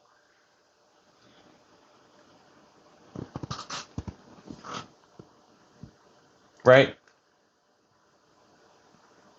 To be fair, though, for me, I can't know. We did have a bit of a friendship. We did have a bit of all that going on. Right? It was kind of my only friend really at the time. Kind of, sort of. Right? Like, so that's what that would be. But it's this thing because it's like, no, he had other stuff going on. I helped him kind of with his kid at the time, and like he eventually changed. He grew more mature, like that kind of thing. And it turns out I was correct apparently about that. He told me himself. But it's like the only reason why I know that is because it's like, well, I just went through it. Like I literally just went through that. Like I was going through high school, I was going through this, and I know about this internal part that I was unwilling to share. I was afraid of this or whatever else. And for what it's worth, oh, he was a therapist or is a therapist, right? I don't know if he's still practicing. I do know that uh, while not the same life situation with my family and my parents, there was some pretty bad arguments and yelling and screaming and stuff like this that went down, and that might have led to the mistrust, or maybe I can't open up, that kind of thing that might have happened with his kid, right? And it's like, well, I'm glad I was able to help more than anything. That's all that was for me. There was no like, man, I'm glad I'm right. There's no, it's like, oh, nice. You know what I mean? Nice, right? Like, good. I'm happy that that's a thing. That it got better. I didn't get better after a point. The cannabis wasn't great after a point, but like now I know more that it wasn't really all the cannabis. There's a lot of drinking too involved for alcohol, but then there's also a lot of abuse for my family, and then all of this insane level of hacking and shit that I was trying to get to telling him, but I was afraid. Because like, well, I know people go to the psych ward, the mental health hospitals, and I don't want to. I don't think I'm that bad, and for what's worth, I know it's happening, right? I don't want him to believe it's not, and I couldn't handle that, like in terms of rejection or all that. But for me, it was more that, and my family had just become intolerable. Like he was starting to argue for them in a way that I just couldn't handle anymore. It was like it is clear that this is not what it was. Like my mother and my father are abusive as fucking shit, dude. And I wasn't really getting any much further in our therapy. Like it wasn't that there wasn't anything he probably could have, couldn't have been able to help me with, or through, or teach, or for that, because he helped me a lot and a lot of that.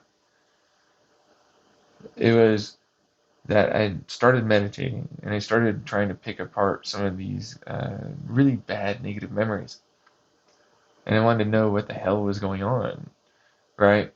And it's like, well, I would do that work, and that was fine. And truthfully, it was really nice because it helped me solidify, like, I need to, you know,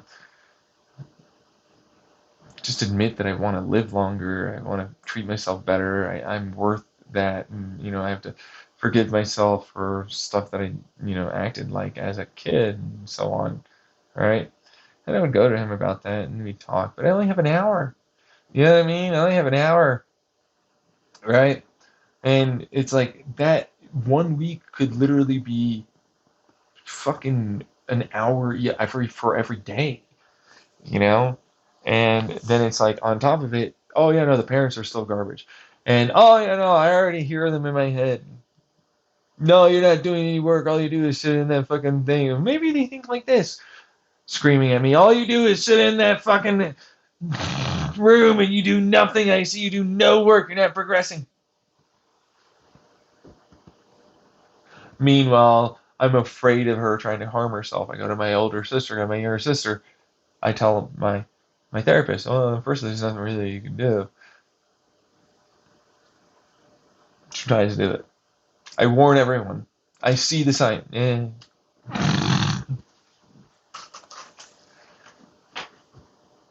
didn't even tell him about what my older sister and more talked about like that much, but it's in there. But it's like, God, fucking damn, And it's like, no, your cannabis use is what's really causing all the problem. Meanwhile, I'm already talking about psychedelics that later come out on the scene as something that can be an alternative use treatment, right? Instead of just a recreational thing. Because I'm like, I'm still not getting anywhere. I've already gone through like all of the fucking meds they've ever fucking really been able to prescribe. And it's like, I now understand that I was searching the wrong goddamn place. I was really not seeing it. Like, that's what the problem was for me. It was like, no, like my therapist knew that it was really my family. They're garbage. He pretty much kept trying to allude to it after a point, and I kind of defended them, and I shouldn't, and I kind of got angry and defensive, eh, and defending of my abusers, which is normal. And then I was like, maybe over this, and maybe over time, and then it would be like, well, if you try and do this and this type of technique, and what ever that is, and then maybe they'll admit to change or whatever it is. Didn't work. He had to let me go as a client. I ended up in a mental health hospital because I was suicidal and I was extraordinarily paranoid. I wasn't like, gonna harm anyone or any of that, but it was like, yeah, no, I ended up needing to go to a hospital. But what the worst part for me is that they hurt me a fucking lot. It was like, this is my one kind of thing that I could go to. And there was basically nothing. I didn't have another therapist. It kind of wrecked my fucking shit. Like, it was like really not great. Like, really bad. And I wanted to fall into, no, I'm just delusional. It's just psychosis. It's just schizoaffective. It's just that. Like, no way. It's just this. Even though I had all of this already there in front of me. Like, you can't. How are you trying to deny this? How the fuck can you deny that? Right? And it's like, yeah, because I couldn't handle it. That's literally, I was that overwhelmed. I was in a dissociative state. I had started to dissociate from my reality, become delusional of the truth of what was happening. That's what that was. You know what I mean? And it's like, no, I'll just keep talking out loud like it's not really. And I know you are. I know you. And you see the back and forth in that. If you ever get, whatever was recorded and can be found, you'll hear me go back and forth on it for a long time. You'll hear me do it a lot. But it's like, I'm already in a bad way. I'm already in a bad way. Like, I was already doing it before that point, and I never even knew and noticed. Because it was like, well, maybe. But it's like, no, it's my family. And I need to dissociate from my own fucking problem with it. Like, it's like, I didn't want to see that my family was my issue. I'm not the problem. Like, everyone in my life told me this, and I would deny that reality. Everyone. I'm not even kidding. Every therapist I ever had, every psychiatrist I ever had, every person I ever really ever talked to. You're well adjusted. You're smart. You're intelligent. You're the normal. Like, you're normal. You're a good person. Like, what the fuck is this? You know, that almost got fucking said by my therapist, Ernest Ford, by the way, in one of our sessions. I'm not even kidding. I'm not. It was not even that, you know, towards the very end, but it was stated almost that, like genuinely, it almost came out as, what the fuck is this? Like, yeah. So, but it's like, that's my family versus me. Like my family, while clever, sometimes smart, they're not intelligent. They are not creative. They are not like me. They are not that smart. They're not that intelligent. They're not that mature. They are obvious covert narcissists to straight up overt narcissism. Having them in therapy made it worse because it made it so they could use therapy terms and other shit to fucking go against me because I'm a person that is empathetic and willing to give benefit of doubt. Well, they shot that to hell. And no, you're the one that needs to prove that we can trust you. Nope, it's the opposite. You know what I mean? Like now I have all these boundaries. It's like, no, I'll spend and all this other stuff. And oh my God, it's the opposite. Blah, blah, blah. Get out of here. Click. You're nothing, a nuisance. It's not changing. I know for a fact you are. I can literally destroy all of your arguments every time. It takes nothing. It's not difficult.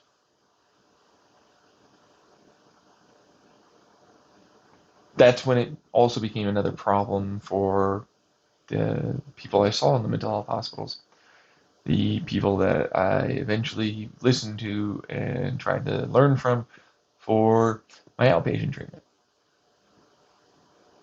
What can I teach you? You clearly already know. Like, I know this is boring to you.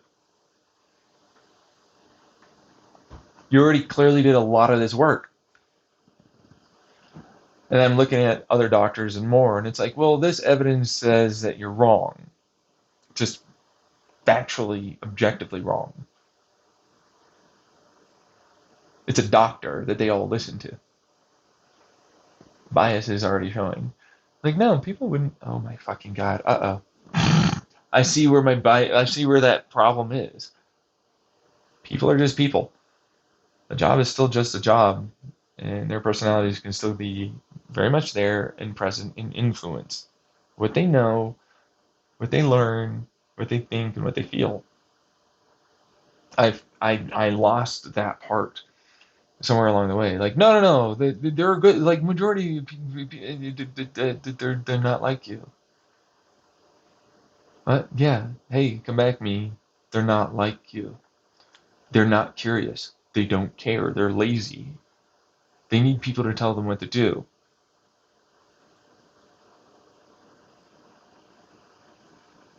It's the truth. They don't have intelligence like you. They aren't very good at keeping responsibilities going. They don't like to learn and progress. They're not someone that has like the capacity of constantly continuing to grow and learn like you are. They get so tired just like you, but they will just stop. You will wake up again and you'll do it some more. You won't stop. You will learn some more. You will do eventually. You will keep going. They are, while smart or intelligent or capable or learn, while you have these difficulties, they don't, and they get to run shit. Even if they fucking factually know that they're inputting this bias in a given type of idea and perspective, specifically to go with what they're comfortable with, they will deny it. You won't do that. They will do magical, fantastical thinking shit to allow themselves to lie and do what they're comfortable with. And you won't. Unless it's something that's not that important and it's like, I know. But like really, realistically, I just don't want to put in that effort right now. And they'll get there or whatever it is, right?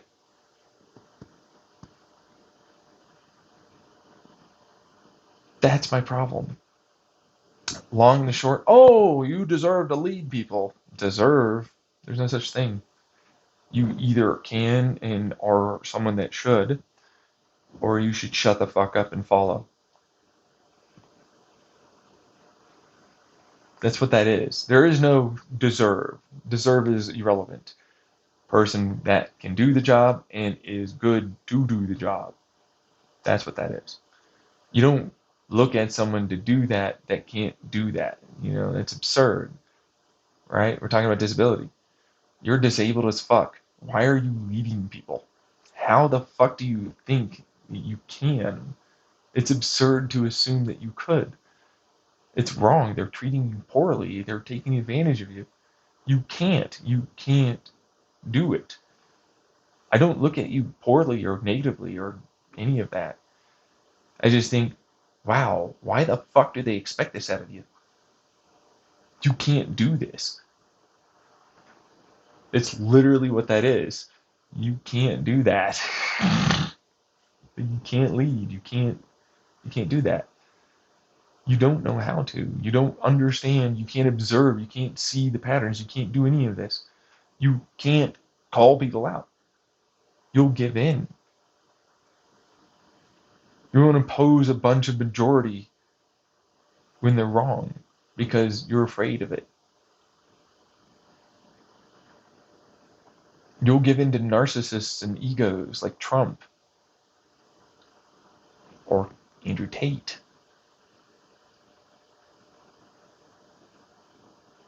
or scammers or anything that slowly pressures you and so on. But you'll fucking all combine and bind up and group up and conspiratorially go after me? Why? I'm one person.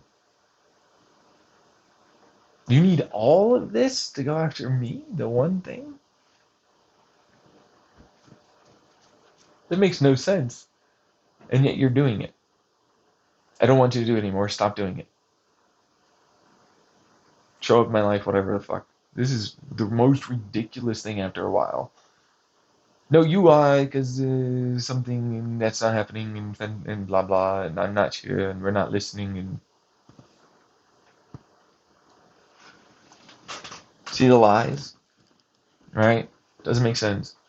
Like some people eventually just understand that they can't fucking avoid what they are. That's what my problem is. I ended up having that happen. It's like I literally tried to control reality to try and be like, no, you're not making me fucking do this. No, you're doing this. Ah. It makes no sense, but that's exactly what that was really after a while there, dude. It's like, no, we don't. But it's like, yeah, you are literally controlling reality. Just to fucking get rid of this. Because it's like, no, I refuse responsibility for all of you. Unless you're willing to do what I tell you. No. Unless you're willing to grow and progress. No. Unless you're willing to own up to what you did for your mistakes like me and all that. No. Unless you're willing to have me actually being in office. I get paid or whatever the fuck. You know what I mean? The answer is no. It's always no. You're taking advantage of me. You're taking my ideas. You're taking my shit. I get nothing back. I get nothing in return. No.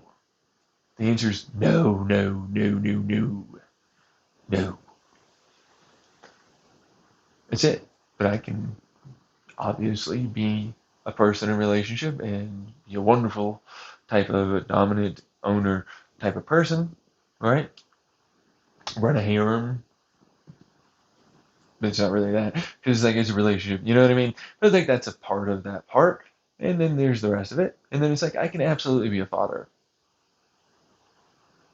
I'm not gonna fucking injure or psychologically whatever my kid any more than anyone else does, seems like. You know what I mean? In fact, if anything, I get the feeling, the distinct feeling that a lot of people don't want me to because I might be really good at it. Same thing with leading people. It's just like, yeah, but I also don't want to do that. There's no like actual in any aspect or way. Like desire. There's genuinely like very little desire to do it. My stuff is just like I want to make the world a better place. And effectively you're gonna have to come along for the ride. Because like if I ever got there and were able to do that, then it's like you're fucked, you have to do that. Figure it out, I guess. Here's some ideas.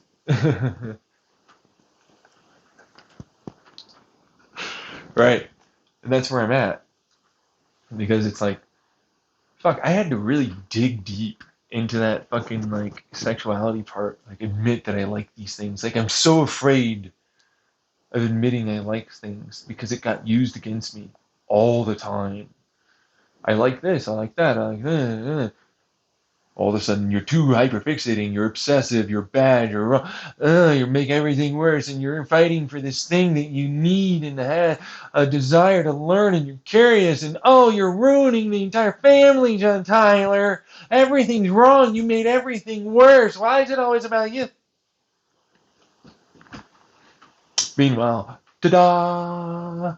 Government, corporate companies, and institutions and hackers.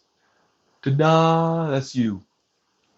That's you right now, either behind the scenes or later on in the future or so on, right?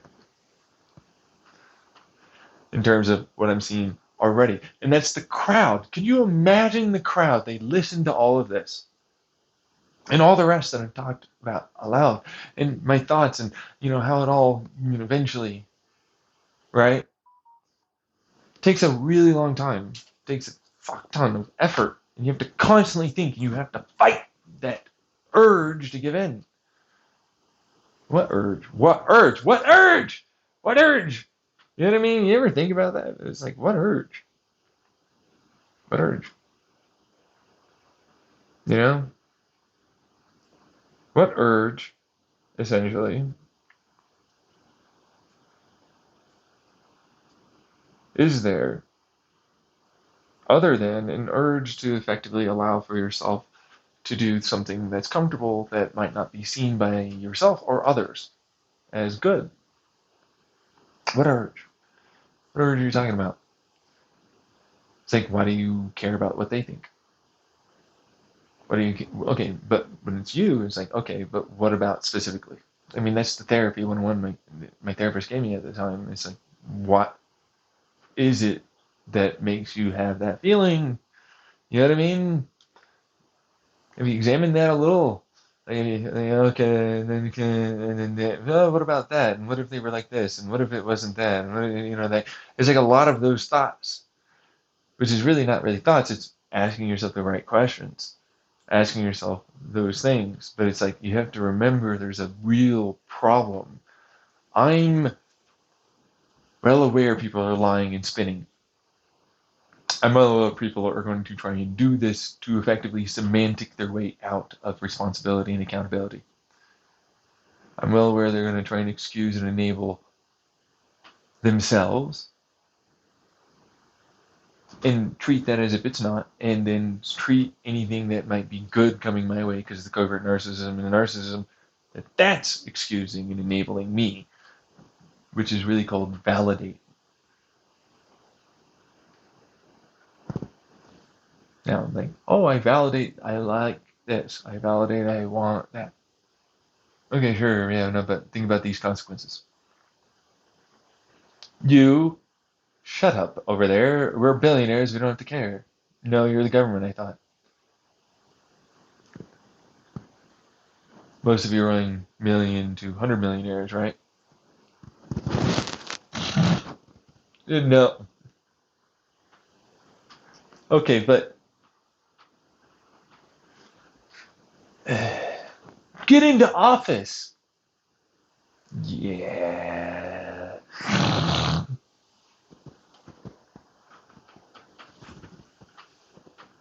So that's not going to be a thing. I don't really like that, bullshit excuse that they use. Like, no, it's, I am validating this. I already have more than enough and more than enough money. Oh, I like how you were told to change that sentence. No, I don't have enough money. I want more money, obviously. Why?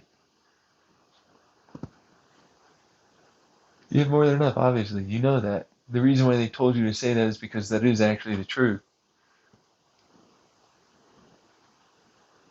What is it specifically you want that money for? Is it the fear of no longer being in power and control?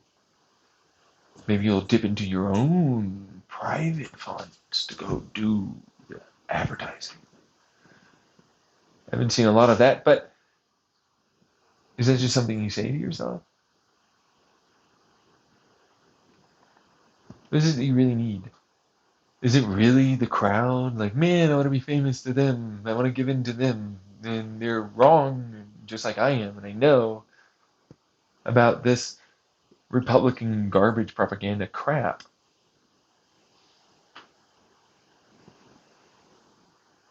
Right? So which one are you going to do? Or conservative values? This fear mongering couldn't possibly happen to make this work. I look at him. It's like, look, watch. Literally, just watch the news. Watch your friends. Watch your family. Watch your colleagues. Just watch. Just observe it for a while. You'll notice they all do it. You can easily piece it together. There's intention easily able to be figured out and known.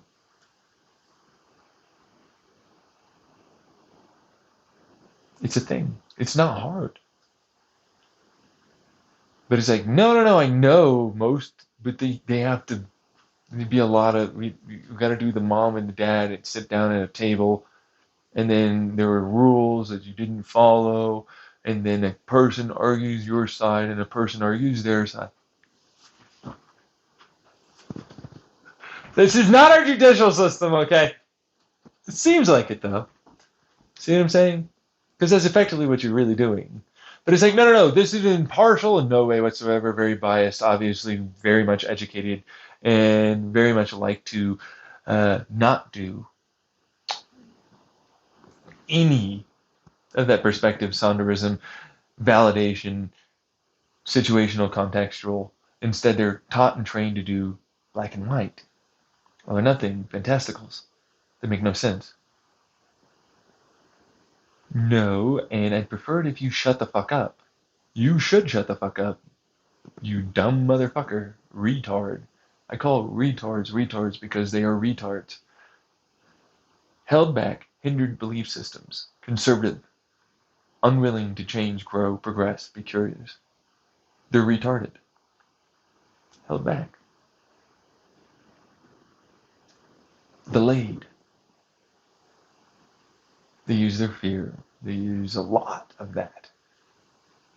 That's what that is. They're retarded. That's the real truth of them and all of you that are like that. You're retarded. You're not a person that's mentally unsound, like insanity, or unintelligent at all. You're intentional in your ignorance. You're intentional in your stupidity. You're intentional. You are intentionally retarded. You're the worst kind of shit. You shouldn't be ever allowed to lead anything.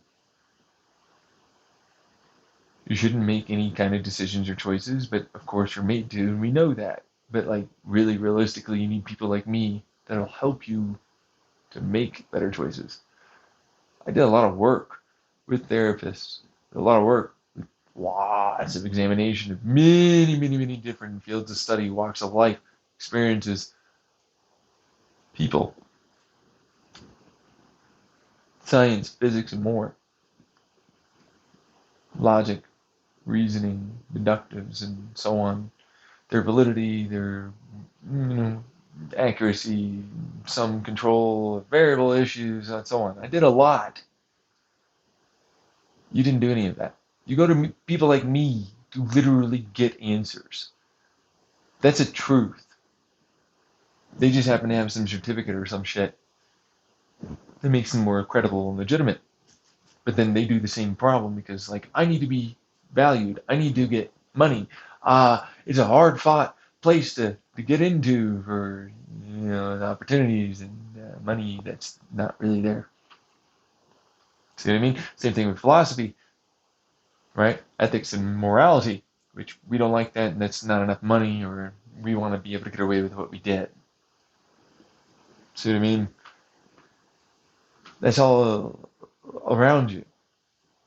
When everybody does it, it seems like it's normal and it's not abusive, but it is. It's abusive and it's not normal. It ruins everything. It ruins literally everything. Your entire world is bad because you're all doing this together. You have to do it. You have to do it. You always have to do it. Every time, as best you can, really. You'll make mistakes. Sometimes you won't. Try to make sure for anything important, you always do it. You got to do that. The only other thing you can add in is like, yeah, I'm definitely a fucking person that you're listening to, and even if you don't agree, at least initially while recording or whatever, you'll think about it later like I did, and you'll probably be on my side. And I don't even have to try on that one. You know what I mean? Because that's what I would do. And other smart people that are like me would see me do that when I was a kid. And they wouldn't call me out and they'd let me do my shit. It's a little embarrassing, but you really can't go after someone like that. It's like, I don't do it. It's like, nice, thanks. Right? This is the kind of back and forth we have. It's like, nice, thanks. You know what I mean? Like, we all change, we all grow, we all fucking resist or whatever, and it's scary. And there are people that might not, and it's like, Well, as a person that basically never really had anyone in my life, it makes it a lot easier. You know what I mean? Like, no offense to crowds, but societal and social peer pressuring is crap. It really prevents you from progressing. You think it's not there, and it's there. Like, friends and family and this and that, and I learned that my family's garbage and my government's bad and a lot of science isn't good. A lot of fucking people that try and pretend and portray that they're great, they also have their own issues. You know what I mean? And do the same problems, right? And so am I. And then I'm like, right, I need you to kind of work on this because I don't really know, and I'm trying my best here to brute force some things. But like, I'm also doing the whole like, look, there are better people that can definitely know more.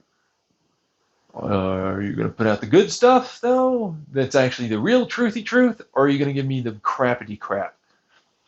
That's really an overly biased, overly reducted, very cherry picked thing that doesn't allow for me to actually get the truth. And I'm basically from that going to be able to go, yeah, well, that's wrong, but this is actually what it is. Like the minor attracted people. You know what I mean? Pointing at you versus you pointing at me, do the whole spin. No, because you're minor attracted. Meanwhile, it's like, I'm attracted to some minors.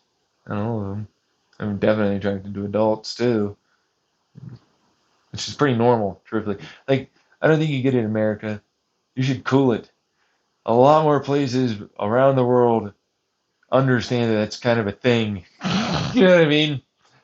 It's not like, ooh, man, this is so normal, or not normal, big deal, right? It's just like, yeah, okay, whatever. That. And if you look at them weirdly, it's like, why? They fucking wanted it. What's weird about this? That's a fucking person that wanted to do that. If they're a child, what would we do? What's bad about that? I don't know. Don't just, what? Yeah, what's weird or bad about that? No, seriously, ask that. Like, nothing bad is happening. What's weird or bad? Is it like the size of the person versus the other? Because they're both people. You like to change them into this is not a person, they're now a child. It's like they're still a person, dude. They didn't stop having thoughts and feelings separate to you. It's because they're a child. They're a fully formed person practically. They're just going to continue getting more knowledgeable and, have different events that'll change them and grow and repress or whatever.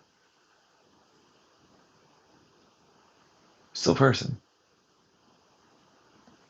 I don't know. It's just weird. Why? Because a bunch of people told you that? Well, yeah. Yeah, but what's your real thoughts? It's not that weird, honestly. I don't really care. Told you. There you go. Come on. No, but the Gabagoo sucks. I hate him. Yeah, everybody knows all of them suck. Everyone hates them.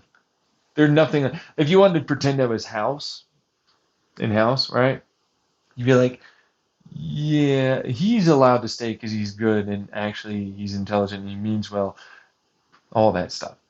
And then there's you, the Gabagoo, who's like, pot's calling the kettle black and reverse unto you and blah, blah, blah.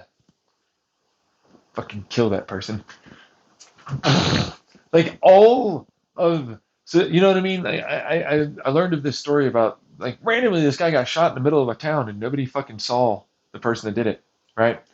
But it's like then you learn more about it and it's like that he terrorized, you know, a family and he burned another neighbor's house down and he fucking like effectively started raping the daughter or whatever, right? And like he kept getting away with it and then they would do nothing, right? And eventually he just got shot. Nobody knows who did it, right? And it's like, yeah, nobody knows. Like, random, yeah. Could have driven by or something. Yeah, maybe. I don't know. Could have driven by something, right? Yeah, no idea.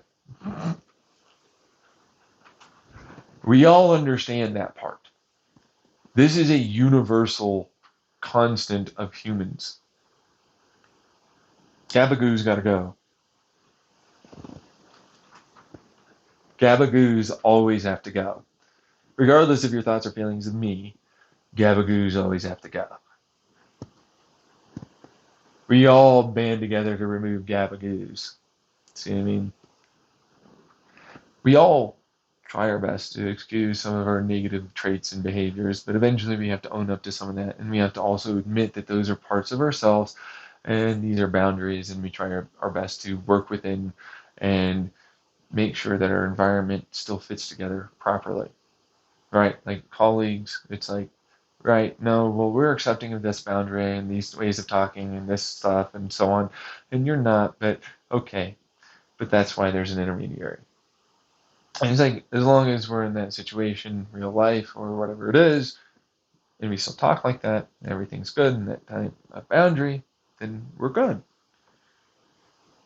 It's not that I'm terrible because I rub you the wrong way, and it's not like you're terrible because you rub me the wrong way. We all try our best, right? We all have personality traits. Stop fucking around, right? Like, dude, you're this. Some parts of that aren't so great. I'm also like that. You know what I mean? Like you can't really always get along with everyone. That's what the thing tends to be with us, right? But then there's like you're trying to take advantage of me. That you know what I mean? Like that part, right there tends to hit people that feel like I'm the bad guy. And it's like, no, I'm in the right. I don't care. I'm gonna remove you.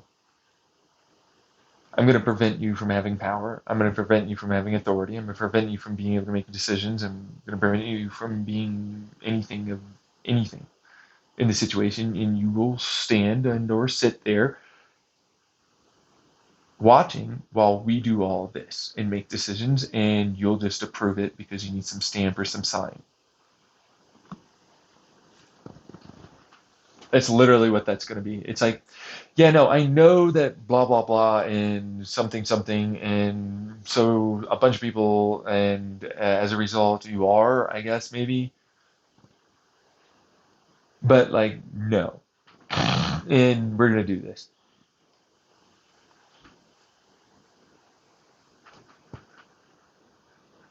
That's literally what that is.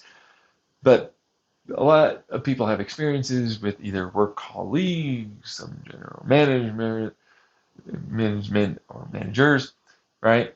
Or family sometimes, right? And then there's me, who has very little experience with that, but I see it consistently happen. It's not like always, but it's like if you're gonna do something like that, the answer turns into absolutely fucking not no.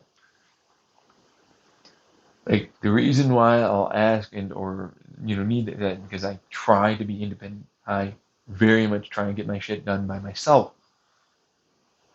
Turns into, yep, you did the bad thing, you deserve this punishment.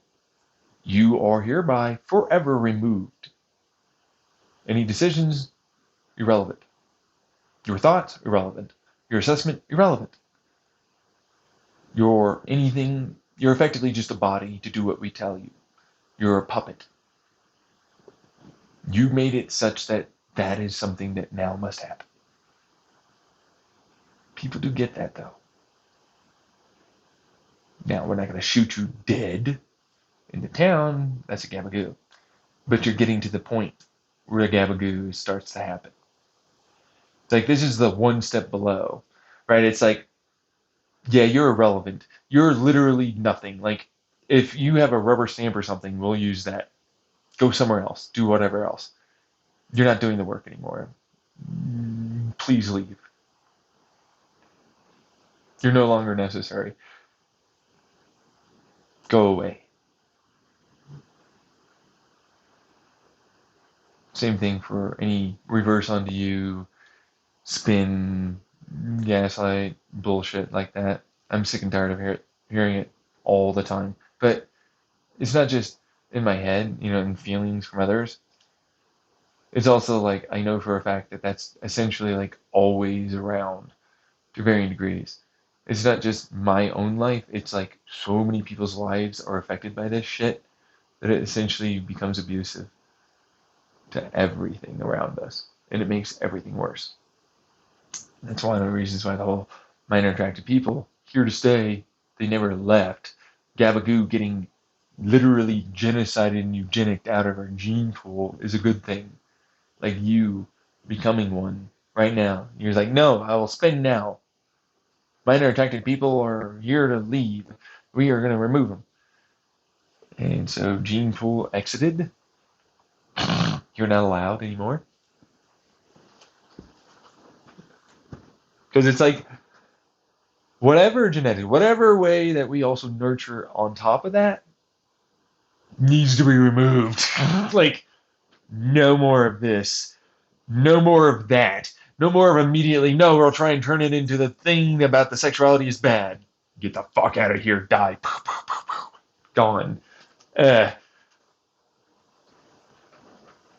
That's what that problem is. Same thing with capitalism. Capitalism is here to stay. Yeah.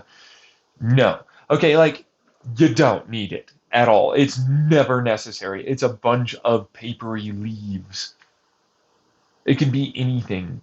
You know what I mean? And, like, the fact of the matter is your time gets more and more valuable the older you get because you have less of it.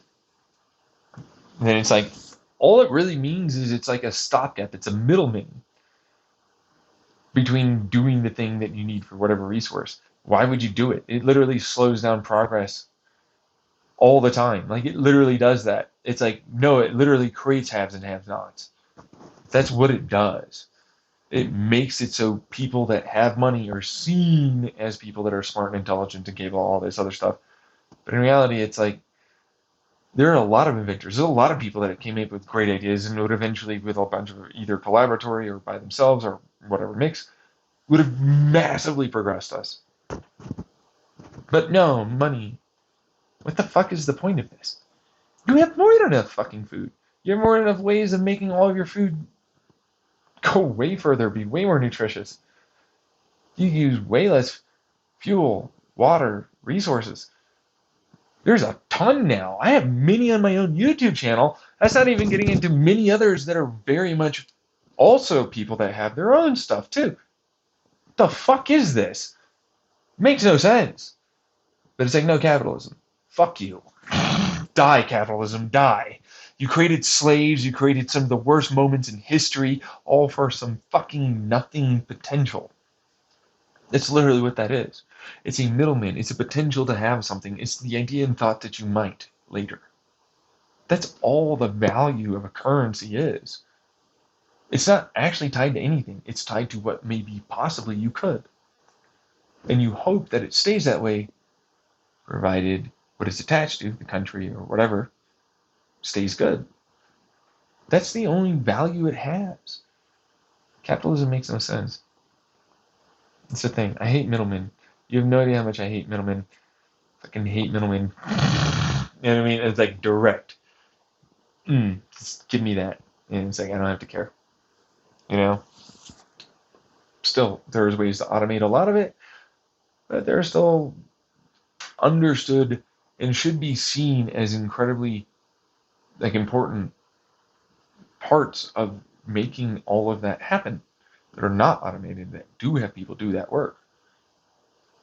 A CEO is cool and everything, but it's like, it's not that. Like a person that's the delivery driver is more important than a CEO. A logistics individual is incredibly important to such a degree that it makes no sense to call a CEO the equivalent. Like, it doesn't work without a logistics. You know what I mean? Like, I know that like CEOs make bigger picture stuff, okay? So don't even. But it's like every one of them is important for what it's worth. Like you can't make any of it work without every one of them doing it well. But to suggest that any one of them is better doesn't make sense. And then it's like, but also, you know what I mean? Like the bigger picture and all that is really good and it's very important. But it's like at the end of it, that delivery driver, that was just like those real working moving parts that are people that have all of this that they need and they have to take rest and all this. If that's not there, there is no fucking business. CEO of fucking what? CEO of anything that I say I am. Yeah, okay. Here's some air for you, I guess. Not really, but like, you know what I mean? Because it's like that's literally what that is. If without them, it's nothing. Same thing with like a government. Without a group of citizens, the government's nothing. You know what I mean? It's just it doesn't make sense to do it the way we are. You know, and then it's weird. Like we should just really stop fucking going after each other for just you like this and you're like that. Why do I need to care that much? You know what I mean? I don't like to. It's that, like, dude, you're doing you. I don't have to. I don't even care really that much. Like in that aspect, if you want me to, and it's involving me, like okay, but otherwise, ooh, no, no, no, no. Hey, that's you, and you are doing you. I don't need to get involved. Don't worry about me. You know what I mean? Like okay, like whatever it is, dude. Right? Like it can be sexual, it could be your business, it could be whatever it is, man. Like me getting involved and caring, it just doesn't make sense. It just never does for me. It's like, man, that's a lot of effort for me too. But it's also like, what is it for you? Other than like a big, massive, oh my God, a peer pressure and oh my God, opinion, oh my God, all this stuff. Ugh. You know what I mean? Like, who gives a fuck?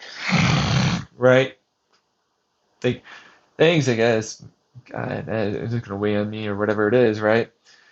And so I don't really want to do that. I'd rather just enjoy whatever it is, and that's what a lot of lurkers do. I'm usually a lurker. I lurk, and what that means is I enjoy the content you produce and you put out, and that's fine. And I have my own opinions, but I don't really want to share them because it's just for me. It's my own little slice, my own little whatever that is. And if you want them, then it's like okay, well, if I feel like I want to, then I'll tell you. But like otherwise, that's a lot. That's a lot that you have to be put through. You know what I mean? That's a lot. I don't want to do that. Like I already know like a bunch of people are going to be like that person that doesn't care and doesn't see it. You know what I mean? It's like, ow. Jeez Louises. You're gonna get shit on you with this and with that. I don't like it. I don't want to add to any of that. I don't like adding distress. I don't like adding to anxiety. I don't like adding to any of that. But it's like eventually something had to give because it's like I'm a citizen of the United States of America.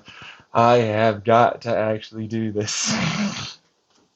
I have to do this. I have to, right? And it's like, this is complicated. There's a lot of moving parts.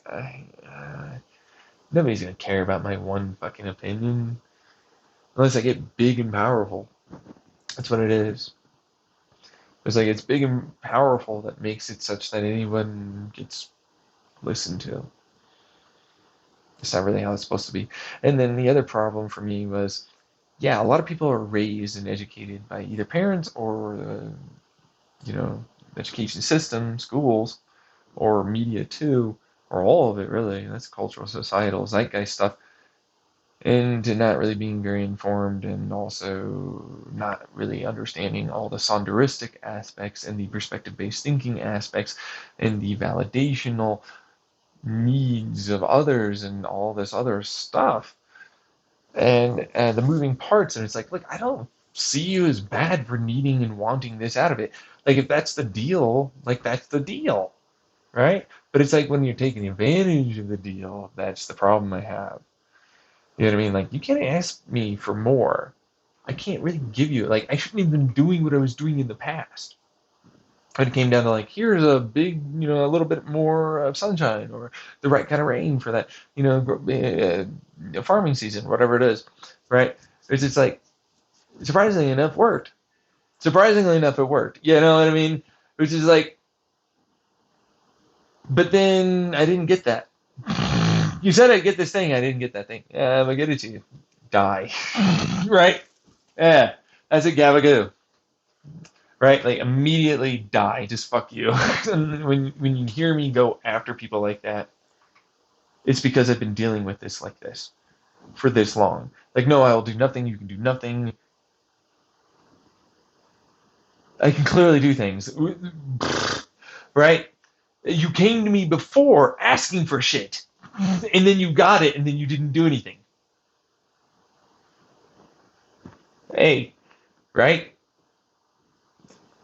Because it's like, for me on the other side of that, even if I didn't know, but they apparently did, that I was mimicking more, like, honestly, like, I was already overwhelmed, and it was just basically just fucking just this person, just letting it go, right? And I'm mimicking someone else versus me, even if my intelligence is this, I'm trying to fucking change or whatever else.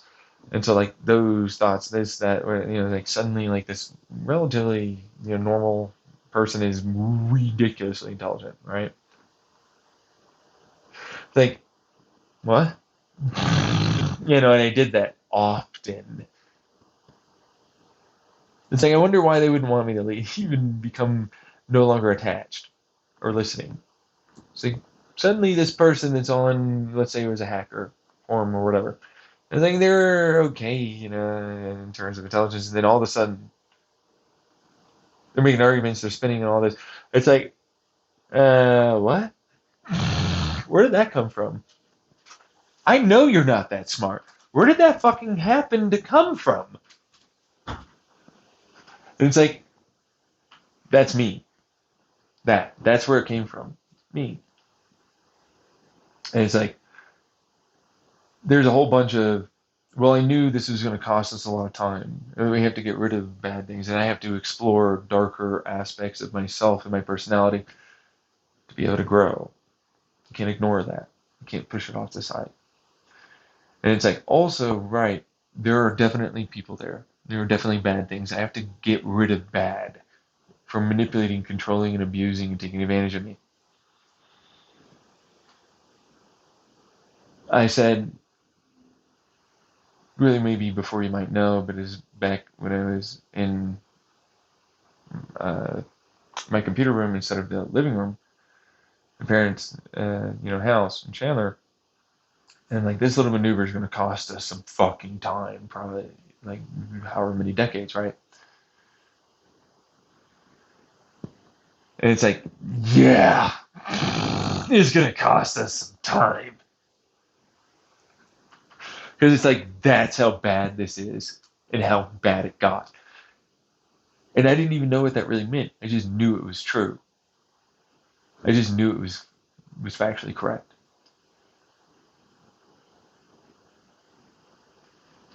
The people that are like, no, I'll spin. It's for you to fight. No, that doesn't help.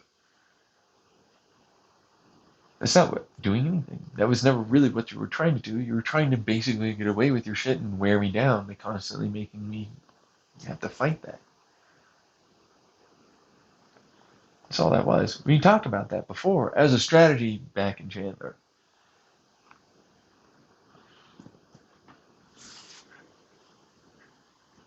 You know, I get asked by the hackers, government, more, because whatever connection, mental stuff, macabre questions, curiosities of like, what would it take for, really bad, like, change society with certain types of violence, like the Boston bombing. There's this guy that says he's in QAnon, and he's like, no, they did it for, seeing this kind of like type of, you know, I forget what it was, but it was like, for the police to know what the response and like whether or not they'd be able to break into a house or stuff like that, right?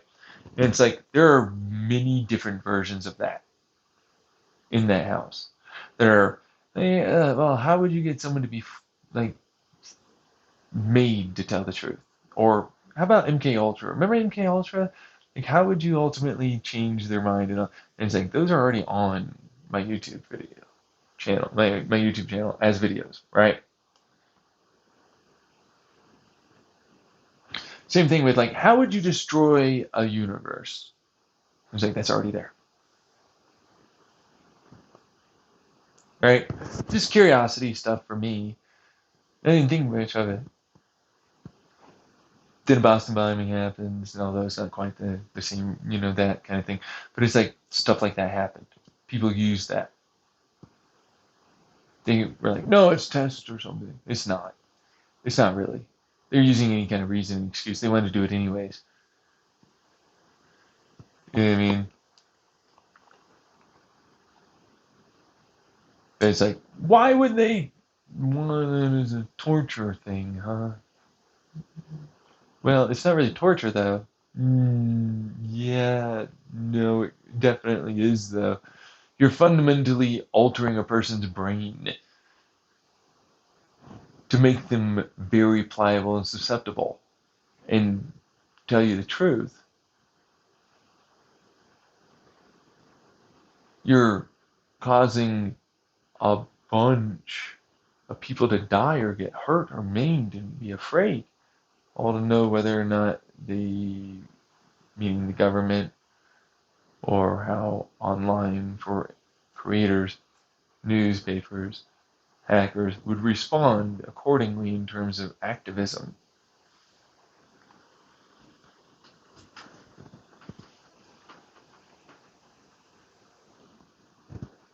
See how far, like I was talking about with QAnon, meanwhile it's me reaching out for help. Let's see how far this really will go. They're still dealing with it. It's now going into the government.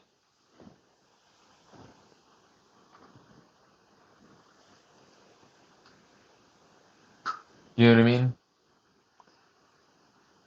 Goes on too long, too far. Meanwhile, I'm just there not really thinking about it much. You know what I mean? Like, yeah, well, some coincidences, whatever. Right? Oh, God! No! And I'm trying to fight and get somewhere, like I'm talking about now. Get them to give me something. Get me out of this.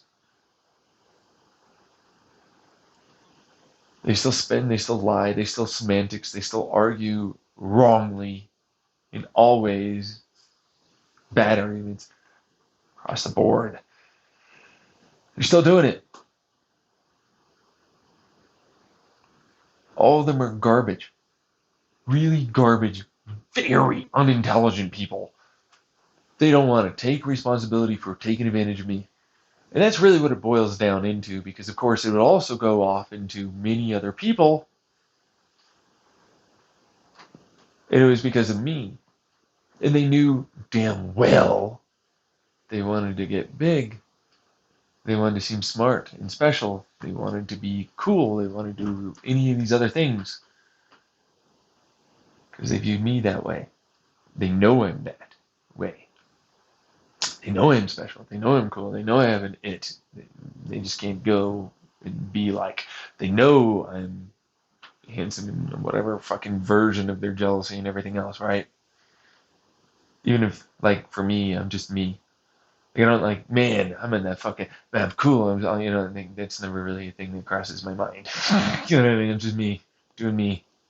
I'm me. Yeah. It's literally what that is. But it's like, that's not what they feel about me. Meanwhile, what I'm really doing also is like, I am fighting tooth and nail decades of my parents' emotional and mental abuse and neglect, of my own internal self image problem.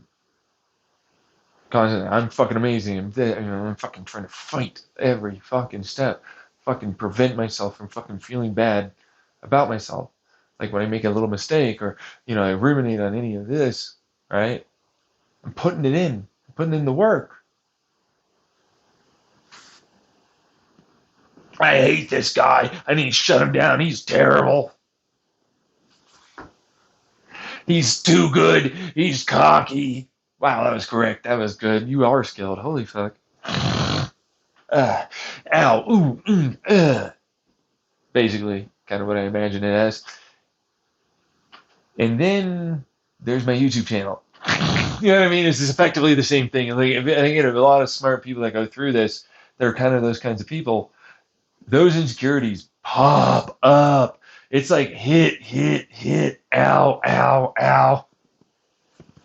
That would work. That could, oh, fuck, ow. It would work. Oh. Ah.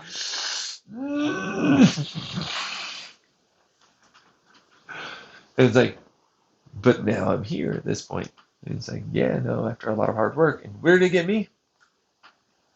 Well, I'm in a different apartment by myself, alone, fighting like effectively all of reality in the universe, in my government, in all this other crap, just to be like allowed to effectively get what everyone else is allowed all the time to get.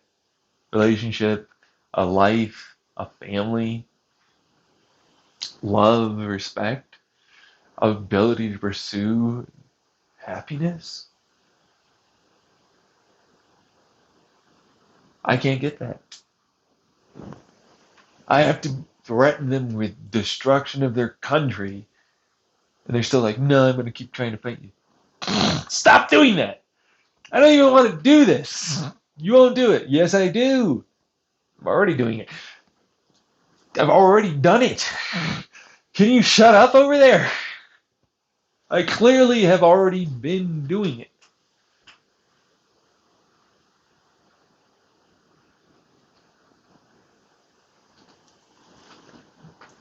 It's not anarchy. I don't see that as that. It's like, no offense. Yeah. But it's like, dude, I warned you. You could have fucking moved them. And why do you keep doing it?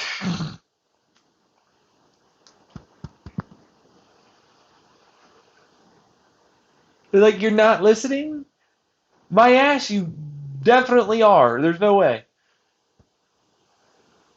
Fuck yourselves. With the splayed into right, razor sharp that fucking, just file it down. Really, this is your faults. All of you that did this.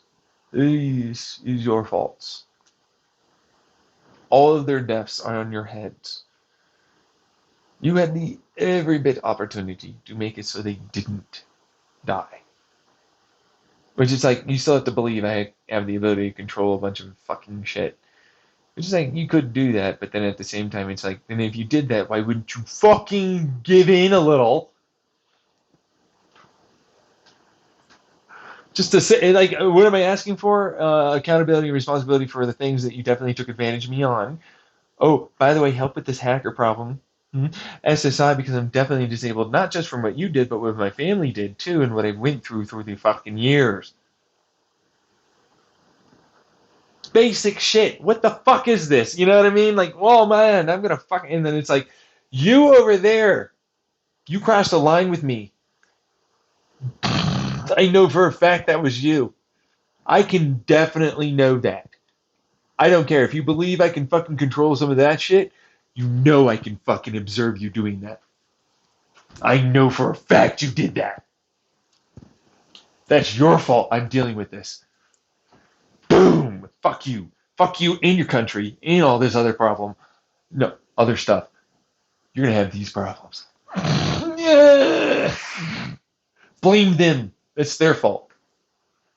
Then I also have the other problem of like, well, aliens, in terms of the amino acid, polymerized amino acid. It's a polystructural polymerized amino acid, which apparently several already peer reviewed and then also replicated studies came out where they control cells.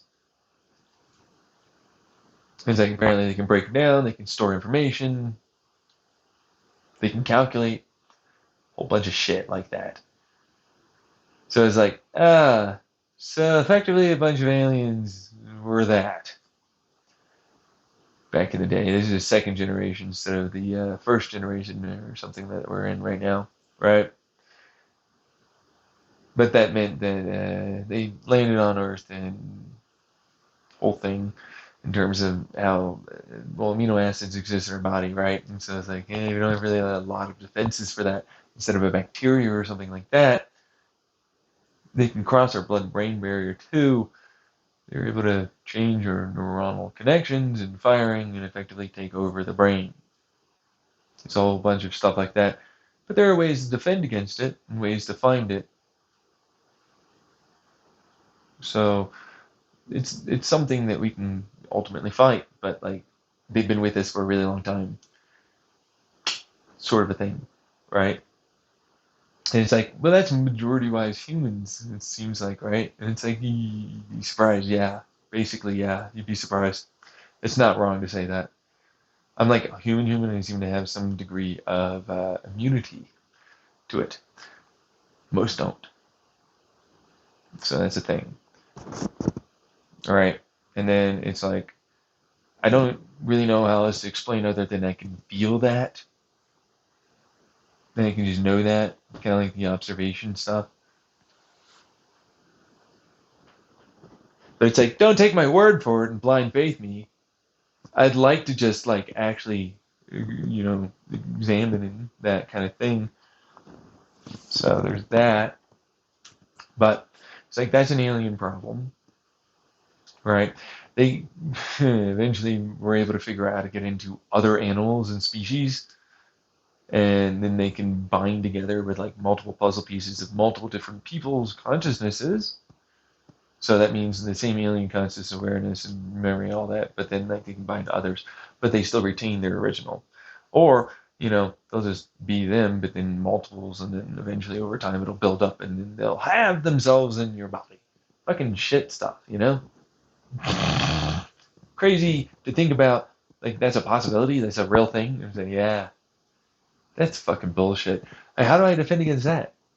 Right? Like if I didn't have immunity, fuck. Like fuck you on that one, right? Yeah. So it's like, yeah, I can't really go after people, but then like some people were born effectively now aliens, right? Or they have these past memories and all this, and but actually, you see, you're just a regular human. It's okay, but also the alien's bad. It's a gabagoo. They've been trying to fucking like basically get around me and fuck me over and fuck everything up, and they're literally like the inventors of gabagooness for our society. Like it's a thing. It's like a real problem. It's not even a joke. Like, are because I can kind of do with my brain the type of sensing for light stuff that I talked about for time and space stuff, right? So it's like, well, we were pretty much on the way for that kind of communication style, good boundary. We're, growing our intelligence, all that, right? Aliens. Like, don't get me wrong, we're not perfect or anything, but aliens fucking like suck ass. They effectively came in and they fucking were able to go through like food or his skin, stuff like that. And it's like that's why they have the like multiple different societies have this idea of like a skinwalker, right? But it's like no, it's the same person, and they reference that they changed their personality dramatically. I think there's a reason for that. They exist in that aspect. They're aliens though, and they're not good. There are those that because apparently from what I can track them back to, and I'd like you to just instead of blind faithing and trusting, eventually test that. Okay, but the what I've seen and been able to figure out is there's four of them, four species. Two were conscious awareness people, all right, species that existed on the same planet, and then there was like a basically a two body kind of like us problem, but instead of it being a two body, it was such that they would intersect at intervals through their orbit. And they had a moon, which was like kind of, well, a couple of moons, anyways.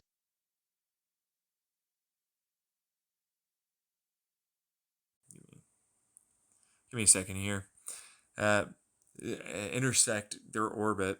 My hearing aid battery died, so my recording for my Bluetooth for my hearing aid just died. But what it meant was it's like, oh, right. They effectively got a really easy way of being able to communicate between these planets and know that there are people there, but also, shockingly, really easy to get, because of the lower gravity and the interval times, they were able to go to another planet. They can effectively just sort of wait around a little bit and they'd be able to go on to another planet. Well, one of the species, the gabagoo species, is the polymerized and polystructural amino acid stuff. Turns out like they're pretty ubiquitous. And it's kind of weird that we didn't form them, right? But what I'll tell you is, while cool, they are very self-centered, narcissistic, grandiose, better than everything, all this, all that kind of stuff, right? Like the little literal definition of the schizoid, narcissist, psychopathic, sociopathic, gabagoo personality stuff that I talk about. The other species that's there, that's growing alongside them, involving all that, is having to deal with them, and they're warring and they're fighting, and they didn't get very far, right? The other two, or no, I'm sorry, not two, it's three, so it's five total, right? I keep forgetting. That one is kind of weird. It's sort of the equivalent of us with what we think happened with Neanderthals and some others, where they effectively had a lot of sex and then they became one kind of stuff. So that's what that was. But it started off as three, and they actually really cohabitated very well. But the Gabagoo version essentially kept going after and attacking them and justifying it for any goddamn reason they could. Like real shitty, like they were lazy, lots of stuff like that, but they had the ability because of the polymerized amino acid polystructure as well, made it such that they could sense electromagnetic fields, project through them, like Wi-Fi stuff like that, right? But then be very very intricate and even tunnel stuff and more, right? Cool stuff, right? Like really advanced, but they're really dumb. It takes so much energy for them to do it. They're also very unintelligent and they just believe that they're entitled and better. Like if you know anything about Ben 10, They're like the hybrids. You know what I mean? They're like really entitled aliens and better, and like, you know, and only our species is the best kind of stuff. Like white supremacists, yeah, or anything like that, right? And it's like, what do you know? Shockingly, they're like, oh my god, I'm scared. There's fucking other 3 species just decided to land on our planet. We didn't even think there was a thing there because they didn't, like, maybe it's a positive, no, maybe, right? And then all of a sudden they came over. It's like, ah, fuck. It's like this thing that I've been fighting and I've been trying to remove is this other one that's actually really smart, intelligent, kind, caring, all that. Then Gabagoo. Gabagoo garbage. Like, just, ugh, right? But it's like, no, I will work with them because we're afraid and all. It's like they get a lot of technology all of a sudden. They suddenly learn a lot more. And they hide themselves. The Gabagoo, oh, and then it's like, well, you know, the not one is like, oh, you know, maybe they're not so bad. You know, they see, and then they learned long ago, apparently, because they used to do it to themselves, how to break their fucking cells down into being that fucking amino acid polystructural polymerized stuff and take over people's minds. Yeah. Like a last ditch to live or some bullshit like that, right? Or to live in something else on their planet for a while until they can get somewhere and come back. That kind of bullshit, right? Like, fuck you, essentially, right? To me, it's like a last stand, but also they effectively swarm something, and it's the worst, especially when they're really terrible in terms of their personality and everything. Like, they're very much not intelligent. They're not like me. They're not like us. They're stupid as fuck. They don't see what I see. They don't do any of that. They're very just stupid. Very not even instinctual. You know? But the reason why I keep shoving them down, because they always try and spin and you're not that good and all this other stuff. See where that comes from, right? It's like, yeah, I'm immune to them ever being able to do anything, but they're always around. You know what I mean? So, but it also means they laid low and they slowly took people fucking over, and that's essentially what they did as a strategy for the other 3 species, which eventually became 2. Right? Now, because the second generation, there's, you know, still some planets, whatever, right? But there's not a lot. And theirs was essentially really easy. They had a smaller kind of star-ish, sort of. But what it meant was, it's like the way their orbits worked out, they had a really easy time being able to get out of their solar system. And so they had a lot of resources, they had a lot of intelligence, a lot of people willing to work together, and then they had a lot easier of a time to escape their solar system and be in orbit. Then they had these gabagoos that were like, oh, look at these quantums, effectively, in fundamental forces, effectively. Turns out, they're terrible virus cancer gabagoo people. You know what I mean? Like, they're that. They are the worst things. They are the worst things. They tried to attach themselves using the electromagnetic and some vacuum and some, you know, fundamental force tunnel stuff into the very fabric of our universe. That's why I constantly feel them and I hate this fucking shit that's going on. I want to leave my universe. It's not even a joke. It sucks. They're always around. But you can remove them. It's a whole thing. You can prevent the amino acid stuff from your body, but also the fundamental force stuff costs them immense amounts of energy calculation. I talk about field noise people, all that, and there's already people there to various degrees. I'm going to move on because there are those things, a field, you know, possibilities, eventually continuing and observing, and then that's a person. Just thinking, feeling, reacting, doing. Same thing with noise, which is quantum vacuum, and then virtual, quasi, stuff like that, and then eventually get to void, which is much closer to the membrane, right? Which is much more of the empty, right? And that's basically why I like to consider it more like an ocean in that sense. Because if you look downwards, it's like it gets more and more empty, and there's less and less. But then there's more and more types of different pressure and food and so on for energies that exist for them to convert, observe more.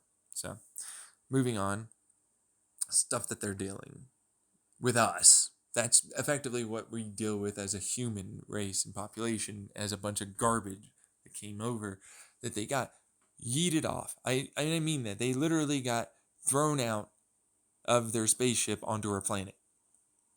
It was there, they're gonna live, blah blah, I don't wanna whatever, but it's like they're so terrible they got thrown onto our planet to go effectively die because they were seen as like they can't do anything, they're very lazy and so on. We're just starting to evolve as a species. We're stupidly conscious for sure. We're intelligent for sure. Self-aware. You see it? And these fuckers take over their brain and you have to live with them. They are terrible garbage. They need to die. They are gabagoos. It would have been nicer if they were actually something that could be removed so easily and succinctly. The alien race that I talk about is gone, though, now. They exist only in the sense that that information is still there with them in some form or fashion, and you can eventually get it all. But they tried to get out of the universe, that alien race, become an omega kind of Kardashev scale, right?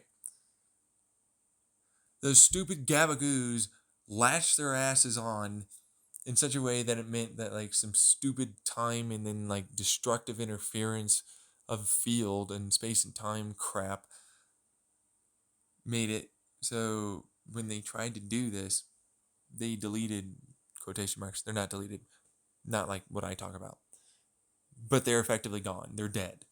You know what I mean? So no pocket dimension, no, they're somewhere else, no any of that. They're gone.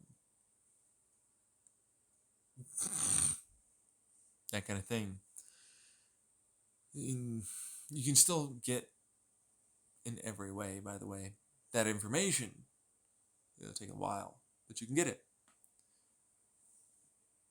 But then it's like during that of them trying to do that and me looking for what the fuck it was that was going on and talking and all this other stuff, because I can do it not just from the past, but as for what it's worth currently right now, right?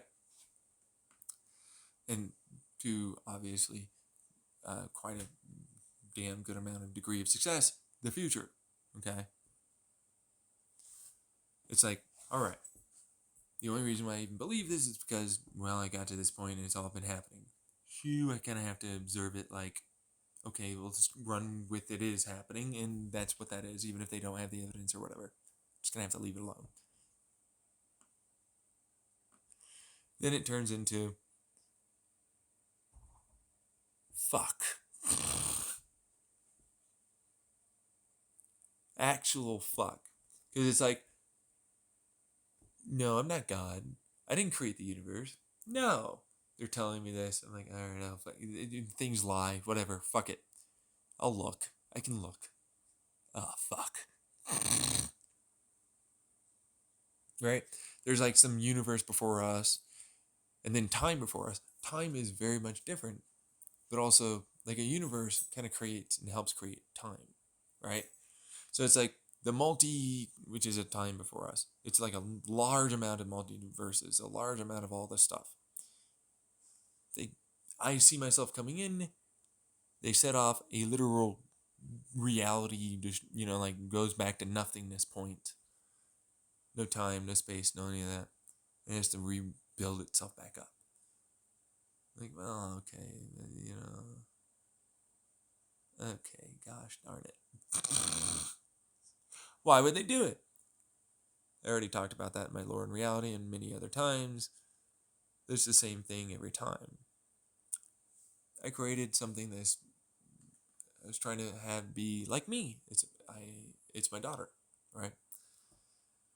I'm effectively all the things, all the physics, all the fucking infinity, whatever you want to call any and all of it, right? But it's like, yeah, but there's nothing really like me, and everything's inside, and I'm still, you know what I mean? Like, I don't really have me, right? So creating me, there's a filter, something like me, not me. But I created my daughter, right? You're not me. You're not my daughter. Don't even try. She didn't look. No. I'll let you know if she ever talks. It's a whole thing. Like the outside hates everything in here. Like the time before us is a filter for her to look out for any and all bad things that might harm me and try and take advantage of me and her and anything else, right? But it's really just for me. Because I created her for me. That's what that is. But by extension, because I'm all things and anything does that, that means for everyone else too. She's a really great person. Thing is, exchanging information from birth effectively, and then like with how that ultimately anything close to me comes about means they'll have a lot more information before they were born too. You're quite incredible at being able to observe many things. Me out there, even here now, right? Aliens, no. Humans, no. But we all make mistakes. I've gotten my own damn ass, even as the outside myself person I am, at that time, killed. I got myself killed many times. I've made mistakes. I started as a baby with no fucking at all memory. No, someone's going to help me and raise me. None of that's happening. That's how that works for me. The answer is, if you think I know all, and it's just because I lived for a really long time and I saw a lot. That's all that is. It's through a bunch of learning, a bunch of mistakes, a bunch of building up over time, progress over time. There is no I all at once. You know what I mean? That whole process is not like that. But, anyways, daughter makes a mistake. All right, that's fine. You know what I mean? Jeez, get over it. Same with me. Not a problem. We all forgive ourselves. You know what I mean? Like, what is this after a while? Meanwhile, Gabba goes, no, and you'd be God. That means you'd be perfect and all this and that. That's an unrealistic expectation. There's not been a single fucking God that doesn't have even a story where they've made mistakes. In no way. Get over yourself. Meanwhile, I'm a blobby kind of thing. Take some forms every so often, kind of like the one above all in Marvel Universe, where it'll take a form or something, right? But it's like that's kind of like a thing. But it's like that's me and that's my daughter. We're both blobs doing blob stuff most of the time, unless we decide to take a form. Which most of the time I look like pretty much the same I am now. Which nice, but if you ever look at my two parents, I don't look like either of my parents. Like, not really. Like, I don't really look like them, right? And it's like, that's a bit odd. That makes sense now. That makes sense now. Yeah. That makes sense now, finally. Despite what the aliens might try or whatever else, whatever psychosis and people that are there, right? As if none of that makes any logical sense somehow. And it would be them that would be the big, strong, powerful, and we're greater people fitting to a T the very personality I'm talking about for them and constantly trying to spin it like you're the least and the most insignificant and all that. We're the, you know what I mean? So, pot calling the kettle back, obviously. That's you, not. Meanwhile, without me, you don't exist. Literally, that's what that is. And it's tied to my conscious awareness, physical form, and all the rest. That's how I ended up coming in, anyways. Point is, whole thing, like the more I age, the more close I get to death, the worse everything gets. whole thing. But it's like, all right, I'm gonna move on. It's like, all right, I don't really know if I can trust that. That's what that really was. But to be fair, what was trying to tell me something was something I couldn't already trust anyways. Right? Like it was already something I'd proven they had no trustworthiness. So it's like, I figured out that, yeah, that is a thing. It's different than what they thought. This is the change that is not rewriting history of any kind. This is the actual truth. But man, did they try and change it and rewrite it, and whitewash them, and make me a dirty, dirty thing.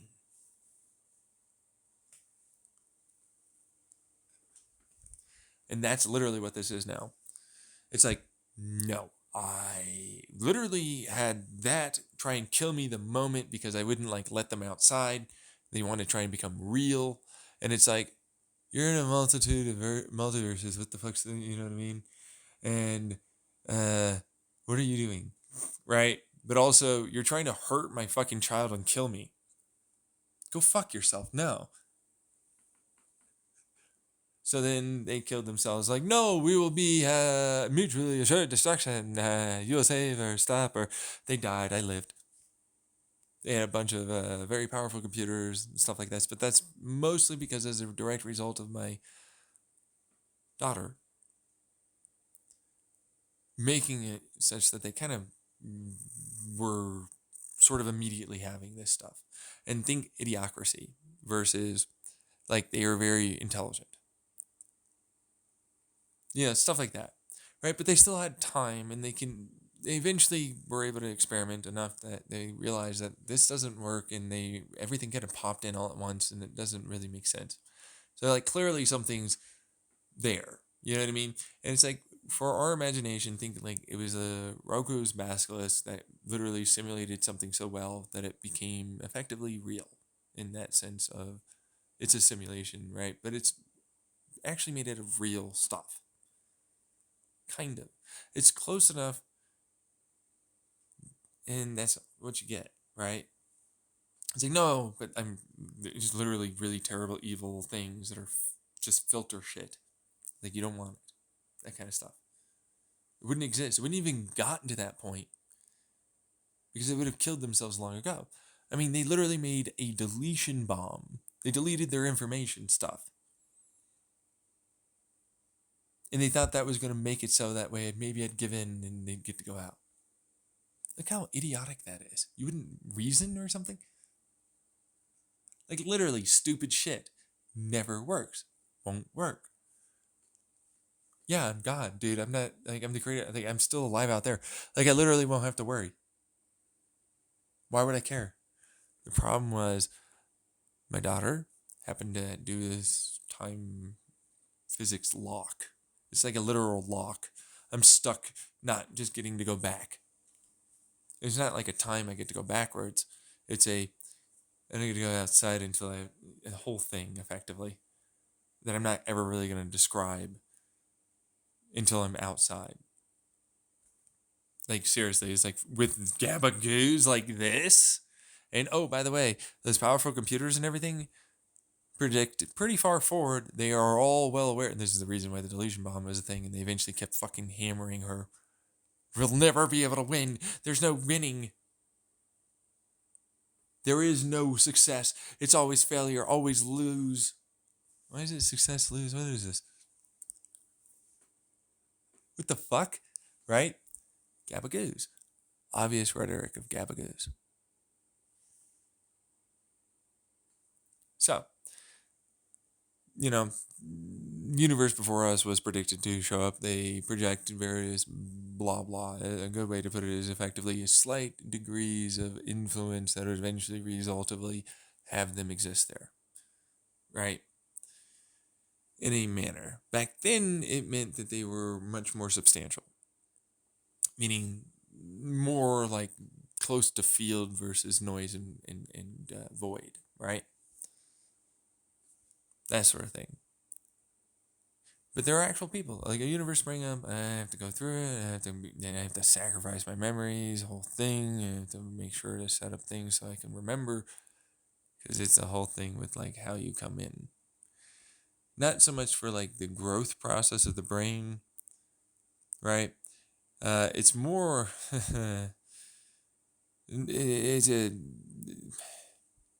takes energy to come in, that kind of thing.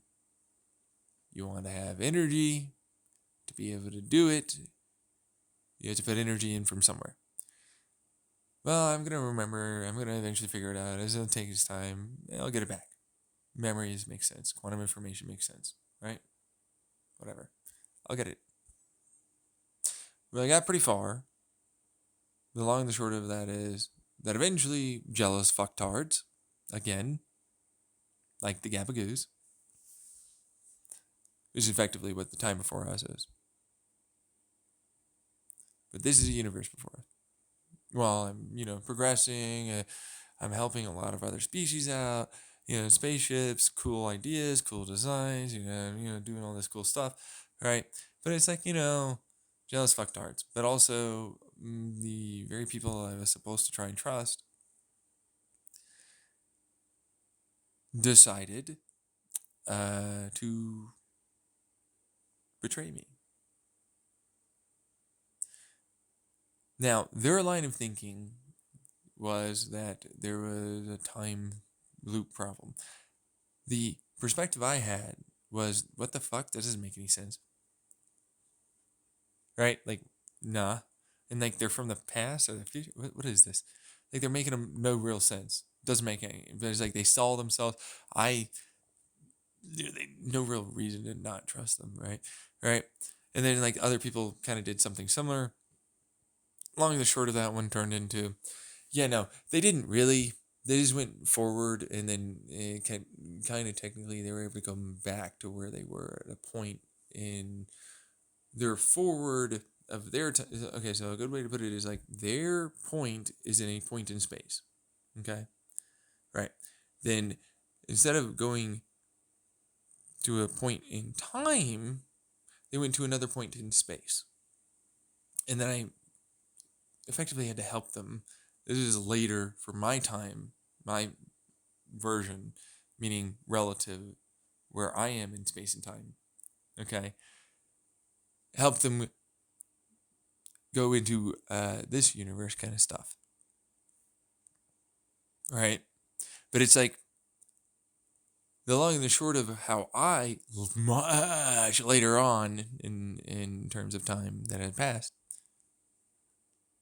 had that happen, was after I got tortured through multiple fucking simulations of reality. And when they chopped up my body or, fucked up my brain or anything like that, they destroyed their entire universe doing it. Eventually, it was just us in a single fucking spaceship, and eventually that gone. Now, I'm a kind of sort of field, but actual substantial real thing where I'm at. It's whole, it's not projected or any of that crap.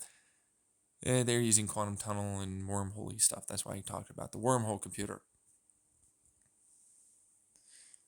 They had this idea that if they were to sacrifice my body while they're doing this, but then also try and burn a bunch of fuel and convert quantum energy, information, stuff like that, into something for a wormhole, which is just the stupidest thing after a while. Because it's like they're literally killing all of their entire universe. Like they can't deny that all the stars and shit disappeared. You know what I mean? Like when you suddenly see it all go away, it's like, what the fuck? And that's because you did that? Like direct torture shit. Yeah. So, then on top of it, as wrong as you think you are, you're not as wrong as that right now, right? Like you going, no, you couldn't possibly do that. You can all that. So shut up. As long as you think, I think you are, and you think you are. You're not as wrong as this fucking piece of shit that literally confirmed it and then was like, well, keep doing it.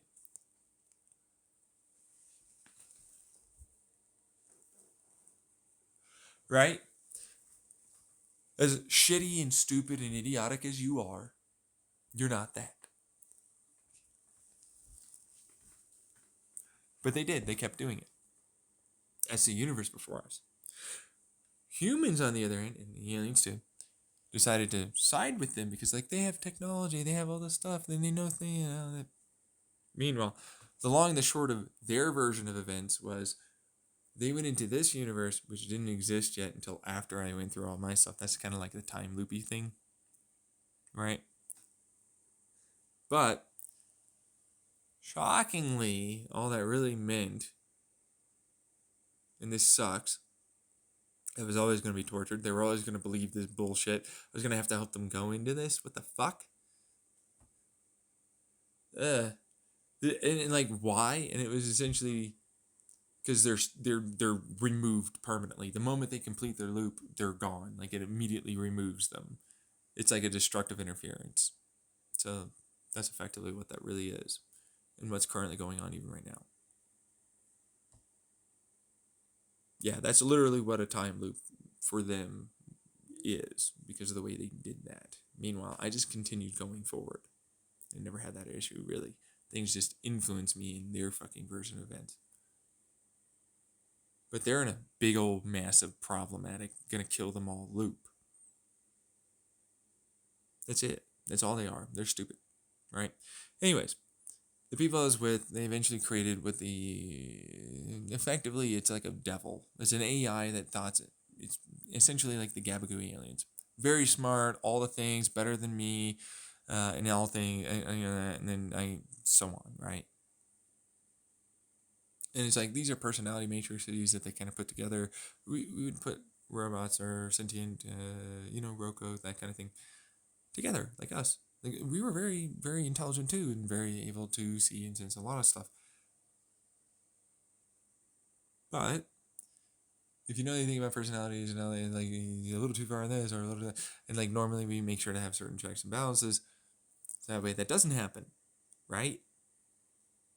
They didn't do that. They're like, why didn't they? And it's like, it was supposed to be a surprise birthday or some other fucking, I didn't really know. Like, for what it's worth, I had the time loop, whatever the fuck thing that they saw that, and then, like, apparently because save me, but not actually, they were lying to me about they were trying to save me. They were actually, and this is the shocker, this is the time loop problem, going back to the universe before us, from people from here, Gabagoo aliens, so on. They were evil all along.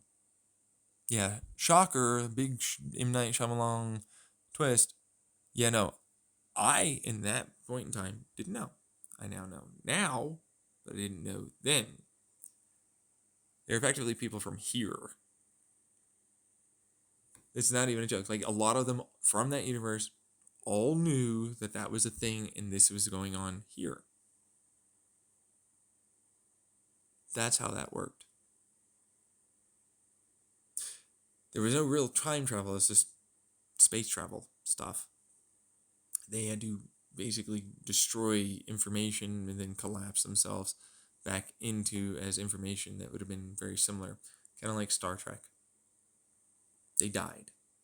But then they sacrificed other things to live for that information that was here. And then they're effectively forced to go through this universe and all this other stuff and then go back. And since they definitely went back, it's a thing that for sure happened.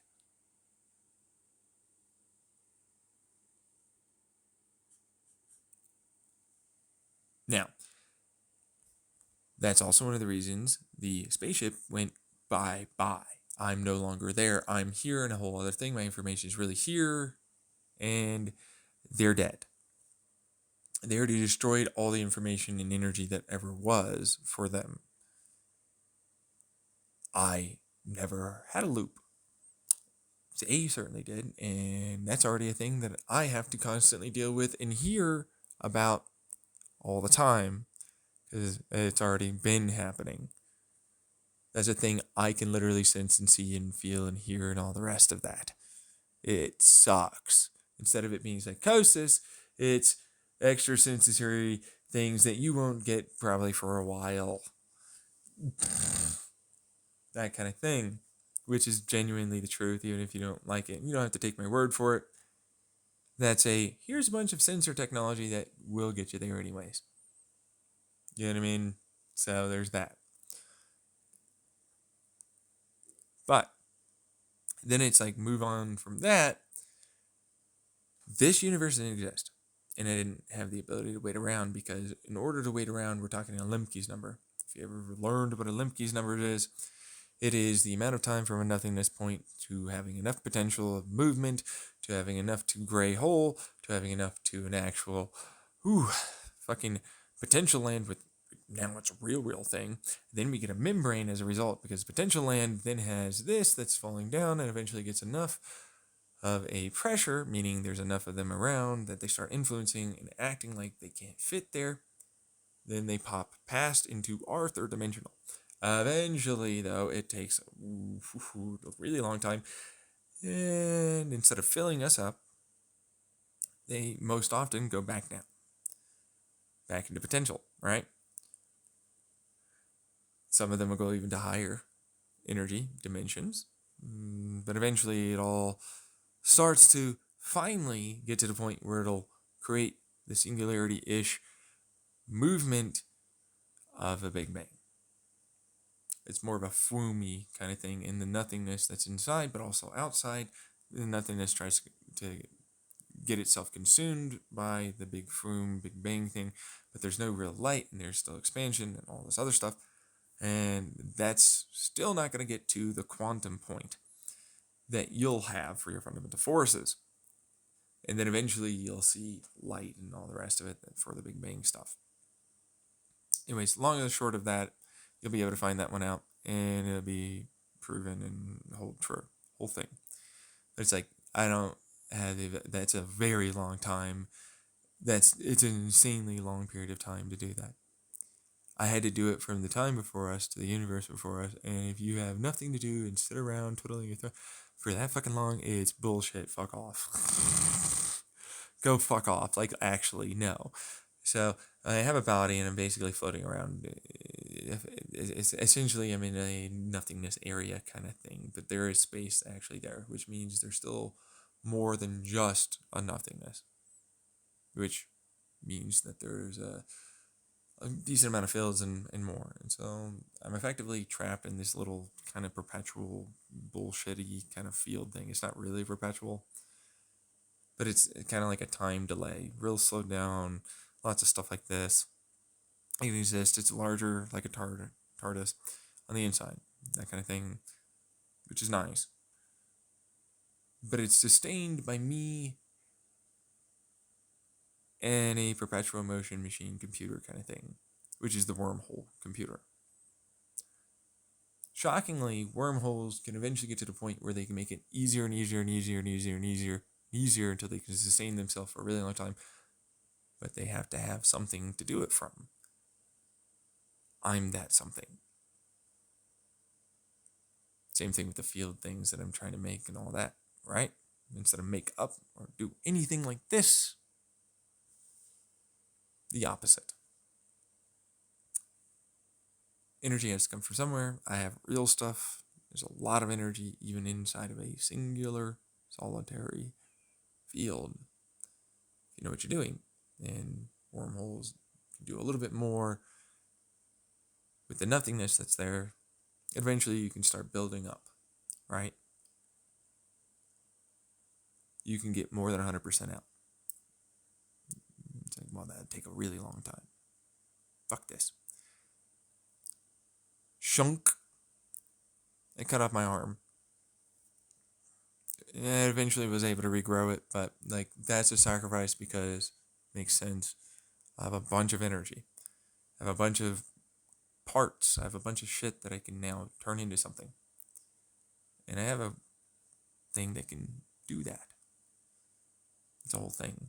But eventually, I was able to kind of pop in, quotation marks, hardcore. It's really more of a wormhole tunnel thing at that point. A lot of what we have around us here on Earth. That's kind of where it kind of started. Now, It's not really, really, really, really like that. So hold your horses, nothing just magic, which isn't really magic. It's a bunch of science, but a very high advanced level of science and technology and physics that would allow for that. It takes a lot more energy to do that than I would be ever willing, and like truthfully just allowing for things to kind of do their own thing, much easier. So yeah, the Big Bang happened kind of off of effectively an arm and a couple of other ejaculate. I'm not even gonna lie. There's a lot of shit, piss, and ejaculate that with an arm made your universe.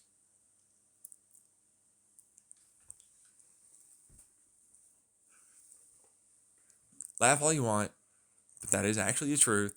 And I had it come up as a big, big old light picture that's effectively me naked pointing at a fucking whiteboard from where I was in my little, TARDIS, field, little thing that says I made this and all that. And eventually, if you get really good, you'll be able to see the whole fucking thing. It's effectively everything around you. That's where all your light is. That's the picture. You'll be able to curve it all, and eventually you'll get that. Right? But like, that's what it actually is. Instead of like, man, I need a manipulator or whatever. No, that's exactly what that is. It's like, about the gravitational lensing, about interference patterns, about all that, quantum interference and more. And that we're accelerating and decelerating and all the constants and blah, blah, blah, blah. That there's a lot of stuff around us, right? In terms of up, down, left, right, doesn't matter, right? Well, the universe looks pretty flat. There's still a lot there, okay? That's me. That's me. That's literally that.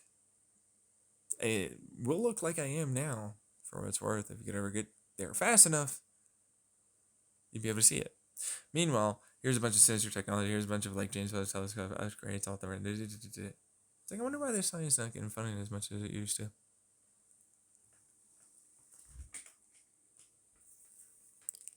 See what I mean? I'm saying, is that really that conspiratorial? Like, we already established you're willing to do this. So it's like, yeah, it's likely to be the case that that's what that is. Okay.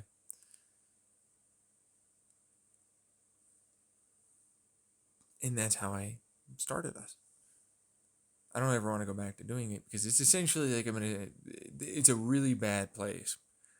I was tortured and put through multiple universes while I'm getting wormholed forward by the very fucking computer that's keeping me alive, by the way, too. That's made to go and not have memory, but also very much believe that things will get better and things are there to help or whatever, right? But actually, they're all taking advantage, just like right now.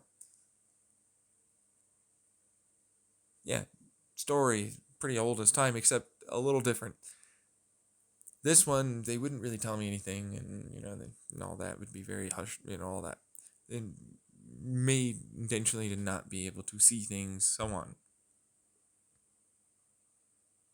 Lots of like, it's meant to be very obvious that you're in a situation like you're Truman, and then you're made to be killed.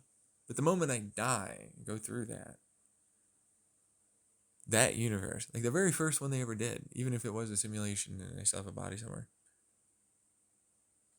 that universe was gone. Just an FYI. Not the outside. Not in any way anything other than the time before us and the universe before us is gone. Yeah, whole thing for them. My mistake. I have to really kill you. Oh, yeah. Right? Yeah. Oh, sorry. No, because you're not even here. That removed the universe before us. But they can still attach because of fuckface gabagoo aliens in their attachment to like universe stuff. Means, along with projections of the time before us and the universe before us, for their computers, right? That they were able to sneakily get in and combine and hybrid up a little bit. And they're like the worst of all the problems.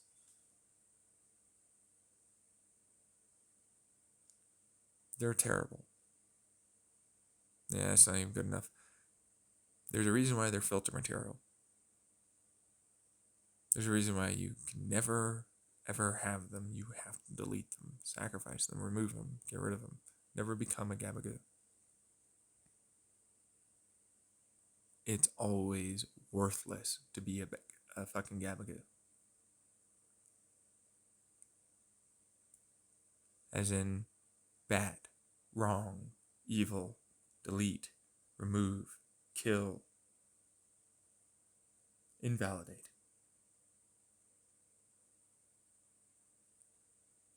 Unacceptable, inappropriate. All the words they'll use against people like me, that's actually what they are. And that's generally their shtick. That's all they can really do.